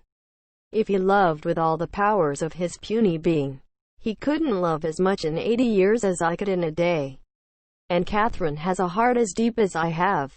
The sea could be as readily contained in that horse trough as her whole affection be monopolized by him. Tush! He is scarcely a degree dearer to her than her dog, or her horse. It is not in him to be loved like me. How can she love in him what he has not? Catherine and Edgar are as fond of each other as any 2 people can be, cried Isabella, with sudden vivacity. No one has a right to talk in that manner. And I won't hear my brother depreciated in silence. Your brother is wondrous fond of you too, isn't he? Observed Heathcliff, scornfully. He turns you adrift on the world with surprising alacrity. Quote, he is not aware of what I suffer, she replied. I didn't tell him that. Quote, you've been telling him something. Then, you have written, have you? Quote, to say that I was married. I did write. You saw the note, and nothing since. Quote, no. Quote, my young lady is looking sadly the worse for her change of condition, I remarked. Somebody's love comes short in her case. Obviously. Whose? I may guess. But, perhaps, I shouldn't say. I should guess it was her own, said Heathcliff. She degenerates into a mere slut. She is tired of trying to please me uncommonly early. You'd hardly credit it, but the very morrow of our wedding she was weeping to go home. However, she'll suit this house so much the better for not being over nice. And I'll take care she does not disgrace me by rambling abroad. Quote, well, sir, returned I hope you'll consider that Mrs. Heathcliff is accustomed to be looked after and waited on, and that she has been brought up like an only daughter, whom everyone was ready to serve. You must let her have a maid to keep things tidy about her, and you must treat her kindly. Whatever be your notion of Mr. Edgar, you cannot doubt that she has a capacity for strong attachments, or she wouldn't have abandoned the elegancies, and comforts, and friends of her former home.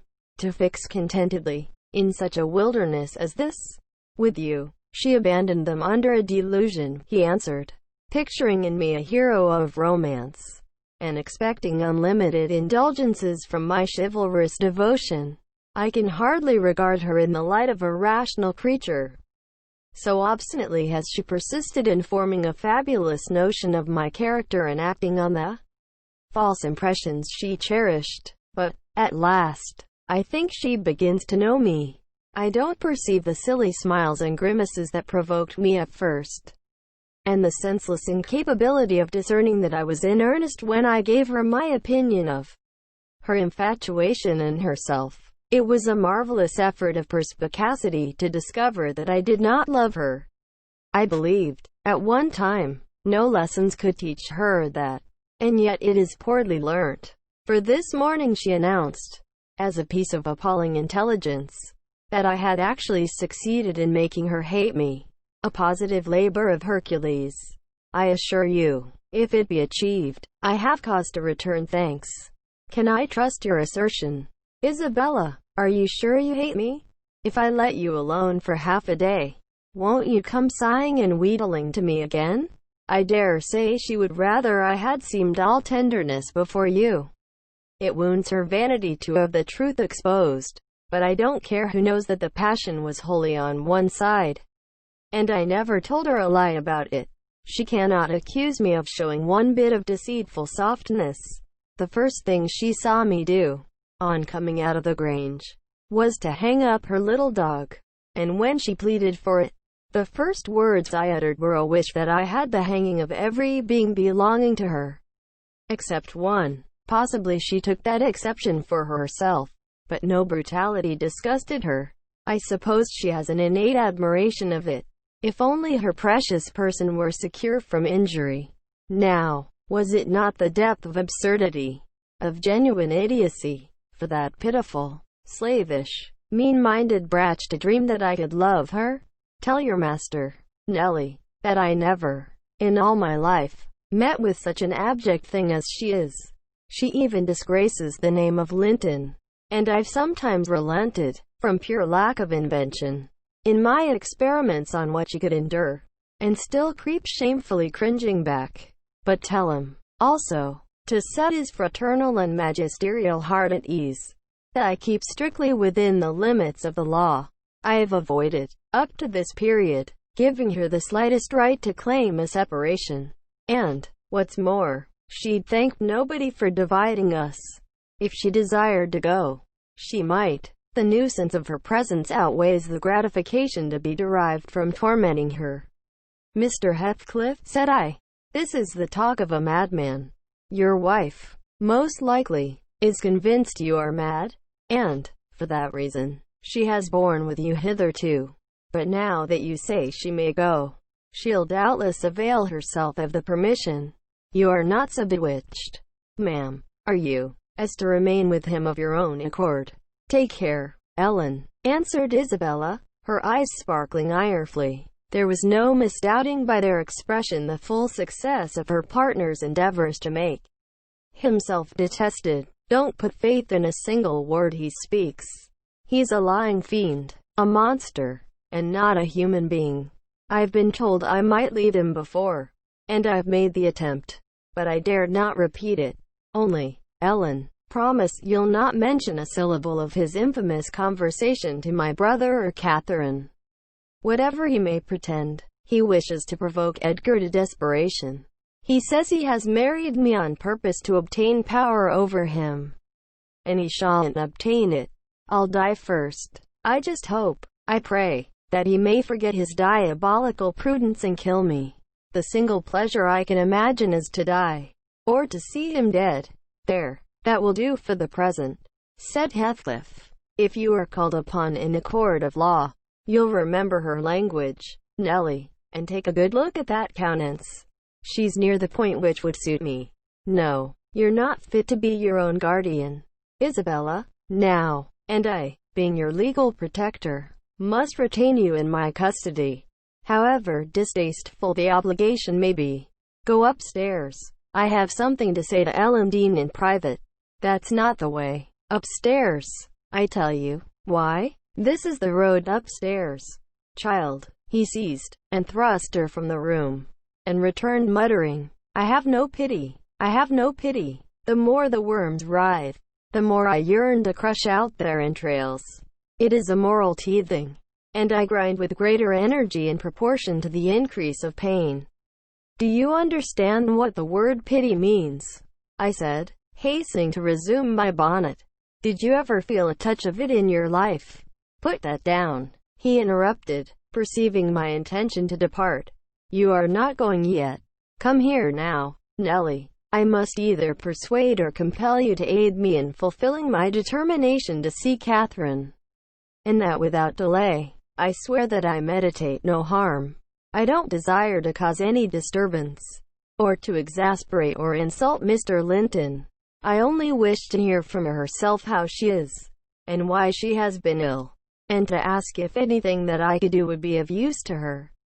Last night I was in the Grange garden 6 hours, and I'll return there tonight, and every night I'll haunt the place, and every day, till I find an opportunity of entering.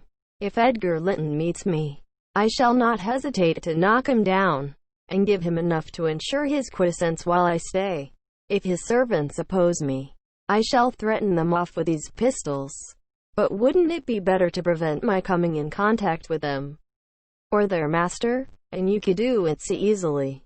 I'd warn you when I came, and then you might let me in unobserved, as soon as she was alone, and watch till I departed. Your conscience quite calm, you would be hindering mischief. Quote, I protested against playing that treacherous part in my employer's house, and, besides, I urged the cruelty and selfishness of his destroying Mrs. Linton's tranquility for his satisfaction. The commonest occurrence startles her painfully, I said. She's all nerves, and she couldn't bear the surprise. I'm positive. Don't persist, sir, or else I shall be obliged to inform my master of your designs, and he'll take measures to secure his house and its inmates from any such unwarrantable intrusions. In that case I'll take measures to secure you. Woman, exclaimed Heathcliff, you shall not leave Wuthering Heights till tomorrow morning. It is a foolish story to assert that Catherine could not bear to see me.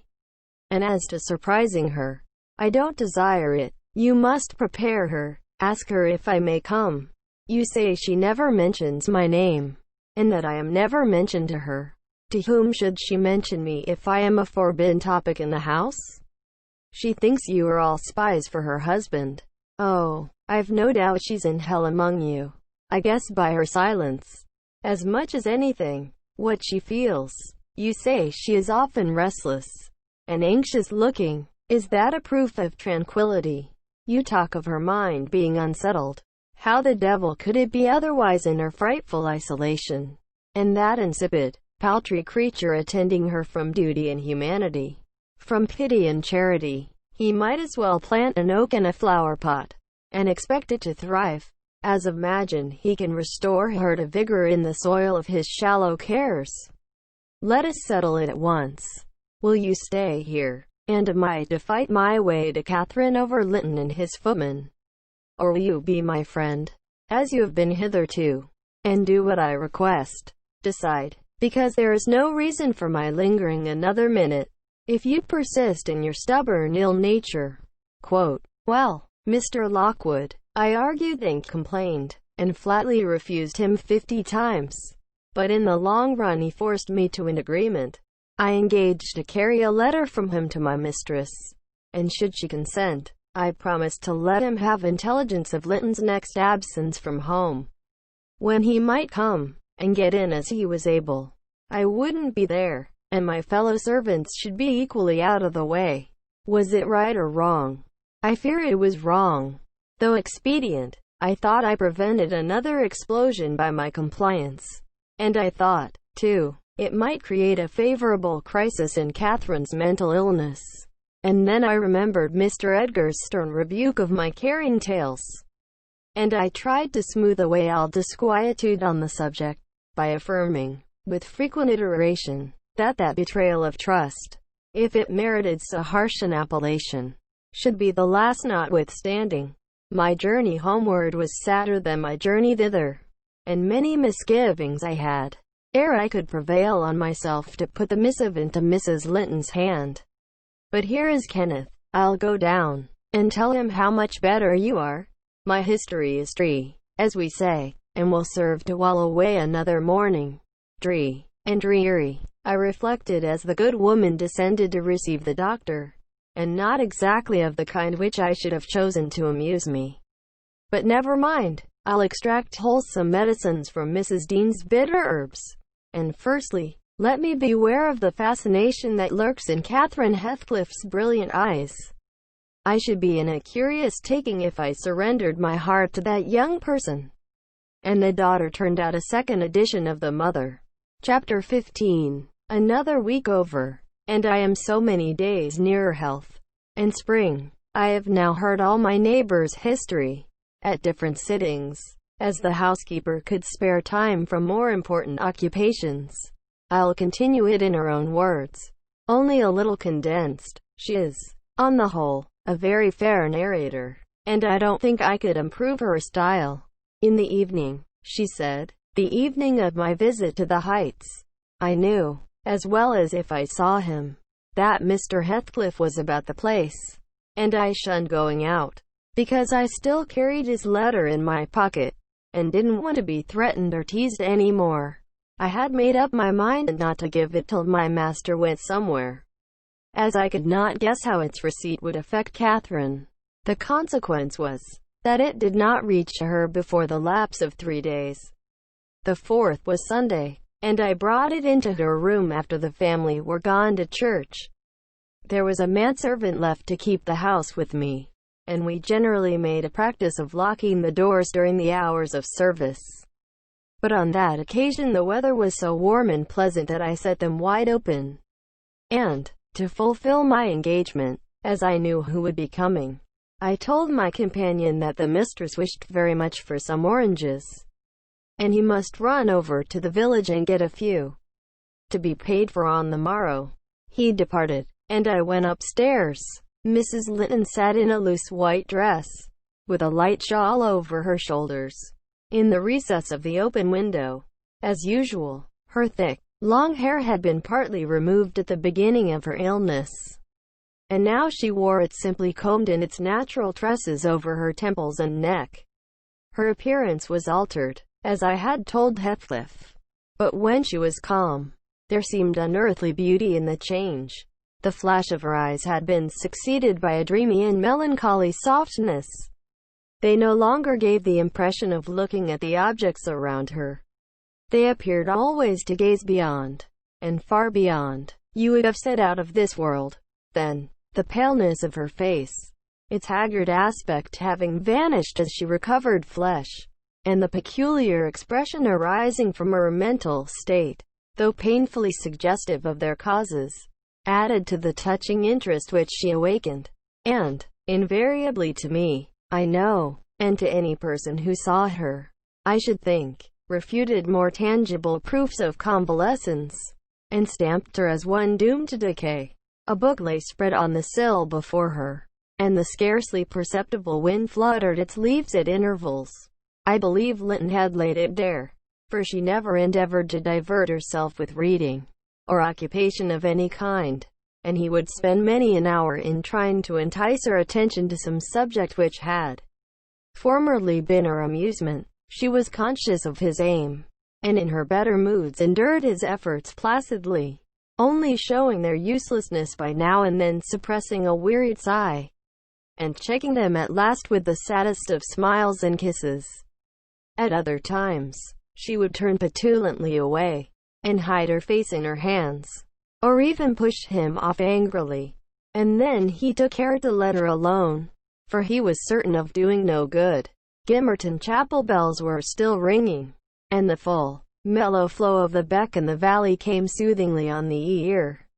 It was a sweet substitute for the yet absent murmur of the summer foliage, which drowned that music about the grange when the trees were in leaf. At Wuthering Heights it always sounded on quiet days following a great thaw or a season of steady rain. And of Wuthering Heights Catherine was thinking as she listened.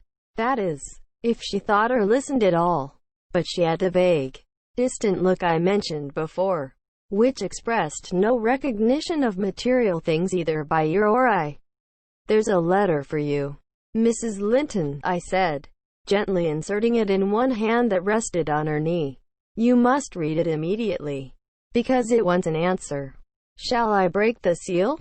"Yes," she answered, without altering the direction of her eyes. I opened it. It was very short. "Now," I continued, "read it." She drew away her hand and let it fall. I replaced it in her lap and stood waiting till it should please her to glance down. But that movement was so long delayed that at last I resumed. "Must I read it, ma'am? It is from Mr. Heathcliff." There was a start and a troubled gleam of recollection, and a struggle to arrange her ideas. She lifted the letter, and seemed to peruse it, and when she came to the signature she sighed. Yet still I found she had not gathered its import, for, upon my desiring to hear her reply, she merely pointed to the name, and gazed at me with mournful and questioning eagerness. "Well, he wishes to see you," said I, guessing her need of an interpreter. "He's in the garden by this time, and impatient to know what answer I shall bring." As I spoke, I observed a large dog lying on the sunny grass beneath raise its ears as if about to bark, and then smoothing them back, announce, by a wag of the tail, that someone approached whom it did not consider a stranger. Mrs. Linton bent forward, and listened breathlessly. The minute after a step traversed the hall. The open house was too tempting for Heathcliff to resist walking in.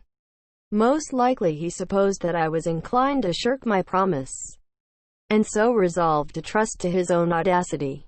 With straining eagerness Catherine gazed towards the entrance of her chamber. He did not hit the right room directly. She motioned me to admit him, but he found it out ere I could reach the door, and in a stride or two was at her side, and had her grasped in his arms. He neither spoke nor loosed his hold for some 5 minutes, during which period he bestowed more kisses than ever he gave in his life before, I dare say. But then my mistress had kissed him first, and I plainly saw that he could hardly bear, for downright agony, to look into her face. The same conviction had stricken him as me, from the instant he beheld her, that there was no prospect of ultimate recovery there. She was fated, sure to die. "Oh, Cathy, oh, my life, how can I bear it?" was the first sentence he uttered, in a tone that did not seek to disguise his despair. And now he stared at her so earnestly that I thought the very intensity of his gaze would bring tears into his eyes. But they burned with anguish. They did not melt. "What now?" said Catherine, leaning back, and returning his look with a suddenly clouded brow. Her humor was a mere vein for constantly varying caprices. "You and Edgar have broken my heart, Heathcliff, and you both come to bewail the deed to me, as if you were the people to be pitied. I shall not pity you. Not I. You have killed me, and thriven on it, I think. How strong you are! How many years do you mean to live after I am gone?" Heathcliff had knelt on one knee to embrace her. He attempted to rise, but she seized his hair, and kept him down. "I wish I could hold you," she continued, bitterly, "till we were both dead. I shouldn't care what you suffered. I care nothing for your sufferings. Why shouldn't you suffer? I do. Will you forget me? Will you be happy when I am in the earth? Will you say 20 years hence, 'That's the grave of Catherine Earnshaw. I loved her long ago, and was wretched to lose her. But it is past. I've loved many others since. My children are dearer to me than she was. And, at death, I shall not rejoice that I am going to her. I shall be sorry that I must leave them.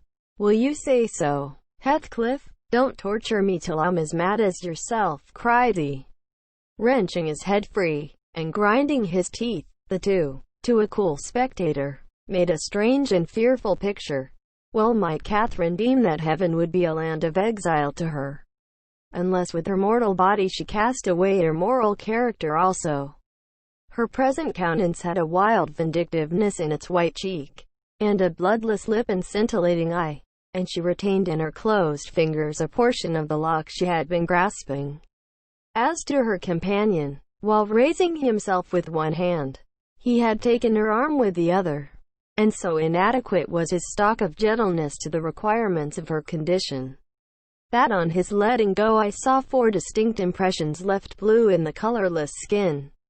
"Are you possessed with a devil?" he pursued, savagely, "to talk in that manner to me when you are dying? Do you reflect that all those words will be branded in my memory, and eating deeper eternally after you have left me? You know you lie to say I have killed you. And, Catherine, you know that I could as soon forget you as my existence. Is it not sufficient for your infernal selfishness, that while you are at peace I shall writhe in the torments of hell?" "I shall not be at peace," moaned Catherine, recalled to a sense of physical weakness by the violent, unequal throbbing of her heart, which beat visibly and audibly under this excess of agitation. She said nothing further till the paroxysm was over. Then she continued, more kindly, "I'm not wishing you greater torment than I have, Heathcliff. I only wish us never to be parted, and should a word of mine distress you hereafter, think I feel the same distress underground, and for my own sake, forgive me. Come here and kneel down again. You never harmed me in your life. Nay, if you nurse anger, that will be worse to remember than my harsh words. Won't you come here again? Do." Heathcliff went to the back of her chair, and leaned over, but not so far as to let her see his face, which was livid with emotion. She bent round to look at him. He would not permit it. Turning abruptly, he walked to the fireplace, where he stood, silent, with his back towards us. Mrs. Linton's glance followed him suspiciously. Every movement woke a new sentiment in her. After a pause and a prolonged gaze, she resumed, addressing me in accents of indignant disappointment. "Oh, you see, Nellie, he would not relent a moment to keep me out of the grave. That is how I'm loved. Well, never mind, that is not my Heathcliff. I shall love mine yet, and take him with me. He's in my soul." And added she musingly, "The thing that irks me most is this shattered prison. After all, I'm tired of being enclosed here. I'm wearying to escape into that glorious world, and to be always there, not seeing it dimly through tears, and yearning for it through the walls of an aching heart, but really with it, and in it. Nellie, you think you are better and more fortunate than I, in full health and strength. You are sorry for me. Very soon that will be altered. I shall be sorry for you. I shall be incomparably beyond and above you all. I wonder he won't be near me."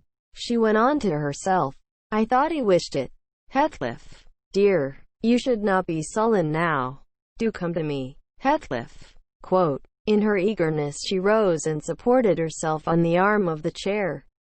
At that earnest appeal he turned to her, looking absolutely desperate. His eyes, wide and wet, at last flashed fiercely on her. His breast heaved convulsively. An instant they held asunder, and then how they met I hardly saw. But Catherine made a spring, and he caught her, and they were locked in an embrace from which I thought my mistress would never be released alive. In fact, to my eyes, she seemed directly insensible. He flung himself into the nearest seat, and on my approaching hurriedly to ascertain if she had fainted, he gnashed at me, and foamed like a mad dog, and gathered her to him with greedy jealousy. I did not feel as if I were in the company of a creature of my own species. It appeared that he would not understand, though I spoke to him. So I stood off, and held my tongue, in great perplexity. A movement of Catherine's relieved me a little presently. She put up her hand to clasp his neck, and bring her cheek to his as he held her, while he, in return, covering her with frantic caresses, said wildly, "You teach me now how cruel you've been. Cruel and false. Why did you despise me? Why did you betray your own heart? Cathy, I have not one word of comfort. You deserve this. You have killed yourself. Yes, you may kiss me, and cry, and wring out my kisses and tears. They'll blight you. They'll damn you. You loved me. Then what right had you to leave me? What right? Answer me. for the poor fancy you felt for Linton, because misery and degradation, and death, and nothing that God or Satan could inflict would have parted us. You, of your own will, did it. I have not broken your heart. You have broken it, and in breaking it, you have broken mine. So much the worse for me that I am strong. Do I want to live? What kind of living will it be when you... Oh, God, would you like to live with your soul in the grave? Let me alone. Let me alone, sobbed Catherine. If I've done wrong, I'm dying for it. It is enough. You left me too, but I won't upbraid you. I forgive you. Forgive me. It is hard to forgive, and to look at those eyes, and feel those wasted hands, he answered. Kiss me again, and don't let me see your eyes. I forgive what you have done to me. I love my murderer, but yours. How can I? Quote, they were silent, their faces hid against each other, and watched by each other's tears. At least, I suppose the weeping was on both sides, as it seemed Heathcliff could weep on a great occasion like this. I grew very uncomfortable. Meanwhile, for the afternoon wore fast away. The man whom I had sent off returned from his errand, and I could distinguish, by the shine of the western sun up the valley, a concourse thickening outside Gimmerton Chapel porch. Service is over, I announced. My master will be here in half an hour.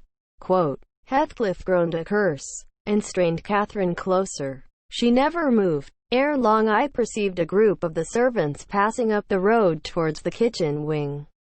Mr. Linton was not far behind. He opened the gate himself and sauntered slowly up, probably enjoying the lovely afternoon that breathed as soft as summer. Now he is here, I exclaimed.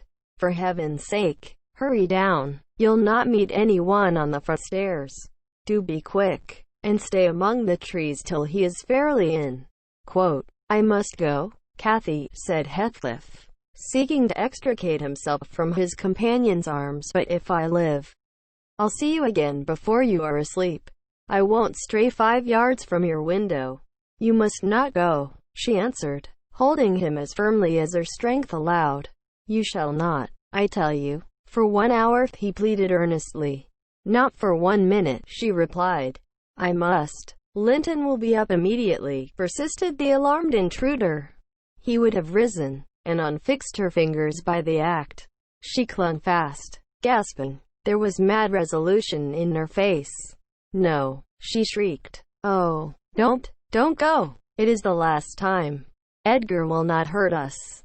Heathcliff. I shall die. I shall die. Damn the fool. There he is, cried Heathcliff, sinking back into his seat.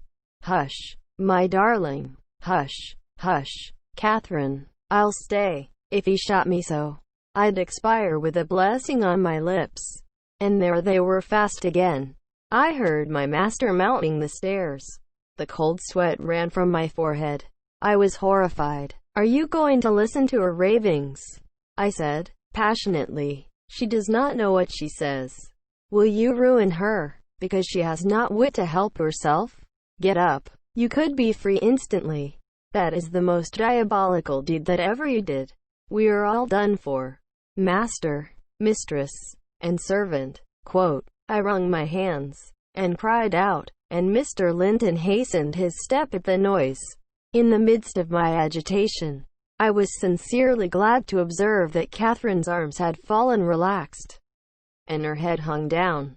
She's fainted. Are dead, I thought. So much the better. Far better that she should be dead, than lingering a burden and a misery maker to all about her. Quote, Edgar sprang to his unbidden guest, blanched with astonishment and rage. What he meant to do I cannot tell. However, the other stopped all demonstrations at once, by placing the lifeless-looking form in his arms. Look there, he said, unless you be a fiend. Help her first, then you shall speak to me. Quote, he walked into the parlor, and sat down. Mr. Linton summoned me, and with great difficulty, and after resorting to many means, we managed to restore her to sensation. But she was all bewildered. She sighed, and moaned, and knew nobody. Edgar, in his anxiety for her, forgot her hated friend. I did not. I went, at the earliest opportunity, and besought him to depart, affirming that Catherine was better, and he should hear from me in the morning how she passed the night. "I shall not refuse to go out of doors," he answered, "but I shall stay in the garden. And, Nellie, mind you keep your word tomorrow. I shall be under those larch trees. Mind, or I pay another visit, whether Linton be in or not." Quote, he sent a rapid glance through the half-open door of the chamber, and, ascertaining that what I stated was apparently true, delivered the house of his luckless presence. Chapter 16. About 12 o'clock at night was born the Catherine you saw at Wuthering Heights, a puny, 7 months child, and 2 hours after the mother died, having never recovered sufficient consciousness to miss Heathcliff, or know Edgar. The latter's distraction at his bereavement is a subject too painful to be dwelt on. Its after-effects showed how deep the sorrow sunk. A great addition, in my eyes, was his being left without an heir.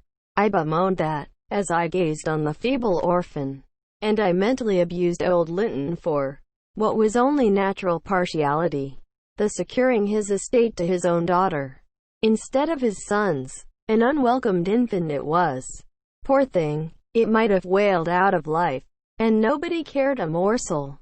During those first hours of existence, we redeemed the neglect afterwards, but its beginning was as friendless as its end is likely to be.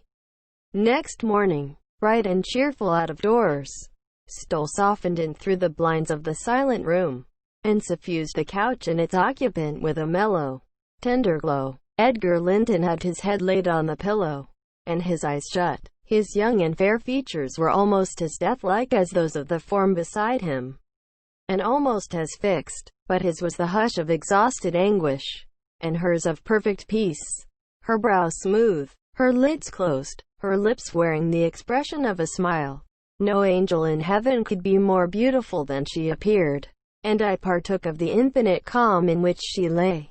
My mind was never in a holier frame than while I gazed on that untroubled image of divine rest. I instinctively echoed the words she had uttered a few hours before, incomparably beyond and above us all. Whether still on earth or now in heaven, her spirit is at home with God. I don't know if it be a peculiarity in me, but I am seldom otherwise than happy while watching in the chamber of death. Should no frenzied or despairing mourner share the duty with me, I see a repose that neither earth nor hell can break, and I feel an assurance of the endless and shadowless hereafter, the eternity they've entered, where life is boundless in its duration, and love in its sympathy, and joy in its fullness. I noticed on that occasion how much selfishness there is even in a love like Mr. Linton's, when he so regretted Catherine's blessed release. To be sure, one might have doubted, after the wayward and impatient existence she had led, whether she merited a haven of peace at last. One might doubt in seasons of cold reflection, but not then. In the presence of her corpse, it asserted its own tranquility, which seemed a pledge of equal quiet to its former inhabitant. Do you believe such people are happy in the other world, sir? I'd give a great deal to know. I declined answering Mrs. Dean's question, which struck me as something heterodox. She proceeded, retracing the course of Catherine Linton. I fear we have no right to think she is, but we'll leave her with her Maker. The master looked asleep, and I ventured soon after sunrise to quit the room and steal out to the pure refreshing air. The servants thought me gone to shake off the drowsiness of my protracted watch. In reality, my chief motive was seeing Mr. Heathcliff. If he had remained among the larches all night, he would have heard nothing of the stir at the Grange, unless, perhaps, he might catch the gallop of the messenger going to Gimmerton. If he had come nearer, he would probably be aware, from the lights flitting to and fro, and the opening and shutting of the outer doors, that all was not right within. I wished, yet feared, to find him. I felt the terrible news must be told, and I longed to get it over, but how to do it I did not know. He was there, at least, a few yards further in the park, leaning against an old ash tree, his hat off, and his hair soaked with the dew that had gathered on the budded branches and fell pattering round him. He had been standing a long time in that position, for I saw a pair of ouzels passing and repassing scarcely 3 feet from him, busy in building their nest, and regarding his proximity no more than that of a piece of timber. They flew off at my approach, and he raised his eyes and spoke. "She's dead," he said. "I've not waited for you to learn that. Put your handkerchief away. Don't snivel before me. Damn you all. She wants none of your tears." Quote, I was weeping as much for him as her. We do sometimes pity creatures that have none of the feeling either for themselves or others. When I first looked into his face, I perceived that he had got intelligence of the catastrophe, and a foolish notion struck me that his heart was quelled and he prayed, because his lips moved and his gaze was bent on the ground. "Yes, she's dead," I answered, checking my sobs and drying my cheeks. "Gone to heaven, I hope, where we may, everyone, join her, if we take due warning and leave our evil ways to follow good." "Did she take due warning, then?" asked Heathcliff, attempting a sneer. "Did she die like a saint? Come, give me a true history of the event. How did?" Quote, he endeavored to pronounce the name, but could not manage it, and compressing his mouth he held a silent combat with his inward agony, defying, meanwhile, my sympathy with an unflinching, ferocious stare. "How did she die?" he resumed, at last, fain, notwithstanding his hardihood, to have a support behind him, for, after the struggle, he trembled, in spite of himself, to his very finger ends. "Poor wretch," I thought, "you have a heart and nerves the same as your brother men. Why should you be anxious to conceal them? Your pride cannot blind God. You tempt him to wring them, till he forces a cry of humiliation." Quote, quietly as a lamb, I answered, aloud. She drew a sigh, and stretched herself, like a child reviving, and sinking again to sleep. And 5 minutes after I felt one little pulse at her heart, and nothing more. "And, did she ever mention me?" he asked, hesitating, as if he dreaded the answer to his question would introduce details that he could not bear to hear. "Her senses never returned. She recognized nobody from the time you left her," I said. "She lies with a sweet smile on her face, and her latest ideas wandered back to pleasant early days. Her life closed in a gentle dream. May she wake as kindly in the other world. May she wake in torment," he cried, with frightful vehemence, stamping his foot, and groaning in a sudden paroxysm of ungovernable passion. "Why, she's a liar to the end. Where is she? Not there. Not in heaven. Not perished. Where? Oh, you said you cared nothing for my sufferings. And I pray one prayer. I repeat it till my tongue stiffens. Catherine Earnshaw, may you not rest as long as I am living. You said I killed you. Haunt me, then. The murdered do haunt their murderers. I believe, I know that ghosts have wandered on earth. Be with me always. Take any form. Drive me mad. Only do not leave me in this abyss, where I cannot find you. Oh, God, it is unutterable. I cannot live without my life. I cannot live without my soul." He dashed his head against the knotted trunk, and, lifting up his eyes, howled, not like a man, but like a savage beast being goaded to death with knives and spears. I observed several splashes of blood about the bark of the tree, and his hand and forehead were both stained. Probably the scene I witnessed was a repetition of others acted during the night. It hardly moved my compassion. It appalled me. Still, I felt reluctant to quit him so. But the moment he recollected himself enough to notice me watching, he thundered a command for me to go, and I obeyed. He was beyond my skill to quiet or console. Mrs. Linton's funeral was appointed to take place on the Friday following her decease. Until then her coffin remained uncovered, and strewn with flowers and scented leaves. In the great drawing-room, Linton spent his days and nights there, a sleepless guardian, and, a circumstance concealed from all but me, Heathcliff spent his nights, at least, outside, equally a stranger to repose. I held no communication with him.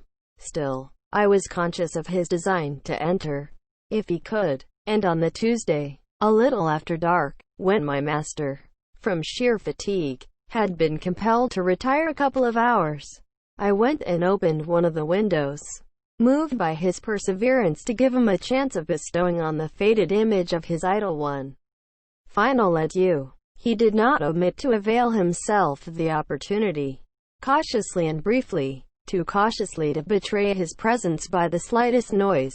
Indeed, I shouldn't have discovered that he had been there, except for the disarrangement of the drapery about the corpse's face, and for observing on the floor a curl of light hair, fastened with a silver thread, which, on examination, I ascertained to have been taken from a locket hung round Catherine's neck. Heathcliff had opened the trinket and cast out its contents, replacing them by a black lock of his own. I twisted the two, and enclosed them together. Mr. Earnshaw was, of course, invited to attend the remains of his sister to the grave. He sent no excuse, but he never came, so that, besides her husband, the mourners were wholly composed of tenants and servants. Isabella was not asked. The place of Catherine's interment, to the surprise of the villagers, was neither in the chapel under the carved monument of the Lintons, nor yet by the tombs of her own relations. Outside, it was dug on a green slope in a corner of the kirkyard, where the wall is so low that heath and bilberry plants have climbed over it from the moor, and peat mold almost buries it. Her husband lies in the same spot now, and they have each a simple headstone above, and a plain grey block at their feet, to mark the graves. Chapter 17. That Friday made the last of our fine days for a month. In the evening the weather broke. The wind shifted from south to northeast, and brought rain first, and then sleet and snow. On the morrow one could hardly imagine that there had been 3 weeks of summer. The primroses and crocuses were hidden under wintry drifts. The larks were silent, the young leaves of the early trees smitten and blackened, and dreary, and chill, and dismal. That morrow did creep over. My master kept his room.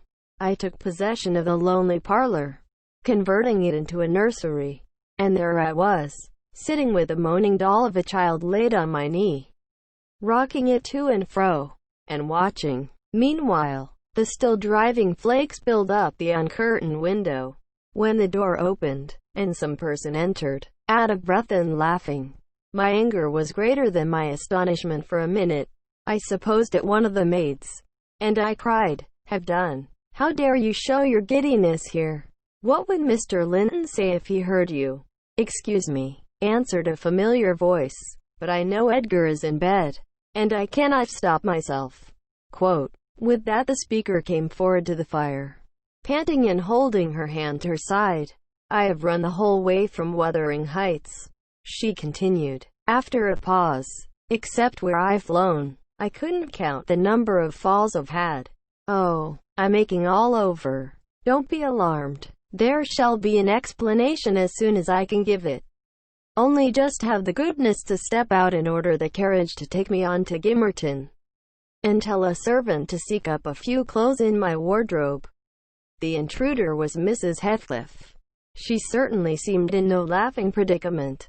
Her hair streamed on her shoulders, dripping with snow and water.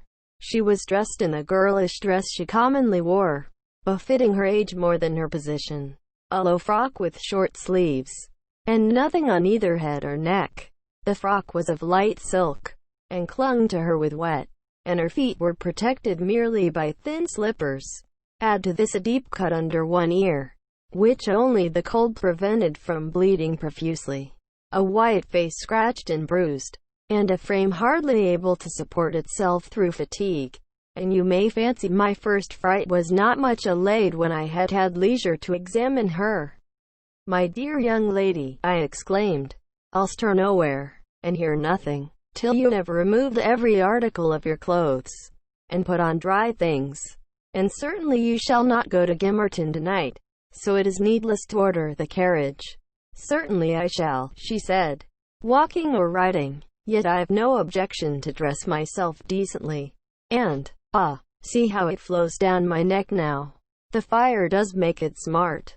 She insisted on my fulfilling her directions before she would let me touch her, and not till after the coachman had been instructed to get ready, and a maid set to pack up some necessary attire, did I obtain her consent for binding the wound and helping to change her garments. "Now, Ellen," she said, when my task was finished and she was seated in an easy chair on the hearth, with a cup of tea before her, "you sit down opposite me, and put poor Catherine's baby away. I don't like to see it. You mustn't think I care little for Catherine, because I behaved so foolishly on entering.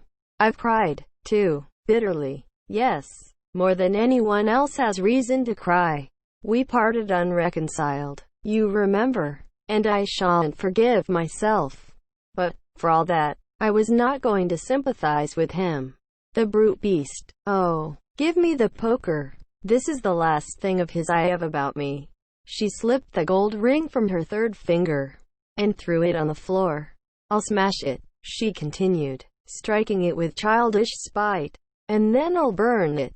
And she took and dropped the misused article among the coals.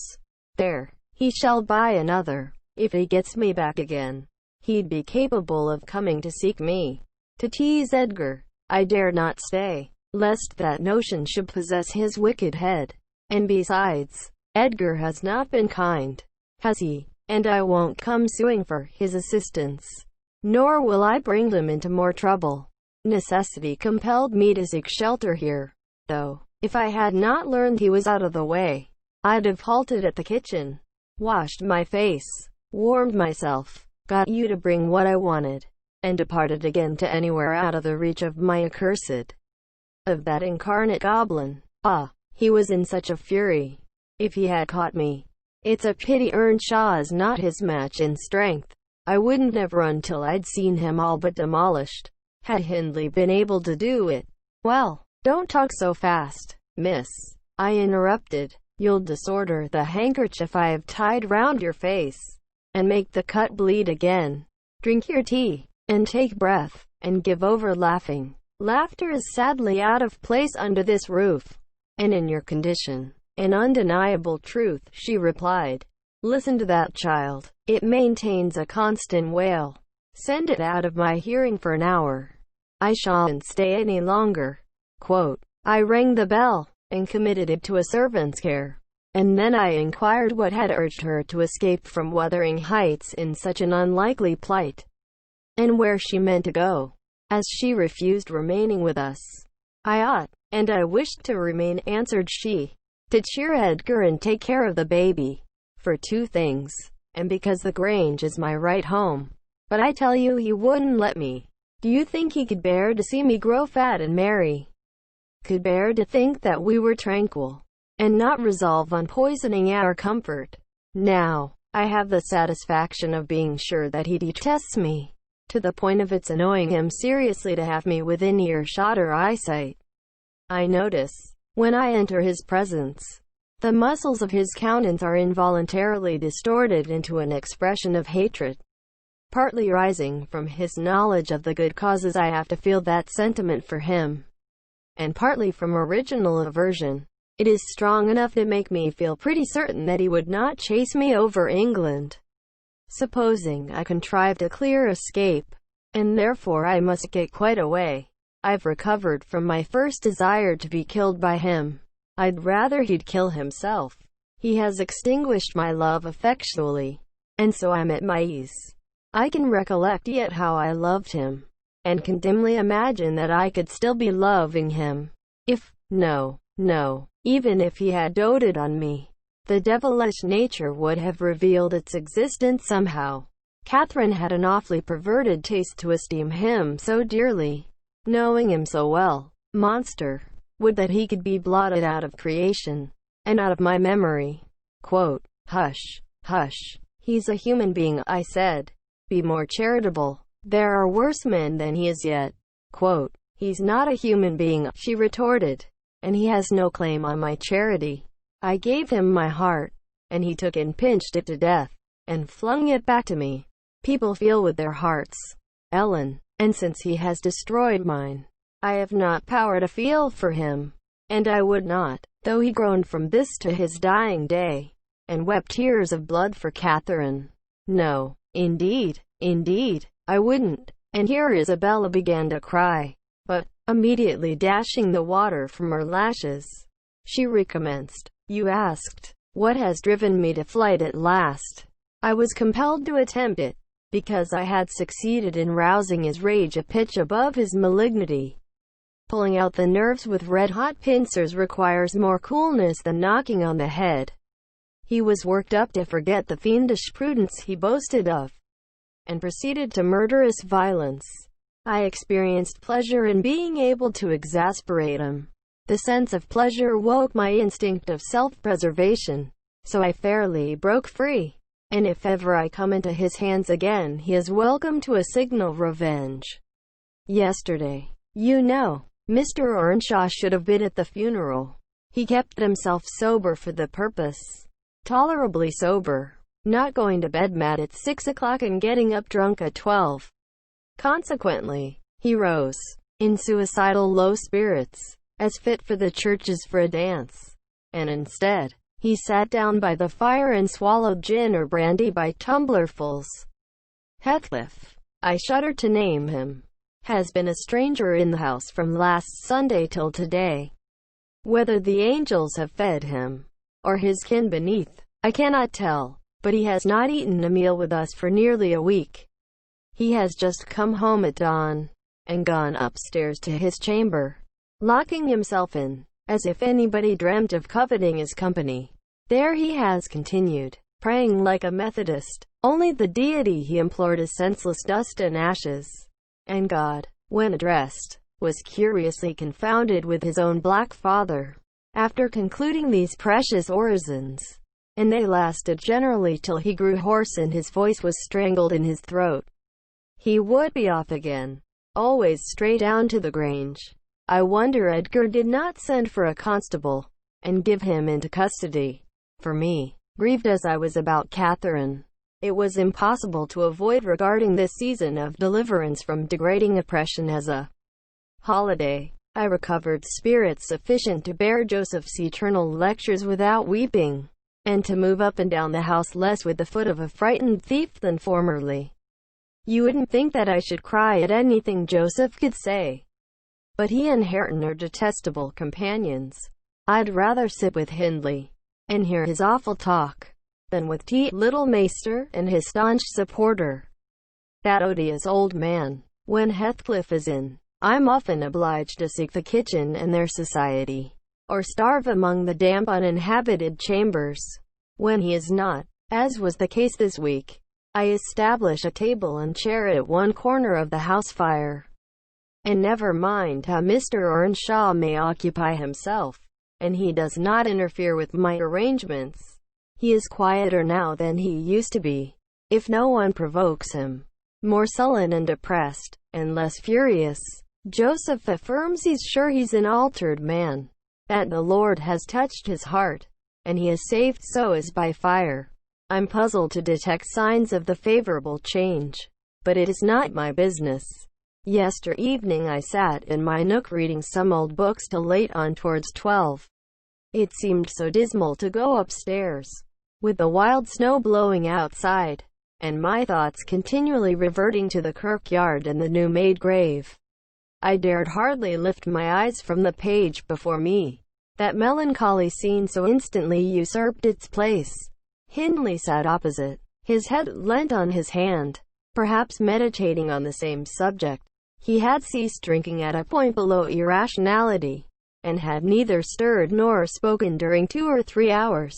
There was no sound through the house but the moaning wind, which shook the windows every now and then, the faint crackling of the coals, and the click of my snuffers as I removed at intervals the long wick of the candle. Hareton and Joseph were probably fast asleep in bed.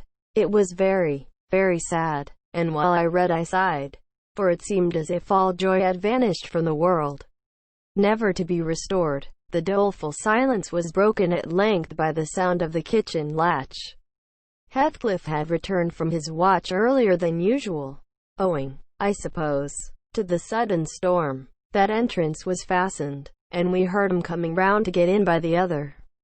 I rose with an irrepressible expression of what I felt on my lips, which induced my companion, who had been staring towards the door, to turn and look at me. "I'll keep them out 5 minutes," he exclaimed. "You won't object?" "No. You may keep them out a whole night for me," I answered. "Do. Put the key in the lock, and draw the bolts." Earnshaw accomplished this ere his guest reached the front. He then came and brought his chair to the other side of my table, leaning over it, and searching in my eyes for a sympathy with the burning hate that gleamed from his, as he both looked and felt like an assassin. He couldn't exactly find that, but he discovered enough to encourage him to speak. "You and I," he said, "have each a great debt to settle with the man out yonder. If we were neither of us cowards, we might combine to discharge it.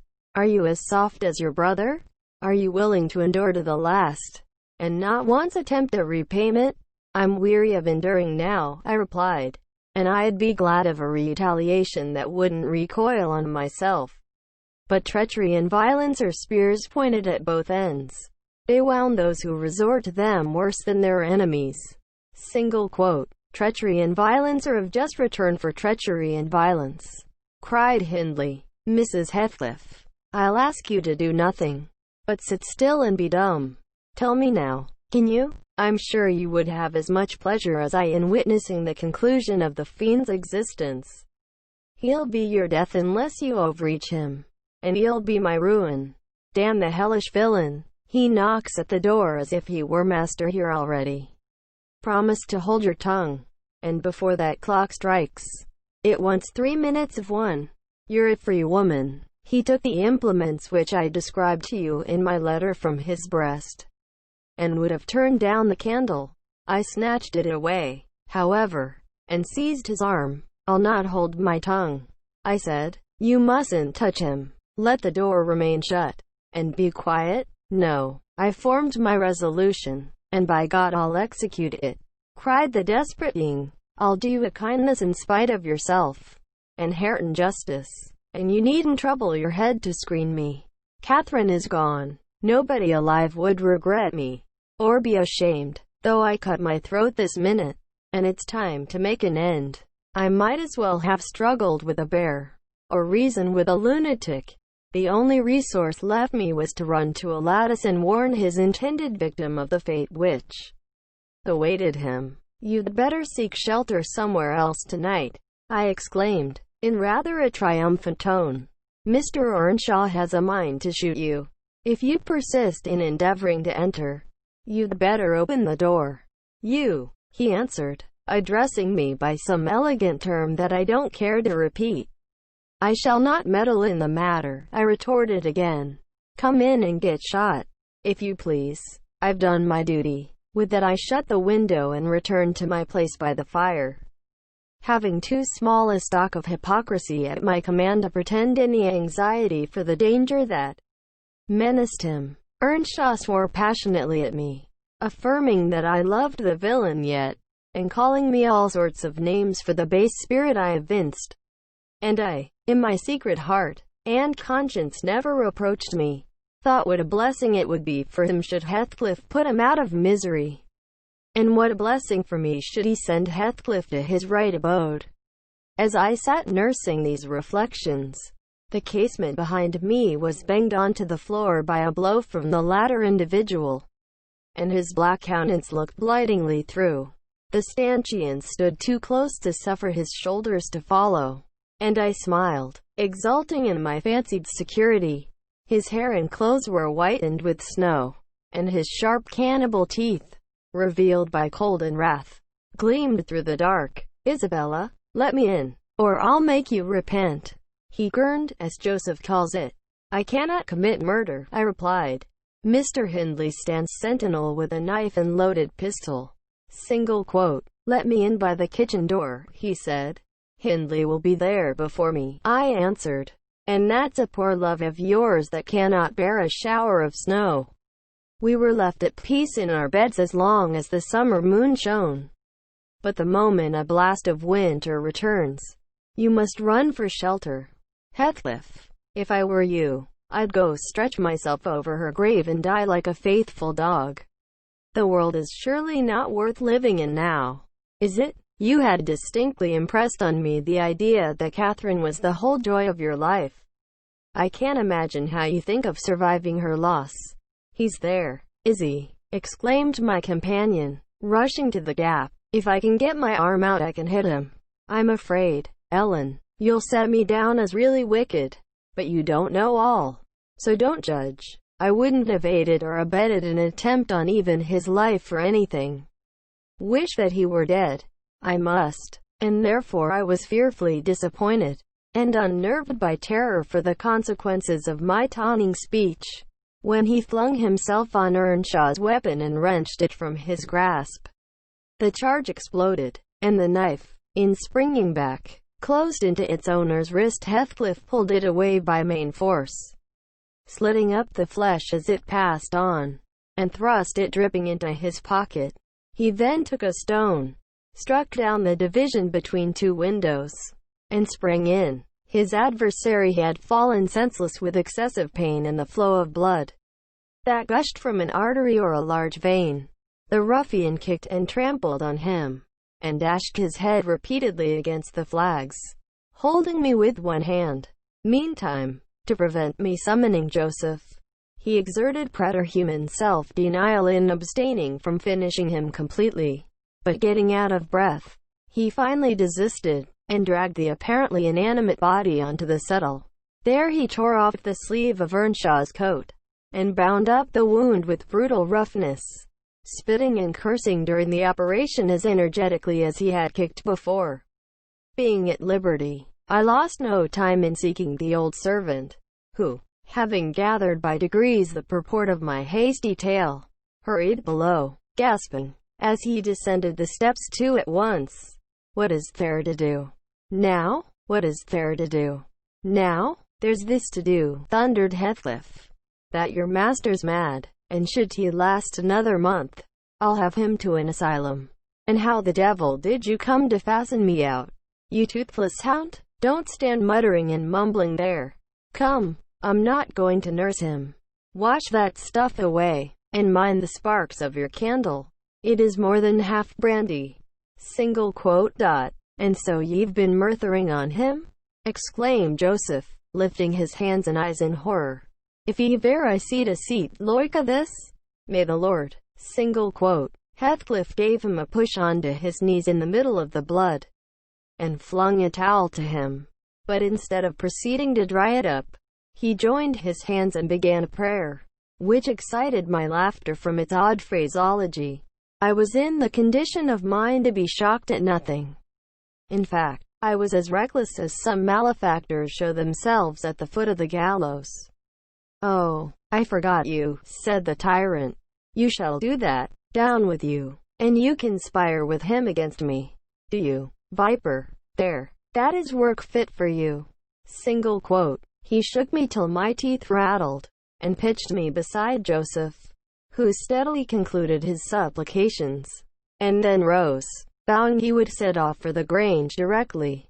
Mr. Linton was a magistrate, and though he had 50 wives dead, he should inquire into this. He was so obstinate in his resolution, that Heathcliff deemed it expedient to compel from my lips a recapitulation of what had taken place. Standing over me, heaving with malevolence, as I reluctantly delivered the account in answer to his questions, it required a great deal of labor to satisfy the old man that Heathcliff was not the aggressor, especially with my hardly wrung replies.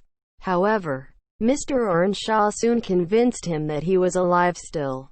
Joseph hastened to administer a dose of spirits, and by their succor his master presently regained motion and consciousness. Heathcliff, aware that his opponent was ignorant of the treatment received while insensible, called him deliriously intoxicated, and said he should not notice his atrocious conduct further, but advised him to get to bed. To my joy, he left us, after giving this judicious counsel. and Hindley stretched himself on the hearthstone. I departed to my own room, marveling that I had escaped so easily. This morning, when I came down, about half an hour before noon, Mr. Earnshaw was sitting by the fire, deadly sick, his evil genius, almost as gaunt and ghastly, leant against the chimney. Neither appeared inclined to dine, and, having waited till all was cold on the table, I commenced alone. Nothing hindered me from eating heartily, and I experienced a certain sense of satisfaction and superiority, as, at intervals, I cast a look towards my silent companions, and felt the comfort of a quiet conscience within me. After I had done, I ventured on the unusual liberty of drawing near the fire, going round Earnshaw's seat, and kneeling in the corner beside him. Heathcliff did not glance my way, and I gazed up, and contemplated his features almost as confidently as if they had been turned to stone. His forehead, that I once thought so manly, and that I now think so diabolical, was shaded with a heavy cloud. His basilisk eyes were nearly quenched by sleeplessness, and weeping, perhaps, for the lashes were wet then. His lips devoid of their ferocious sneer, and sealed in an expression of unspeakable sadness. Had it been another, I would have covered my face in the presence of such grief. In his case, I was gratified, and, ignoble as it seems to insult a fallen enemy, I couldn't miss this chance of sticking in a dart. His weakness was the only time when I could taste the delight of paying wrong for wrong. Fly, miss, I interrupted. One might suppose you had never opened a Bible in your life. If God afflict your enemies, surely that ought to suffice you. It is both mean and presumptuous to add your torture to his. Quote, in general I'll allow that it would be, Ellen, she continued, but what misery laid on Heathcliff could content me, unless I have a hand in it? I'd rather he suffered less, if I might cause his sufferings and he might know that I was the cause. Oh, I owe him so much. On only one condition can I hope to forgive him. It is, if I may take an eye for an eye, a tooth for a tooth. For every wrench of agony return a wrench. Reduce him to my level, as he was the first to injure. Make him the first to implore pardon. And then, why then, Ellen, I might show you some generosity. But it is utterly impossible. I can never be revenged, and therefore I cannot forgive him. Hindley wanted some water, and I handed him a glass, and asked him how he was. Not as ill as I wished, he replied, but leaving out my arm, every inch of me is as sore as if I had been fighting with a legion of imps. Yes, no wonder, was my next remark. Catherine used to boast that she stood between you and bodily harm. She meant that certain persons would not hurt you for fear of offending her. It's well people don't really rise from their grave. Or, last night, she might have witnessed a repulsive scene. Are not you bruised, and cut over your chest and shoulders? Single quote. I can't say, he answered. But what do you mean? Did he dare to strike me when I was down? Single quote. He trampled on and kicked you, and dashed you on the ground, I whispered. And his mouth watered to tear you with his teeth. Because he's only half man. Not so much. And the rest fiend. Mr. Earnshaw looked up, like me, to the countenance of our mutual foe, who, absorbed in his anguish, seemed insensible to anything around him. The longer he stood, the plainer his reflections revealed their blackness throughout his features. Oh, if God would but give me strength to strangle him in my last agony, I'd go to hell with joy, groaned the impatient man, writhing to rise, and sinking back in despair, convinced of his inadequacy for the struggle. Nay, it's enough that he has murdered one of you, I observed aloud. At the Grange, everyone knows your sister would have been living now had it not been for Mr. Heathcliff. After all, it is preferable to be hated than loved by him. When I recollect how happy we were, how happy Catherine was before he came, I'm fit to curse the day. Most likely, Heathcliff noticed more the truth of what was said, than the spirit of the person who said it. His attention was roused, I saw, for his eyes rained down tears among the ashes, and he drew his breath in suffocating sighs. I stared full at him, and laughed scornfully. The clouded windows of hell flashed a moment towards me. The fiend, which usually looked out, however, was so dimmed and drowned that I did not fear to hazard another sound of derision. "Get up, and be gone out of my sight," said the mourner.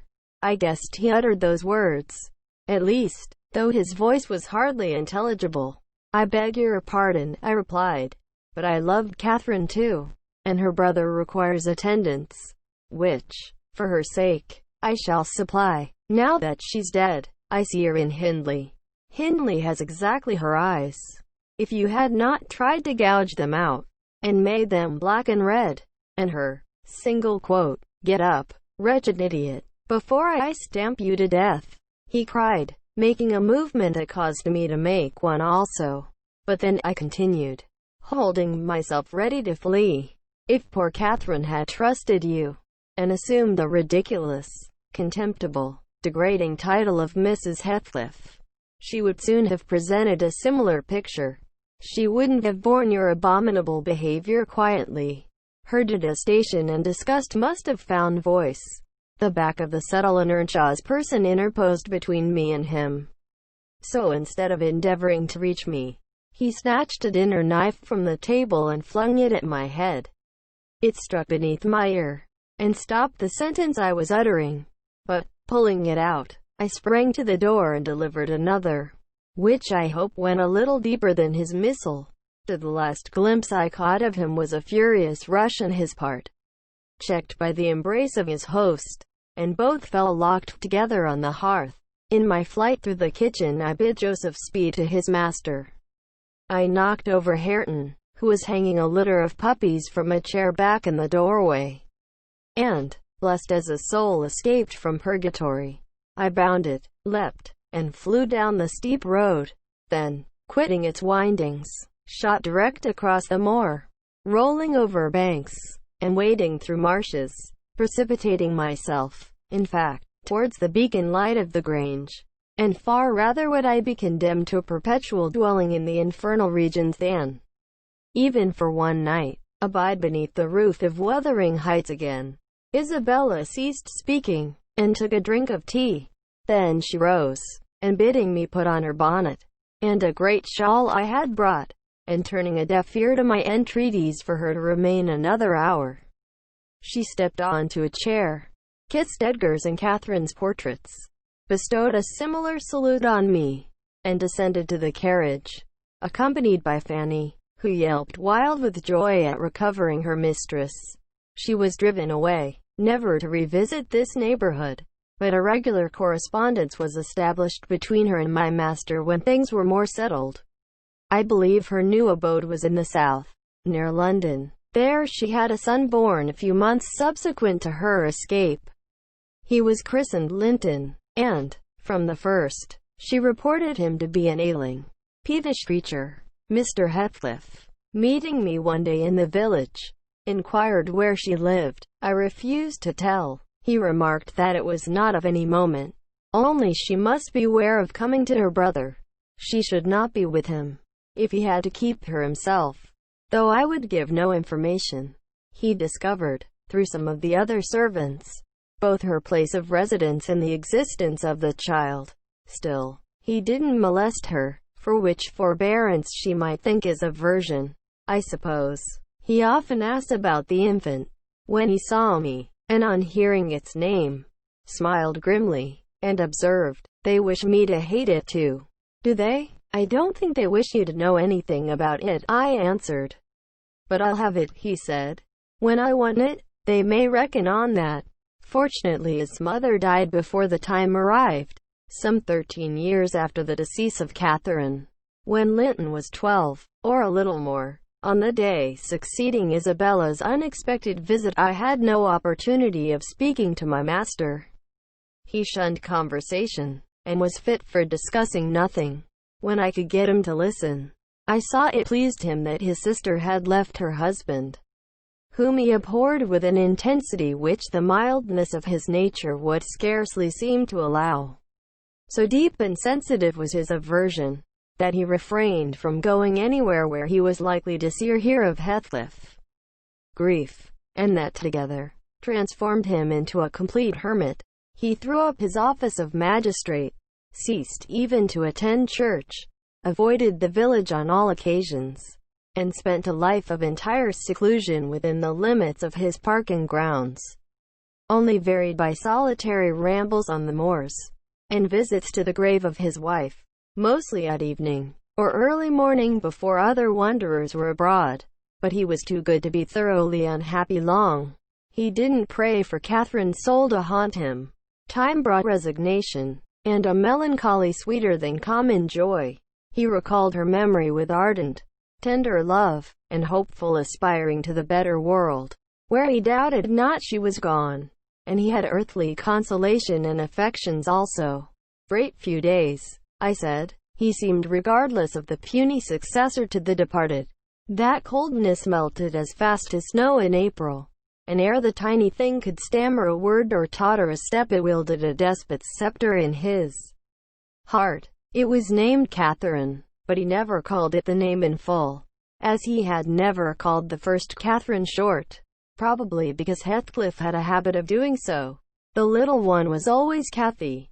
It formed to him a distinction from the mother, and yet a connection with her, and his attachment sprang from its relation to her, far more than from its being his own. I used to draw a comparison between him and Hindley Earnshaw, and perplex myself to explain satisfactorily why their conduct was so opposite in similar circumstances. They had both been fond husbands, and were both attached to their children, and I could not see how they shouldn't both have taken the same road, for good or evil. But, I thought in my mind, Hindley, with apparently the stronger head, has shown himself sadly the worse and the weaker man. When his ship struck, the captain abandoned his post, and the crew, instead of trying to save her, rushed into riot and confusion, leaving no hope for their luckless vessel. Linton, on the contrary, displayed the true courage of a loyal and faithful soul. He trusted God, and God comforted him. One hoped, and the other despaired. They chose their own lots, and were righteously doomed to endure them. But you'll not want to hear my moralizing, Mr. Lockwood. You'll judge, as well as I can, all these things. At least, you'll think you will, and that's the same. The end of Earnshaw was what might have been expected. It followed fast on his sister's. There were scarcely 6 months between them. We, at the Grange, never got a very succinct account of his state preceding it. All that I did learn was on occasion of going to aid in the preparations for the funeral. Mr. Kenneth came to announce the event to my master. "Well, Nelly," said he, riding into the yard one morning, too early not to alarm me with an instant presentiment of bad news. "It's yours and my turn to go into mourning at present. Who's given us the slip now, do you think?" "Who?" I asked in a flurry. "Why, guess," he returned, dismounting, and slinging his bridle on a hook by the door. "And nip up the corner of your apron. I'm certain you'll need it." "Not Mr. Heathcliff, surely?" I exclaimed. "What, would you have tears for him?" said the doctor. "No, Heathcliff's a tough young fellow. He looks blooming today. I've just seen him. He's rapidly regaining flesh since he lost his better half." "Who is it, then?" "Mr. Kenneth," I repeated impatiently. "Hindley Earnshaw, your old friend Hindley," he replied, "and my wicked gossip, though he's been too wild for me this long while. There, I said we should draw water. But cheer up, he died true to his character, drunk as a lord. Poor lad. I'm sorry, too. One can't help missing an old companion, though he had the worst tricks with him that ever man imagined, and has done me many a rascally turn.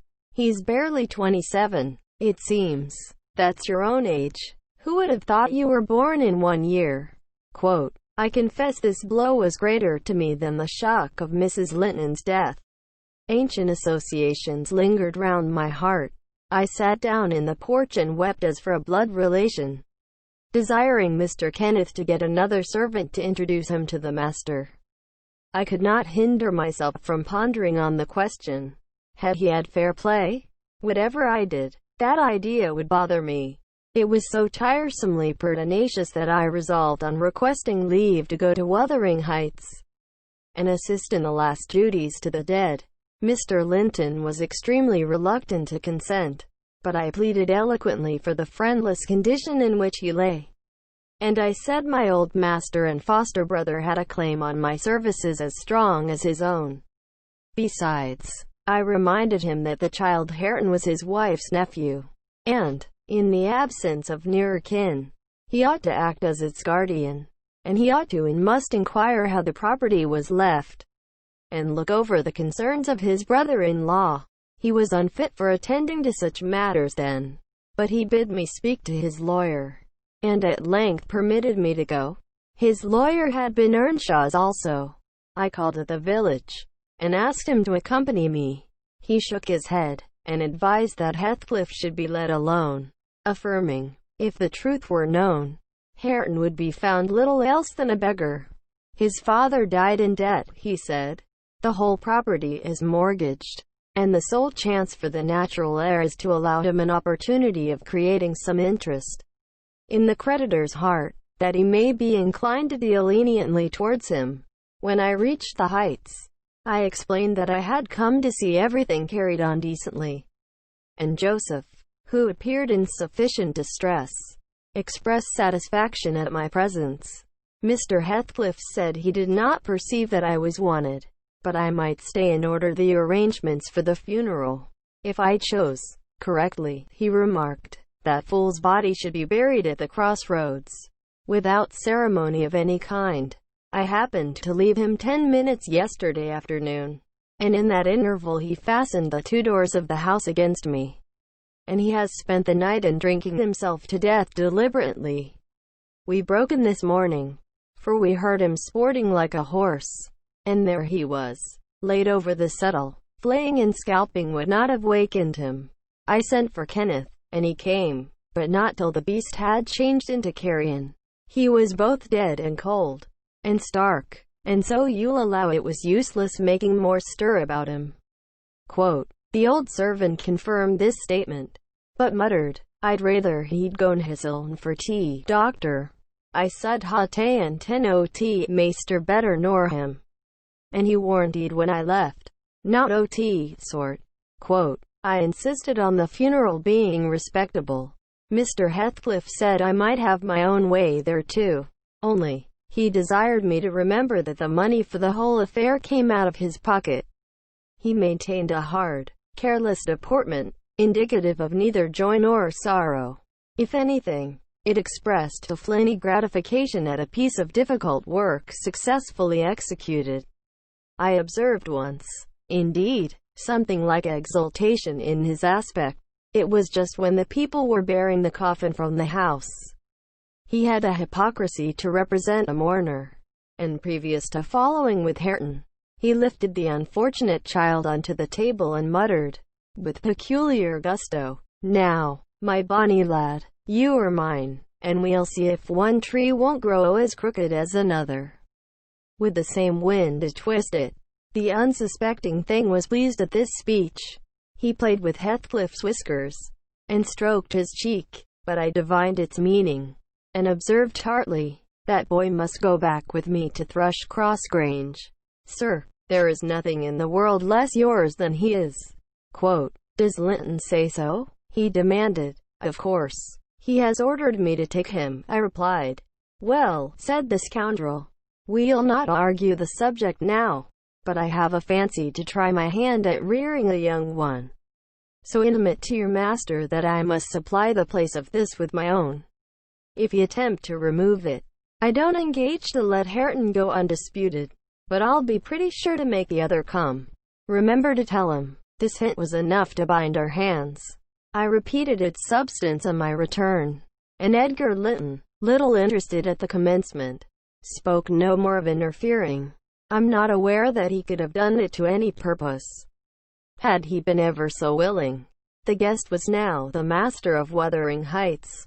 He held firm possession, and proved to the attorney, who, in his turn, proved to Mr. Linton that Earnshaw had mortgaged every yard of land he owned for cash to supply his mania for gaming, and he, Heathcliff, was the mortgagee. In that manner Hareton, who should now be the first gentleman in the neighbourhood, was reduced to a state of complete dependence on his father's inveterate enemy, and lives in his own house as a servant, deprived of the advantage of wages, quite unable to right himself, because of his friendlessness, and his ignorance that he has been wronged.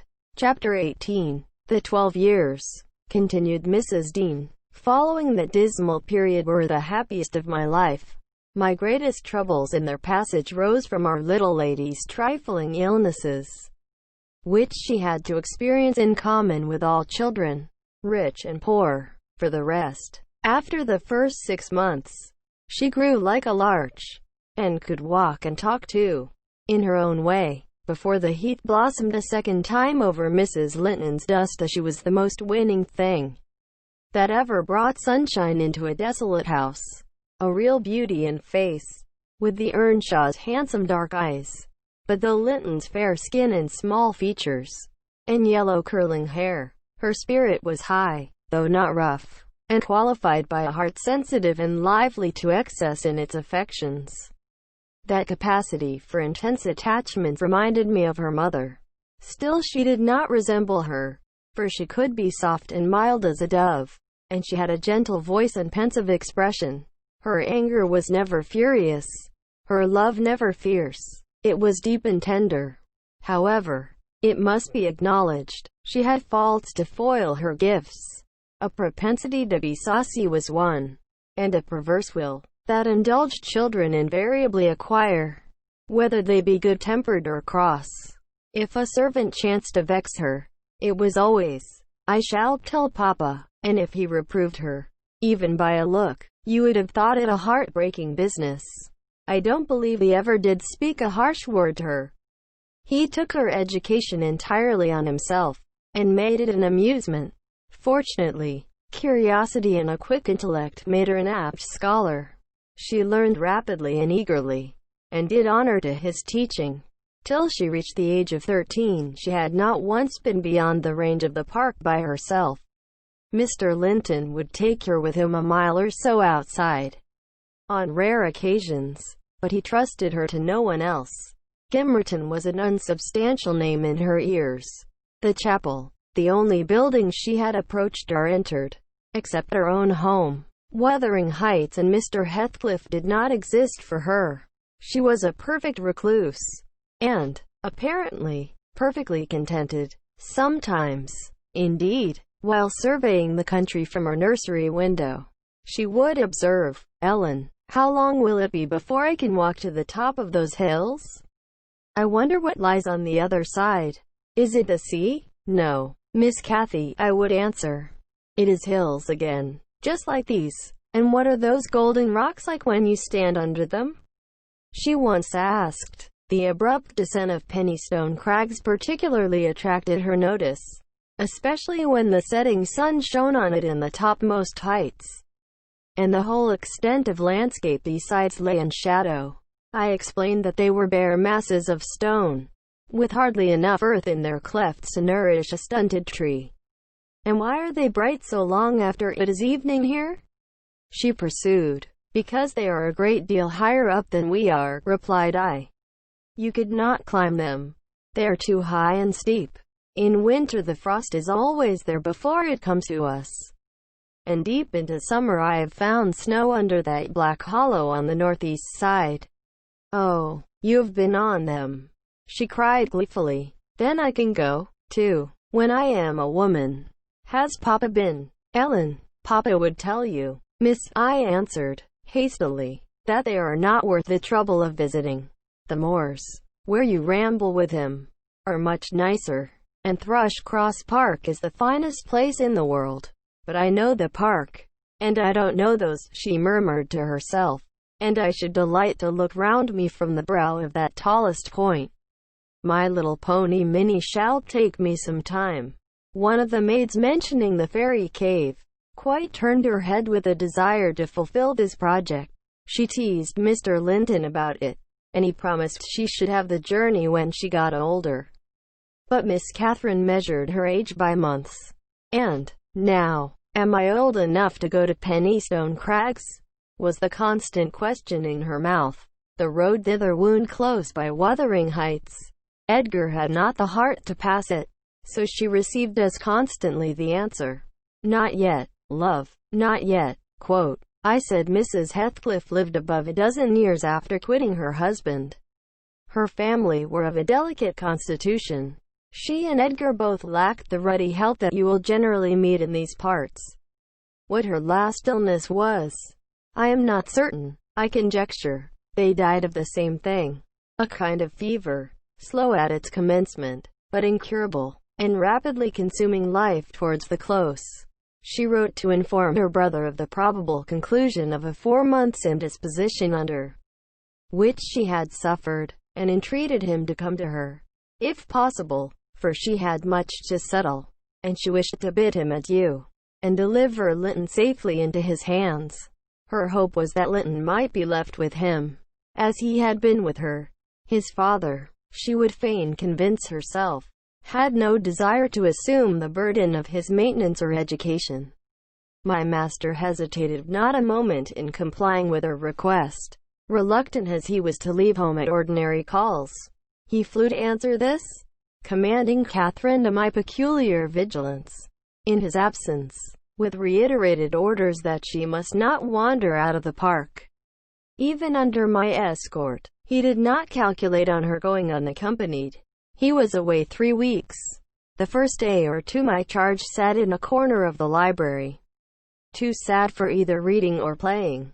In that quiet state she caused me little trouble, but it was succeeded by an interval of impatient, fretful weariness, and being too busy, and too old then, to run up and down amusing her, I hit on a method by which she might entertain herself. I used to send her on her travels round the grounds, now on foot, and now on a pony, indulging her with a patient audience of all her real and imaginary adventures when she returned. The summer shone in full prime, and she took such a taste for this solitary rambling that she often contrived to remain out from breakfast till tea, and then the evenings were spent in recounting her fanciful tales. I did not fear her breaking bounds, because the gates were generally locked, and I thought she would scarcely venture forth alone, if they had stood wide open. Unluckily, my confidence proved misplaced. Catherine came to me one morning, at 8 o'clock, and said she was that day an Arabian merchant, going to cross the desert with his caravan, and I must give her plenty of provision for herself and beasts, a horse, and 3 camels, personated by a large hound and a couple of pointers. I got together good store of dainties, and slung them in a basket on one side of the saddle, and she sprang up as gay as a fairy, sheltered by her wide-brimmed hat and gauze veil from the July sun, and trotted off with a merry laugh, mocking my cautious counsel to avoid galloping, and come back early. The naughty thing never made her appearance at tea.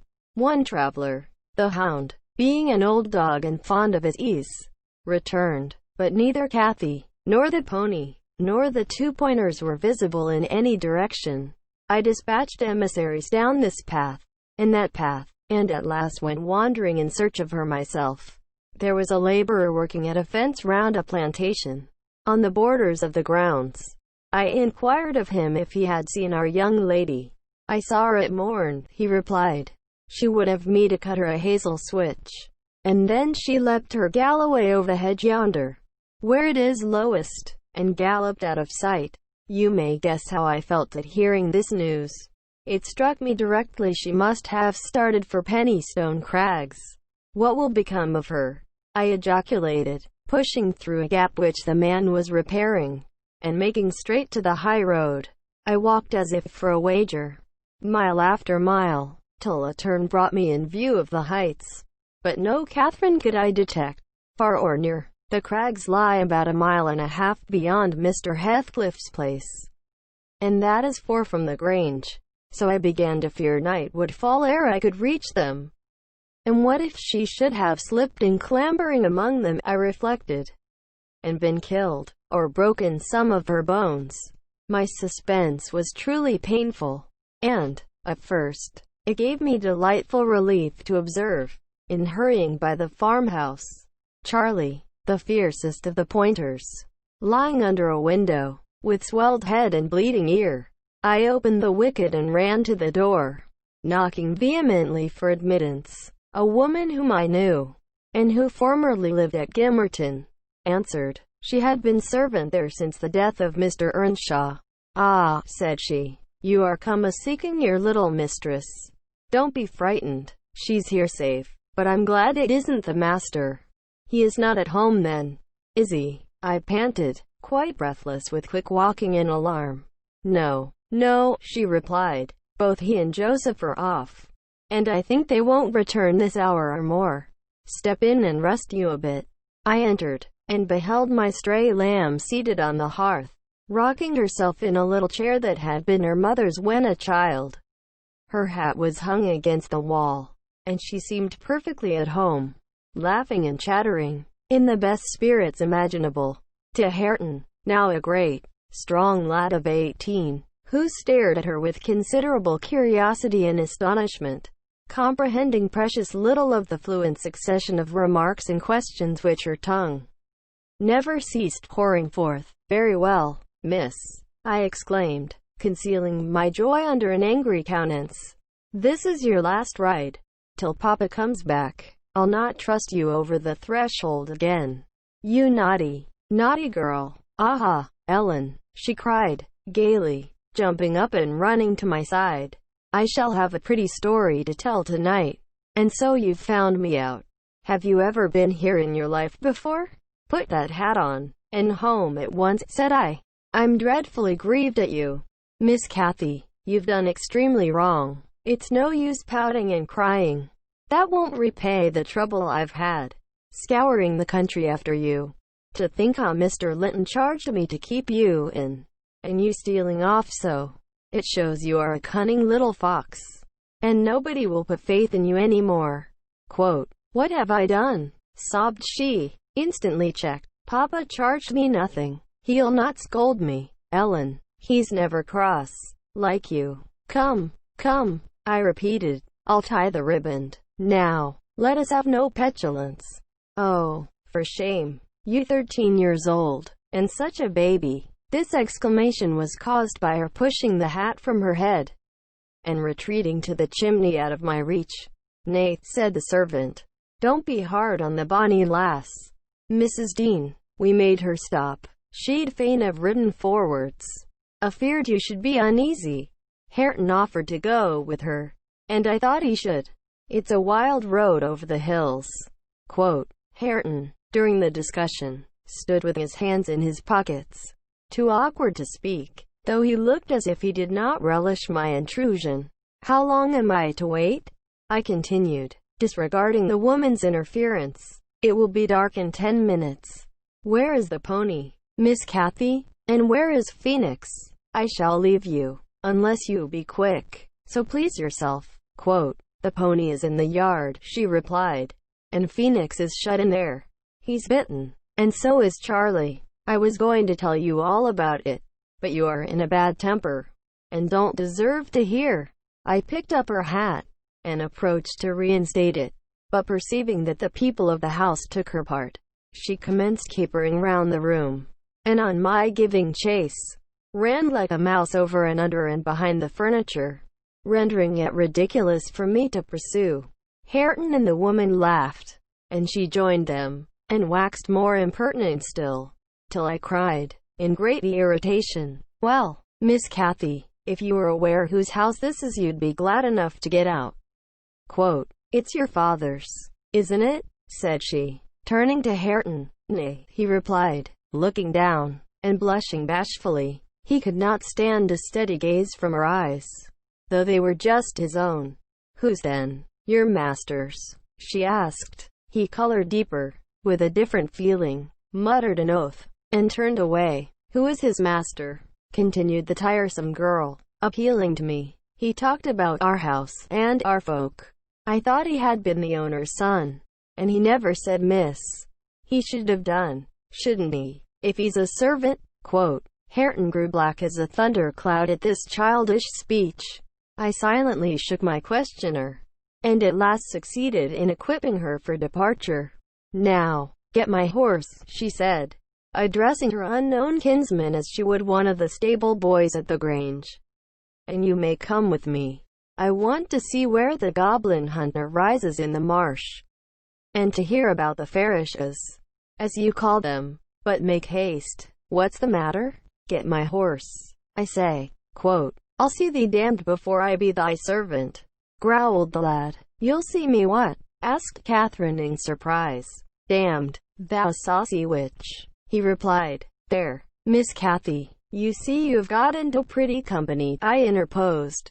Nice words to be used to a young lady. Pray don't begin to dispute with him.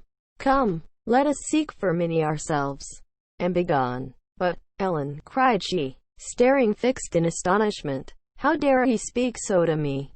Mustn't he be made to do as I ask him? You wicked creature, I shall tell Papa what you said.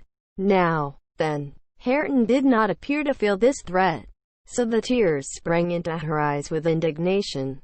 You bring the pony, she exclaimed, turning to the woman, and let my dog free this moment. Softly, Miss, answered she addressed.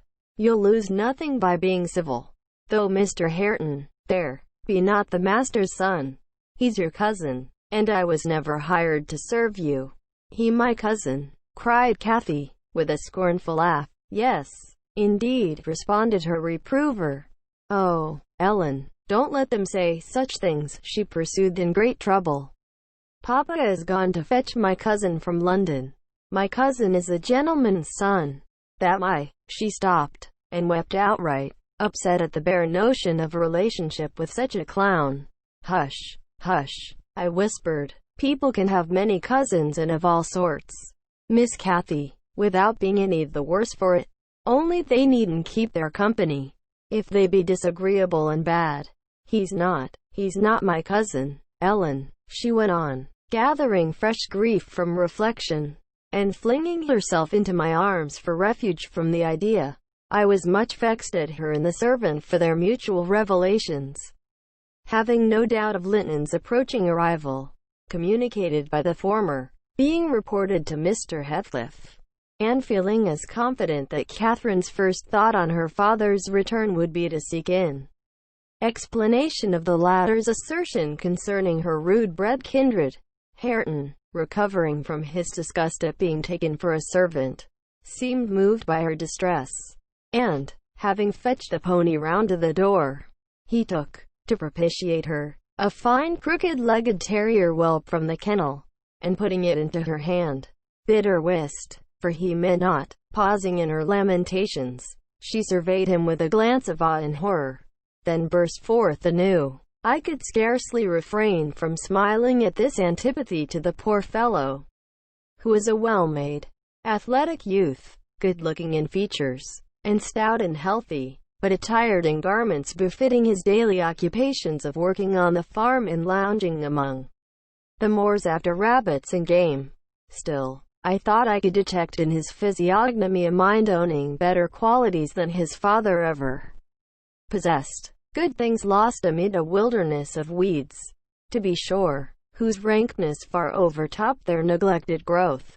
Yet, notwithstanding evidence of a wealthy soil, that might yield luxuriant crops under other unfavorable circumstances, Mr. Heathcliff, I believe, had not treated him physically ill, thanks to his fearless nature, which offered no temptation to that course of oppression. He had none of the timid susceptibility that would have given zest to ill treatment. In Heathcliff's judgment, he appeared to have bent his malevolence on making him a brute. He was never taught to read or write, never rebuked for any bad habit which did not annoy his keeper, never led a single step towards virtue, or guarded by a single precept against vice. And from what I heard, Joseph contributed much to his deterioration, by a narrow-minded partiality which prompted him to flatter and pet him as a boy, because he was the head of the old family, and as he had been in the habit of accusing Catherine Earnshaw and Heathcliff went children, of putting the master past his patience, and compelling him to seek solace in drink by what he termed their offled ways. So at present he laid the whole burden of Hareton's faults on the shoulders of the usurper of his property. If the lad swore, he wouldn't correct him, nor however culpably he behaved. It gave Joseph satisfaction, apparently, to watch him go the worst lengths. He allowed that the lad was ruined, that his soul was abandoned to perdition. But then he reflected that Heathcliff must answer for it. Hareton's blood would be required at his hands, and there lay immense consolation in that thought. Joseph had instilled into him a pride of name, and of his lineage. He would, had he dared, have fostered hate between him and the present owner of the Heights. But his dread of that owner amounted to superstition, and he confined his feelings regarding him to muttered innuendos and private comminations. I don't pretend to be intimately acquainted with the mode of living customary in those days at Wuthering Heights. I only speak from hearsay, for I saw little. The villagers affirmed Mr. Heathcliff was near, and a cruel hard landlord to his tenants. But the house, inside, had regained its ancient aspect of comfort under female management, and the scenes of riot common in Hindley's time were not now enacted within its walls. The master was too gloomy to seek companionship with any people, good or bad, and he is yet. This, however, is not making progress with my story. Miss Cathy rejected the peace offering of the terrier, and demanded her own dogs, Charlie and Phoenix. They came limping and hanging their heads, and we set out for home, sadly out of sorts, every one of us. I could not wring from my little lady how she had spent the day, except that, as I supposed, the goal of her pilgrimage was Pennystone Crags, and she arrived without adventure to the gate of the farmhouse, when Hareton happened to issue forth, attended by some canine followers, who attacked her train. They had a smart battle, before their owners could separate them. That formed an introduction. Catherine told Hareton who she was, and where she was going, and asked him to show her the way. Finally, beguiling him to accompany her, he opened the mysteries of the fairy cave, and 20 other queer places. But, being in disgrace, I was not favored with a description of the interesting objects she saw. I could gather, however, that her guide had been a favorite till she hurt his feelings by addressing him as a servant, and Heathcliff's housekeeper hurt hers by calling him her cousin. Then the language he had held at her rankled in her heart. She who was always loved and darling and queen and angel with everybody at the Grange, to be insulted so shockingly by a stranger. She did not comprehend it, and hard work I had to obtain a promise that she would not lay the grievance before her father. I explained how he objected to the whole household at the Heights, and how sorry he would be to find she had been there. But I insisted most on the fact that if she revealed my negligence of his orders, he would perhaps be so angry that I should have to leave. And Cathy couldn't bear that prospect. She pledged her word, and kept it for my sake. After all, she was a sweet little girl. Chapter 19. A letter, edged with black, announced the day of my master's return. Isabella was dead, and he wrote to bid me get mourning for his daughter, and arrange a room, and other accommodations, for his youthful nephew. Catherine ran wild with joy at the idea of welcoming her father back, and indulged most sanguine anticipations of the innumerable excellencies of her real cousin. The evening of their expected arrival came. Since early morning she had been busy ordering her own small affairs, and now attired in her new black frock. Poor thing, her aunt's death impressed her with no definite sorrow. She obliged me, by constant worrying, to walk with her down through the grounds to meet them. Linton is just 6 months younger than I am, she chattered, as we strolled leisurely over the swells and hollows of mossy turf, under shadow of the trees. How delightful it will be to have him for a playfellow. Aunt Isabella sent Papa a beautiful lock of his hair. It was lighter than mine, more flaxen, and quite as fine. I have it carefully preserved in a little glass box. and I've often thought what a pleasure it would be to see its owner. Oh, I am happy. And Papa, dear, dear Papa, come, Ellen, let us run. Come, run. She ran, and returned and ran again, many times before my sober footsteps reached the gate. And then she seated herself on the grassy bank beside the path, and tried to wait patiently. But that was impossible. She couldn't be still a minute. How long they are, she exclaimed. Ah, I see. Some dust on the road. They are coming. No. When will they be here? May we not go a little way? Half a mile, Ellen. Only just half a mile. Do say yes. To that clump of birches at the turn. I refused staunchly. At length her suspense was ended. The traveling carriage rolled in sight. Miss Cathy shrieked and stretched out her arms as soon as she caught her father's face looking from the window. He descended, nearly as eager as herself, and a considerable interval elapsed ere they had a thought to spare for any but themselves. While they exchanged caresses, I took a peep in to see after Linton. He was asleep in a corner, wrapped in a warm, fur-lined cloak, as if it had been winter. A pale, delicate, effeminate boy, who might have been taken for my master's younger brother. So strong was the resemblance. But there was a sickly peevishness in his aspect that Edgar Linton never had. The latter saw me looking, and having shaken hands, advised me to close the door, and leave him undisturbed, for the journey had fatigued him. Cathy would fain have taken one glance, but her father told her to come, and they walked together up the park, while I hastened before to prepare the servants. "Now, darling," said Mr. Linton, addressing his daughter, as they halted at the bottom of the front steps, "your cousin is not so strong or so merry as you are, and he has lost his mother, remember, a very short time since.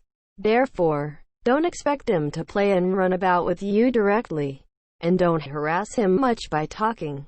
Let him be quiet this evening, at least, will you?" "Yes, yes, Papa," answered Catherine, "but I do want to see him, and he hasn't once looked out."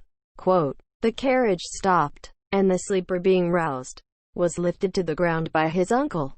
"This is your cousin Cathy, Linton," he said, putting their little hands together. "She's fond of you already, and mind you don't grieve her by crying tonight. Try to be cheerful now. The traveling is at an end, and you have nothing to do but rest and amuse yourself as you please." "Let me go to bed," then answered the boy, shrinking from Catherine's salute, and he put his fingers to remove incipient tears.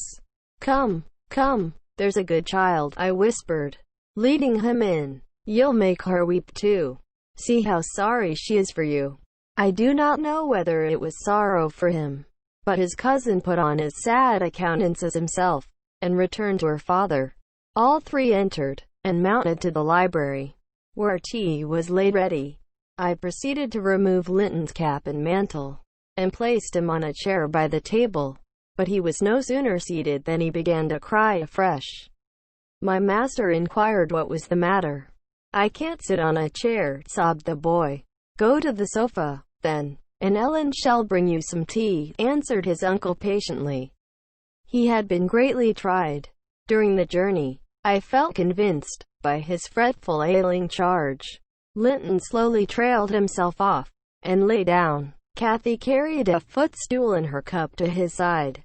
At first she sat silent, but that could not last. She had resolved to make a pet of her little cousin, as she would have him to be, and she commenced stroking his curls, and kissing his cheek, and offering him tea in her saucer, like a baby. This pleased him, for he was not much better. He dried his eyes, and lightened into a faint smile. "Oh, he'll do very well," said the master to me, after watching them a minute. "Very well, if we can keep him, Ellen. The company of a child of his own age will instill new spirit into him soon, and by wishing for strength he'll gain it."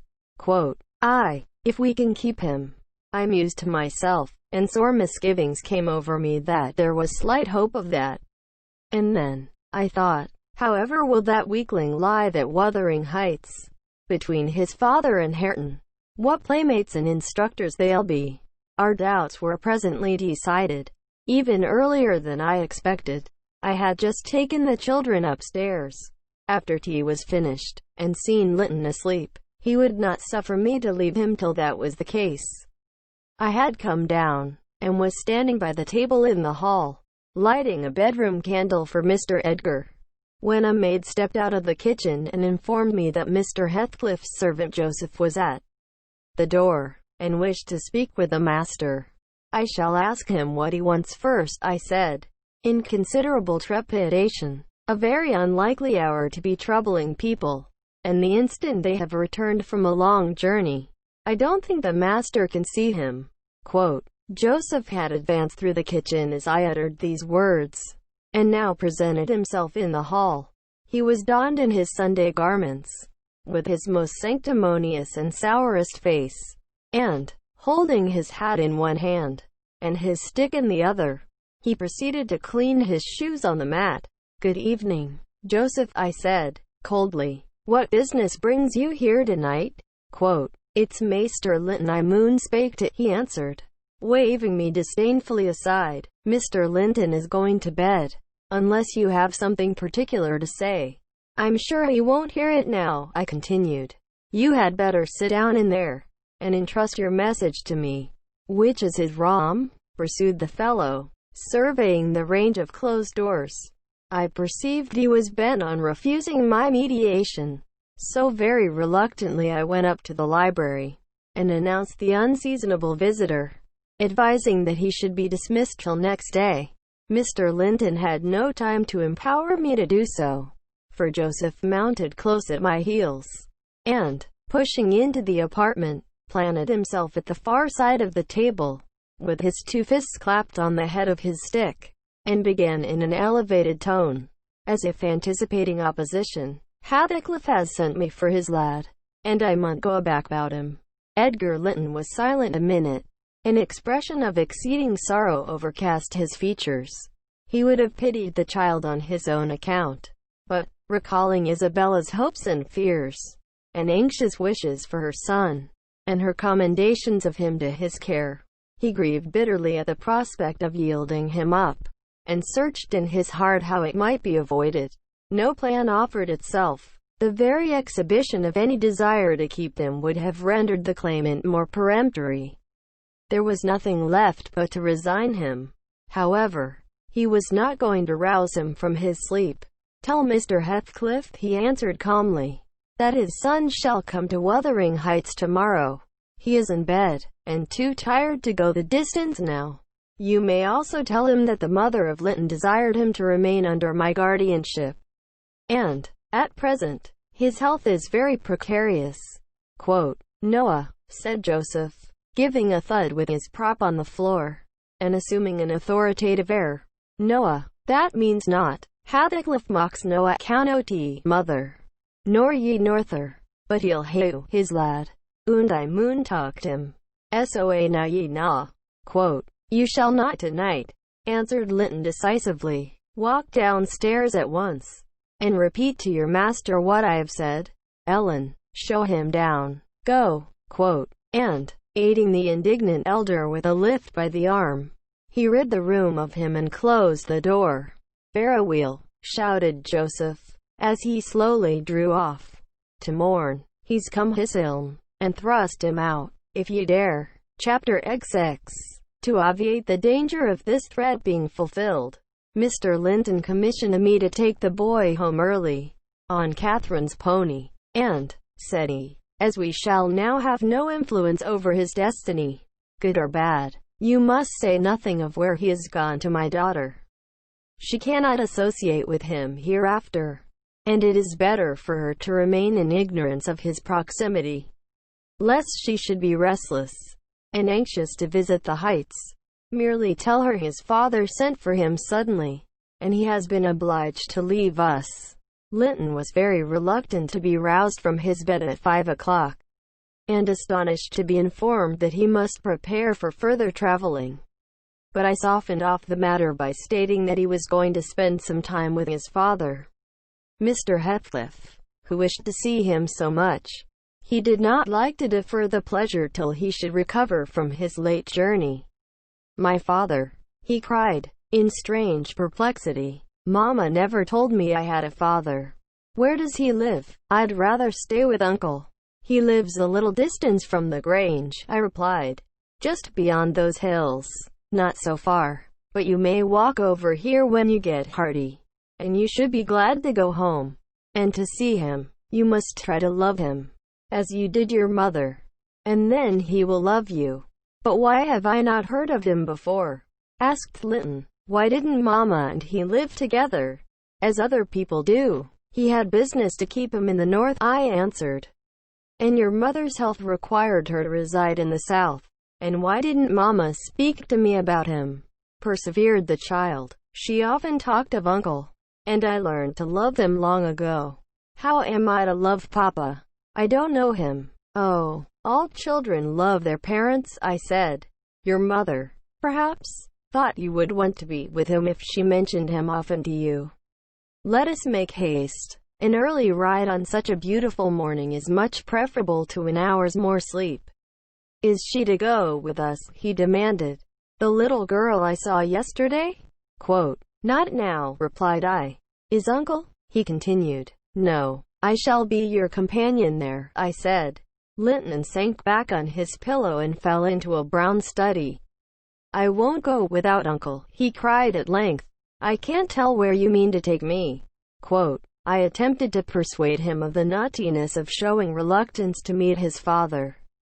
Still he obstinately resisted any progress towards dressing, and I had to call for my master's assistance in coaxing him out of bed. The poor thing was finally got off, with several delusive assurances that his absence should be short, that Mr. Edgar and Kathy would visit him, and other promises, equally ill-founded, which I invented and reiterated at intervals throughout the way. The pure heather-scented air, the bright sunshine, and the gentle canter of Minnie relieved his despondency after a while.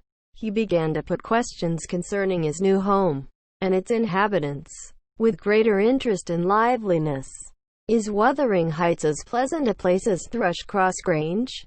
he inquired, turning to take a last glance into the valley, whence a light mist mounted and formed a fleecy cloud on the skirts of the blue. "It is not so buried in trees," I replied, "and it is not quite so large. But you can see the country beautifully all round, and the air is healthier for you, fresher and drier. You will, perhaps, think the building old and dark at first, though it is a respectable house, the next best in the neighborhood, and you will have such nice rambles on the moors. Hareton Earnshaw, that is, Miss Cath's other cousin, and so yours in a manner, will show you all the sweetest spots, and you can bring a book in fine weather, and make a green hollow your study, and, now and then, your uncle may join you in a walk. He does, frequently, walk out on the hills." "And what is my father like?" he asked. "Is he as young and handsome as Uncle?" "He's as young," said I, "but he has black hair and eyes, and looks sterner, and he is taller and bigger altogether. He'll not seem to you so gentle and kind at first, perhaps, because it is not his way.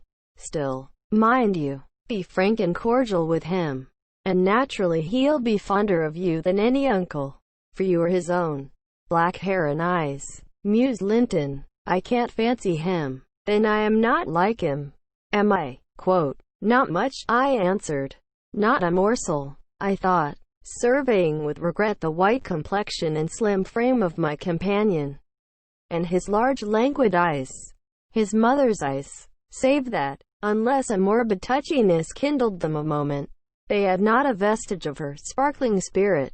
"How strange that he should never come to see Mama and me," he murmured. "Has he ever seen me? If he has, I must have been a baby. I remember not a single thing about him." "Why, Master Linton," said I, 300 miles is a great distance, and 10 years seem very different in length to a grown-up person compared with what they do to you.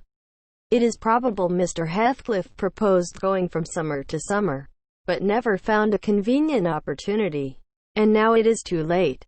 Don't trouble him with questions on the subject. It will disturb him, for no good. The boy was fully occupied with his own cogitations for the remainder of the ride, till we halted before the farmhouse garden gate. I watched to catch his impressions in his countenance. He surveyed the carved front and low-browed lattices, the straggling gooseberry bushes and crooked firs, with solemn intentness, and then shook his head. His private feelings entirely disapproved of the exterior of his new abode, but he had sense to postpone complaining. There might be compensation within. Before he dismounted, I went and opened the door. It was 6:30. The family had just finished breakfast. The servant was clearing and wiping down the table. Joseph stood by his master's chair telling some tale concerning a lame horse, and Hareton was preparing for the hayfield. "Hello, Nellie," said Mr. Heathcliff, when he saw me. "I feared I should have to come down and fetch my property myself. You've brought it, have you? Let us see what we can make of it." He got up and strode to the door. Hareton and Joseph followed in gaping curiosity. Poor Linton ran a frightened eye over the faces of the three. "Surely," said Joseph after a grave inspection, "he's swapped ye, maester, and yon's his lass." Heathcliff, having stared his son into an ague of confusion, uttered a scornful laugh. "God, what a beauty! What a lovely, charming thing!" he exclaimed. "Haven't they reared it on snails and sour milk, Nellie? Oh, damn my soul, but that's worse than I expected, and the devil knows I was not sanguine." I bid the trembling and bewildered child get down and enter. He did not thoroughly comprehend the meaning of his father's speech, or whether it were intended for him. Indeed, he was not yet certain that the grim, sneering stranger was his father, but he clung to me with growing trepidation, and on Mr. Heathcliff's taking a seat and bidding him come hither, he hid his face on my shoulder and wept. "Tut, tut," said Heathcliff, stretching out a hand and dragging him roughly between his knees, and then holding up his head by the chin. "None of that nonsense. We're not going to hurt thee. Linton, isn't that thy name? Thou art thy mother's child, entirely. Where is my share in thee, puling chicken?" He took off the boy's cap and pushed back his thick flaxen curls, felt his slender arms and his small fingers, during which examination Linton ceased crying, and lifted his great blue eyes to inspect the inspector. "Do you know me?" asked Heathcliff, having satisfied himself that the limbs were all equally frail and feeble. "No," said Linton, with a gaze of vacant fear. "You've heard of me, I dare say?" "No," he replied again. "No. What a shame of your mother, never to waken your filial regard for me. You are my son, then, I'll tell you, and your mother was a wicked slut to leave you in ignorance of the sort of father you possessed. Now, don't wince, and color up, though it is something to see you have not white blood. Be a good lad, and I'll do for you. Nellie, if you be tired you may sit down. If not, get home again. I guess you'll report what you hear and see to the cipher at the Grange, and this thing won't be settled while you linger about it." "Well," replied I hope you'll be kind to the boy, Mr. Heathcliff, or you'll not keep him long, and he's all you have akin in the wide world, that you will ever know. Remember, I'll be very kind to him." "You needn't fear," he said, laughing, "only nobody else must be kind to him. I'm jealous of monopolizing his affection. And, to begin my kindness, Joseph, bring the lad some breakfast. Hareton, you infernal calf, begone to your work. Yes, Nell," he added, when they had departed, "my son is prospective owner of your place, and I should not wish him to die till I was certain of being his successor. Besides, he's mine, and I want the triumph of seeing my descendant fairly lord of their estates. My child hiring their children to till their father's lands for wages. That is the sole consideration which can make me endure the whelp. I despise him for himself, and hate him for the memories he revives. But that consideration is sufficient. He's as safe with me, and shall be tended as carefully as your master tends his own. I have a room upstairs, furnished for him in handsome style. I've engaged a tutor, also, to come 3 times a week, from 20 miles distance, to teach him what he pleases to learn. I've ordered Hareton to obey him, and in fact I've arranged everything with a view to preserve the superior and the gentleman in him above his associates. I do regret, however, that he so little deserves the trouble. If I wished any blessing in the world, it was to find him a worthy object of pride, and I'm bitterly disappointed with the way-faced, whining wretch." Quote, while he was speaking, Joseph returned bearing a basin of milk porridge, and placed it before Linton, who stirred round the homely mess with a look of aversion, and affirmed he could not eat it. I saw the old man's servant shared largely in his master's scorn of the child, though he was compelled to retain the sentiment in his heart, because Heathcliff plainly meant his underlings to hold him in honor. "Cannot eat it?" repeated he, peering in Linton's face, and subduing his voice to a whisper, for fear of being overheard. "But Maester Hareton never ate naught else, when he were a little un, and what were good enough for him's good enough for ye." "I's rather think I shan't eat it," answered Linton, snappishly. "Take it away." Joseph snatched up the food indignantly, and brought it to us. "Is there aught ails Tiddles?" he asked, thrusting the tray under Heathcliff's nose. "What should ail them?" he said. "Wah," answered Joseph, "yon dainty chap says he cannot ate 'em, but I guess it's right. His mother were just soa. We were almost too mucky to sow tea corn for making her bread." "Don't mention his mother to me," said the master, angrily. "Get him something that he can eat, that's all." "What is his usual food, Nelly?" I suggested. "Boiled milk or tea," and the housekeeper received instructions to prepare some. "Come," I reflected, "his father's selfishness may contribute to his comfort. He perceives his delicate constitution, and the necessity of treating him tolerably. I'll console Mr. Edgar by acquainting him with the turn Heathcliff's humour has taken." Having no excuse for lingering longer, I slipped out, while Linton was engaged in timidly rebuffing the advances of a friendly sheep-dog. But he was too much on the alert to be cheated. As I closed the door, I heard a cry, and a frantic repetition of the words, Won't leave me. I'll not stay here. I'll not stay here." Then the latch was raised and fell. They did not suffer him to come forth. I mounted Minnie, and urged her to a trot, and so my brief guardianship ended. Chapter 21. We had sad work with little Cathy that day. She rose in high glee, eager to join her cousin, and such passionate tears and lamentations followed the news of his departure that Edgar himself was obliged to soothe her, by affirming he should come back soon. He added, however, "if I can get him," and there were no hopes of that.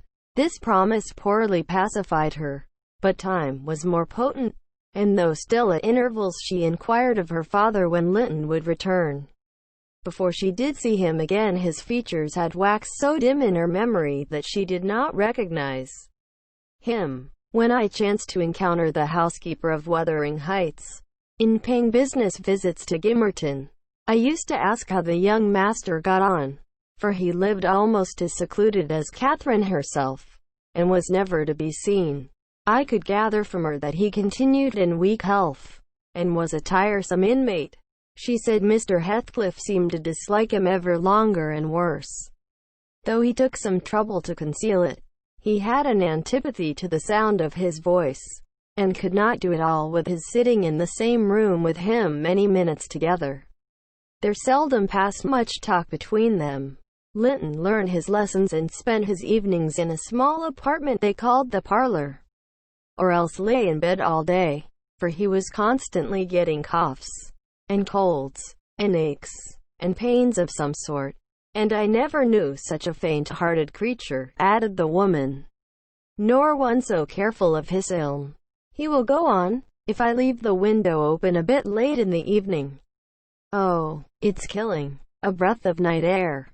And he must have a fire in the middle of summer, and Joseph's bacca pipe is poison, and he must always have sweets and dainties, and always milk, milk forever, heeding not how the rest of us are pinched in winter, and their heels sit, wrapped in his furred cloak in his chair by the fire, with some toast and water or other slop on the hob to sip at.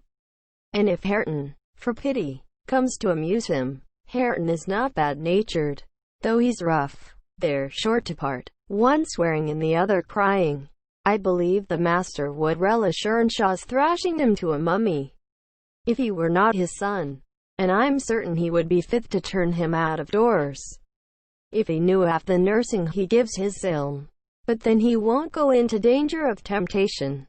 He never enters the parlor, and should Linton show those ways in the house where he is, he sends him upstairs directly.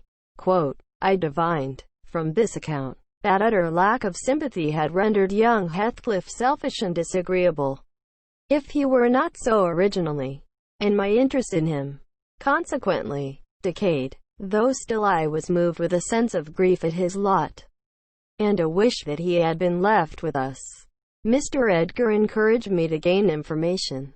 He thought a great deal about him, I fancy, and would have run some risk to see him, and he told me once to ask the housekeeper whether he ever came into the village. She said he had only been twice, on horseback, accompanying his father, and both times he pretended to be quite knocked up for 3 or 4 days afterwards. That housekeeper left, if I recollect rightly, 2 years after he came, and another, whom I did not know, was her successor. She lives there still. Time wore on at the Grange in its former pleasant way till Miss Cathy reached 16. On the anniversary of her birth we never manifested any signs of rejoicing, because it was also the anniversary of my late mistress's death. Her father invariably spent that day alone in the library, and walked, at dusk, as far as Gimmerton Kirkyard, where he would frequently prolong his stay beyond midnight. Therefore Catherine was thrown on her own resources for amusement. This 20th of March was a beautiful spring day, and when her father had retired, my young lady came down dressed for going out, and said she asked to have a ramble on the edge of the moor with me. Mr. Linton had given her leave, if we went only a short distance and were back with the hour. So make haste, Ellen, she cried. I know where I wish to go, where a colony of moor game are settled. I want to see whether they have made their nests yet. Quote, that must be a good distance up, I answered. They don't breed on the edge of the moor. Quote, no, it's not, she said. I've gone very near with Papa. I put on my bonnet and sallied out, thinking nothing more of the matter. She bounded before me, and returned to my side, and was off again like a young greyhound. And, at first, I found plenty of entertainment in listening to the larks singing far and near, and enjoying the sweet, warm sunshine, and watching her, my pet and my delight, with her golden ringlets flying loose behind, and her bright cheek, as soft and pure in its bloom as a wild rose, and her eyes radiant with cloudless pleasure. She was a happy creature, and an angel, in those days. It's a pity she could not be content. Well, said I, where are your moor game, Miss Cathy? We should be at them. The Grange Park fence is a great way off now. Oh, a little further, only a little further, Ellen, was her answer. Continually. Climb to that hillock, past that bank, and by the time you reach the other side I shall have raised the birds.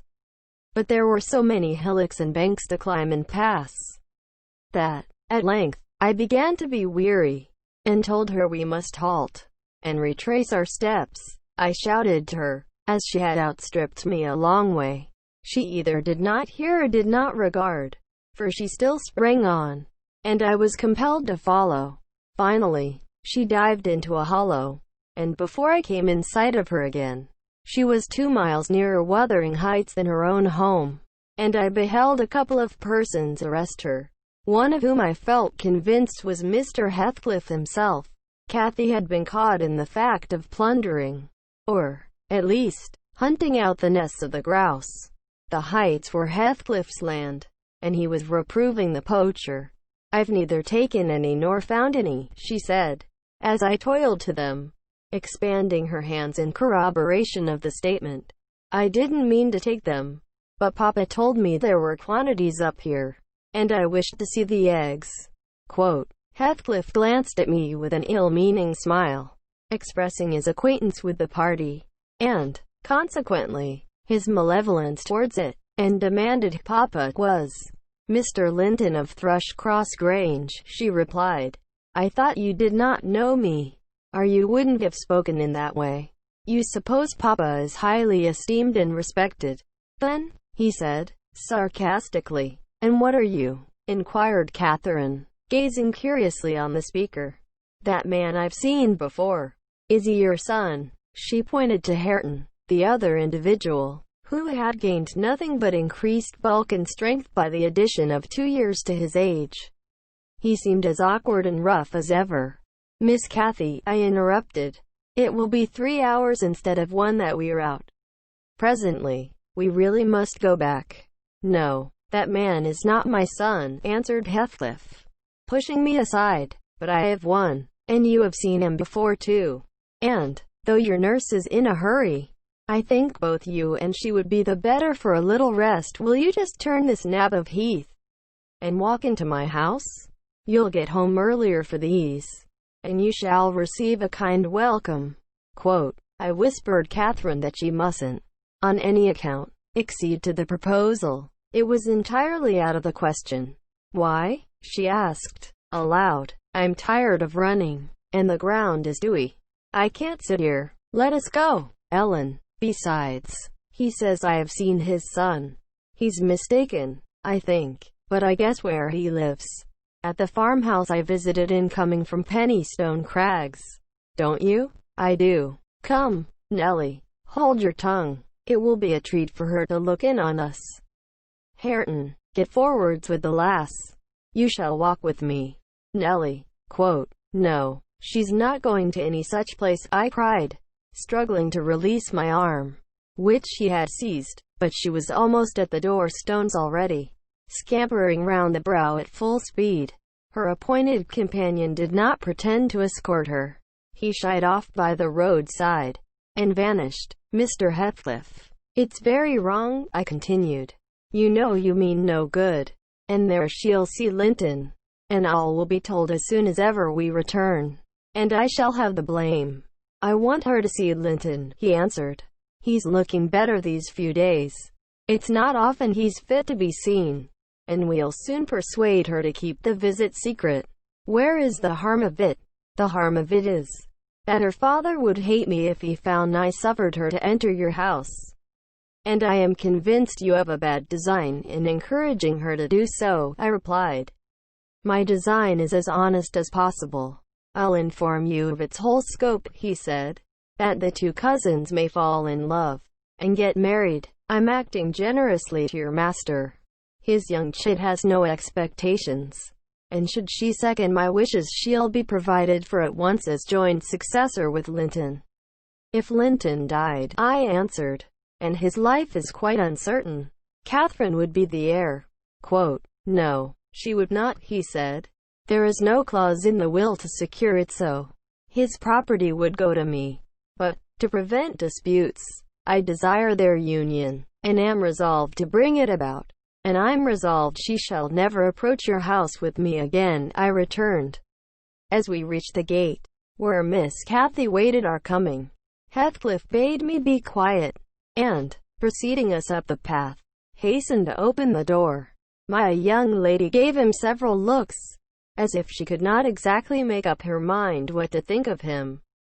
But now he smiled when he met her eye, and softened his voice in addressing her, and I was foolish enough to imagine the memory of her mother might disarm him from desiring her injury. Linton stood on the hearth. He had been out walking in the fields, for his cap was on, and he was calling to Joseph to bring him dry shoes. He had grown tall of his age, still wanting some months of 16.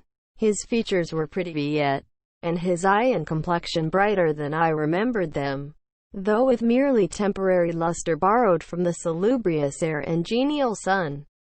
"Now, who is that?" asked Mr. Heathcliff, turning to Cathy. "Can you tell?" Quote. Your son, she said, having doubtfully surveyed first one and then the other. Yes, yes, answered he. But is this the only time you have beheld him? Think. Ah, you have a short memory. Linton, don't you recall your cousin, that you used to tease us so with wishing to see? What, Linton? Cried Kathy, kindling into joyful surprise at the name. Is that little Linton? He's taller than I am. Are you Linton? The youth stepped forward and acknowledged himself. She kissed him fervently, and they gazed with wonder at the change time had wrought in the appearance of each. Catherine had reached her full height. Her figure was both plump and slender, elastic as steel, and her whole aspect sparkling with health and spirits. Linton's looks and movements were very languid, and his form extremely slight, but there was a grace in his manner that mitigated these defects, and rendered him not unpleasing. After exchanging numerous marks of fondness with him, his cousin went to Mr. Heathcliff, who lingered by the door, dividing his attention between the objects inside and those that lay without, pretending, that is, to observe the latter, and really noting the former alone. And you are my uncle, then, she cried, reaching up to salute him. I thought I liked you, though you were cross at first. Why don't you visit at the Grange with Linton? To live all these years such close neighbors, and never see us, is odd. What have you done so for? I visited it once or twice too often before you were born, he answered. There, damn it, if you have any kisses to spare, give them to Linton. They are thrown away on me. Naughty Ellen, exclaimed Catherine, flying to attack me next with her lavish caresses. Wicked Ellen, to try to hinder me from entering. But I'll take this walk every morning in future.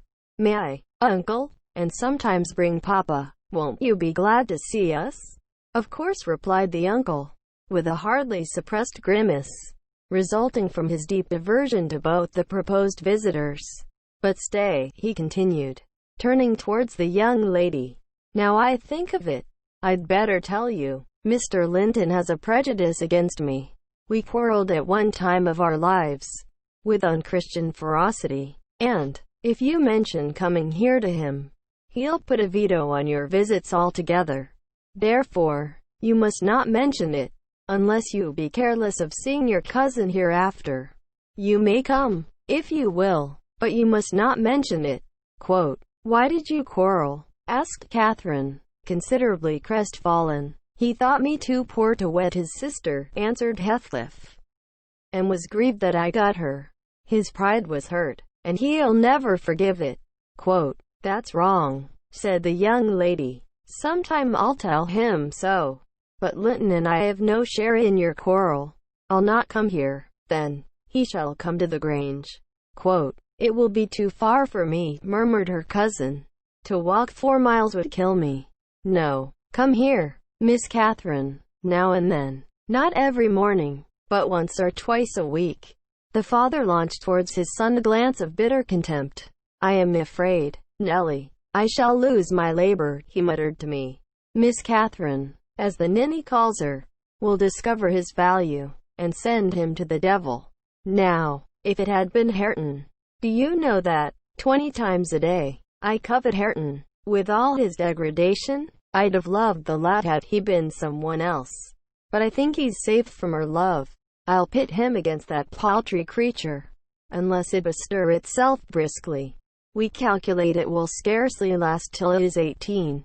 Oh, confound the vapid thing. He's absorbed in drying his feet, and never looks at her.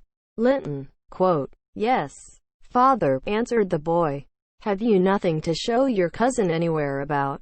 Not even a rabbit or a weasel's nest? Take her into the garden, before you change your shoes, and into the stable to see your horse.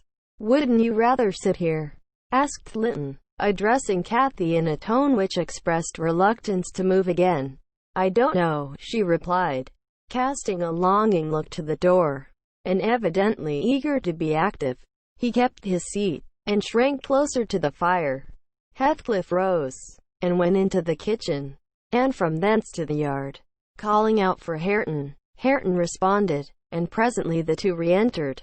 The young man had been washing himself, as was visible by the glow on his cheeks and his wetted hair. "Oh, I'll ask you, Uncle," cried Miss Cathy, recollecting the housekeeper's assertion. "That is not my cousin, is he?" "Yes, he," replied. "Your mother's nephew. Don't you like him?" Catherine looked queer. "Is he not a handsome lad?" he continued. The uncivil little thing stood on tiptoe, and whispered a sentence in Heathcliff's ear. He laughed. Hareton darkened. I perceived he was very sensitive to suspected slights, and had obviously a dim notion of his inferiority. But his master or guardian chased the frown by exclaiming, "You'll be the favorite among us, Hareton. She says you're a—" what was it? "Well, something very flattering. Here, you go with her round the farm, and behave like a gentleman. Mind, don't use any bad words, and don't stare when the young lady is not looking at you, and be ready to hide your face when she is. And, when you speak, say your words slowly, and keep your hands out of your pockets. Be off, and entertain her as nicely as you can." Quote. He watched the couple walking past the window. Earnshaw had his countenance completely averted from his companion. He seemed studying the familiar landscape with a stranger's in an artist's interest. Catherine took a sly look at him, expressing small admiration. She then turned her attention to seeking out objects of amusement for herself, and tripped merrily on, lilting a tune to supply the lack of conversation. "I've tied his tongue," observed Heathcliff. "He'll not venture a single syllable all the time. Nelly, you recollect me at his age? Nay, some years younger. Did I ever look so stupid, so gomless, as Joseph calls it?" Quote. "Worse," I replied, "because more sullen with it. I've a pleasure in him," he continued, reflecting aloud. "He has satisfied my expectations. If he were a born fool I should not enjoy it half so much. But he's no fool, and I can sympathize with all his feelings. Having felt them myself, I know what he suffers now. For instance." "Exactly. It is merely a beginning of what he shall suffer, though, and he'll never be able to emerge from his bathos of coarseness and ignorance. I've got him faster than his scoundrel of a father secured me, and lower, for he takes a pride in his brutishness. I've taught him to scorn everything extra animal as silly and weak. Don't you think Hindley would be proud of his son, if he could see him? Almost as proud as I am of mine. But there's this difference. One is gold put to the use of paving stones, and the other is tin polished to ape a service of silver. Mine has nothing valuable about it, yet I shall have the merit of making it go as far as such poor stuff can go. His had first-rate qualities, and they are lost, rendered worse than unavailing. I have nothing to regret. He would have more than any, but I are aware of, and the best of it is, Hareton is damnably fond of me. You'll own that I've outmatched Hindley there. If the dead villain could rise from his grave to abuse me for his offspring's wrongs, I should have the fun of seeing the said offspring fight him back again, indignant that he should dare to rail at the one friend he has in the world." Quote. Heathcliff chuckled a fiendish laugh at the idea. I made no reply, because I saw that he expected none. Meantime, our young companion, who sat too removed from us to hear what was said, began to evince symptoms of uneasiness, probably repenting that he had denied himself the treat of Catherine's society for fear of a little fatigue. His father remarked the restless glances wandering to the window, and the hand irresolutely extended towards his cap. "Get up, you idle boy," he exclaimed, with assumed heartiness. "Away after them. They're just at the corner, by the stand of hives." Linton gathered his energies, and left the hearth. The lattice was open, and, as he stepped out, I heard Cathy inquiring of her unsociable attendant what was that inscription over the door. Hareton stared up, and scratched his head like a true clown. "It's some damnable writing," he answered. "I cannot read it." "Can't read it?" cried Catherine. "I can read it. It's English, but I want to know why it is there." Quote. Linton giggled. The first appearance of mirth he had exhibited. He does not know his letters, he said to his cousin. Could you believe in the existence of such a colossal dunce? Is he all as he should be? Asked Miss Cathy, seriously. Or is he simple? Not right? I've questioned him twice now, and each time he looked so stupid. I think he does not understand me. I can hardly understand him, I'm sure. Quote. Linton repeated his laugh, and glanced at Hareton tauntingly, who certainly did not seem quite clear of comprehension at that moment. There's nothing the matter but laziness, is there, Earnshaw? He said. My cousin fancies you are an idiot. There you experience the consequence of scorning book learning, as you would say. Have you noticed, Catherine, his frightful Yorkshire pronunciation? Why, where the devil is the use, growled Hareton, more ready in answering his daily companion. He was about to enlarge further, but the two youngsters broke into a noisy fit of merriment, my giddy miss being delighted to discover that she might turn his strange talk to matter of amusement. Where is the use of the devil in that sentence? Tittered Linton. Papa told you not to say any bad words, and you can't open your mouth without one. Do try to behave like a gentleman. Now do. If thou weren't more a lass than a lad, I'd fell thee this minute. I would. Pitiful lath of a crater, retorted the angry boor, retreating, while his face burnt with mingled rage and mortification, for he was conscious of being insulted, and embarrassed how to resent it. Mr. Heathcliff, having overheard the conversation, as well as I, smiled when he saw him go, but immediately afterwards cast a look of singular aversion on the flippant pair, who remained chattering in the doorway, the boy finding animation enough while discussing Hareton's faults and deficiencies, and relating anecdotes of his goings-on, and the girl relishing his pert and spiteful sayings, without considering the ill nature they evinced. I began to dislike, more than to compassionate Linton, and to excuse his father in some measure for holding him cheap. We stayed till afternoon. I could not tear Miss Cathy away sooner, but happily my master had not quitted his apartment, and remained ignorant of our prolonged absence. As we walked home, I would fain have enlightened my charge on the characters of the people we had quitted, but she got it into her head that I was prejudiced against them. Aha, she cried, you take Papa's side, Ellen. You are partial, I know, or else you wouldn't have cheated me so many years into the notion that Linton lived a long way from here. I'm really extremely angry, only I'm so pleased I can't show it. But you must hold your tongue about my uncle. He's my uncle, remember, and I'll scold Papa for quarreling with him. Quote. And so she ran on, till I relinquished the endeavor to convince her of her mistake. She did not mention the visit that night, because she did not see Mr. Linton. Next day it all came out, sadly to my chagrin, and still I was not altogether sorry. I thought the burden of directing and warning would be more efficiently borne by him than me. But he was too timid in giving satisfactory reasons for his wish that she should shun connection with the household of the Heights, and Catherine liked good reasons for every restraint that harassed her petted will. Papa, she exclaimed, after the morning's salutations, guess whom I saw yesterday, in my walk on the moors? Ah, Papa, you started. You've not done right, have you? Now? I saw, but listen, and you shall hear how I found you out. And Ellen, who is in league with you, and yet pretended to pity me so, when I kept hoping, and was always disappointed about Linton's coming back. She gave a faithful account of her excursion and its consequences, and my master, though he cast more than one reproachful look at me, said nothing till she had concluded. Then he drew her to him, and asked if she knew why he had concealed Linton's near neighborhood from her. Could she think it was to deny her pleasure that she might harmlessly enjoy? It was because you disliked Mr. Heathcliff, she answered. Then you believe I care more for my own feelings than yours.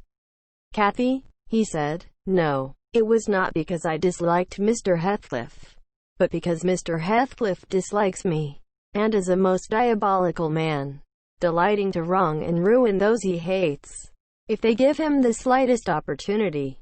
I knew that you could not keep up an acquaintance with your cousin without being brought into contact with him, and I knew he would detest you on my account. So for your own good, and nothing else, I took precautions that you should not see Linton again. I meant to explain this sometime as you grew older, and I'm sorry I delayed it. But Mr. Heathcliff was quite cordial. Papa, observed Catherine, not at all convinced, and he didn't object to our seeing each other. He said I might come to his house when I pleased, only I must not tell you, because you had quarrelled with him, and would not forgive him for marrying Aunt Isabella. And you won't. You're the one to be blamed. He is willing to let us be friends, at least, Linton and I, and you are not. Quote, my master, perceiving that she would not take his word for her uncle-in-law's evil disposition, gave a hasty sketch of his conduct to Isabella, and the manner in which Wuthering Heights became his property. He could not bear to discourse long upon the topic, for though he spoke little of it, he still felt the same horror and detestation of his ancient enemy that had occupied his heart ever since Mrs. Linton's death. She might have been living yet, if it had not been for him, was his constant bitter reflection. And, in his eyes, Heathcliff seemed a murderer. Miss Cathy, conversant with no bad deeds except her own slight acts of disobedience, injustice, and passion, arising from hot temper and thoughtlessness, and repented of on the day they were committed, was amazed at the blackness of spirit that could brood on and cover revenge for years, and deliberately prosecute its plans without a visitation of remorse. She appeared so deeply impressed and shocked at this new view of human nature, excluded from all her studies and all her ideas till now, that Mr. Edgar deemed it unnecessary to pursue the subject. He merely added, "You will know hereafter, darling, why I wish you to avoid his house and family. Now return to your old employments and amusements, and think no more about them." Catherine kissed her father, and sat down quietly to her lessons for a couple of hours, according to custom. Then she accompanied him into the grounds, and the whole day passed as usual. But in the evening, when she had retired to her room, and I went to help her to undress, I found her crying, on her knees by the bedside. "Oh, fly, silly child," I exclaimed. "If you had any real griefs you'd be ashamed to waste a tear on this little contrariety. You never had one shadow of substantial sorrow. Miss Catherine, suppose, for a minute, that master and I were dead, and you were by yourself in the world. How would you feel, then? Compare the present occasion with such an affliction as that, and be thankful for the friends you have, instead of coveting more." Quote, "I'm not crying for myself, Ellen," she answered. "It's for him. He expected to see me again tomorrow, and there he'll be so disappointed, and he'll wait for me, and I shan't come." "Nonsense," said I. "Do you imagine he has thought as much of you as you have of him? Hasn't he Hareton for a companion? Not 1 in 100 would weep at losing a relation they had just seen twice for 2 afternoons. Linton will conjecture how it is, and trouble himself no further about you." Quote, "But may I not write a note to tell him why I cannot come?" she asked, rising to her feet, "and just send those books I promised to lend him? His books are not as nice as mine, and he wanted to have them extremely, when I told him how interesting they were. May I not, Ellen?" Quote, "No, indeed, no, indeed," replied I with decision. "Then he would write to you, and there'd never be an end of it. No, Miss Catherine, the acquaintance must be dropped entirely. So Papa expects, and I shall see that it is done." Quote, "But how can one little note," she recommenced, putting on an imploring countenance. "Silence," I interrupted. "We'll not begin with your little notes. Get into bed." Quote, she threw at me a very naughty look, so naughty that I would not kiss her good night at first. I covered her up, and shut her door, in great displeasure, but, repenting halfway, I returned softly, and lo, there was Miss standing at the table with a bit of blank paper before her and a pencil in her hand. which she guiltily slipped out of sight on my entrance. "You'll get nobody to take that, Catherine," I said, "if you write it. And at present I shall put out your candle." I set the extinguisher on the flame, receiving as I did so a slap on my hand and a petulant cross thing. I then quitted her again, and she drew the bolt in one of her worst, most peevish humors. The letter was finished and forwarded to its destination by a milk fetcher who came from the village, but that I didn't learn till some time afterwards. Weeks passed on, and Kathy recovered her temper, though she grew wondrous fond of stealing off to corners by herself, and often, if I came near her suddenly while reading, she would start and bend over the book, evidently desirous to hide it, and I detected edges of loose paper sticking out beyond the leaves. She also got a trick of coming down early in the morning and lingering about the kitchen, as if she were expecting the arrival of something, and she had a small drawer in a cabinet in the library, which she would trifle over for hours, and whose key she took special care to remove when she left it. One day, as she inspected this drawer, I observed that the playthings and trinkets which recently formed its contents were transmuted into bits of folded paper. My curiosity and suspicions were roused. I determined to take a peep at her mysterious treasures. So, at night, as soon as she and my master were safe upstairs, I searched, and readily found among my house keys one that would fit the lock. Having opened, I emptied the whole contents into my apron, and took them with me to examine at leisure in my own chamber. Though I could not but suspect, I was still surprised to discover that they were a mass of correspondence. Daily almost, it must have been, from Linton Heathcliff. Answers to documents forwarded by her. The earlier dated were embarrassed and short. Gradually, however, they expanded into copious love letters, foolish, as the age of the writer rendered natural, yet with touches here and there which I thought were borrowed from a more experienced source. Some of them struck me as singularly odd compounds of ardor and flatness, commencing in strong feeling, and concluding in the affected, wordy style that a schoolboy might use to a fancied, incorporeal sweetheart. Whether they satisfied Kathy I don't know, but they appeared very worthless trash to me.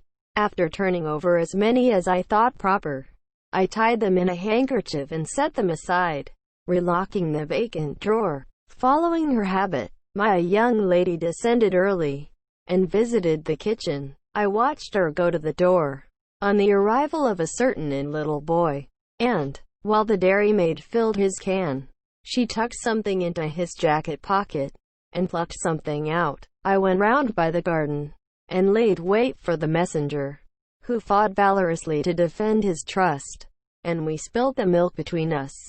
But I succeeded in abstracting the epistle, and, threatening serious consequences if he did not look sharp home, I remained under the wall and perused Miss Cathy's affectionate composition. It was more simple and more eloquent than her cousin's. Very pretty and very silly. I shook my head, and went meditating into the house. The day being wet, she could not divert herself with rambling about the park. So, at the conclusion of her morning studies, she resorted to the solace of the drawer. Her father sat reading at the table, and I, on purpose, had sought a bit of work in some unripped fringes of the window curtain. Keeping my eye steadily fixed on her proceedings, never did any bird flying back to a plundered nest, which it had left brimful of chirping young ones, express more complete despair, in its anguished cries and flutterings, than she by her single "oh," and the change that transfigured her late happy countenance. Mr. Linton looked up. "What is the matter, love? Have you hurt yourself?" he said. His tone and look assured her he had not been the discoverer of the hoard. "No, Papa," she gasped. Ellen, come upstairs. I'm sick." I obeyed her summons, and accompanied her out. "Oh, Ellen, you've got them," she commenced immediately, dropping on her knees, when we were enclosed and alone. "Oh, give them to me, and I'll never do so again. Don't tell Papa." "You have not told Papa, Ellen. Say you have not." I've been exceedingly naughty, but I won't do it any more." Quote, with a grave severity in my manner, I bade her stand up. "So," I exclaimed, "Miss Catherine, you are tolerably far on, it seems. You may well be ashamed of them. A fine bundle of trash you study in your leisure hours, to be sure. Why, it's good enough to be printed. And what do you suppose the master will think when I display it before him? I haven't shown it yet, but you needn't imagine I shall keep your ridiculous secrets. For shame. And you must have led the way in writing such absurdities. He would not have thought of beginning." "I'm certain I didn't, sobbed Kathy, fit to break her heart. "I didn't once think of loving him till—" "Loving?" cried I, as scornfully as I could utter the word. "Loving? Did anybody ever hear the like? I might just as well talk of loving the miller who comes once a year to buy our corn. Pretty loving, indeed, and both times together you've seen Linton hardly 4 hours in your life. Now here is the babyish trash. I'm going with it to the library, and we'll see what your father says to such loving." She sprang at her precious epistles, but I held them above my head, and then she poured out further frantic entreaties that I would burn them, do anything rather than show them, and being really fully as much inclined to laugh as scold, for I esteemed it all girlish vanity, I at length relented in a measure, and asked, "If I consent to burn them, will you promise faithfully neither to send nor receive a letter again, nor a book, for I perceive you have sent him books, nor locks of hair, nor rings, nor playthings?" Quote, "We don't send playthings," cried Catherine, her pride overcoming her shame. "Nor anything at all, then, my lady," I said, "unless you will. Here I go." Quote, "I promise, Ellen," she cried, catching my dress.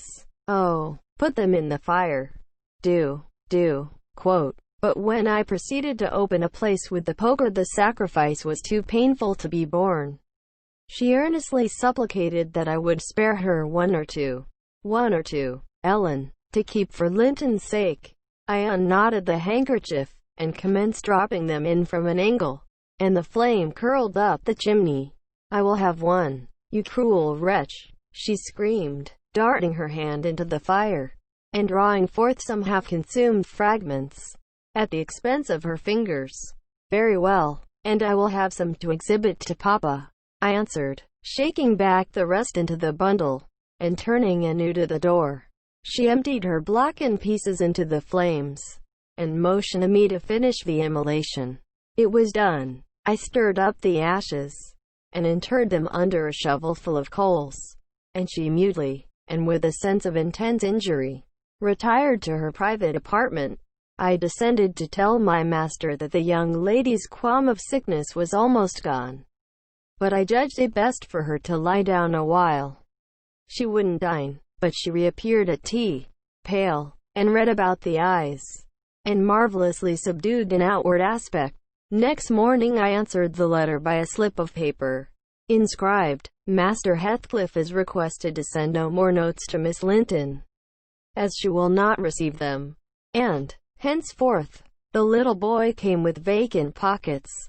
Chapter 22. Summer drew to an end, and early autumn. It was past Michaelmas, but the harvest was late that year, and a few of our fields were still uncleared.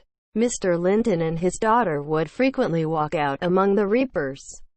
At the carrying of the last sheaves they stayed till dusk, and the evening happening to be chill and damp, my master caught a bad cold that settled obstinately on his lungs, and confined him indoors throughout the whole of the winter, nearly without intermission. Poor Kathy, frightened from her little romance, had been considerably sadder and duller since its abandonment, and her father insisted on her reading less, and taking more exercise. She had his companionship no longer.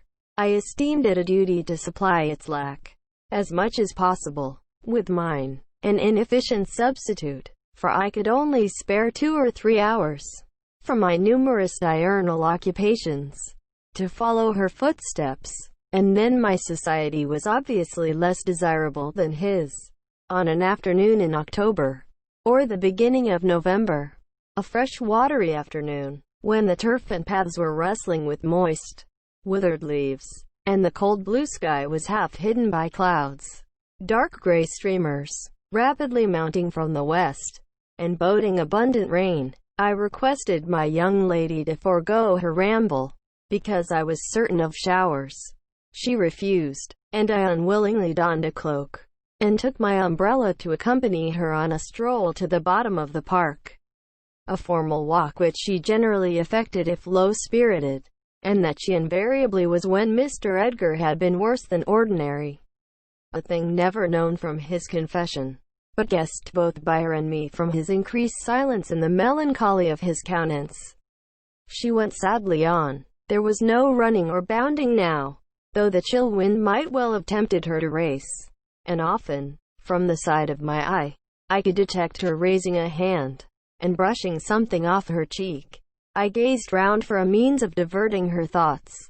On one side of the road rose a high, rough bank, where hazels and stunted oaks, with their roots half exposed, held uncertain tenure. The soil was too loose for the latter, and strong winds had blown some nearly horizontal. In summer Miss Catherine delighted to climb along these trunks, and sit in the branches, swinging 20 feet above the ground, and I, pleased with her agility and her light, childish heart, still considered it proper to scold every time I caught her at such an elevation, but so that she knew there was no necessity for descending. From dinner to tea she would lie in her breeze-rocked cradle, doing nothing except singing old songs, my nursery lore, to herself, or watching the birds, joined tenants, feed and entice their young ones to fly, or nestling with closed lids, half thinking, half dreaming, happier than words can express. "Look, miss," I exclaimed, pointing to a nook under the roots of one twisted tree. "Winter is not here yet. There's a little flower up yonder, the last bud from the multitude of bluebells that clouded those turf steps in July with a lilac mist. Will you clamber up and pluck it to show to Papa?" Kathy stared a long time at the lonely blossom trembling in its earthy shelter, and replied, at length, "No, I'll not touch it, but it looks melancholy, does it not, Ellen?" "Yes," I observed, "about as starved and succourless as you. Your cheeks are bloodless. Let us take hold of hands and run. You're so low, I dare say I shall keep up with you." "No," she repeated, and continued sauntering on, pausing at intervals to muse over a bit of moss, or a tuft of blanched grass, or a fungus spreading its bright orange among the heaps of brown foliage. And, ever and anon, her hand was lifted to her averted face.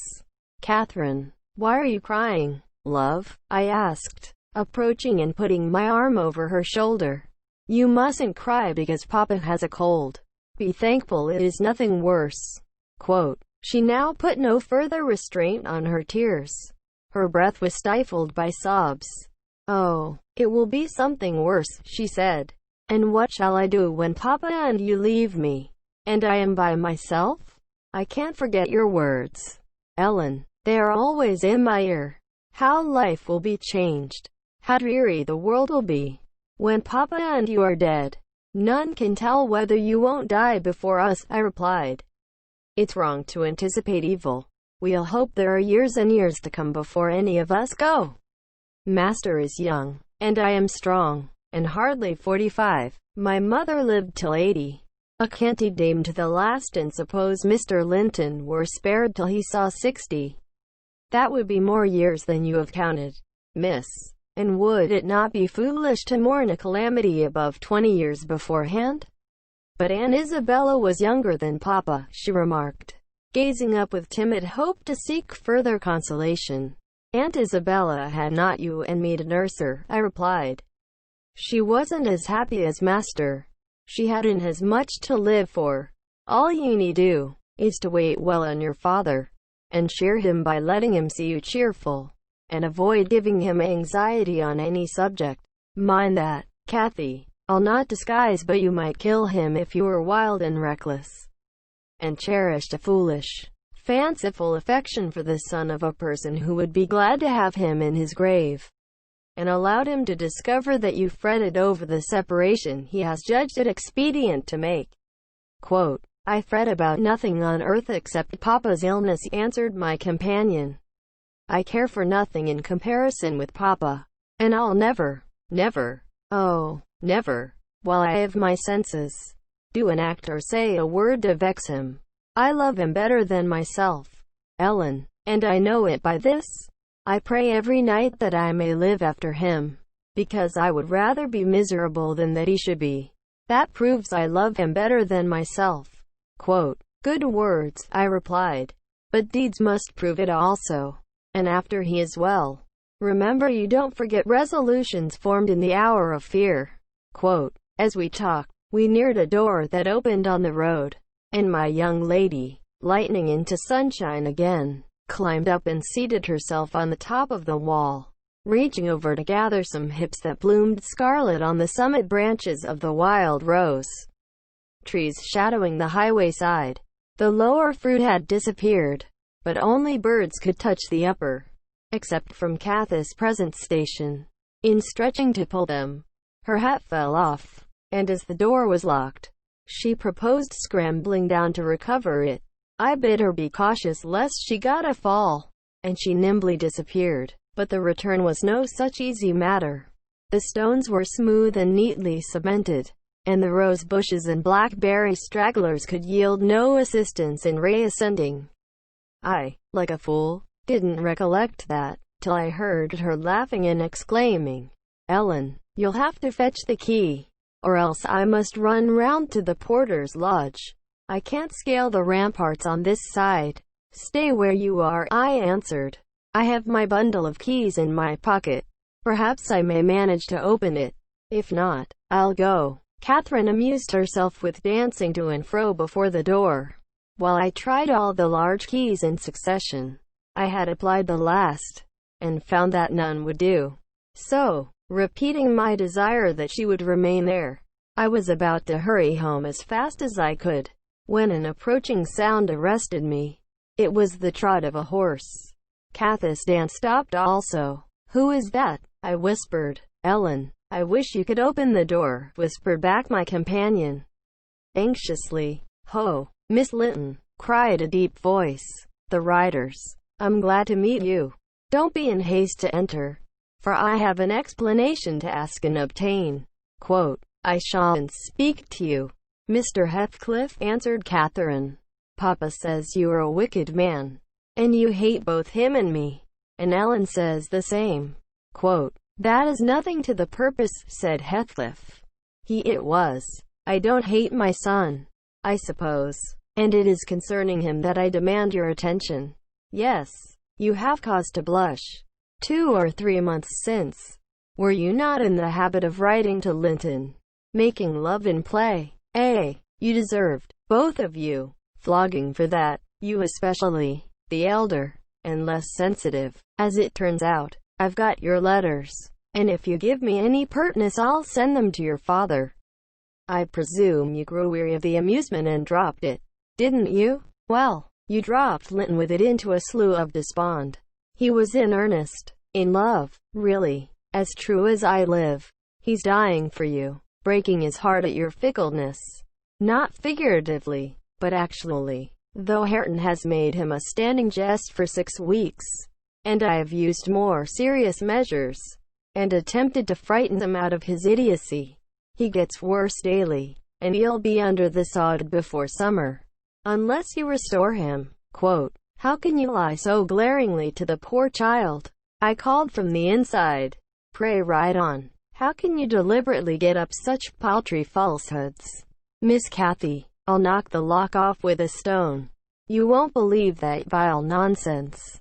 You can feel in yourself it is impossible that a person should die for love of a stranger. I was not aware there were eavesdroppers, muttered the detected villain. Worthy Mrs. Dean, I like you, but I don't like your double-dealing, he added aloud. How could you lie so glaringly as to affirm I hated the poor child, and invent bugbear stories to terrify her from my door stones? Catherine Linton, The very name warms me. My bonny lass, I shall be from home all this week. Go and see if I've not spoken truth. Do. There's a darling. Just imagine your father in my place, and Linton in yours. Then think how you would value your careless lover if he refused to stir a step to comfort you, when your father himself entreated him. And don't, from pure stupidity, fall into the same error. I swear, on my salvation, he's going to his grave, and none but you can save him. Quote, the lock gave way and I issued out. I swear Linton is dying, repeated Heathcliff, looking hard at me, and grief and disappointment are hastening his death. Nelly, if you won't let her go, you can walk over yourself. But I shall not return till this time next week, and I think your master himself would scarcely object to her visiting her cousin. Come in, said I, taking Cathy by the arm and half forcing her to re-enter, for she lingered, viewing with troubled eyes the features of the speaker.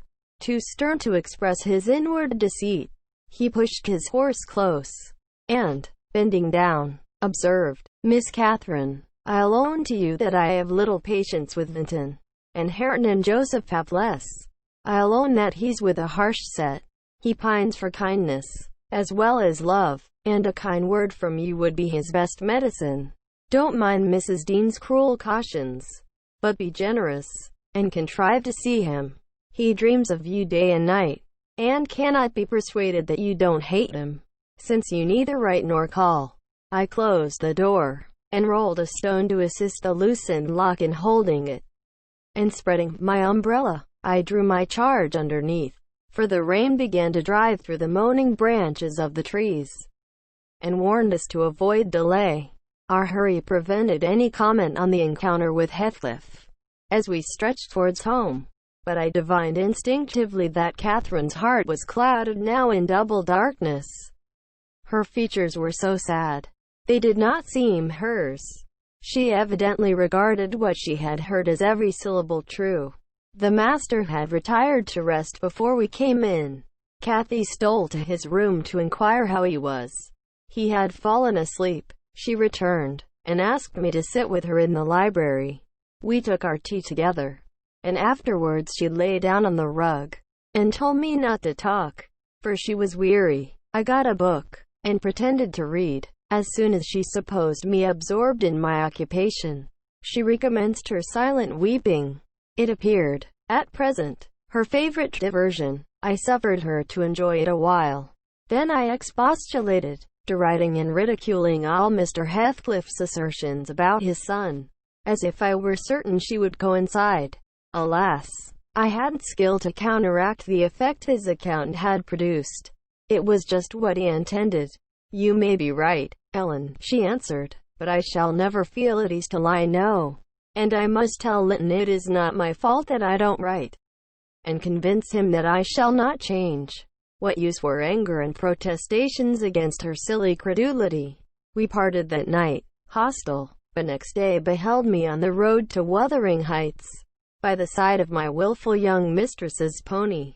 I couldn't bear to witness her sorrow, to see her pale, dejected countenance, and heavy eyes, and I yielded, in the faint hope that Linton himself might prove, by his reception of us, how little of the tale was founded on fact. Chapter 23. The rainy night had ushered in a misty morning. Half frost, half drizzle, and temporary brooks crossed our path, gurgling from the uplands. My feet were thoroughly wetted. I was cross and low, exactly the humor suited for making the most of these disagreeable things. We entered the farmhouse by the kitchen way, to ascertain whether Mr. Heathcliff were really absent, because I put slight faith in his own affirmation.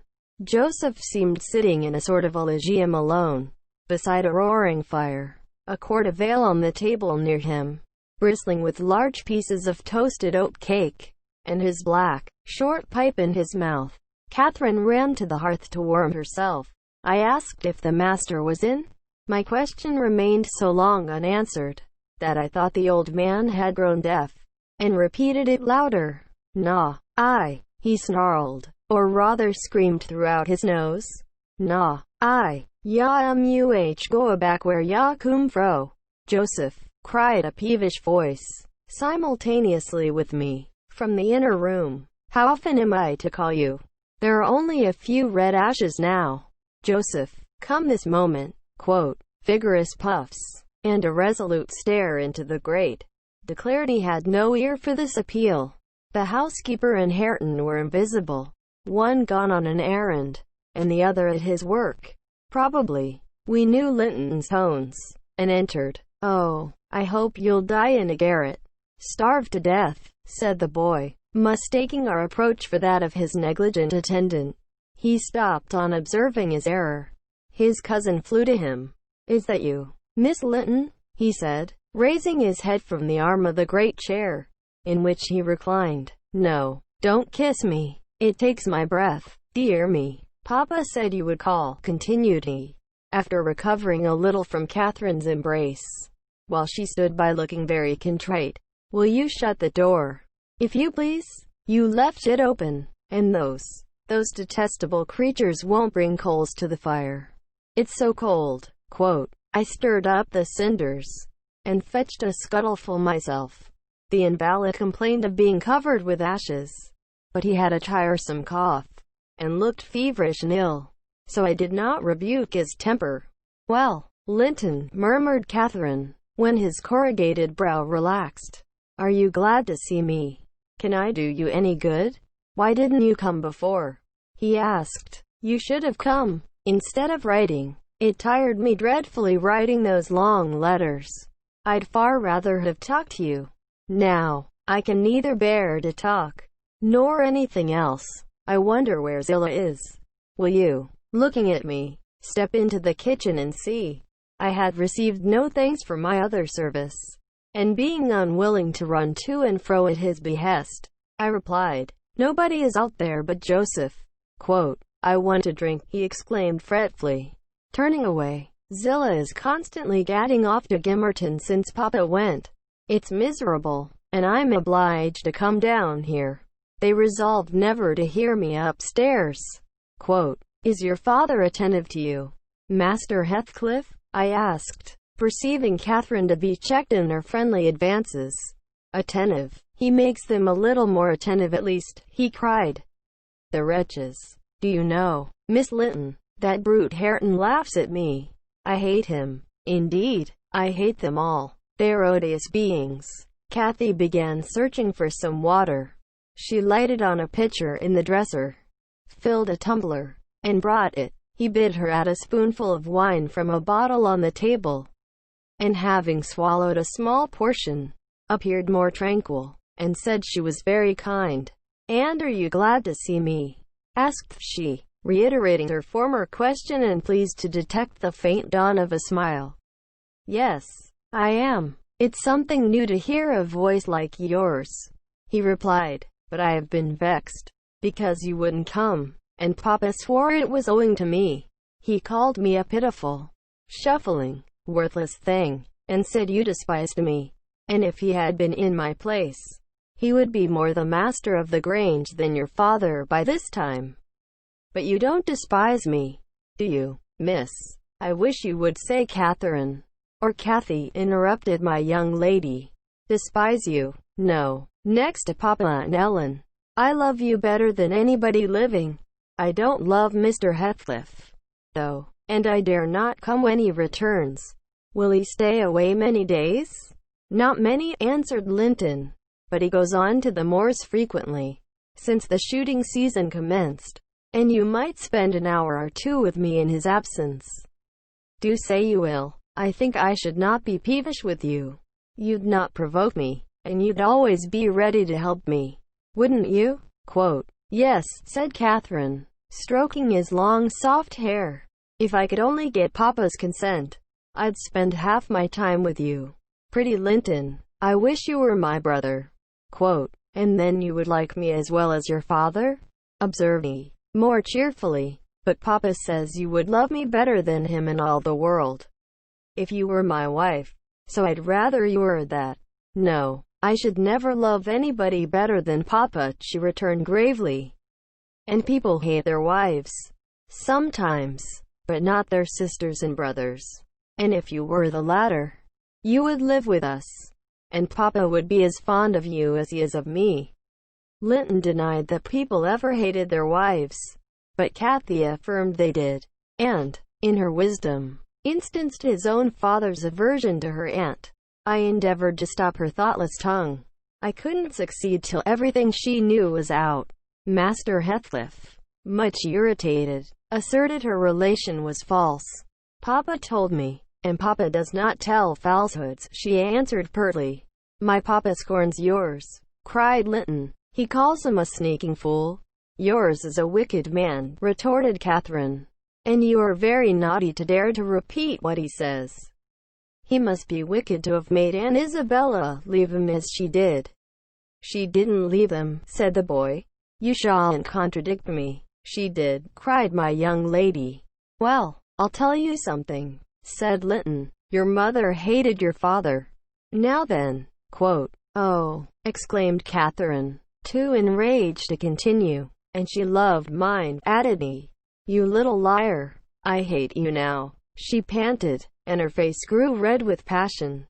She did," sang Linton, sinking into the recess of his chair, and leaning back his head to enjoy the agitation of the other disputant, who stood behind. "Hush, Master Heathcliff," I said. "That's your father's tale, too, I suppose." Quote. "It isn't. You hold your tongue," he answered. She did, Catherine. She did, quote. Kathy, beside herself, gave the chair a violent push, and caused him to fall against one arm. He was immediately seized by a suffocating cough that soon ended his triumph. It lasted so long that it frightened even me. As to his cousin, she wept with all her might, aghast at the mischief she had done. Though she said nothing, I held him till the fit exhausted itself. Then he thrust me away, and leant his head down silently. Catherine quelled her lamentations also, took a seat opposite, and looked solemnly into the fire. "How do you feel now, Master Heathcliff?" I inquired, after waiting 10 minutes. "I wish she felt as I do," he replied. "Spiteful, cruel thing. Hareton never touches me. He never struck me in his life. And I was better today.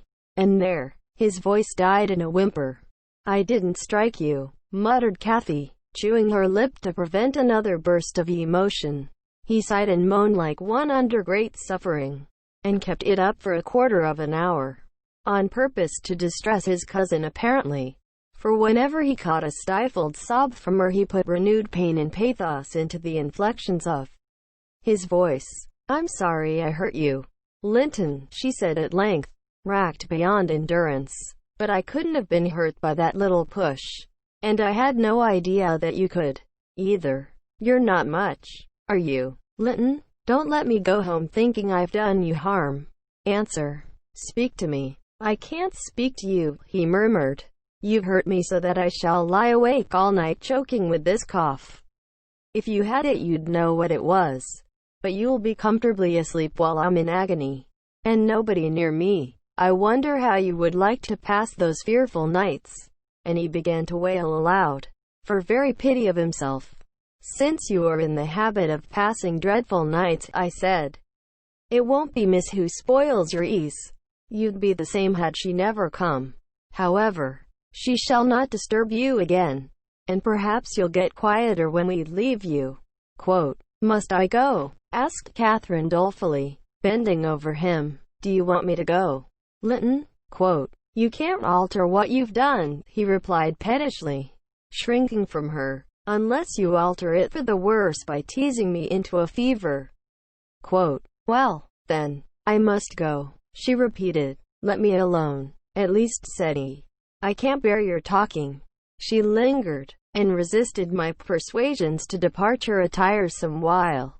But as he neither looked up nor spoke, she finally made a movement to the door, and I followed. We were recalled by a scream.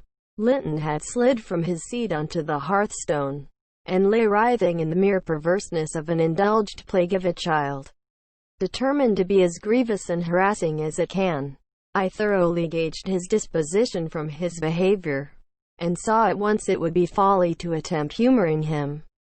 Not so my companion. She ran back in terror, knelt down, and cried, and soothed, and entreated, till he grew quiet from lack of breath, by no means from compunction at distressing her. I shall lift him onto the settle, I said, and he may roll about as he pleases. We can't stop to watch him. I hope you are satisfied, Miss Cathy, that you are not the person to benefit him, and that his condition of health is not occasioned by attachment to you. Now, then, there he is. Come away, as soon as he knows there is nobody by to care for his nonsense. He'll be glad to lie still. She placed a cushion under his head, and offered him some water. He rejected the latter, and tossed uneasily on the former, as if it were a stone or a block of wood. She tried to put it more comfortably. I can't do with that, he said. It's not high enough. Catherine brought another to lay above it. That's too high, murmured the provoking thing. How must I arrange it, then? She asked despairingly. He twined himself up to her, as she half knelt by the settle, and converted her shoulder into a support. No, that won't do, I said. You'll be content with a cushion. Master Heathcliff, Miss has wasted too much time on you already. We cannot remain 5 minutes longer. Yes, we can, replied Cathy. He's good and patient now. He's beginning to think I shall have far greater misery than he will tonight, if I believe he is the worse for my visit, and then I dare not come again. Tell the truth about it, Linton, for I mustn't come, if I have hurt you. You must come, to cure me, he answered. You ought to come, because you have hurt me. You know you have extremely. I was not as ill when you entered as I am at present. Was I? But you've made yourself ill by crying and being in a passion. I didn't do it all, said his cousin. However, we'll be friends now, and you want me. You would wish to see me sometimes. Really? I told you I did, he replied impatiently. Sit on the settle and let me lean on your knee. That's as Mama used to do. Whole afternoons together. Sit quite still and don't talk. But you may sing a song, if you can sing, or you may say a nice long interesting ballad, one of those you promised to teach me, or a story. I'd rather have a ballad, though. Begin. Catherine repeated the longest she could remember. The employment pleased both mightily. Linton would have another, and after that another, notwithstanding my strenuous objections. And so they went on until the clock struck 12, and we heard Hareton in the court, returning for his dinner. And tomorrow, Catherine, will you be here tomorrow? Asked young Heathcliff, holding her frock as she rose reluctantly. No, I answered, nor next day neither.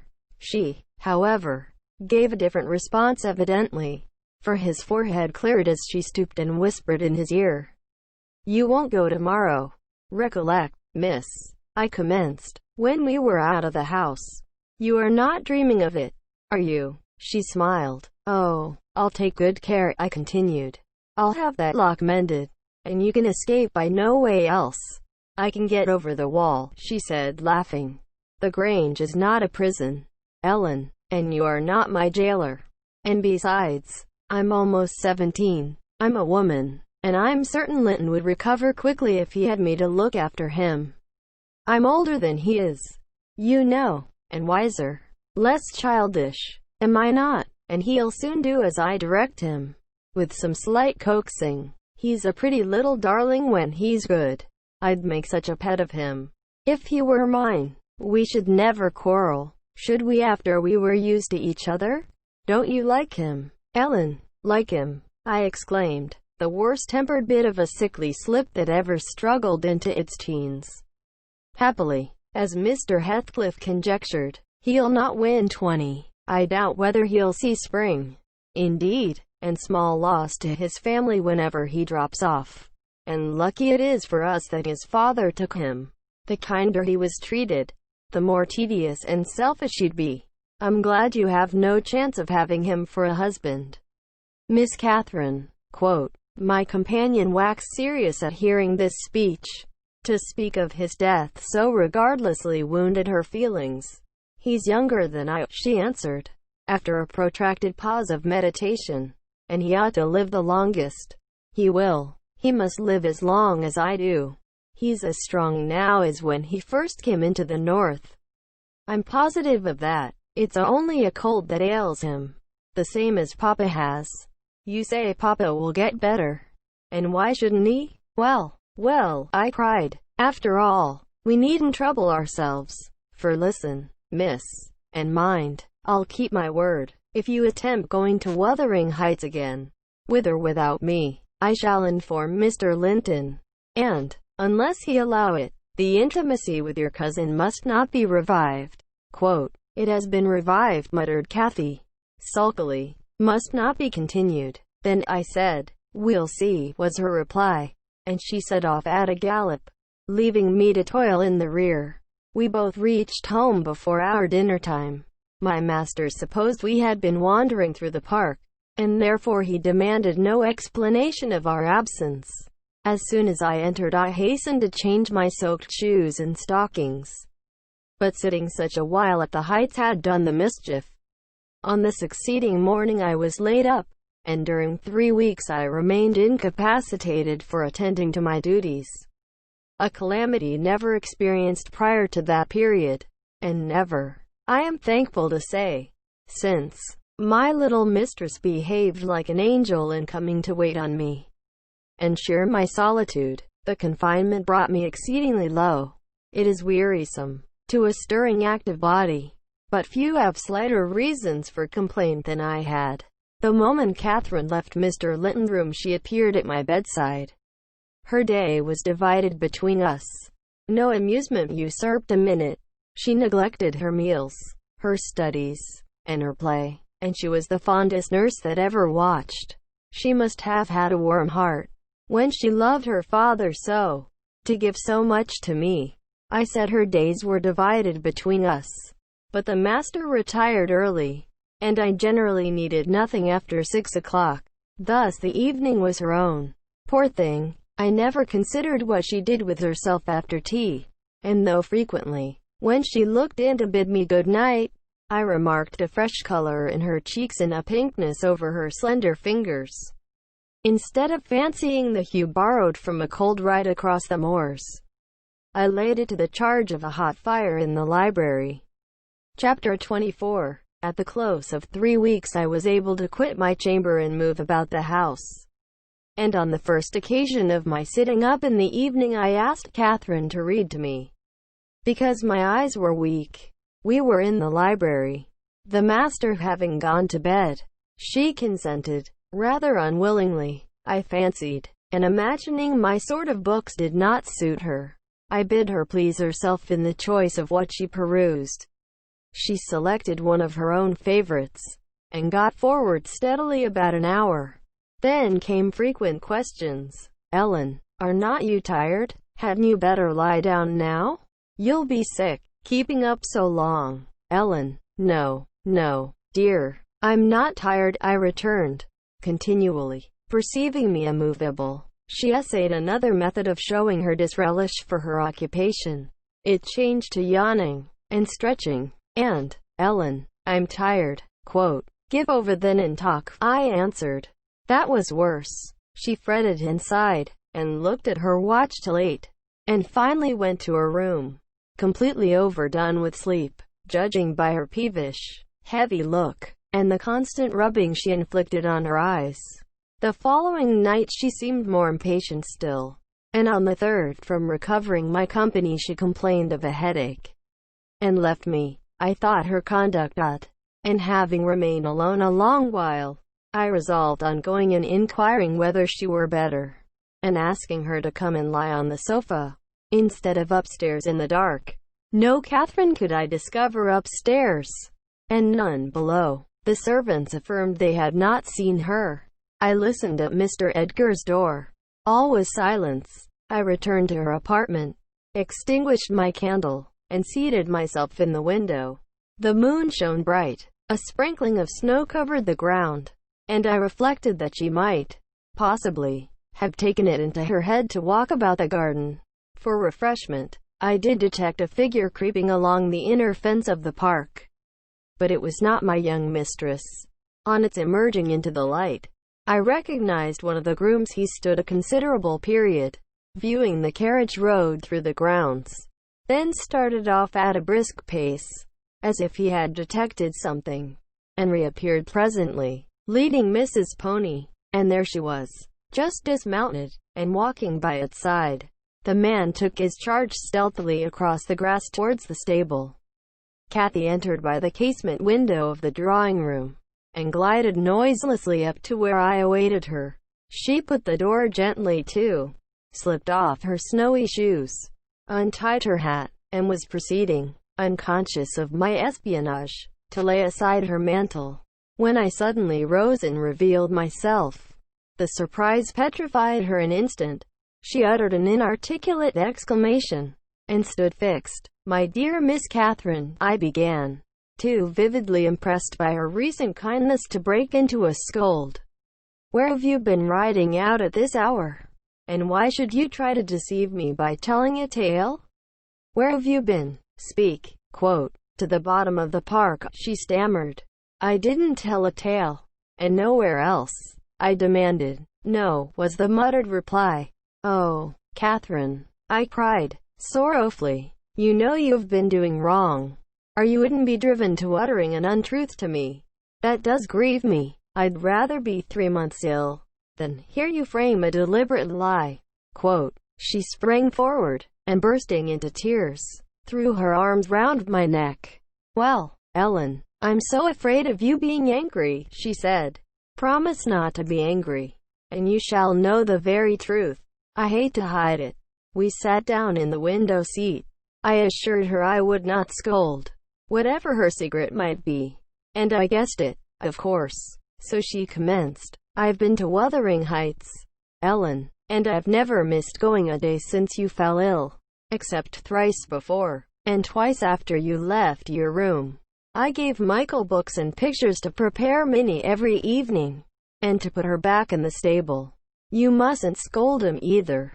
Mind, I was at the Heights by 6:30, and generally stayed till 8:30, and then galloped home. It was not to amuse myself that I went. I was often wretched all the time. Now and then I was happy. Once in a week, perhaps. At first, I expected there would be sad work persuading you to let me keep my word to Linton, for I had engaged to call again next day, when we quitted him. But, as you stayed upstairs on the morrow, I escaped that trouble, while Michael was refastening the lock of the park door in the afternoon. I got possession of the key, and told him how my cousin wished me to visit him, because he was sick, and couldn't come to the Grange, and how Papa would object to my going. And then I negotiated with him about the pony. He is fond of Reading, and he thinks of leaving soon to get married. So he offered, if I would lend him books out of the library, to do what I wished. But I preferred giving him my own, and that satisfied him better. On my second visit, Linton seemed in lively spirits, and Zillah, that is their housekeeper, made us a clean room and a good fire, and told us that, as Joseph was out at a prayer meeting and Hareton Earnshaw was off with his dogs, robbing our woods of pheasants, as I heard afterwards, we might do what we liked. She brought me some warm wine and gingerbread, and appeared exceedingly good-natured, and Linton sat in the armchair, and I in the little rocking chair on the hearthstone, and we laughed and talked so merrily, and found so much to say. We planned where we would go, and what we would do in summer. I needn't repeat that, because you would call it silly. One time, however, we were near quarreling. He said the pleasantest manner of spending a hot July day was lying from morning till evening on a bank of heath in the middle of the moors, with the bees humming dreamily about among the bloom, and the larks singing high up overhead, and the blue sky and bright sun shining steadily and cloudlessly. That was his most perfect idea of heaven's happiness. Mine was rocking in a rustling green tree, with a west wind blowing, and bright white clouds flitting rapidly above, and not only larks, but throstles, and blackbirds, and linnets, and cuckoos pouring out music on every side, and the moors seen at a distance, broken into cool dusky dells, but close by great swells of long grass undulating in waves to the breeze, and woods and sounding water, and the whole world awake and wild with joy. He wanted all to lie in an ecstasy of peace. I wanted all to sparkle and dance in a glorious jubilee. I said his heaven would be only half alive, and he said mine would be drunk. I said I should fall asleep in his, and he said he could not breathe in mine, and began to grow very snappish. At last, we agreed to try both, as soon as the right weather came, and then we kissed each other and were friends. After sitting still an hour, I looked at the great room with its smooth uncarpeted floor, and thought how nice it would be to play in, if we removed the table, and I asked Linton to call Zilla in to help us, and we'd have a game at blindman's buff. She should try to catch us. You used to, you know, Ellen. He wouldn't. There was no pleasure in it, he said, but he consented to play at ball with me. We found two in a cupboard, among a heap of old toys, tops, and hoops, and battledores and shuttlecocks. One was marked C, and the other H. I wished to have the C, because that stood for Catherine, and the H might be for Heathcliff, his name, but the brand came out of H, and Linton didn't like it. I beat him constantly, and he got cross again, and coughed, and returned to his chair. That night, though, he easily recovered his good humor. He was charmed with 2 or 3 pretty songs. Your songs, Ellen. And when I was obliged to go, he begged and entreated me to come the following evening, and I promised. Minnie and I went flying home as light as air, and I dreamt of Wuthering Heights and my sweet, darling cousin, till morning. On the morrow I was sad, partly because you were poorly, and partly that I wished my father knew, and approved of my excursions. But it was beautiful moonlight after tea, and, as I rode on, the gloom cleared. I shall have another happy evening, I thought to myself, and what delights me more? My pretty Linton will. I trotted up their garden, and was turning round to the back, when that fellow Earnshaw met me, took my bridle, and bid me go in by the front entrance. He patted Minnie's neck, and said she was a bonny beast, and appeared as if he wanted me to speak to him.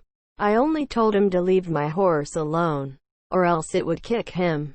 He answered in his vulgar accent, it wouldn't do much hurt if it did, and surveyed its legs with a smile.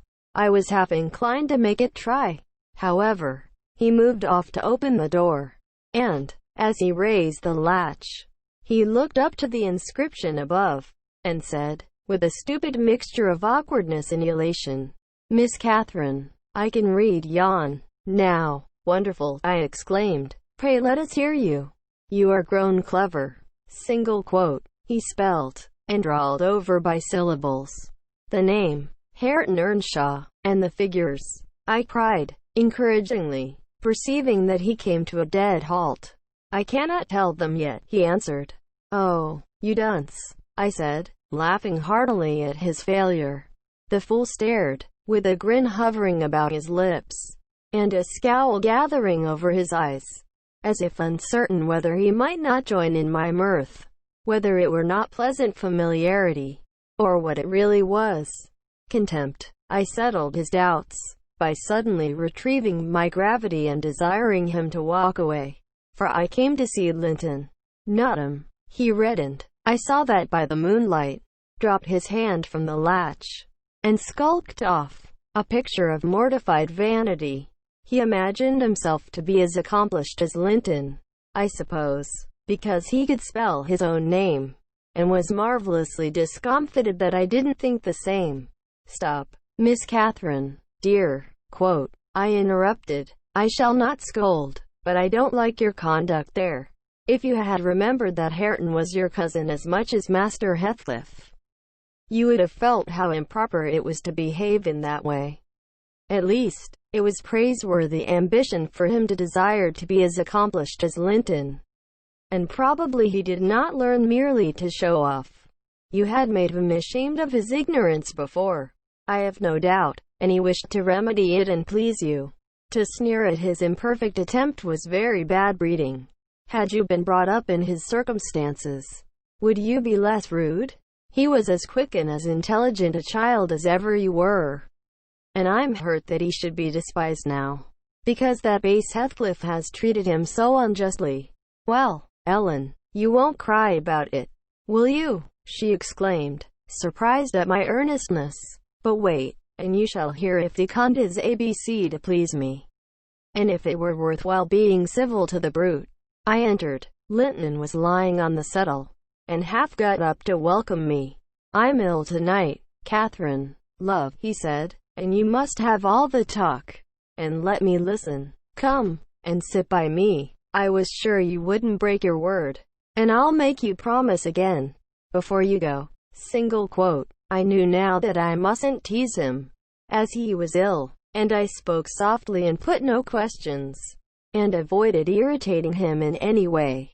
I had brought some of my nicest books for him.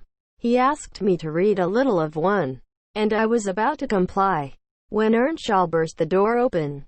Having gathered venom with reflection, he advanced direct to us, seized Linton by the arm, and swung him off the seat.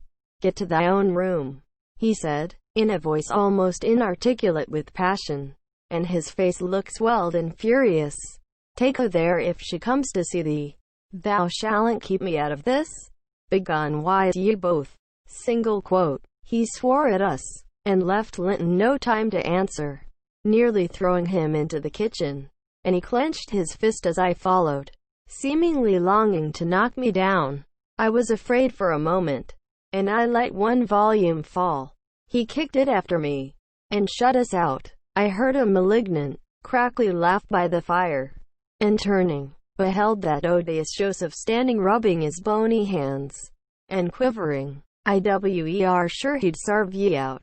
He's a grand lad. He's gettin' tea right spirit in him. He knaws.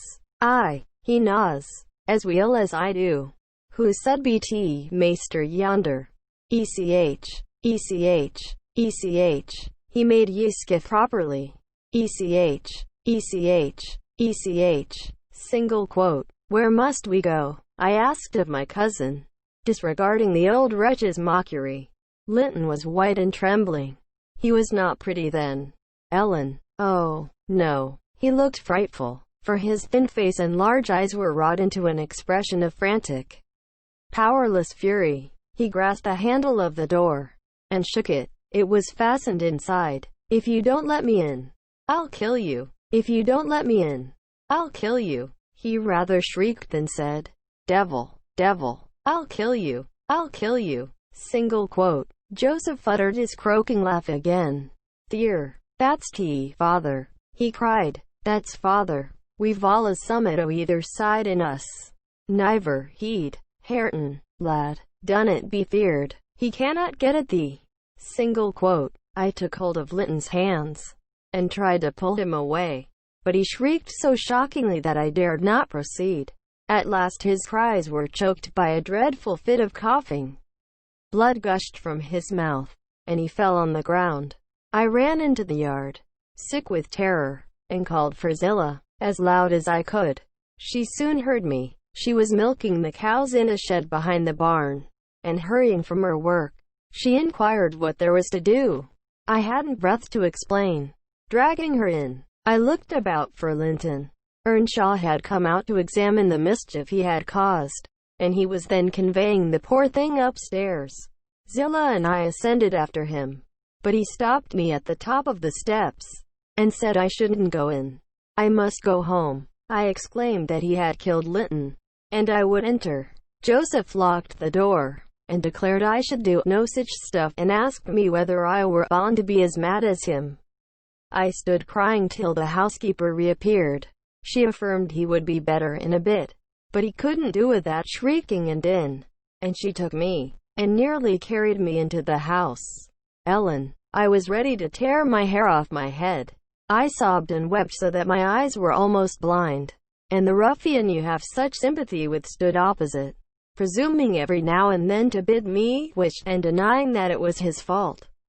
And, finally, frightened by my assertions that I would tell Papa, and that he should be put in prison and hanged. He commenced blubbering himself, and hurried out to hide his cowardly agitation. Still, I was not rid of him. When at length they compelled me to depart, and I had got some 100 yards off the premises, he suddenly issued from the shadow of the roadside, and checked Minnie and took hold of me. "Miss Catherine, I'm ill grieved," he began, "but it's rather too bad." I gave him a cut with my whip, thinking perhaps he would murder me. He let go, thundering one of his horrid curses, and I galloped home more than half out of my senses. I didn't bid you good night that evening, and I didn't go to Wuthering Heights the next. I wished to go exceedingly, but I was strangely excited, and dreaded to hear that Linton was dead. Sometimes shuddered at the thought of encountering Hareton. On the third day I took courage. At least, I couldn't bear longer suspense, and stole off once more. I went at 5 o'clock, and walked, fancying I might manage to creep into the house, and up to Linton's room, unobserved. However, the dogs gave notice of my approach. Zillah received me, and saying the lad was mending nicely, showed me into a small, tidy, carpeted apartment, where, to my inexpressible joy, I beheld Linton laid on a little sofa, reading one of my books. But he would neither speak to me nor look at me, through a whole hour. Ellen, he has such an unhappy temper. And what quite confounded me, when he did open his mouth, it was to utter the falsehood that I had occasioned the uproar, and Hareton was not to blame. Unable to reply, except passionately, I got up and walked from the room. He sent after me a faint "Catherine." He did not reckon on being answered so, but I wouldn't turn back, and the morrow was the second day on which I stayed at home, nearly determined to visit him no more. But it was so miserable going to bed and getting up, and never hearing anything about him, that my resolution melted into air before it was properly formed. It had appeared wrong to take the journey once. Now it seemed wrong to refrain. Michael came to ask if he must saddle Minnie. I said yes, and considered myself doing a duty as she bore me over the hills. I was forced to pass the front windows to get to the court. It was no use trying to conceal my presence. "Young master is in the house," said Zillah, as she saw me making for the parlor. I went in. Earnshaw was there also, but he quitted the room directly. Linton sat in the great armchair half asleep. Walking up to the fire, I began in a serious tone, partly meaning it to be true. "As you don't like me, Linton, and as you think I come on purpose to hurt you, and pretend that I do so every time, this is our last meeting. Let us say goodbye, and tell Mr. Heathcliff that you have no wish to see me, and that he mustn't invent any more falsehoods on the subject." "Sit down and take your hat off, Catherine," he answered. "You are so much happier than I am. You ought to be better. Papa talks enough of my defects, and shows enough scorn of me, to make it natural I should doubt myself. I doubt whether I am not altogether as worthless as he calls me, frequently, and then I feel so cross and bitter. I hate everybody. I am worthless, and bad in temper, and bad in spirit, almost always. And, if you choose, you may say goodbye. You'll get rid of an annoyance. Only, Catherine, do me this justice. Believe that if I might be as sweet, and as kind, and as good as you are, I would be, as willingly, and more so, than as happy and as healthy. And believe that your kindness has made me love you deeper than if I deserved your love.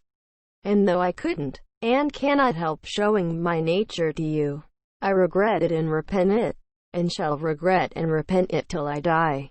I felt he spoke the truth, and I felt I must forgive him. And, though we should quarrel the next moment, I must forgive him again. We were reconciled, but we cried, both of us, the whole time I stayed. Not entirely for sorrow, yet I was sorry Linton had that distorted nature.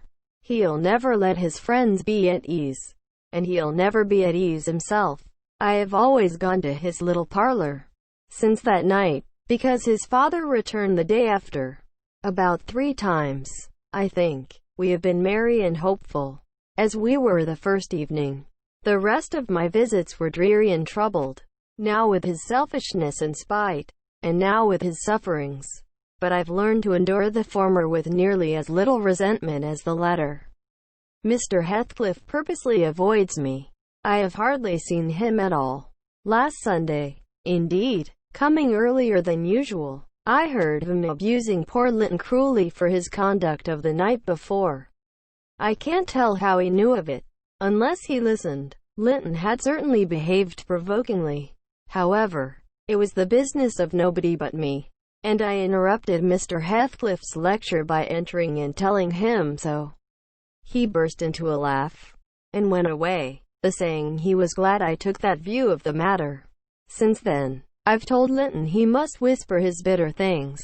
Now, Ellen, you have heard all. I can't be prevented from going to Wuthering Heights, except by inflicting misery on two people. Whereas, if you'll only not tell Papa, my going need disturb the tranquility of none. You'll not tell, will you? It will be very heartless. If you do, I'll make up my mind on that point by tomorrow. Miss Catherine, I replied, it requires some study, and so I'll leave you to your rest, and go think it over. I thought it over aloud, in my master's presence, walking straight from her room to his, and relating the whole story, with the exception of her conversations with her cousin, and any mention of Hareton. Mr. Linton was alarmed and distressed, more than he would acknowledge to me. In the morning, Catherine learnt my betrayal of her confidence, and she learned also that her secret visits were to end. In vain she wept and writhed against the interdict, and implored her father to have pity on Linton. All she got to comfort her was a promise that he would write and give him leave to come to the Grange when he pleased, but explaining that he must no longer expect to see Catherine at Wuthering Heights. Perhaps, had he been aware of his nephew's disposition and state of health, he would have seen fit to withhold even that slight consolation. Chapter 25. These things happened last winter, sir, said Mrs. Dean. Hardly more than a year ago. Last winter. I did not think, at another 12 months' end, I should be amusing a stranger to the family with relating them. Yet, who knows how long you'll be a stranger? You're too young to rest always contented, living by yourself, and I some way fancy no one could see Catherine Linton and not love her. You smile, but why do you look so lively and interested when I talk about her? And why have you asked me to hang her picture over your fireplace? And why? Stop, my good friend, I cried. It may be very possible that I should love her, but would she love me? I doubt it too much to venture my tranquility by running into temptation. And then my home is not here.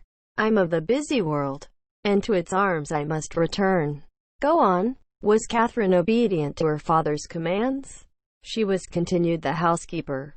Her affection for him was still the chief sentiment in her heart. And he spoke without anger. He spoke in the deep tenderness of one about to leave his treasure amid perils and foes, where his remembered words would be the only aid that he could bequeath to guide her. He said to me, a few days afterwards, I wish my nephew would write, Ellen, or call. Tell me, sincerely, what you think of him. Is he changed for the better? Or is there a prospect of improvement, as he grows a man? He's very delicate, sir, I replied, and scarcely likely to reach manhood. But this I can say, he does not resemble his father. And if Miss Catherine had the misfortune to marry him, he would not be beyond her control, unless she were extremely and foolishly indulgent. However, master, you'll have plenty of time to get acquainted with him and see whether he would suit her. It wants 4 years and more to his being of age.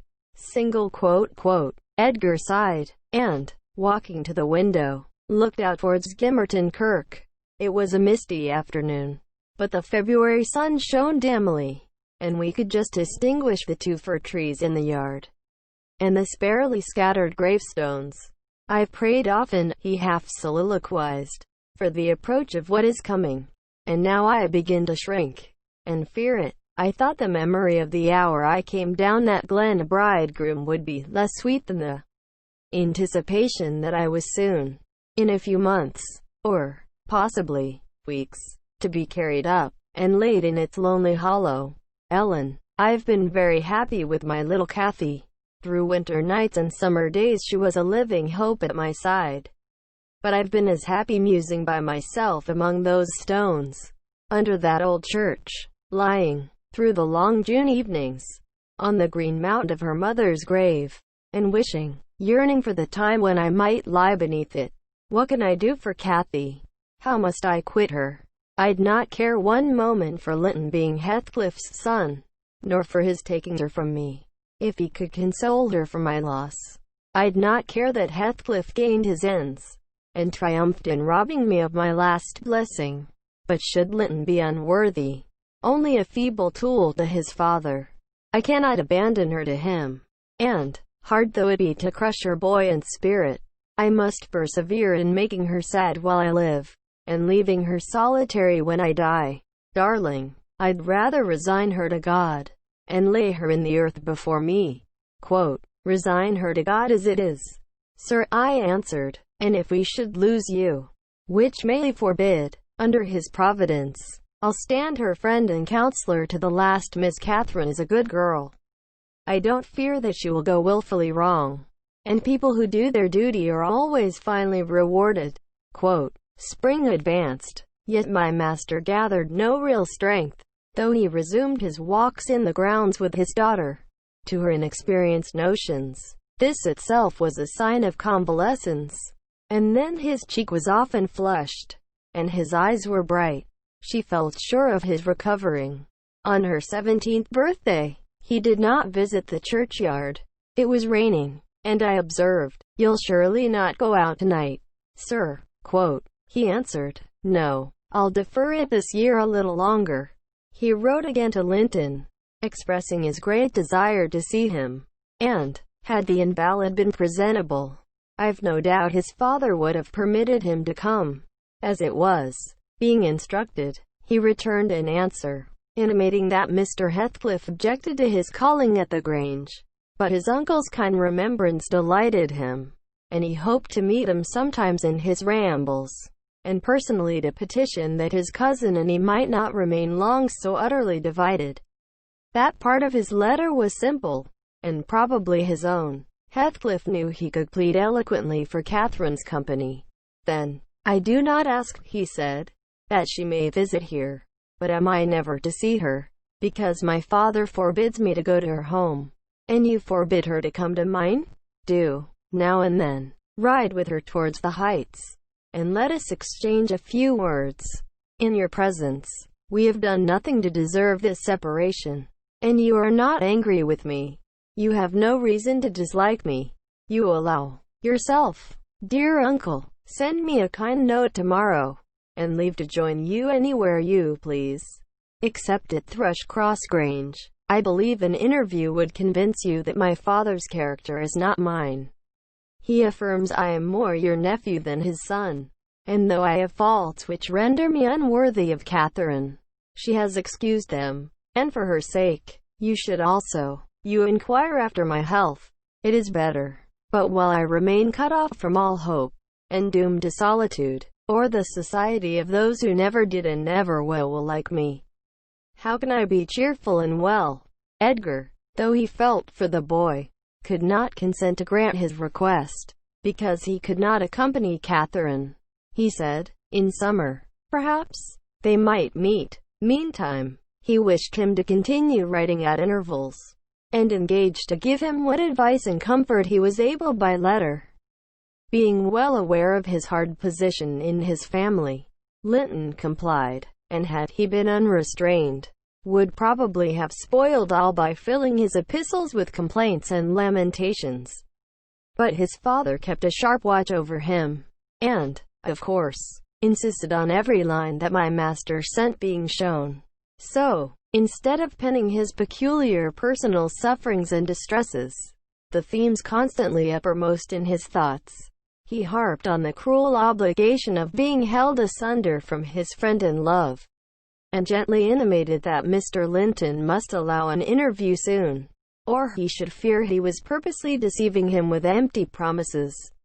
Kathy was a powerful ally at home, and between them they at length persuaded my master to acquiesce in their having a ride or a walk together about once a week, under my guardianship, and on the moors nearest the Grange, for June found him still declining, though he had set aside yearly a portion of his income for my young lady's fortune.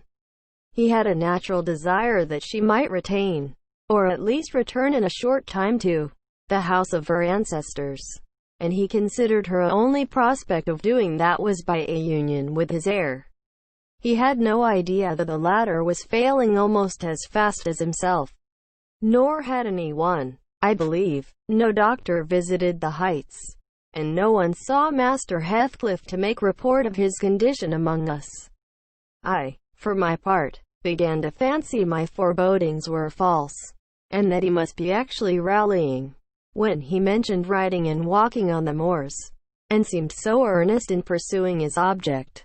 I could not picture a father treating a dying child as tyrannically and wickedly as I afterwards learned Heathcliff had treated him, to compel this apparent eagerness, his efforts redoubling the more eminently his avaricious and unfeeling plans were threatened with defeat by death. Chapter 26. Summer was already past its prime, when Edgar reluctantly yielded his assent to their entreaties, and Catherine and I set out on our first ride to join her cousin. It was a close, sultry day, devoid of sunshine, but with a sky too dappled and hazy to threaten rain, and our place of meeting had been fixed at the Guidestone, by the crossroads. On arriving there, however, a little herd boy, dispatched as a messenger, told us that Maester Linton were just o' this side th Heights, and he'd be much obliged to us to gang on a bit further. Then Master Linton has forgot the first injunction of his uncle, I observed. He bid us keep on the Grange land, and here we are off at once. Quote, well, we'll turn our horses' heads round when we reach him, answered my companion. Our excursion shall lie towards home. But when we reached him, and that was scarcely a quarter of a mile from his own door, we found he had no horse, and we were forced to dismount, and leave ours to graze. He lay on the heath, awaiting our approach, and did not rise till we came within a few yards. Then he walked so feebly, and looked so pale, that I immediately exclaimed, why, Master Heathcliff, you are not fit for enjoying a ramble this morning. How ill you do look! Quote, Catherine surveyed him with grief and astonishment. She changed the ejaculation of joy on her lips to one of alarm, and the congratulation on their long-postponed meeting to an anxious inquiry whether he were worse than usual. No, better, he panted, trembling, and retaining her hand as if he needed its support, while his large blue eyes wandered timidly over her, the hollowness round them transforming to haggard wildness the languid expression they once possessed. But you have been worse, persisted his cousin. Worse than when I saw you last. You are thinner, and I'm tired, he interrupted hurriedly. It is too hot for walking. Let us rest here, and, in the morning, I often feel sick. Papa says I grow so fast. Badly satisfied, Kathy sat down, and he reclined beside her. This is something like your paradise, said she, making an effort at cheerfulness. You recollect the 2 days we agreed to spend in the place and way each thought pleasantest. This is nearly yours, only they're clouds, but then they are so soft and mellow. It is nicer than sunshine. Next week, if you can, we'll ride down to the Grange Park, and try mine. Quote, Linton did not appear to remember what she talked of, and he had evidently great difficulty in sustaining any kind of conversation. His lack of interest in the subjects she started, and his equal incapacity to contribute to her entertainment, were so obvious that she could not conceal her disappointment. An indefinite alteration had come over his whole person and manner. The pettishness that might be caressed into fondness had yielded to a listless apathy. There was less of the peevish temper of a child which frets and teases on purpose to be soothed, and more of the self-absorbed moroseness of a confirmed invalid, repelling consolation, and ready to regard the good-humored mirth of others as an insult. Catherine perceived, as well as I did, that he held it rather a punishment than a gratification to endure our company, and she made no scruple of proposing, presently, to depart. That proposal, unexpectedly, roused Linton from his lethargy, and threw him into a strange state of agitation. He glanced fearfully towards the heights, begging she would remain another half-hour, at least. "But I think," said Cathy, "you'd be more comfortable at home than sitting here, and I cannot amuse you today. I see, by my tales, and songs, and chatter, you have grown wiser than I. In these 6 months, you have little taste for my diversions now. Or else, if I could amuse you, I'd willingly stay." "Stay to rest yourself," he replied. "And, Catherine, don't think or say that I'm very unwell. It is the heavy weather and heat that make me dull, and I walked about, before you came, a great deal for me. Tell uncle I'm in tolerable health, will you?" "I'll tell him that you say so, Linton." "I couldn't affirm that you are," observed my young lady, wondering at his pertinacious assertion of what was evidently an untruth.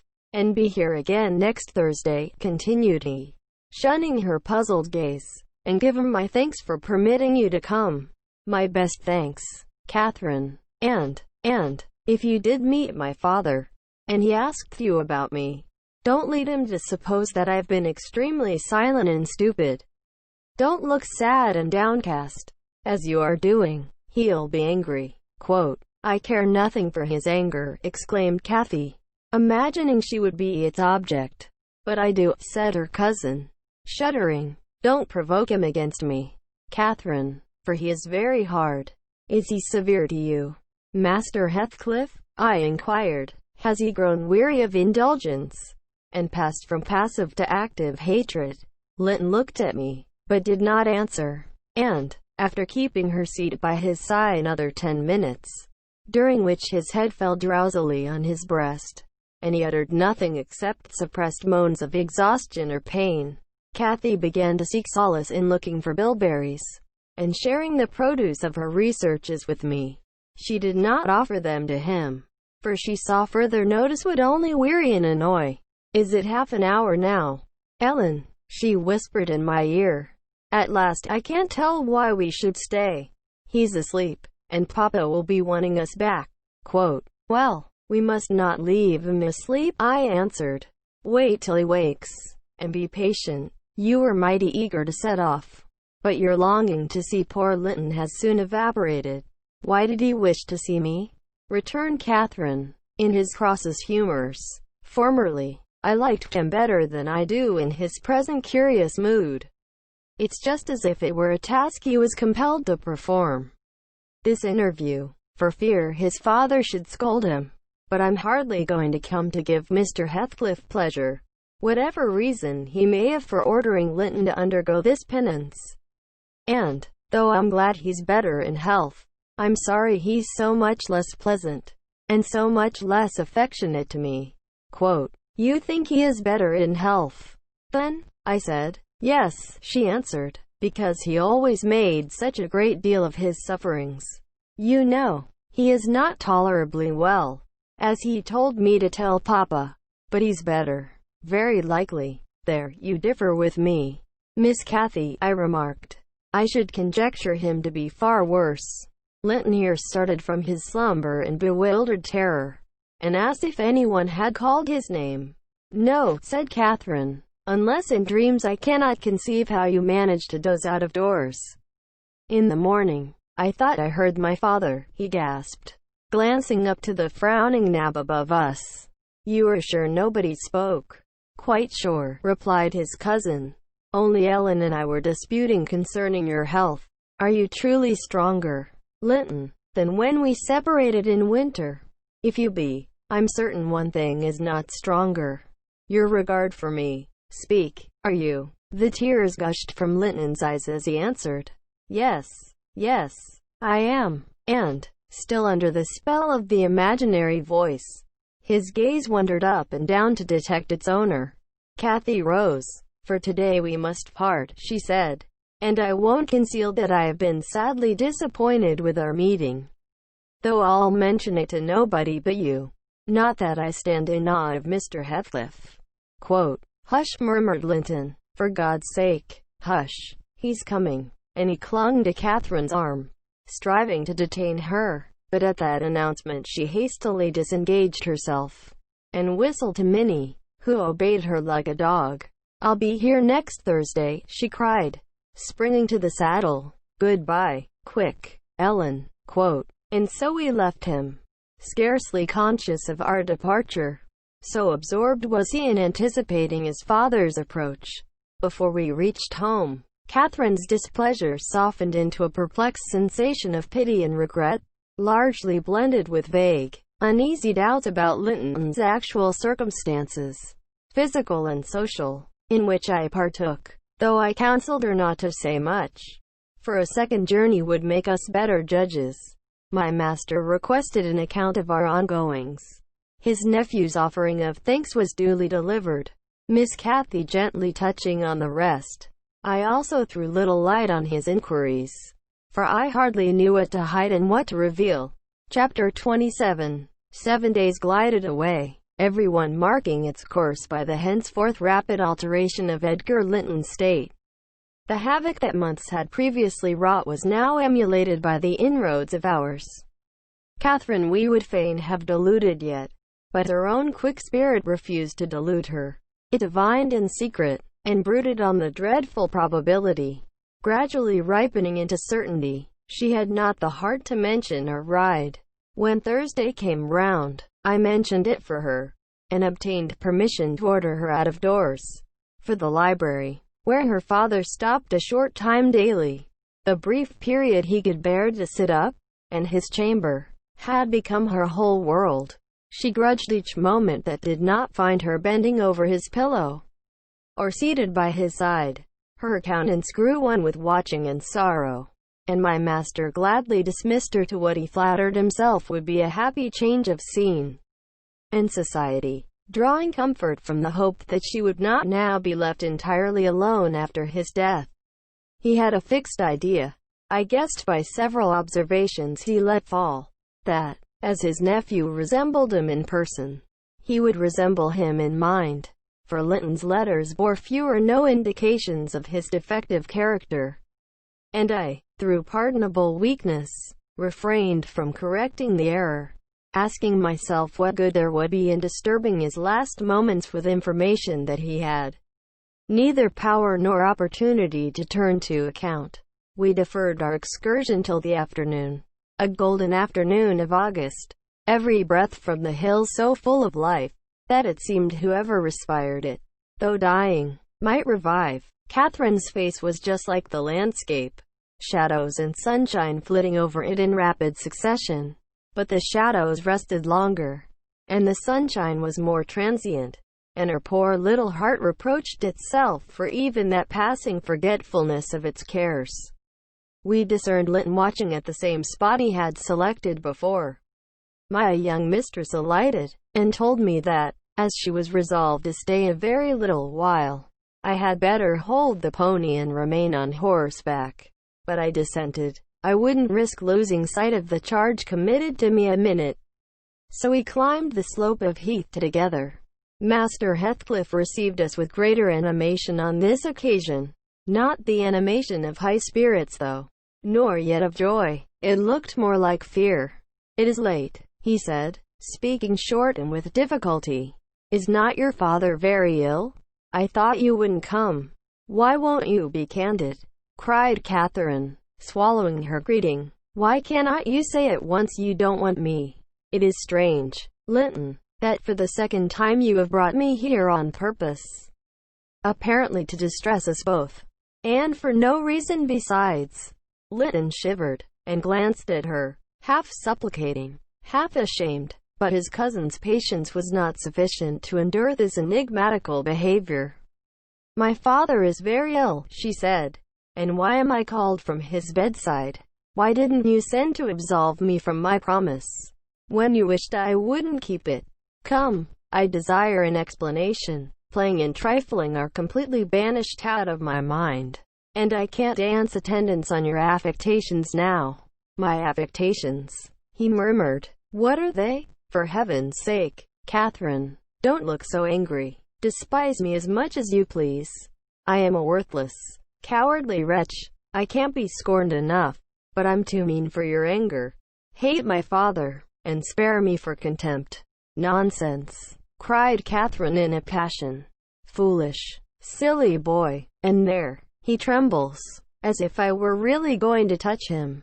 You needn't bespeak contempt, Linton. Anybody will have it spontaneously at your service. Get off. I shall return home. It is folly dragging you from the hearthstone, and pretending. What do we pretend? Let go my frock. If I pitied you for crying and looking so very frightened, you should spurn such pity. Ellen, tell him how disgraceful this conduct is. Rise, and don't degrade yourself into an abject reptile. Don't. With streaming face and an expression of agony, Linton had thrown his nerveless frame along the ground. He seemed convulsed with exquisite terror. Oh, he sobbed, I cannot bear it. Catherine, Catherine, I'm a traitor, too, and I dare not tell you. But leave me, and I shall be killed. Dear Catherine, my life is in your hands, and you have said you loved me, and if you did, it wouldn't harm you. You'll not go, then? Kind, sweet, good Catherine, and perhaps you will consent, and he'll let me die with you. Quote, my young lady, on witnessing his intense anguish, stooped to raise him. The old feeling of indulgent tenderness overcame her vexation, and she grew thoroughly moved and alarmed.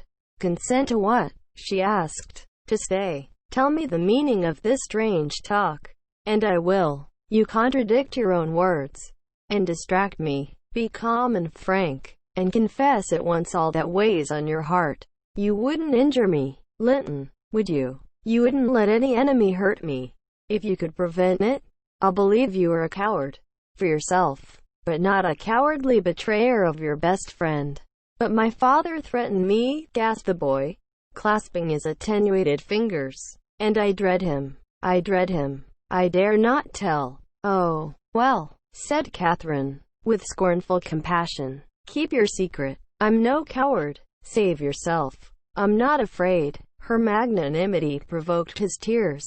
He wept wildly, kissing her supporting hands, and yet could not summon courage to speak out.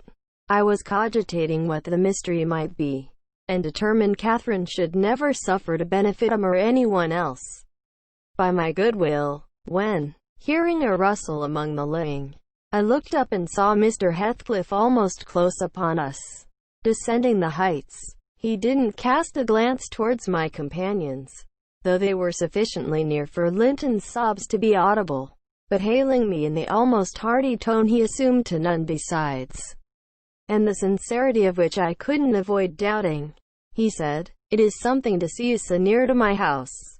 Nelly, how are you at the Grange? Let us hear. The rumor goes, he added, in a lower tone, that Edgar Linton is on his deathbed. Perhaps they exaggerate his illness. Quote, no, my master is dying, I replied. It is true enough. A sad thing it will be for us all, but a blessing for him. How long will he last, do you think? He asked. I don't know, I said. Because, he continued, looking at the two young people, who were fixed under his eye. Linton appeared as if he could not venture to stir or raise his head, and Catherine could not move, on his account, because that lad yonder seems determined to beat me, and I thank his uncle to be quick, and go before him. Hullo, has the whelp been playing that game long?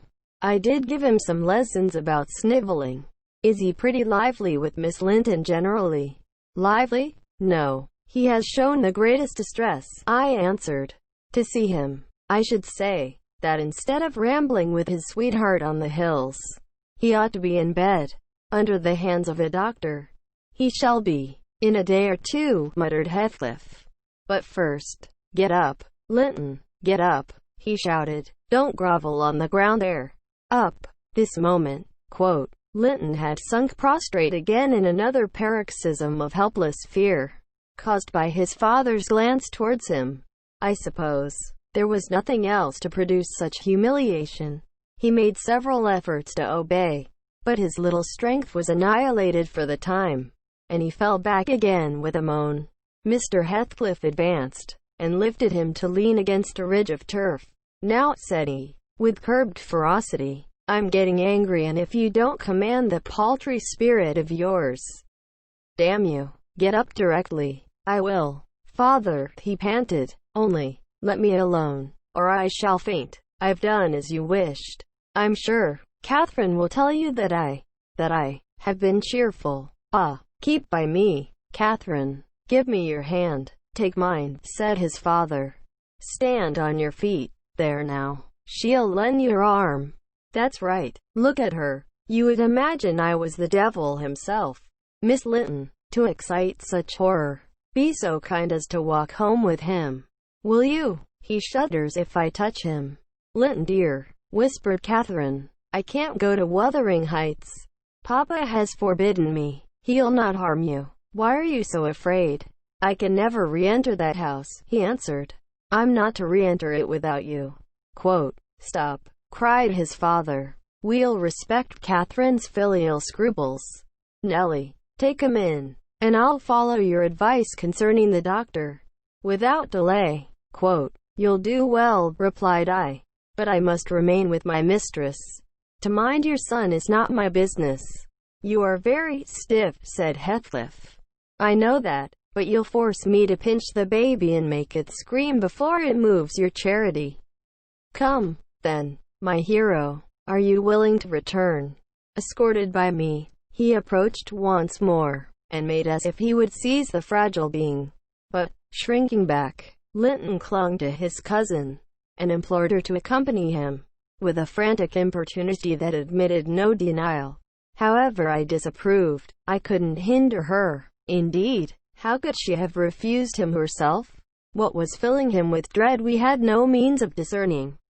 But there he was, powerless under its grip, and any addition seemed capable of shocking him into idiocy. We reached the threshold. Catherine walked in, and I stood waiting till she had conducted the invalid to a chair, expecting her out immediately, when Mr. Heathcliff, pushing me forward, exclaimed, my house is not stricken with a plague, Nellie, and I have a mind to be hospitable today.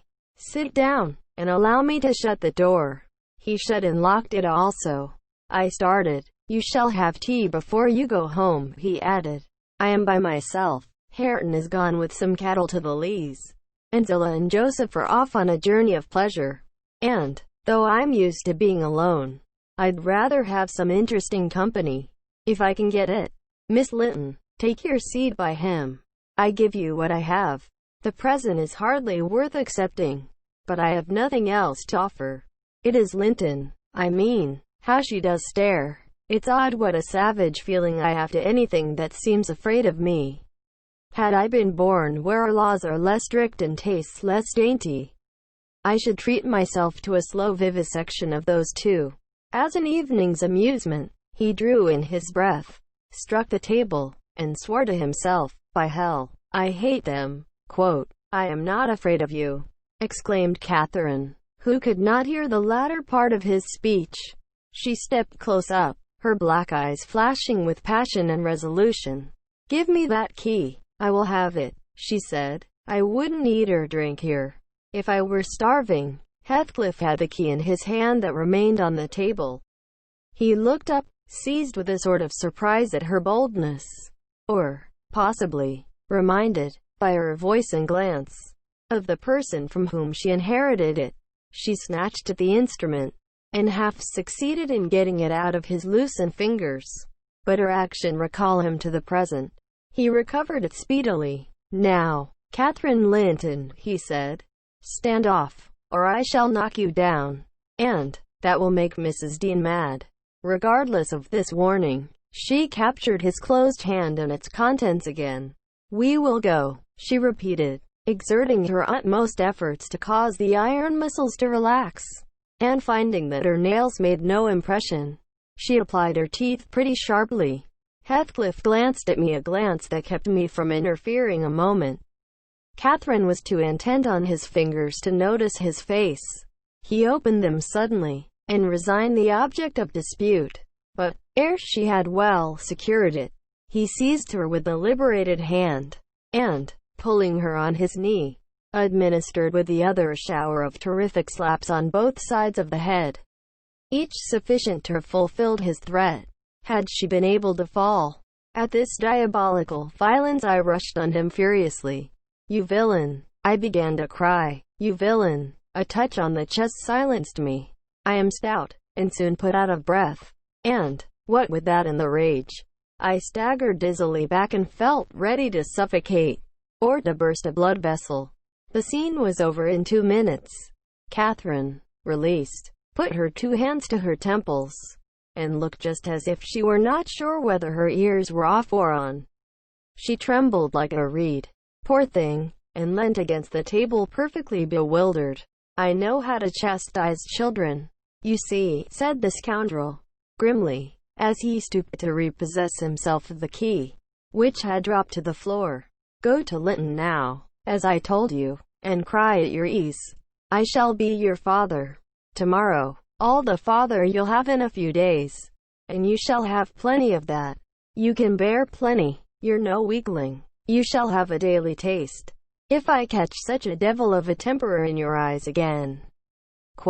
Kathy ran to me instead of Linton, and knelt down and put her burning cheek on my lap, weeping aloud. Her cousin had shrunk into a corner of the settle, as quiet as a mouse, congratulating himself, I dare say, that the correction had alighted on another than him.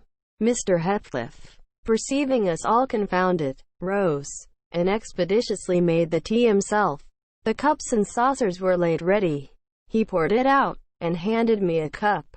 "Wash away your spleen," he said, "and help your own naughty pet in mine.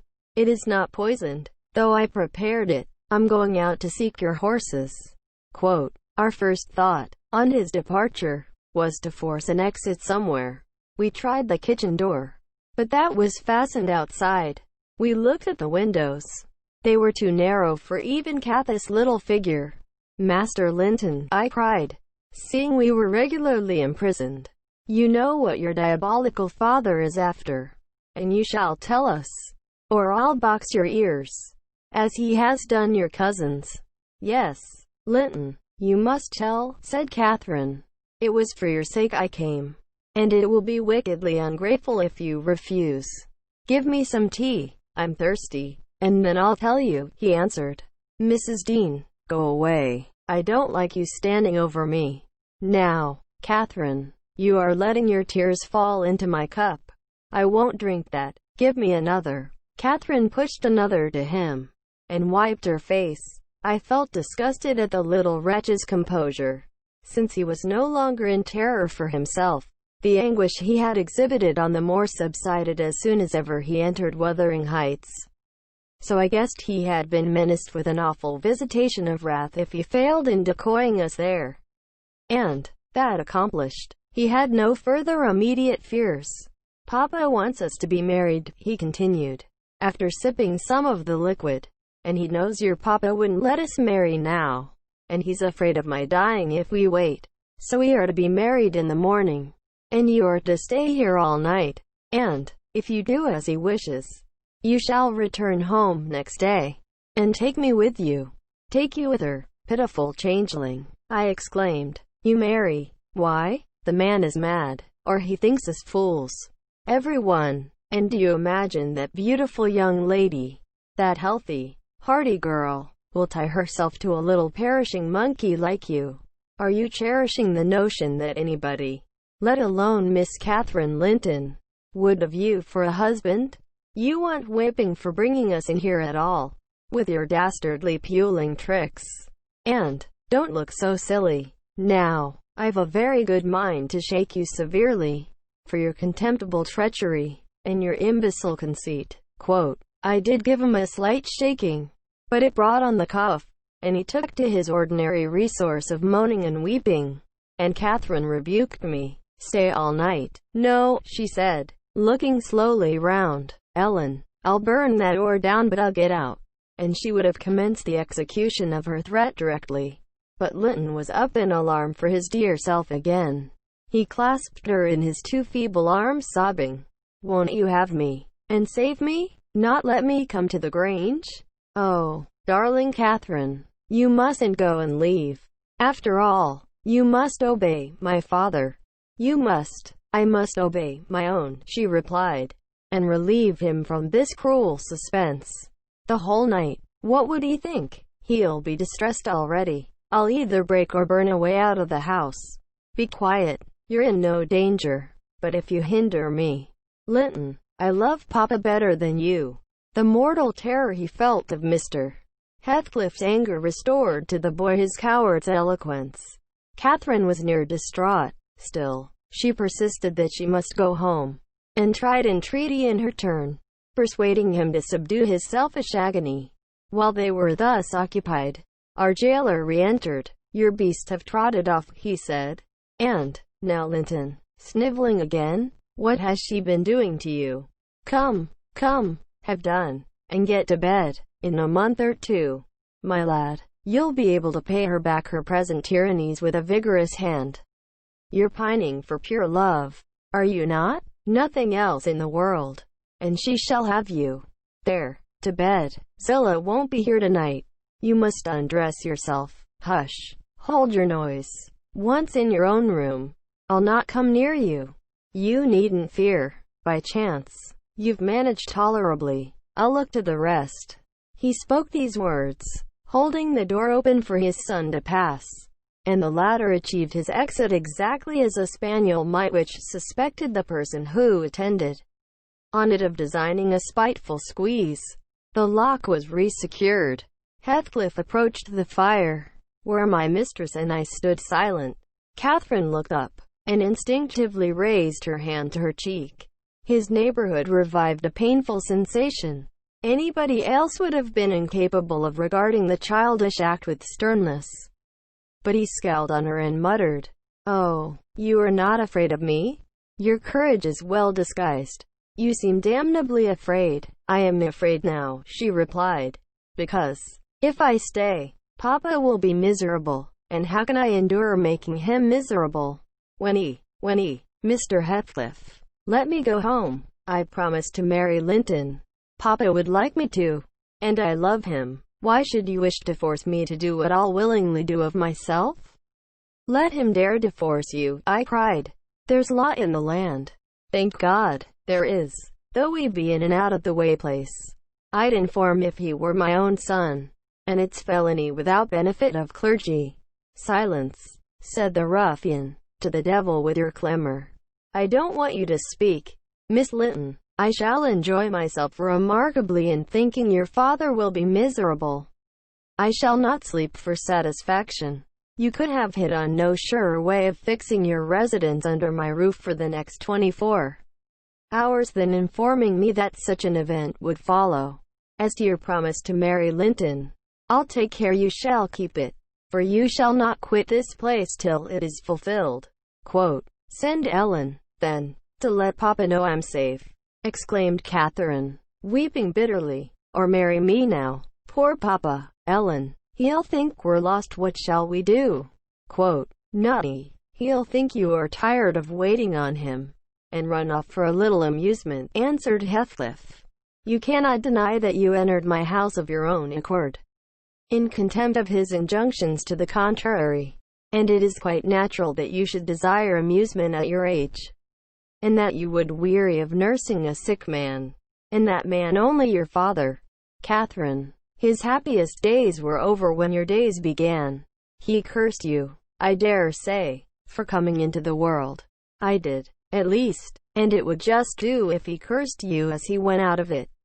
I'd join him. I don't love you. How should I? Weep away. As far as I can see, it will be your chief diversion hereafter, unless Linton make amends for other losses, and your provident parent appears to fancy he may.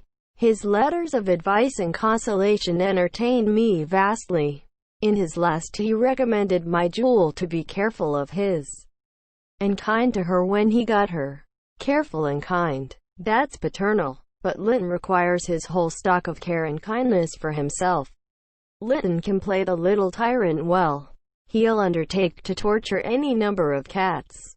If their teeth be drawn and their claws pared, you'll be able to tell his uncle fine tales of his kindness when you get home again.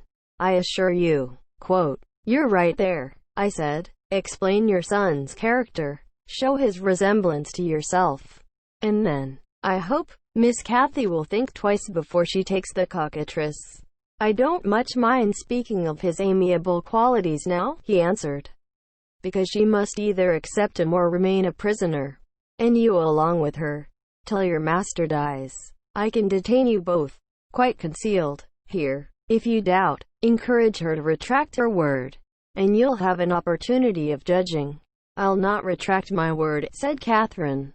"I'll marry him within this hour, if I may go to Thrushcross Grange afterwards."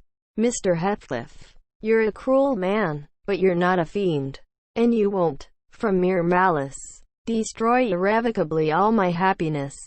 If Papa thought I had left him on purpose, and if he died before I returned, could I bear to live? I've given over crying, but I'm going to kneel here, at your knee, and I'll not get up, and I'll not take my eyes from your face till you look back at me. No, don't turn away. Do look. You'll see nothing to provoke you. I don't hate you. I'm not angry that you struck me.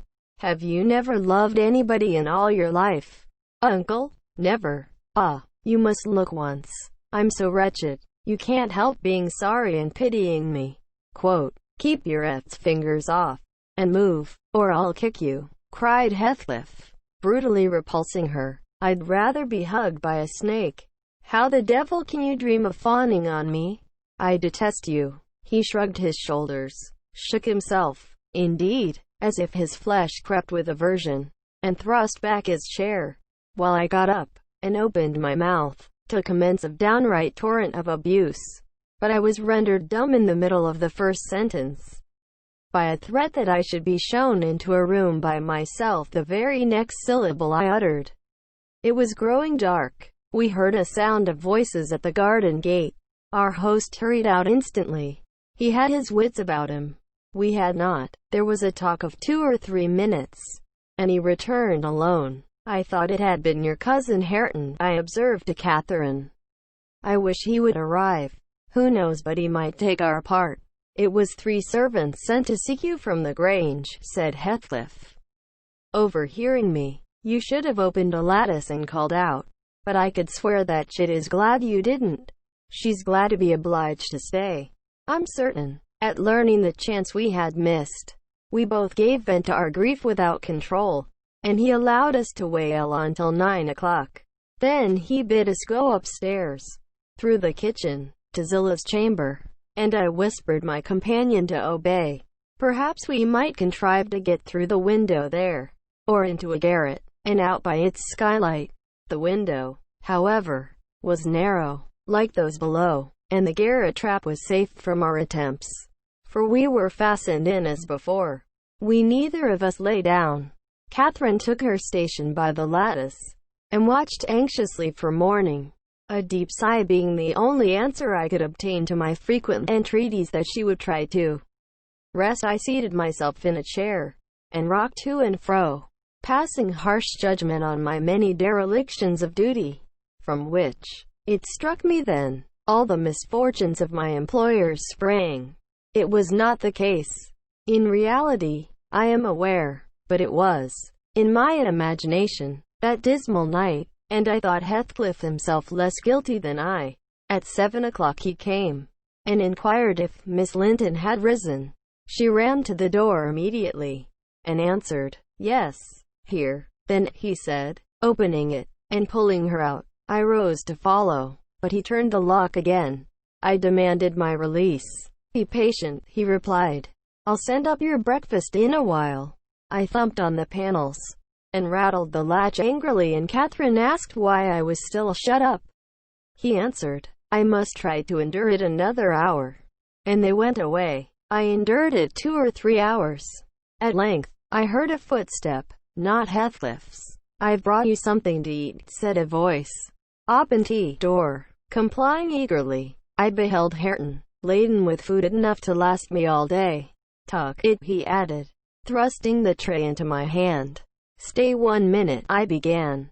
"Nay," cried he, and retired, regardless of any prayers I could pour forth to detain him.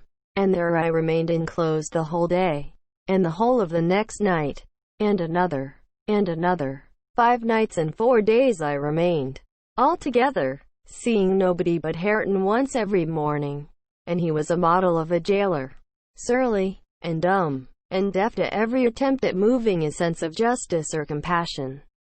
Chapter 28. On the 5th morning, or rather afternoon, a different step approached, lighter and shorter, and, this time, the person entered the room.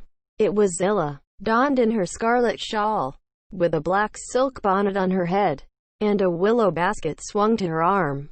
"Dear Mrs. Dean," she exclaimed. "Well, there is a talk about you at Gimmerton. I never thought but you were sunk in the Black Horse Marsh, and missy with you, till master told me you'd been found, and he'd lodged you here. What? And you must have got on an island? Sure? And how long were you in the hole? Did master save you, Mrs. Dean? But you're not so thin. You've not been so poorly, have you? Your master is a true scoundrel," I replied, "but he shall answer for it. He needn't have raised that tale. It shall all be laid bare." "What do you mean?" asked Zillah. "It's not his tale. They tell that in the village, about your being lost in the marsh.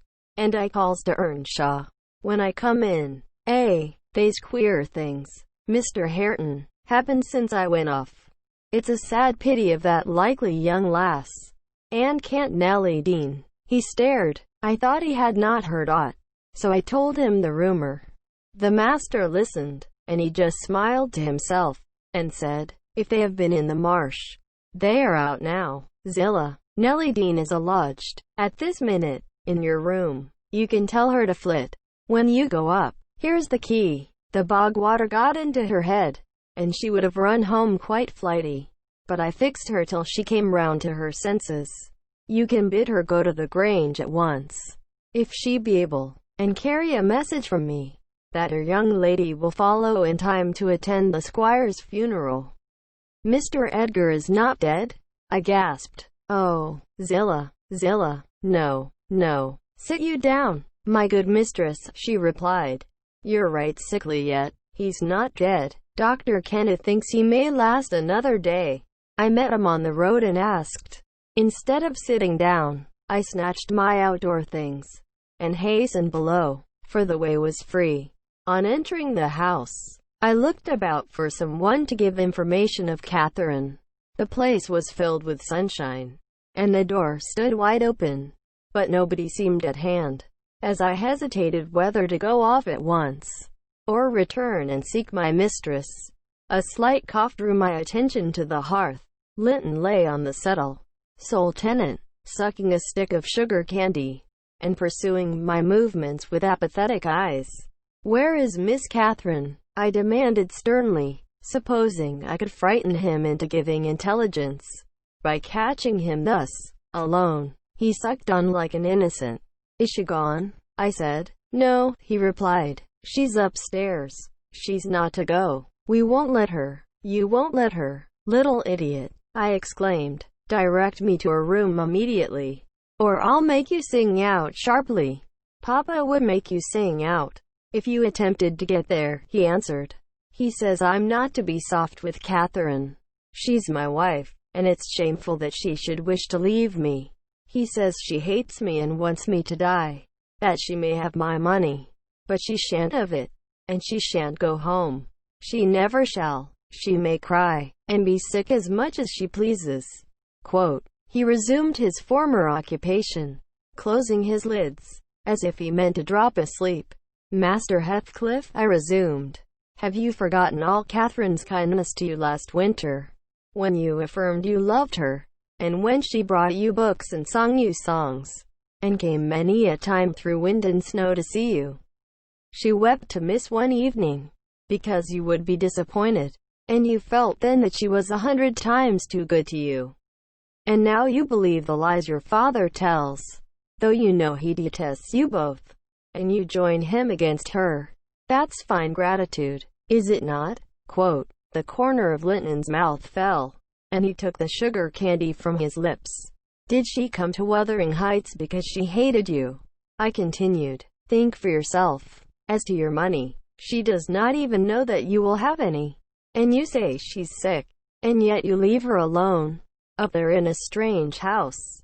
You who have felt what it is to be so neglected. You could pity your own sufferings. And she pitied them, too. But you won't pity hers. I shed tears. Master Heathcliff. You see, an elderly woman, and a servant merely, and you, after pretending such affection, and having reason to worship her almost, store every tear you have for yourself, and lie there quite at ease. Ah, you're a heartless, selfish boy. Quote, I can't stay with her, he answered crossly. I'll not stay by myself. She cries so I can't bear it, and she won't give over. Though I say I'll call my father. I did call him once, and he threatened to strangle her if she was not quiet. But she began again the instant he left the room, moaning and grieving all night long, though I screamed for vexation that I couldn't sleep. Is Mr. Heathcliff out? I inquired, perceiving that the wretched creature had no power to sympathize with his cousin's mental tortures. He's in the court, he replied, talking to Dr. Kenneth, who says uncle is dying. Truly, at last I'm glad, for I shall be master of the Grange after him. Catherine always spoke of it as her house. It isn't hers. It's mine. Papa says everything she has is mine. All her nice books are mine. She offered to give me them, and her pretty birds, and her pony Minnie, if I would get the key of our room, and let her out. But I told her she had nothing to give. They were all mine. And then she cried, and took a little picture from her neck, and said I should have that. 2 pictures in a gold case. On one side her mother, and on the other uncle, when they were young. That was yesterday. I said they were mine, too, and tried to get them from her. The spiteful thing wouldn't let me. She pushed me off, and hurt me. I shrieked out. That frightens her. She heard Papa coming, and she broke the hinges and divided the case, and gave me her mother's portrait. The other she attempted to hide, but Papa asked what was the matter, and I explained it. He took the one I had away, and ordered her to resign hers to me. She refused, and he struck her down, and wrenched it off the chain, and crushed it with his foot. Quote, and were you pleased to see her struck? I asked, having my designs in encouraging his talk. I winked, he answered. I winked to see my father strike a dog or a horse. He does it so hard. Yet I was glad at first. She deserved punishing for pushing me. But when Papa was gone, she made me come to the window and showed me her cheek cut on the inside, against her teeth, and her mouth filling with blood. And then she gathered up the bits of the picture, and went and sat down with her face to the wall. And she has never spoken to me since. And I sometimes think she can't speak for pain. I don't like to think so, but she's a naughty thing for crying continually. And she looks so pale and wild. I'm afraid of her. And you can get the key if you choose? I said. Yes, when I am upstairs, he answered. But I can't walk upstairs now. Quote, in what apartment is it? I asked. Oh, he cried, I shan't tell you where it is.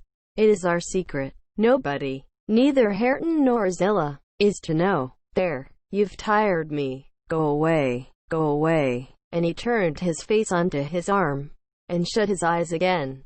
I considered it best to depart without seeing Mr. Heathcliff, and bring a rescue for my young lady from the Grange. On reaching it, the astonishment of my fellow servants to see me, and their joy also, was intense. And when they heard that their little mistress was safe, 2 or 3 were about to hurry up and shout the news at Mr. Edgar's door. But I bespoke the announcement of it myself. How changed I found him, even in those few days. He lay an image of sadness and resignation awaiting his death. Very young he looked, though his actual age was 39. One would have called him 10 younger. At least he thought of Catherine, for he murmured her name. I touched his hand, and spoke. "Catherine is coming, dear master," I whispered. "She is alive and well, and will be here, I hope, tonight." I trembled at the first effects of this intelligence. He half rose up, looked eagerly round the apartment, and then sank back in a swoon. As soon as he recovered, I related our compulsory visit and detention at the Heights. I said Heathcliff forced me to go in, which was not quite true. I uttered as little as possible against Linton, nor did I describe all his father's brutal conduct, my intentions being to add no bitterness, if I could help it, to his already overflowing cup. He divined that one of his enemy's purposes was to secure the personal property, as well as the estate, to his son, or rather himself. Yet why he did not wait till his decease was a puzzle to my master, because ignorant how nearly he and his nephew would quit the world together. However, he felt that his will had better be altered. Instead of leaving Catherine's fortune at her own disposal, he determined to put it in the hands of trustees for her use during life, and for her children, if she had any, after her. By that means, it could not fall to Mr. Heathcliff should Linton die. Having received his orders, I dispatched a man to fetch the attorney, and 4 more, provided with serviceable weapons, to demand my young lady of her jailer. Both parties were delayed very late. The single servant returned first. He said Mr. Green, the lawyer, was out when he arrived at his house, and he had to wait 2 hours for his re-entrance. And then Mr. Green told him he had a little business in the village that must be done, but he would be at Thrushcross Grange before morning. The 4 men came back unaccompanied also. They brought word that Catherine was ill, too ill to quit her room, and Heathcliff would not suffer them to see her. I scolded the stupid fellow as well for listening to that tale, which I would not carry to my master, resolving to take a whole bevy up to the Heights at daylight, and storm it literally, unless the prisoner were quietly surrendered to us. "Her father shall see her," I vowed, and vowed again, if that devil be killed on his own doorstones in trying to prevent it. Happily, I was spared the journey and the trouble. I had gone downstairs at 3 o'clock to fetch a jug of water, and was passing through the hall with it in my hand, when a sharp knock at the front door made me jump. "Oh, it is Green," I said, recollecting myself. "Only Green," and I went on, intending to send somebody else to open it. But the knock was repeated, not loud, and still importunately. I put the jug on the banister and hastened to admit him myself. The harvest moon shone clear outside. It was not the attorney. My own sweet little mistress sprang on my neck sobbing. "Ellen, Ellen, is Papa alive?" "Yes," I cried. "Yes, my angel, he is. God be thanked. You are safe with us again." She wanted to run, breathless as she was, upstairs to Mr. Linton's room, but I compelled her to sit down on a chair, and made her drink, and washed her pale face, chafing it into a faint color with my apron. Then I said I must go first, and tell of her arrival, imploring her to say she should be happy with young Heathcliff. She stared, but soon comprehending why I counseled her to utter the falsehood, she assured me she would not complain. I couldn't abide to be present at their meeting. I stood outside the chamber door a quarter of an hour, and hardly ventured near the bed. Then, all was composed. However, Catherine's despair was as silent as her father's joy. She supported him calmly, in appearance, and he fixed on her features his raised eyes that seemed dilating with ecstasy. He died blissfully, Mr. Lockwood. He died so. Kissing her cheek, he murmured, "I am going to her, and you, darling child, shall come to us," and never stirred or spoke again, but continued that rapt, radiant gaze, till his pulse imperceptibly stopped and his soul departed. None could have noticed the exact minute of his death. It was so entirely without a struggle. Whether Catherine had spent her tears, or whether the grief were too weighty to let them flow, she sat there dry-eyed till the sun rose. She sat till noon, and would still have remained brooding over that deathbed. But I insisted on her coming away and taking some repose. It was well I succeeded in removing her, for at dinner time appeared the lawyer, having called at Wuthering Heights to get his instructions how to behave. He had sold himself to Mr. Heathcliff. That was the cause of his delay in obeying my master's summons. Fortunately, no thought of worldly affairs crossed the latter's mind to disturb him. After his daughter's arrival, Mr. Green took upon himself to order everything and everybody about the place. He gave all the servants but me notice to quit. He would have carried his delegated authority to the point of insisting that Edgar Linton should not be buried beside his wife, but in the chapel, with his family. There was the will, however, to hinder that, and my loud protestations against any infringement of its directions. The funeral was hurried over. Catherine, Mrs. Linton Heathcliff now, was suffered to stay at the Grange till her father's corpse had quitted it. She told me that her anguish had at last spurred Linton to incur the risk of liberating her. She heard the men I sent disputing at the door, and she gathered the sense of Heathcliff's answer. It drove her desperate. Linton, who had been conveyed up to the little parlour soon after I left, was terrified into fetching the key before his father reascended. He had the cunning to unlock and relock the door without shutting it, and when he should have gone to bed, he begged to sleep with Hareton, and his petition was granted for once. Catherine stole out before break of day. She dared not try the doors lest the dogs should raise an alarm. She visited the empty chambers and examined their windows, and, luckily, lighting on her mother's, she got easily out of its lattice, and onto the ground, by means of the fir tree close by. Her accomplice suffered for his share in the escape, notwithstanding his timid contrivances. Chapter 29. The evening after the funeral, my young lady and I were seated in the library, now musing mournfully, one of us despairingly, on our loss, now venturing conjectures as to the gloomy future. We had just agreed the best destiny which could await Catherine would be permission to continue resident at the Grange, at least during Linton's life, he being allowed to join her there, and I to remain as housekeeper. That seemed rather too favorable an arrangement to be hoped for, and yet I did hope, and began to cheer up under the prospect of retaining my home and my employment, and, above all, my beloved young mistress, when a servant, one of the discarded ones, not yet departed, rushed hastily in, and said that devil Heathcliff was coming through the court. Should he fasten the door in his face? If we had been mad enough to order that proceeding, we had not time. He made no ceremony of knocking or announcing his name. He was master, and availed himself of the master's privilege to walk straight in, without saying a word. The sound of our informant's voice directed him to the library.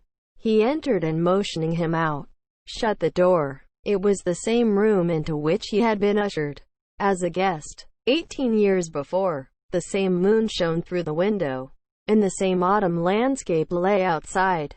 We had not yet lighted a candle, but all the apartment was visible, even to the portraits on the wall, the splendid head of Mrs. Linton, and the graceful one of her husband. Heathcliff advanced to the hearth. Time had little altered his person either. There was the same man, his dark face rather sallower and more composed, his frame a stone or two heavier, perhaps, and no other difference. Catherine had risen with an impulse to dash out, when she saw him. "Stop," he said, arresting her by the arm. "No more runnings away. Where would you go? I'm come to fetch you home, and I hope you'll be a dutiful daughter and not encourage my son to further disobedience." I was embarrassed how to punish him when I discovered his part in the business. He's such a cobweb, a pinch would annihilate him, but you'll see by his look that he has received his due. I brought him down one evening, the day before yesterday, and just set him in a chair, and never touched him afterwards. I sent Hareton out, and we had the room to ourselves. In 2 hours, I called Joseph to carry him up again, and since then my presence is as potent on his nerves as a ghost. and I fancy he sees me often, though I am not near. Hareton says he wakes and shrieks in the night by the hour together, and calls you to protect him from me. And, whether you like your precious mate or not, you must come. He's your concern now. I yield all my interest in him to you. Why not let Catherine continue here, I pleaded, and send Master Linton to her? As you hate them both, you'd not miss them. They can only be a daily plague to your unnatural heart. I'm seeking a tenant for the Grange, he answered, and I want my children about me, to be sure. Besides, that lass owes me her services for her bread. I'm not going to nurture her in luxury and idleness after Linton is gone. Make haste and get ready now, and don't oblige me to compel you. Quote, I shall, said Catherine. Linton is all I have to love in the world, and though you have done what you could to make him hateful to me, and me to him, you cannot make us hate each other. And I defy you to hurt him when I am by, and I defy you to frighten me. You are a boastful champion, replied Heathcliff, but I don't like you well enough to hurt him. You shall get the full benefit of the torment, as long as it lasts. It is not I who will make him hateful to you. It is his own sweet spirit. He's as bitter as gall at your desertion and its consequences. Don't expect thanks for this noble devotion. I heard him draw a pleasant picture to Zillah of what he would do if he were as strong as I. The inclination is there, and his very weakness will sharpen his wits to find a substitute for strength. I know he has a bad nature, said Catherine. He's your son, but I'm glad I've better to forgive it, and I know he loves me, and for that reason I love him. Mr. Heathcliff, you have nobody to love you, and, however miserable you make us, we shall still have the revenge of thinking that your cruelty arises from your greater misery. You are miserable, are you not? Lonely, like the devil, and envious like him? Nobody loves you. Nobody will cry for you when you die. I wouldn't be you. Quote, Catherine spoke with a kind of dreary triumph. She seemed to have made up her mind to enter into the spirit of her future family, and draw pleasure from the griefs of her enemies. You shall be sorry to be yourself presently, said her father-in-law, if you stand there another minute. Begone, witch, and get your things. Quote, she scornfully withdrew. In her absence I began to beg for Zillah's place at the Heights, offering to resign mine to her, but he would suffer it on no account. He bid me be silent, and then, for the first time, allowed himself a glance round the room and a look at the pictures. Having studied Mrs. Linton's, he said, I shall have that home, not because I need it, but, he turned abruptly to the fire, and continued, with what, for lack of a better word, I must call a smile. I'll tell you what I did yesterday. I got the sexton, who was digging Linton's grave, to remove the earth off her coffin lid, and I opened it. I thought, once, I would have stayed there. When I saw her face again, it is hers yet. He had hard work to stir me, but he said it would change if the air blew on it. And so I struck one side of the coffin loose, and covered it up, not Linton's side. Damn him, I wish he'd been soldered and laid. And I bribed the sexton to pull it away when I'm laid there, and slide mine out too. I'll have it made so, and then by the time Linton gets to us he'll not know which is which. You were very wicked, Mr. Heathcliff, I exclaimed. Were you not ashamed to disturb the dead? Quote, I disturbed nobody, Nelly, he replied, and I gave some ease to myself. I shall be a great deal more comfortable now, and you'll have a better chance of keeping me underground when I get there. Disturbed her? No, she has disturbed me, night and day, through 18 years, incessantly, remorselessly, till yesternight, and yesternight I was tranquil. I dreamed I was sleeping the last sleep by that sleeper, with my heart stopped and my cheek frozen against hers. And if she had been dissolved into earth, or worse, what would you have dreamt of then? I said, of dissolving with her, and being more happy still. He answered, do you suppose I dread any change of that sort? I expected such a transformation on raising the lid, but I'm better pleased that it should not commence till I share it. Besides, unless I had received a distinct impression of her passionless features, that strange feeling would hardly have been removed. It began oddly. You know, I was wild after she died, and eternally, from dawn to dawn, praying her to return to me her spirit. I have a strong faith in ghosts. I have a conviction that they can, and do, exist among us. The day she was buried, there came a fall of snow.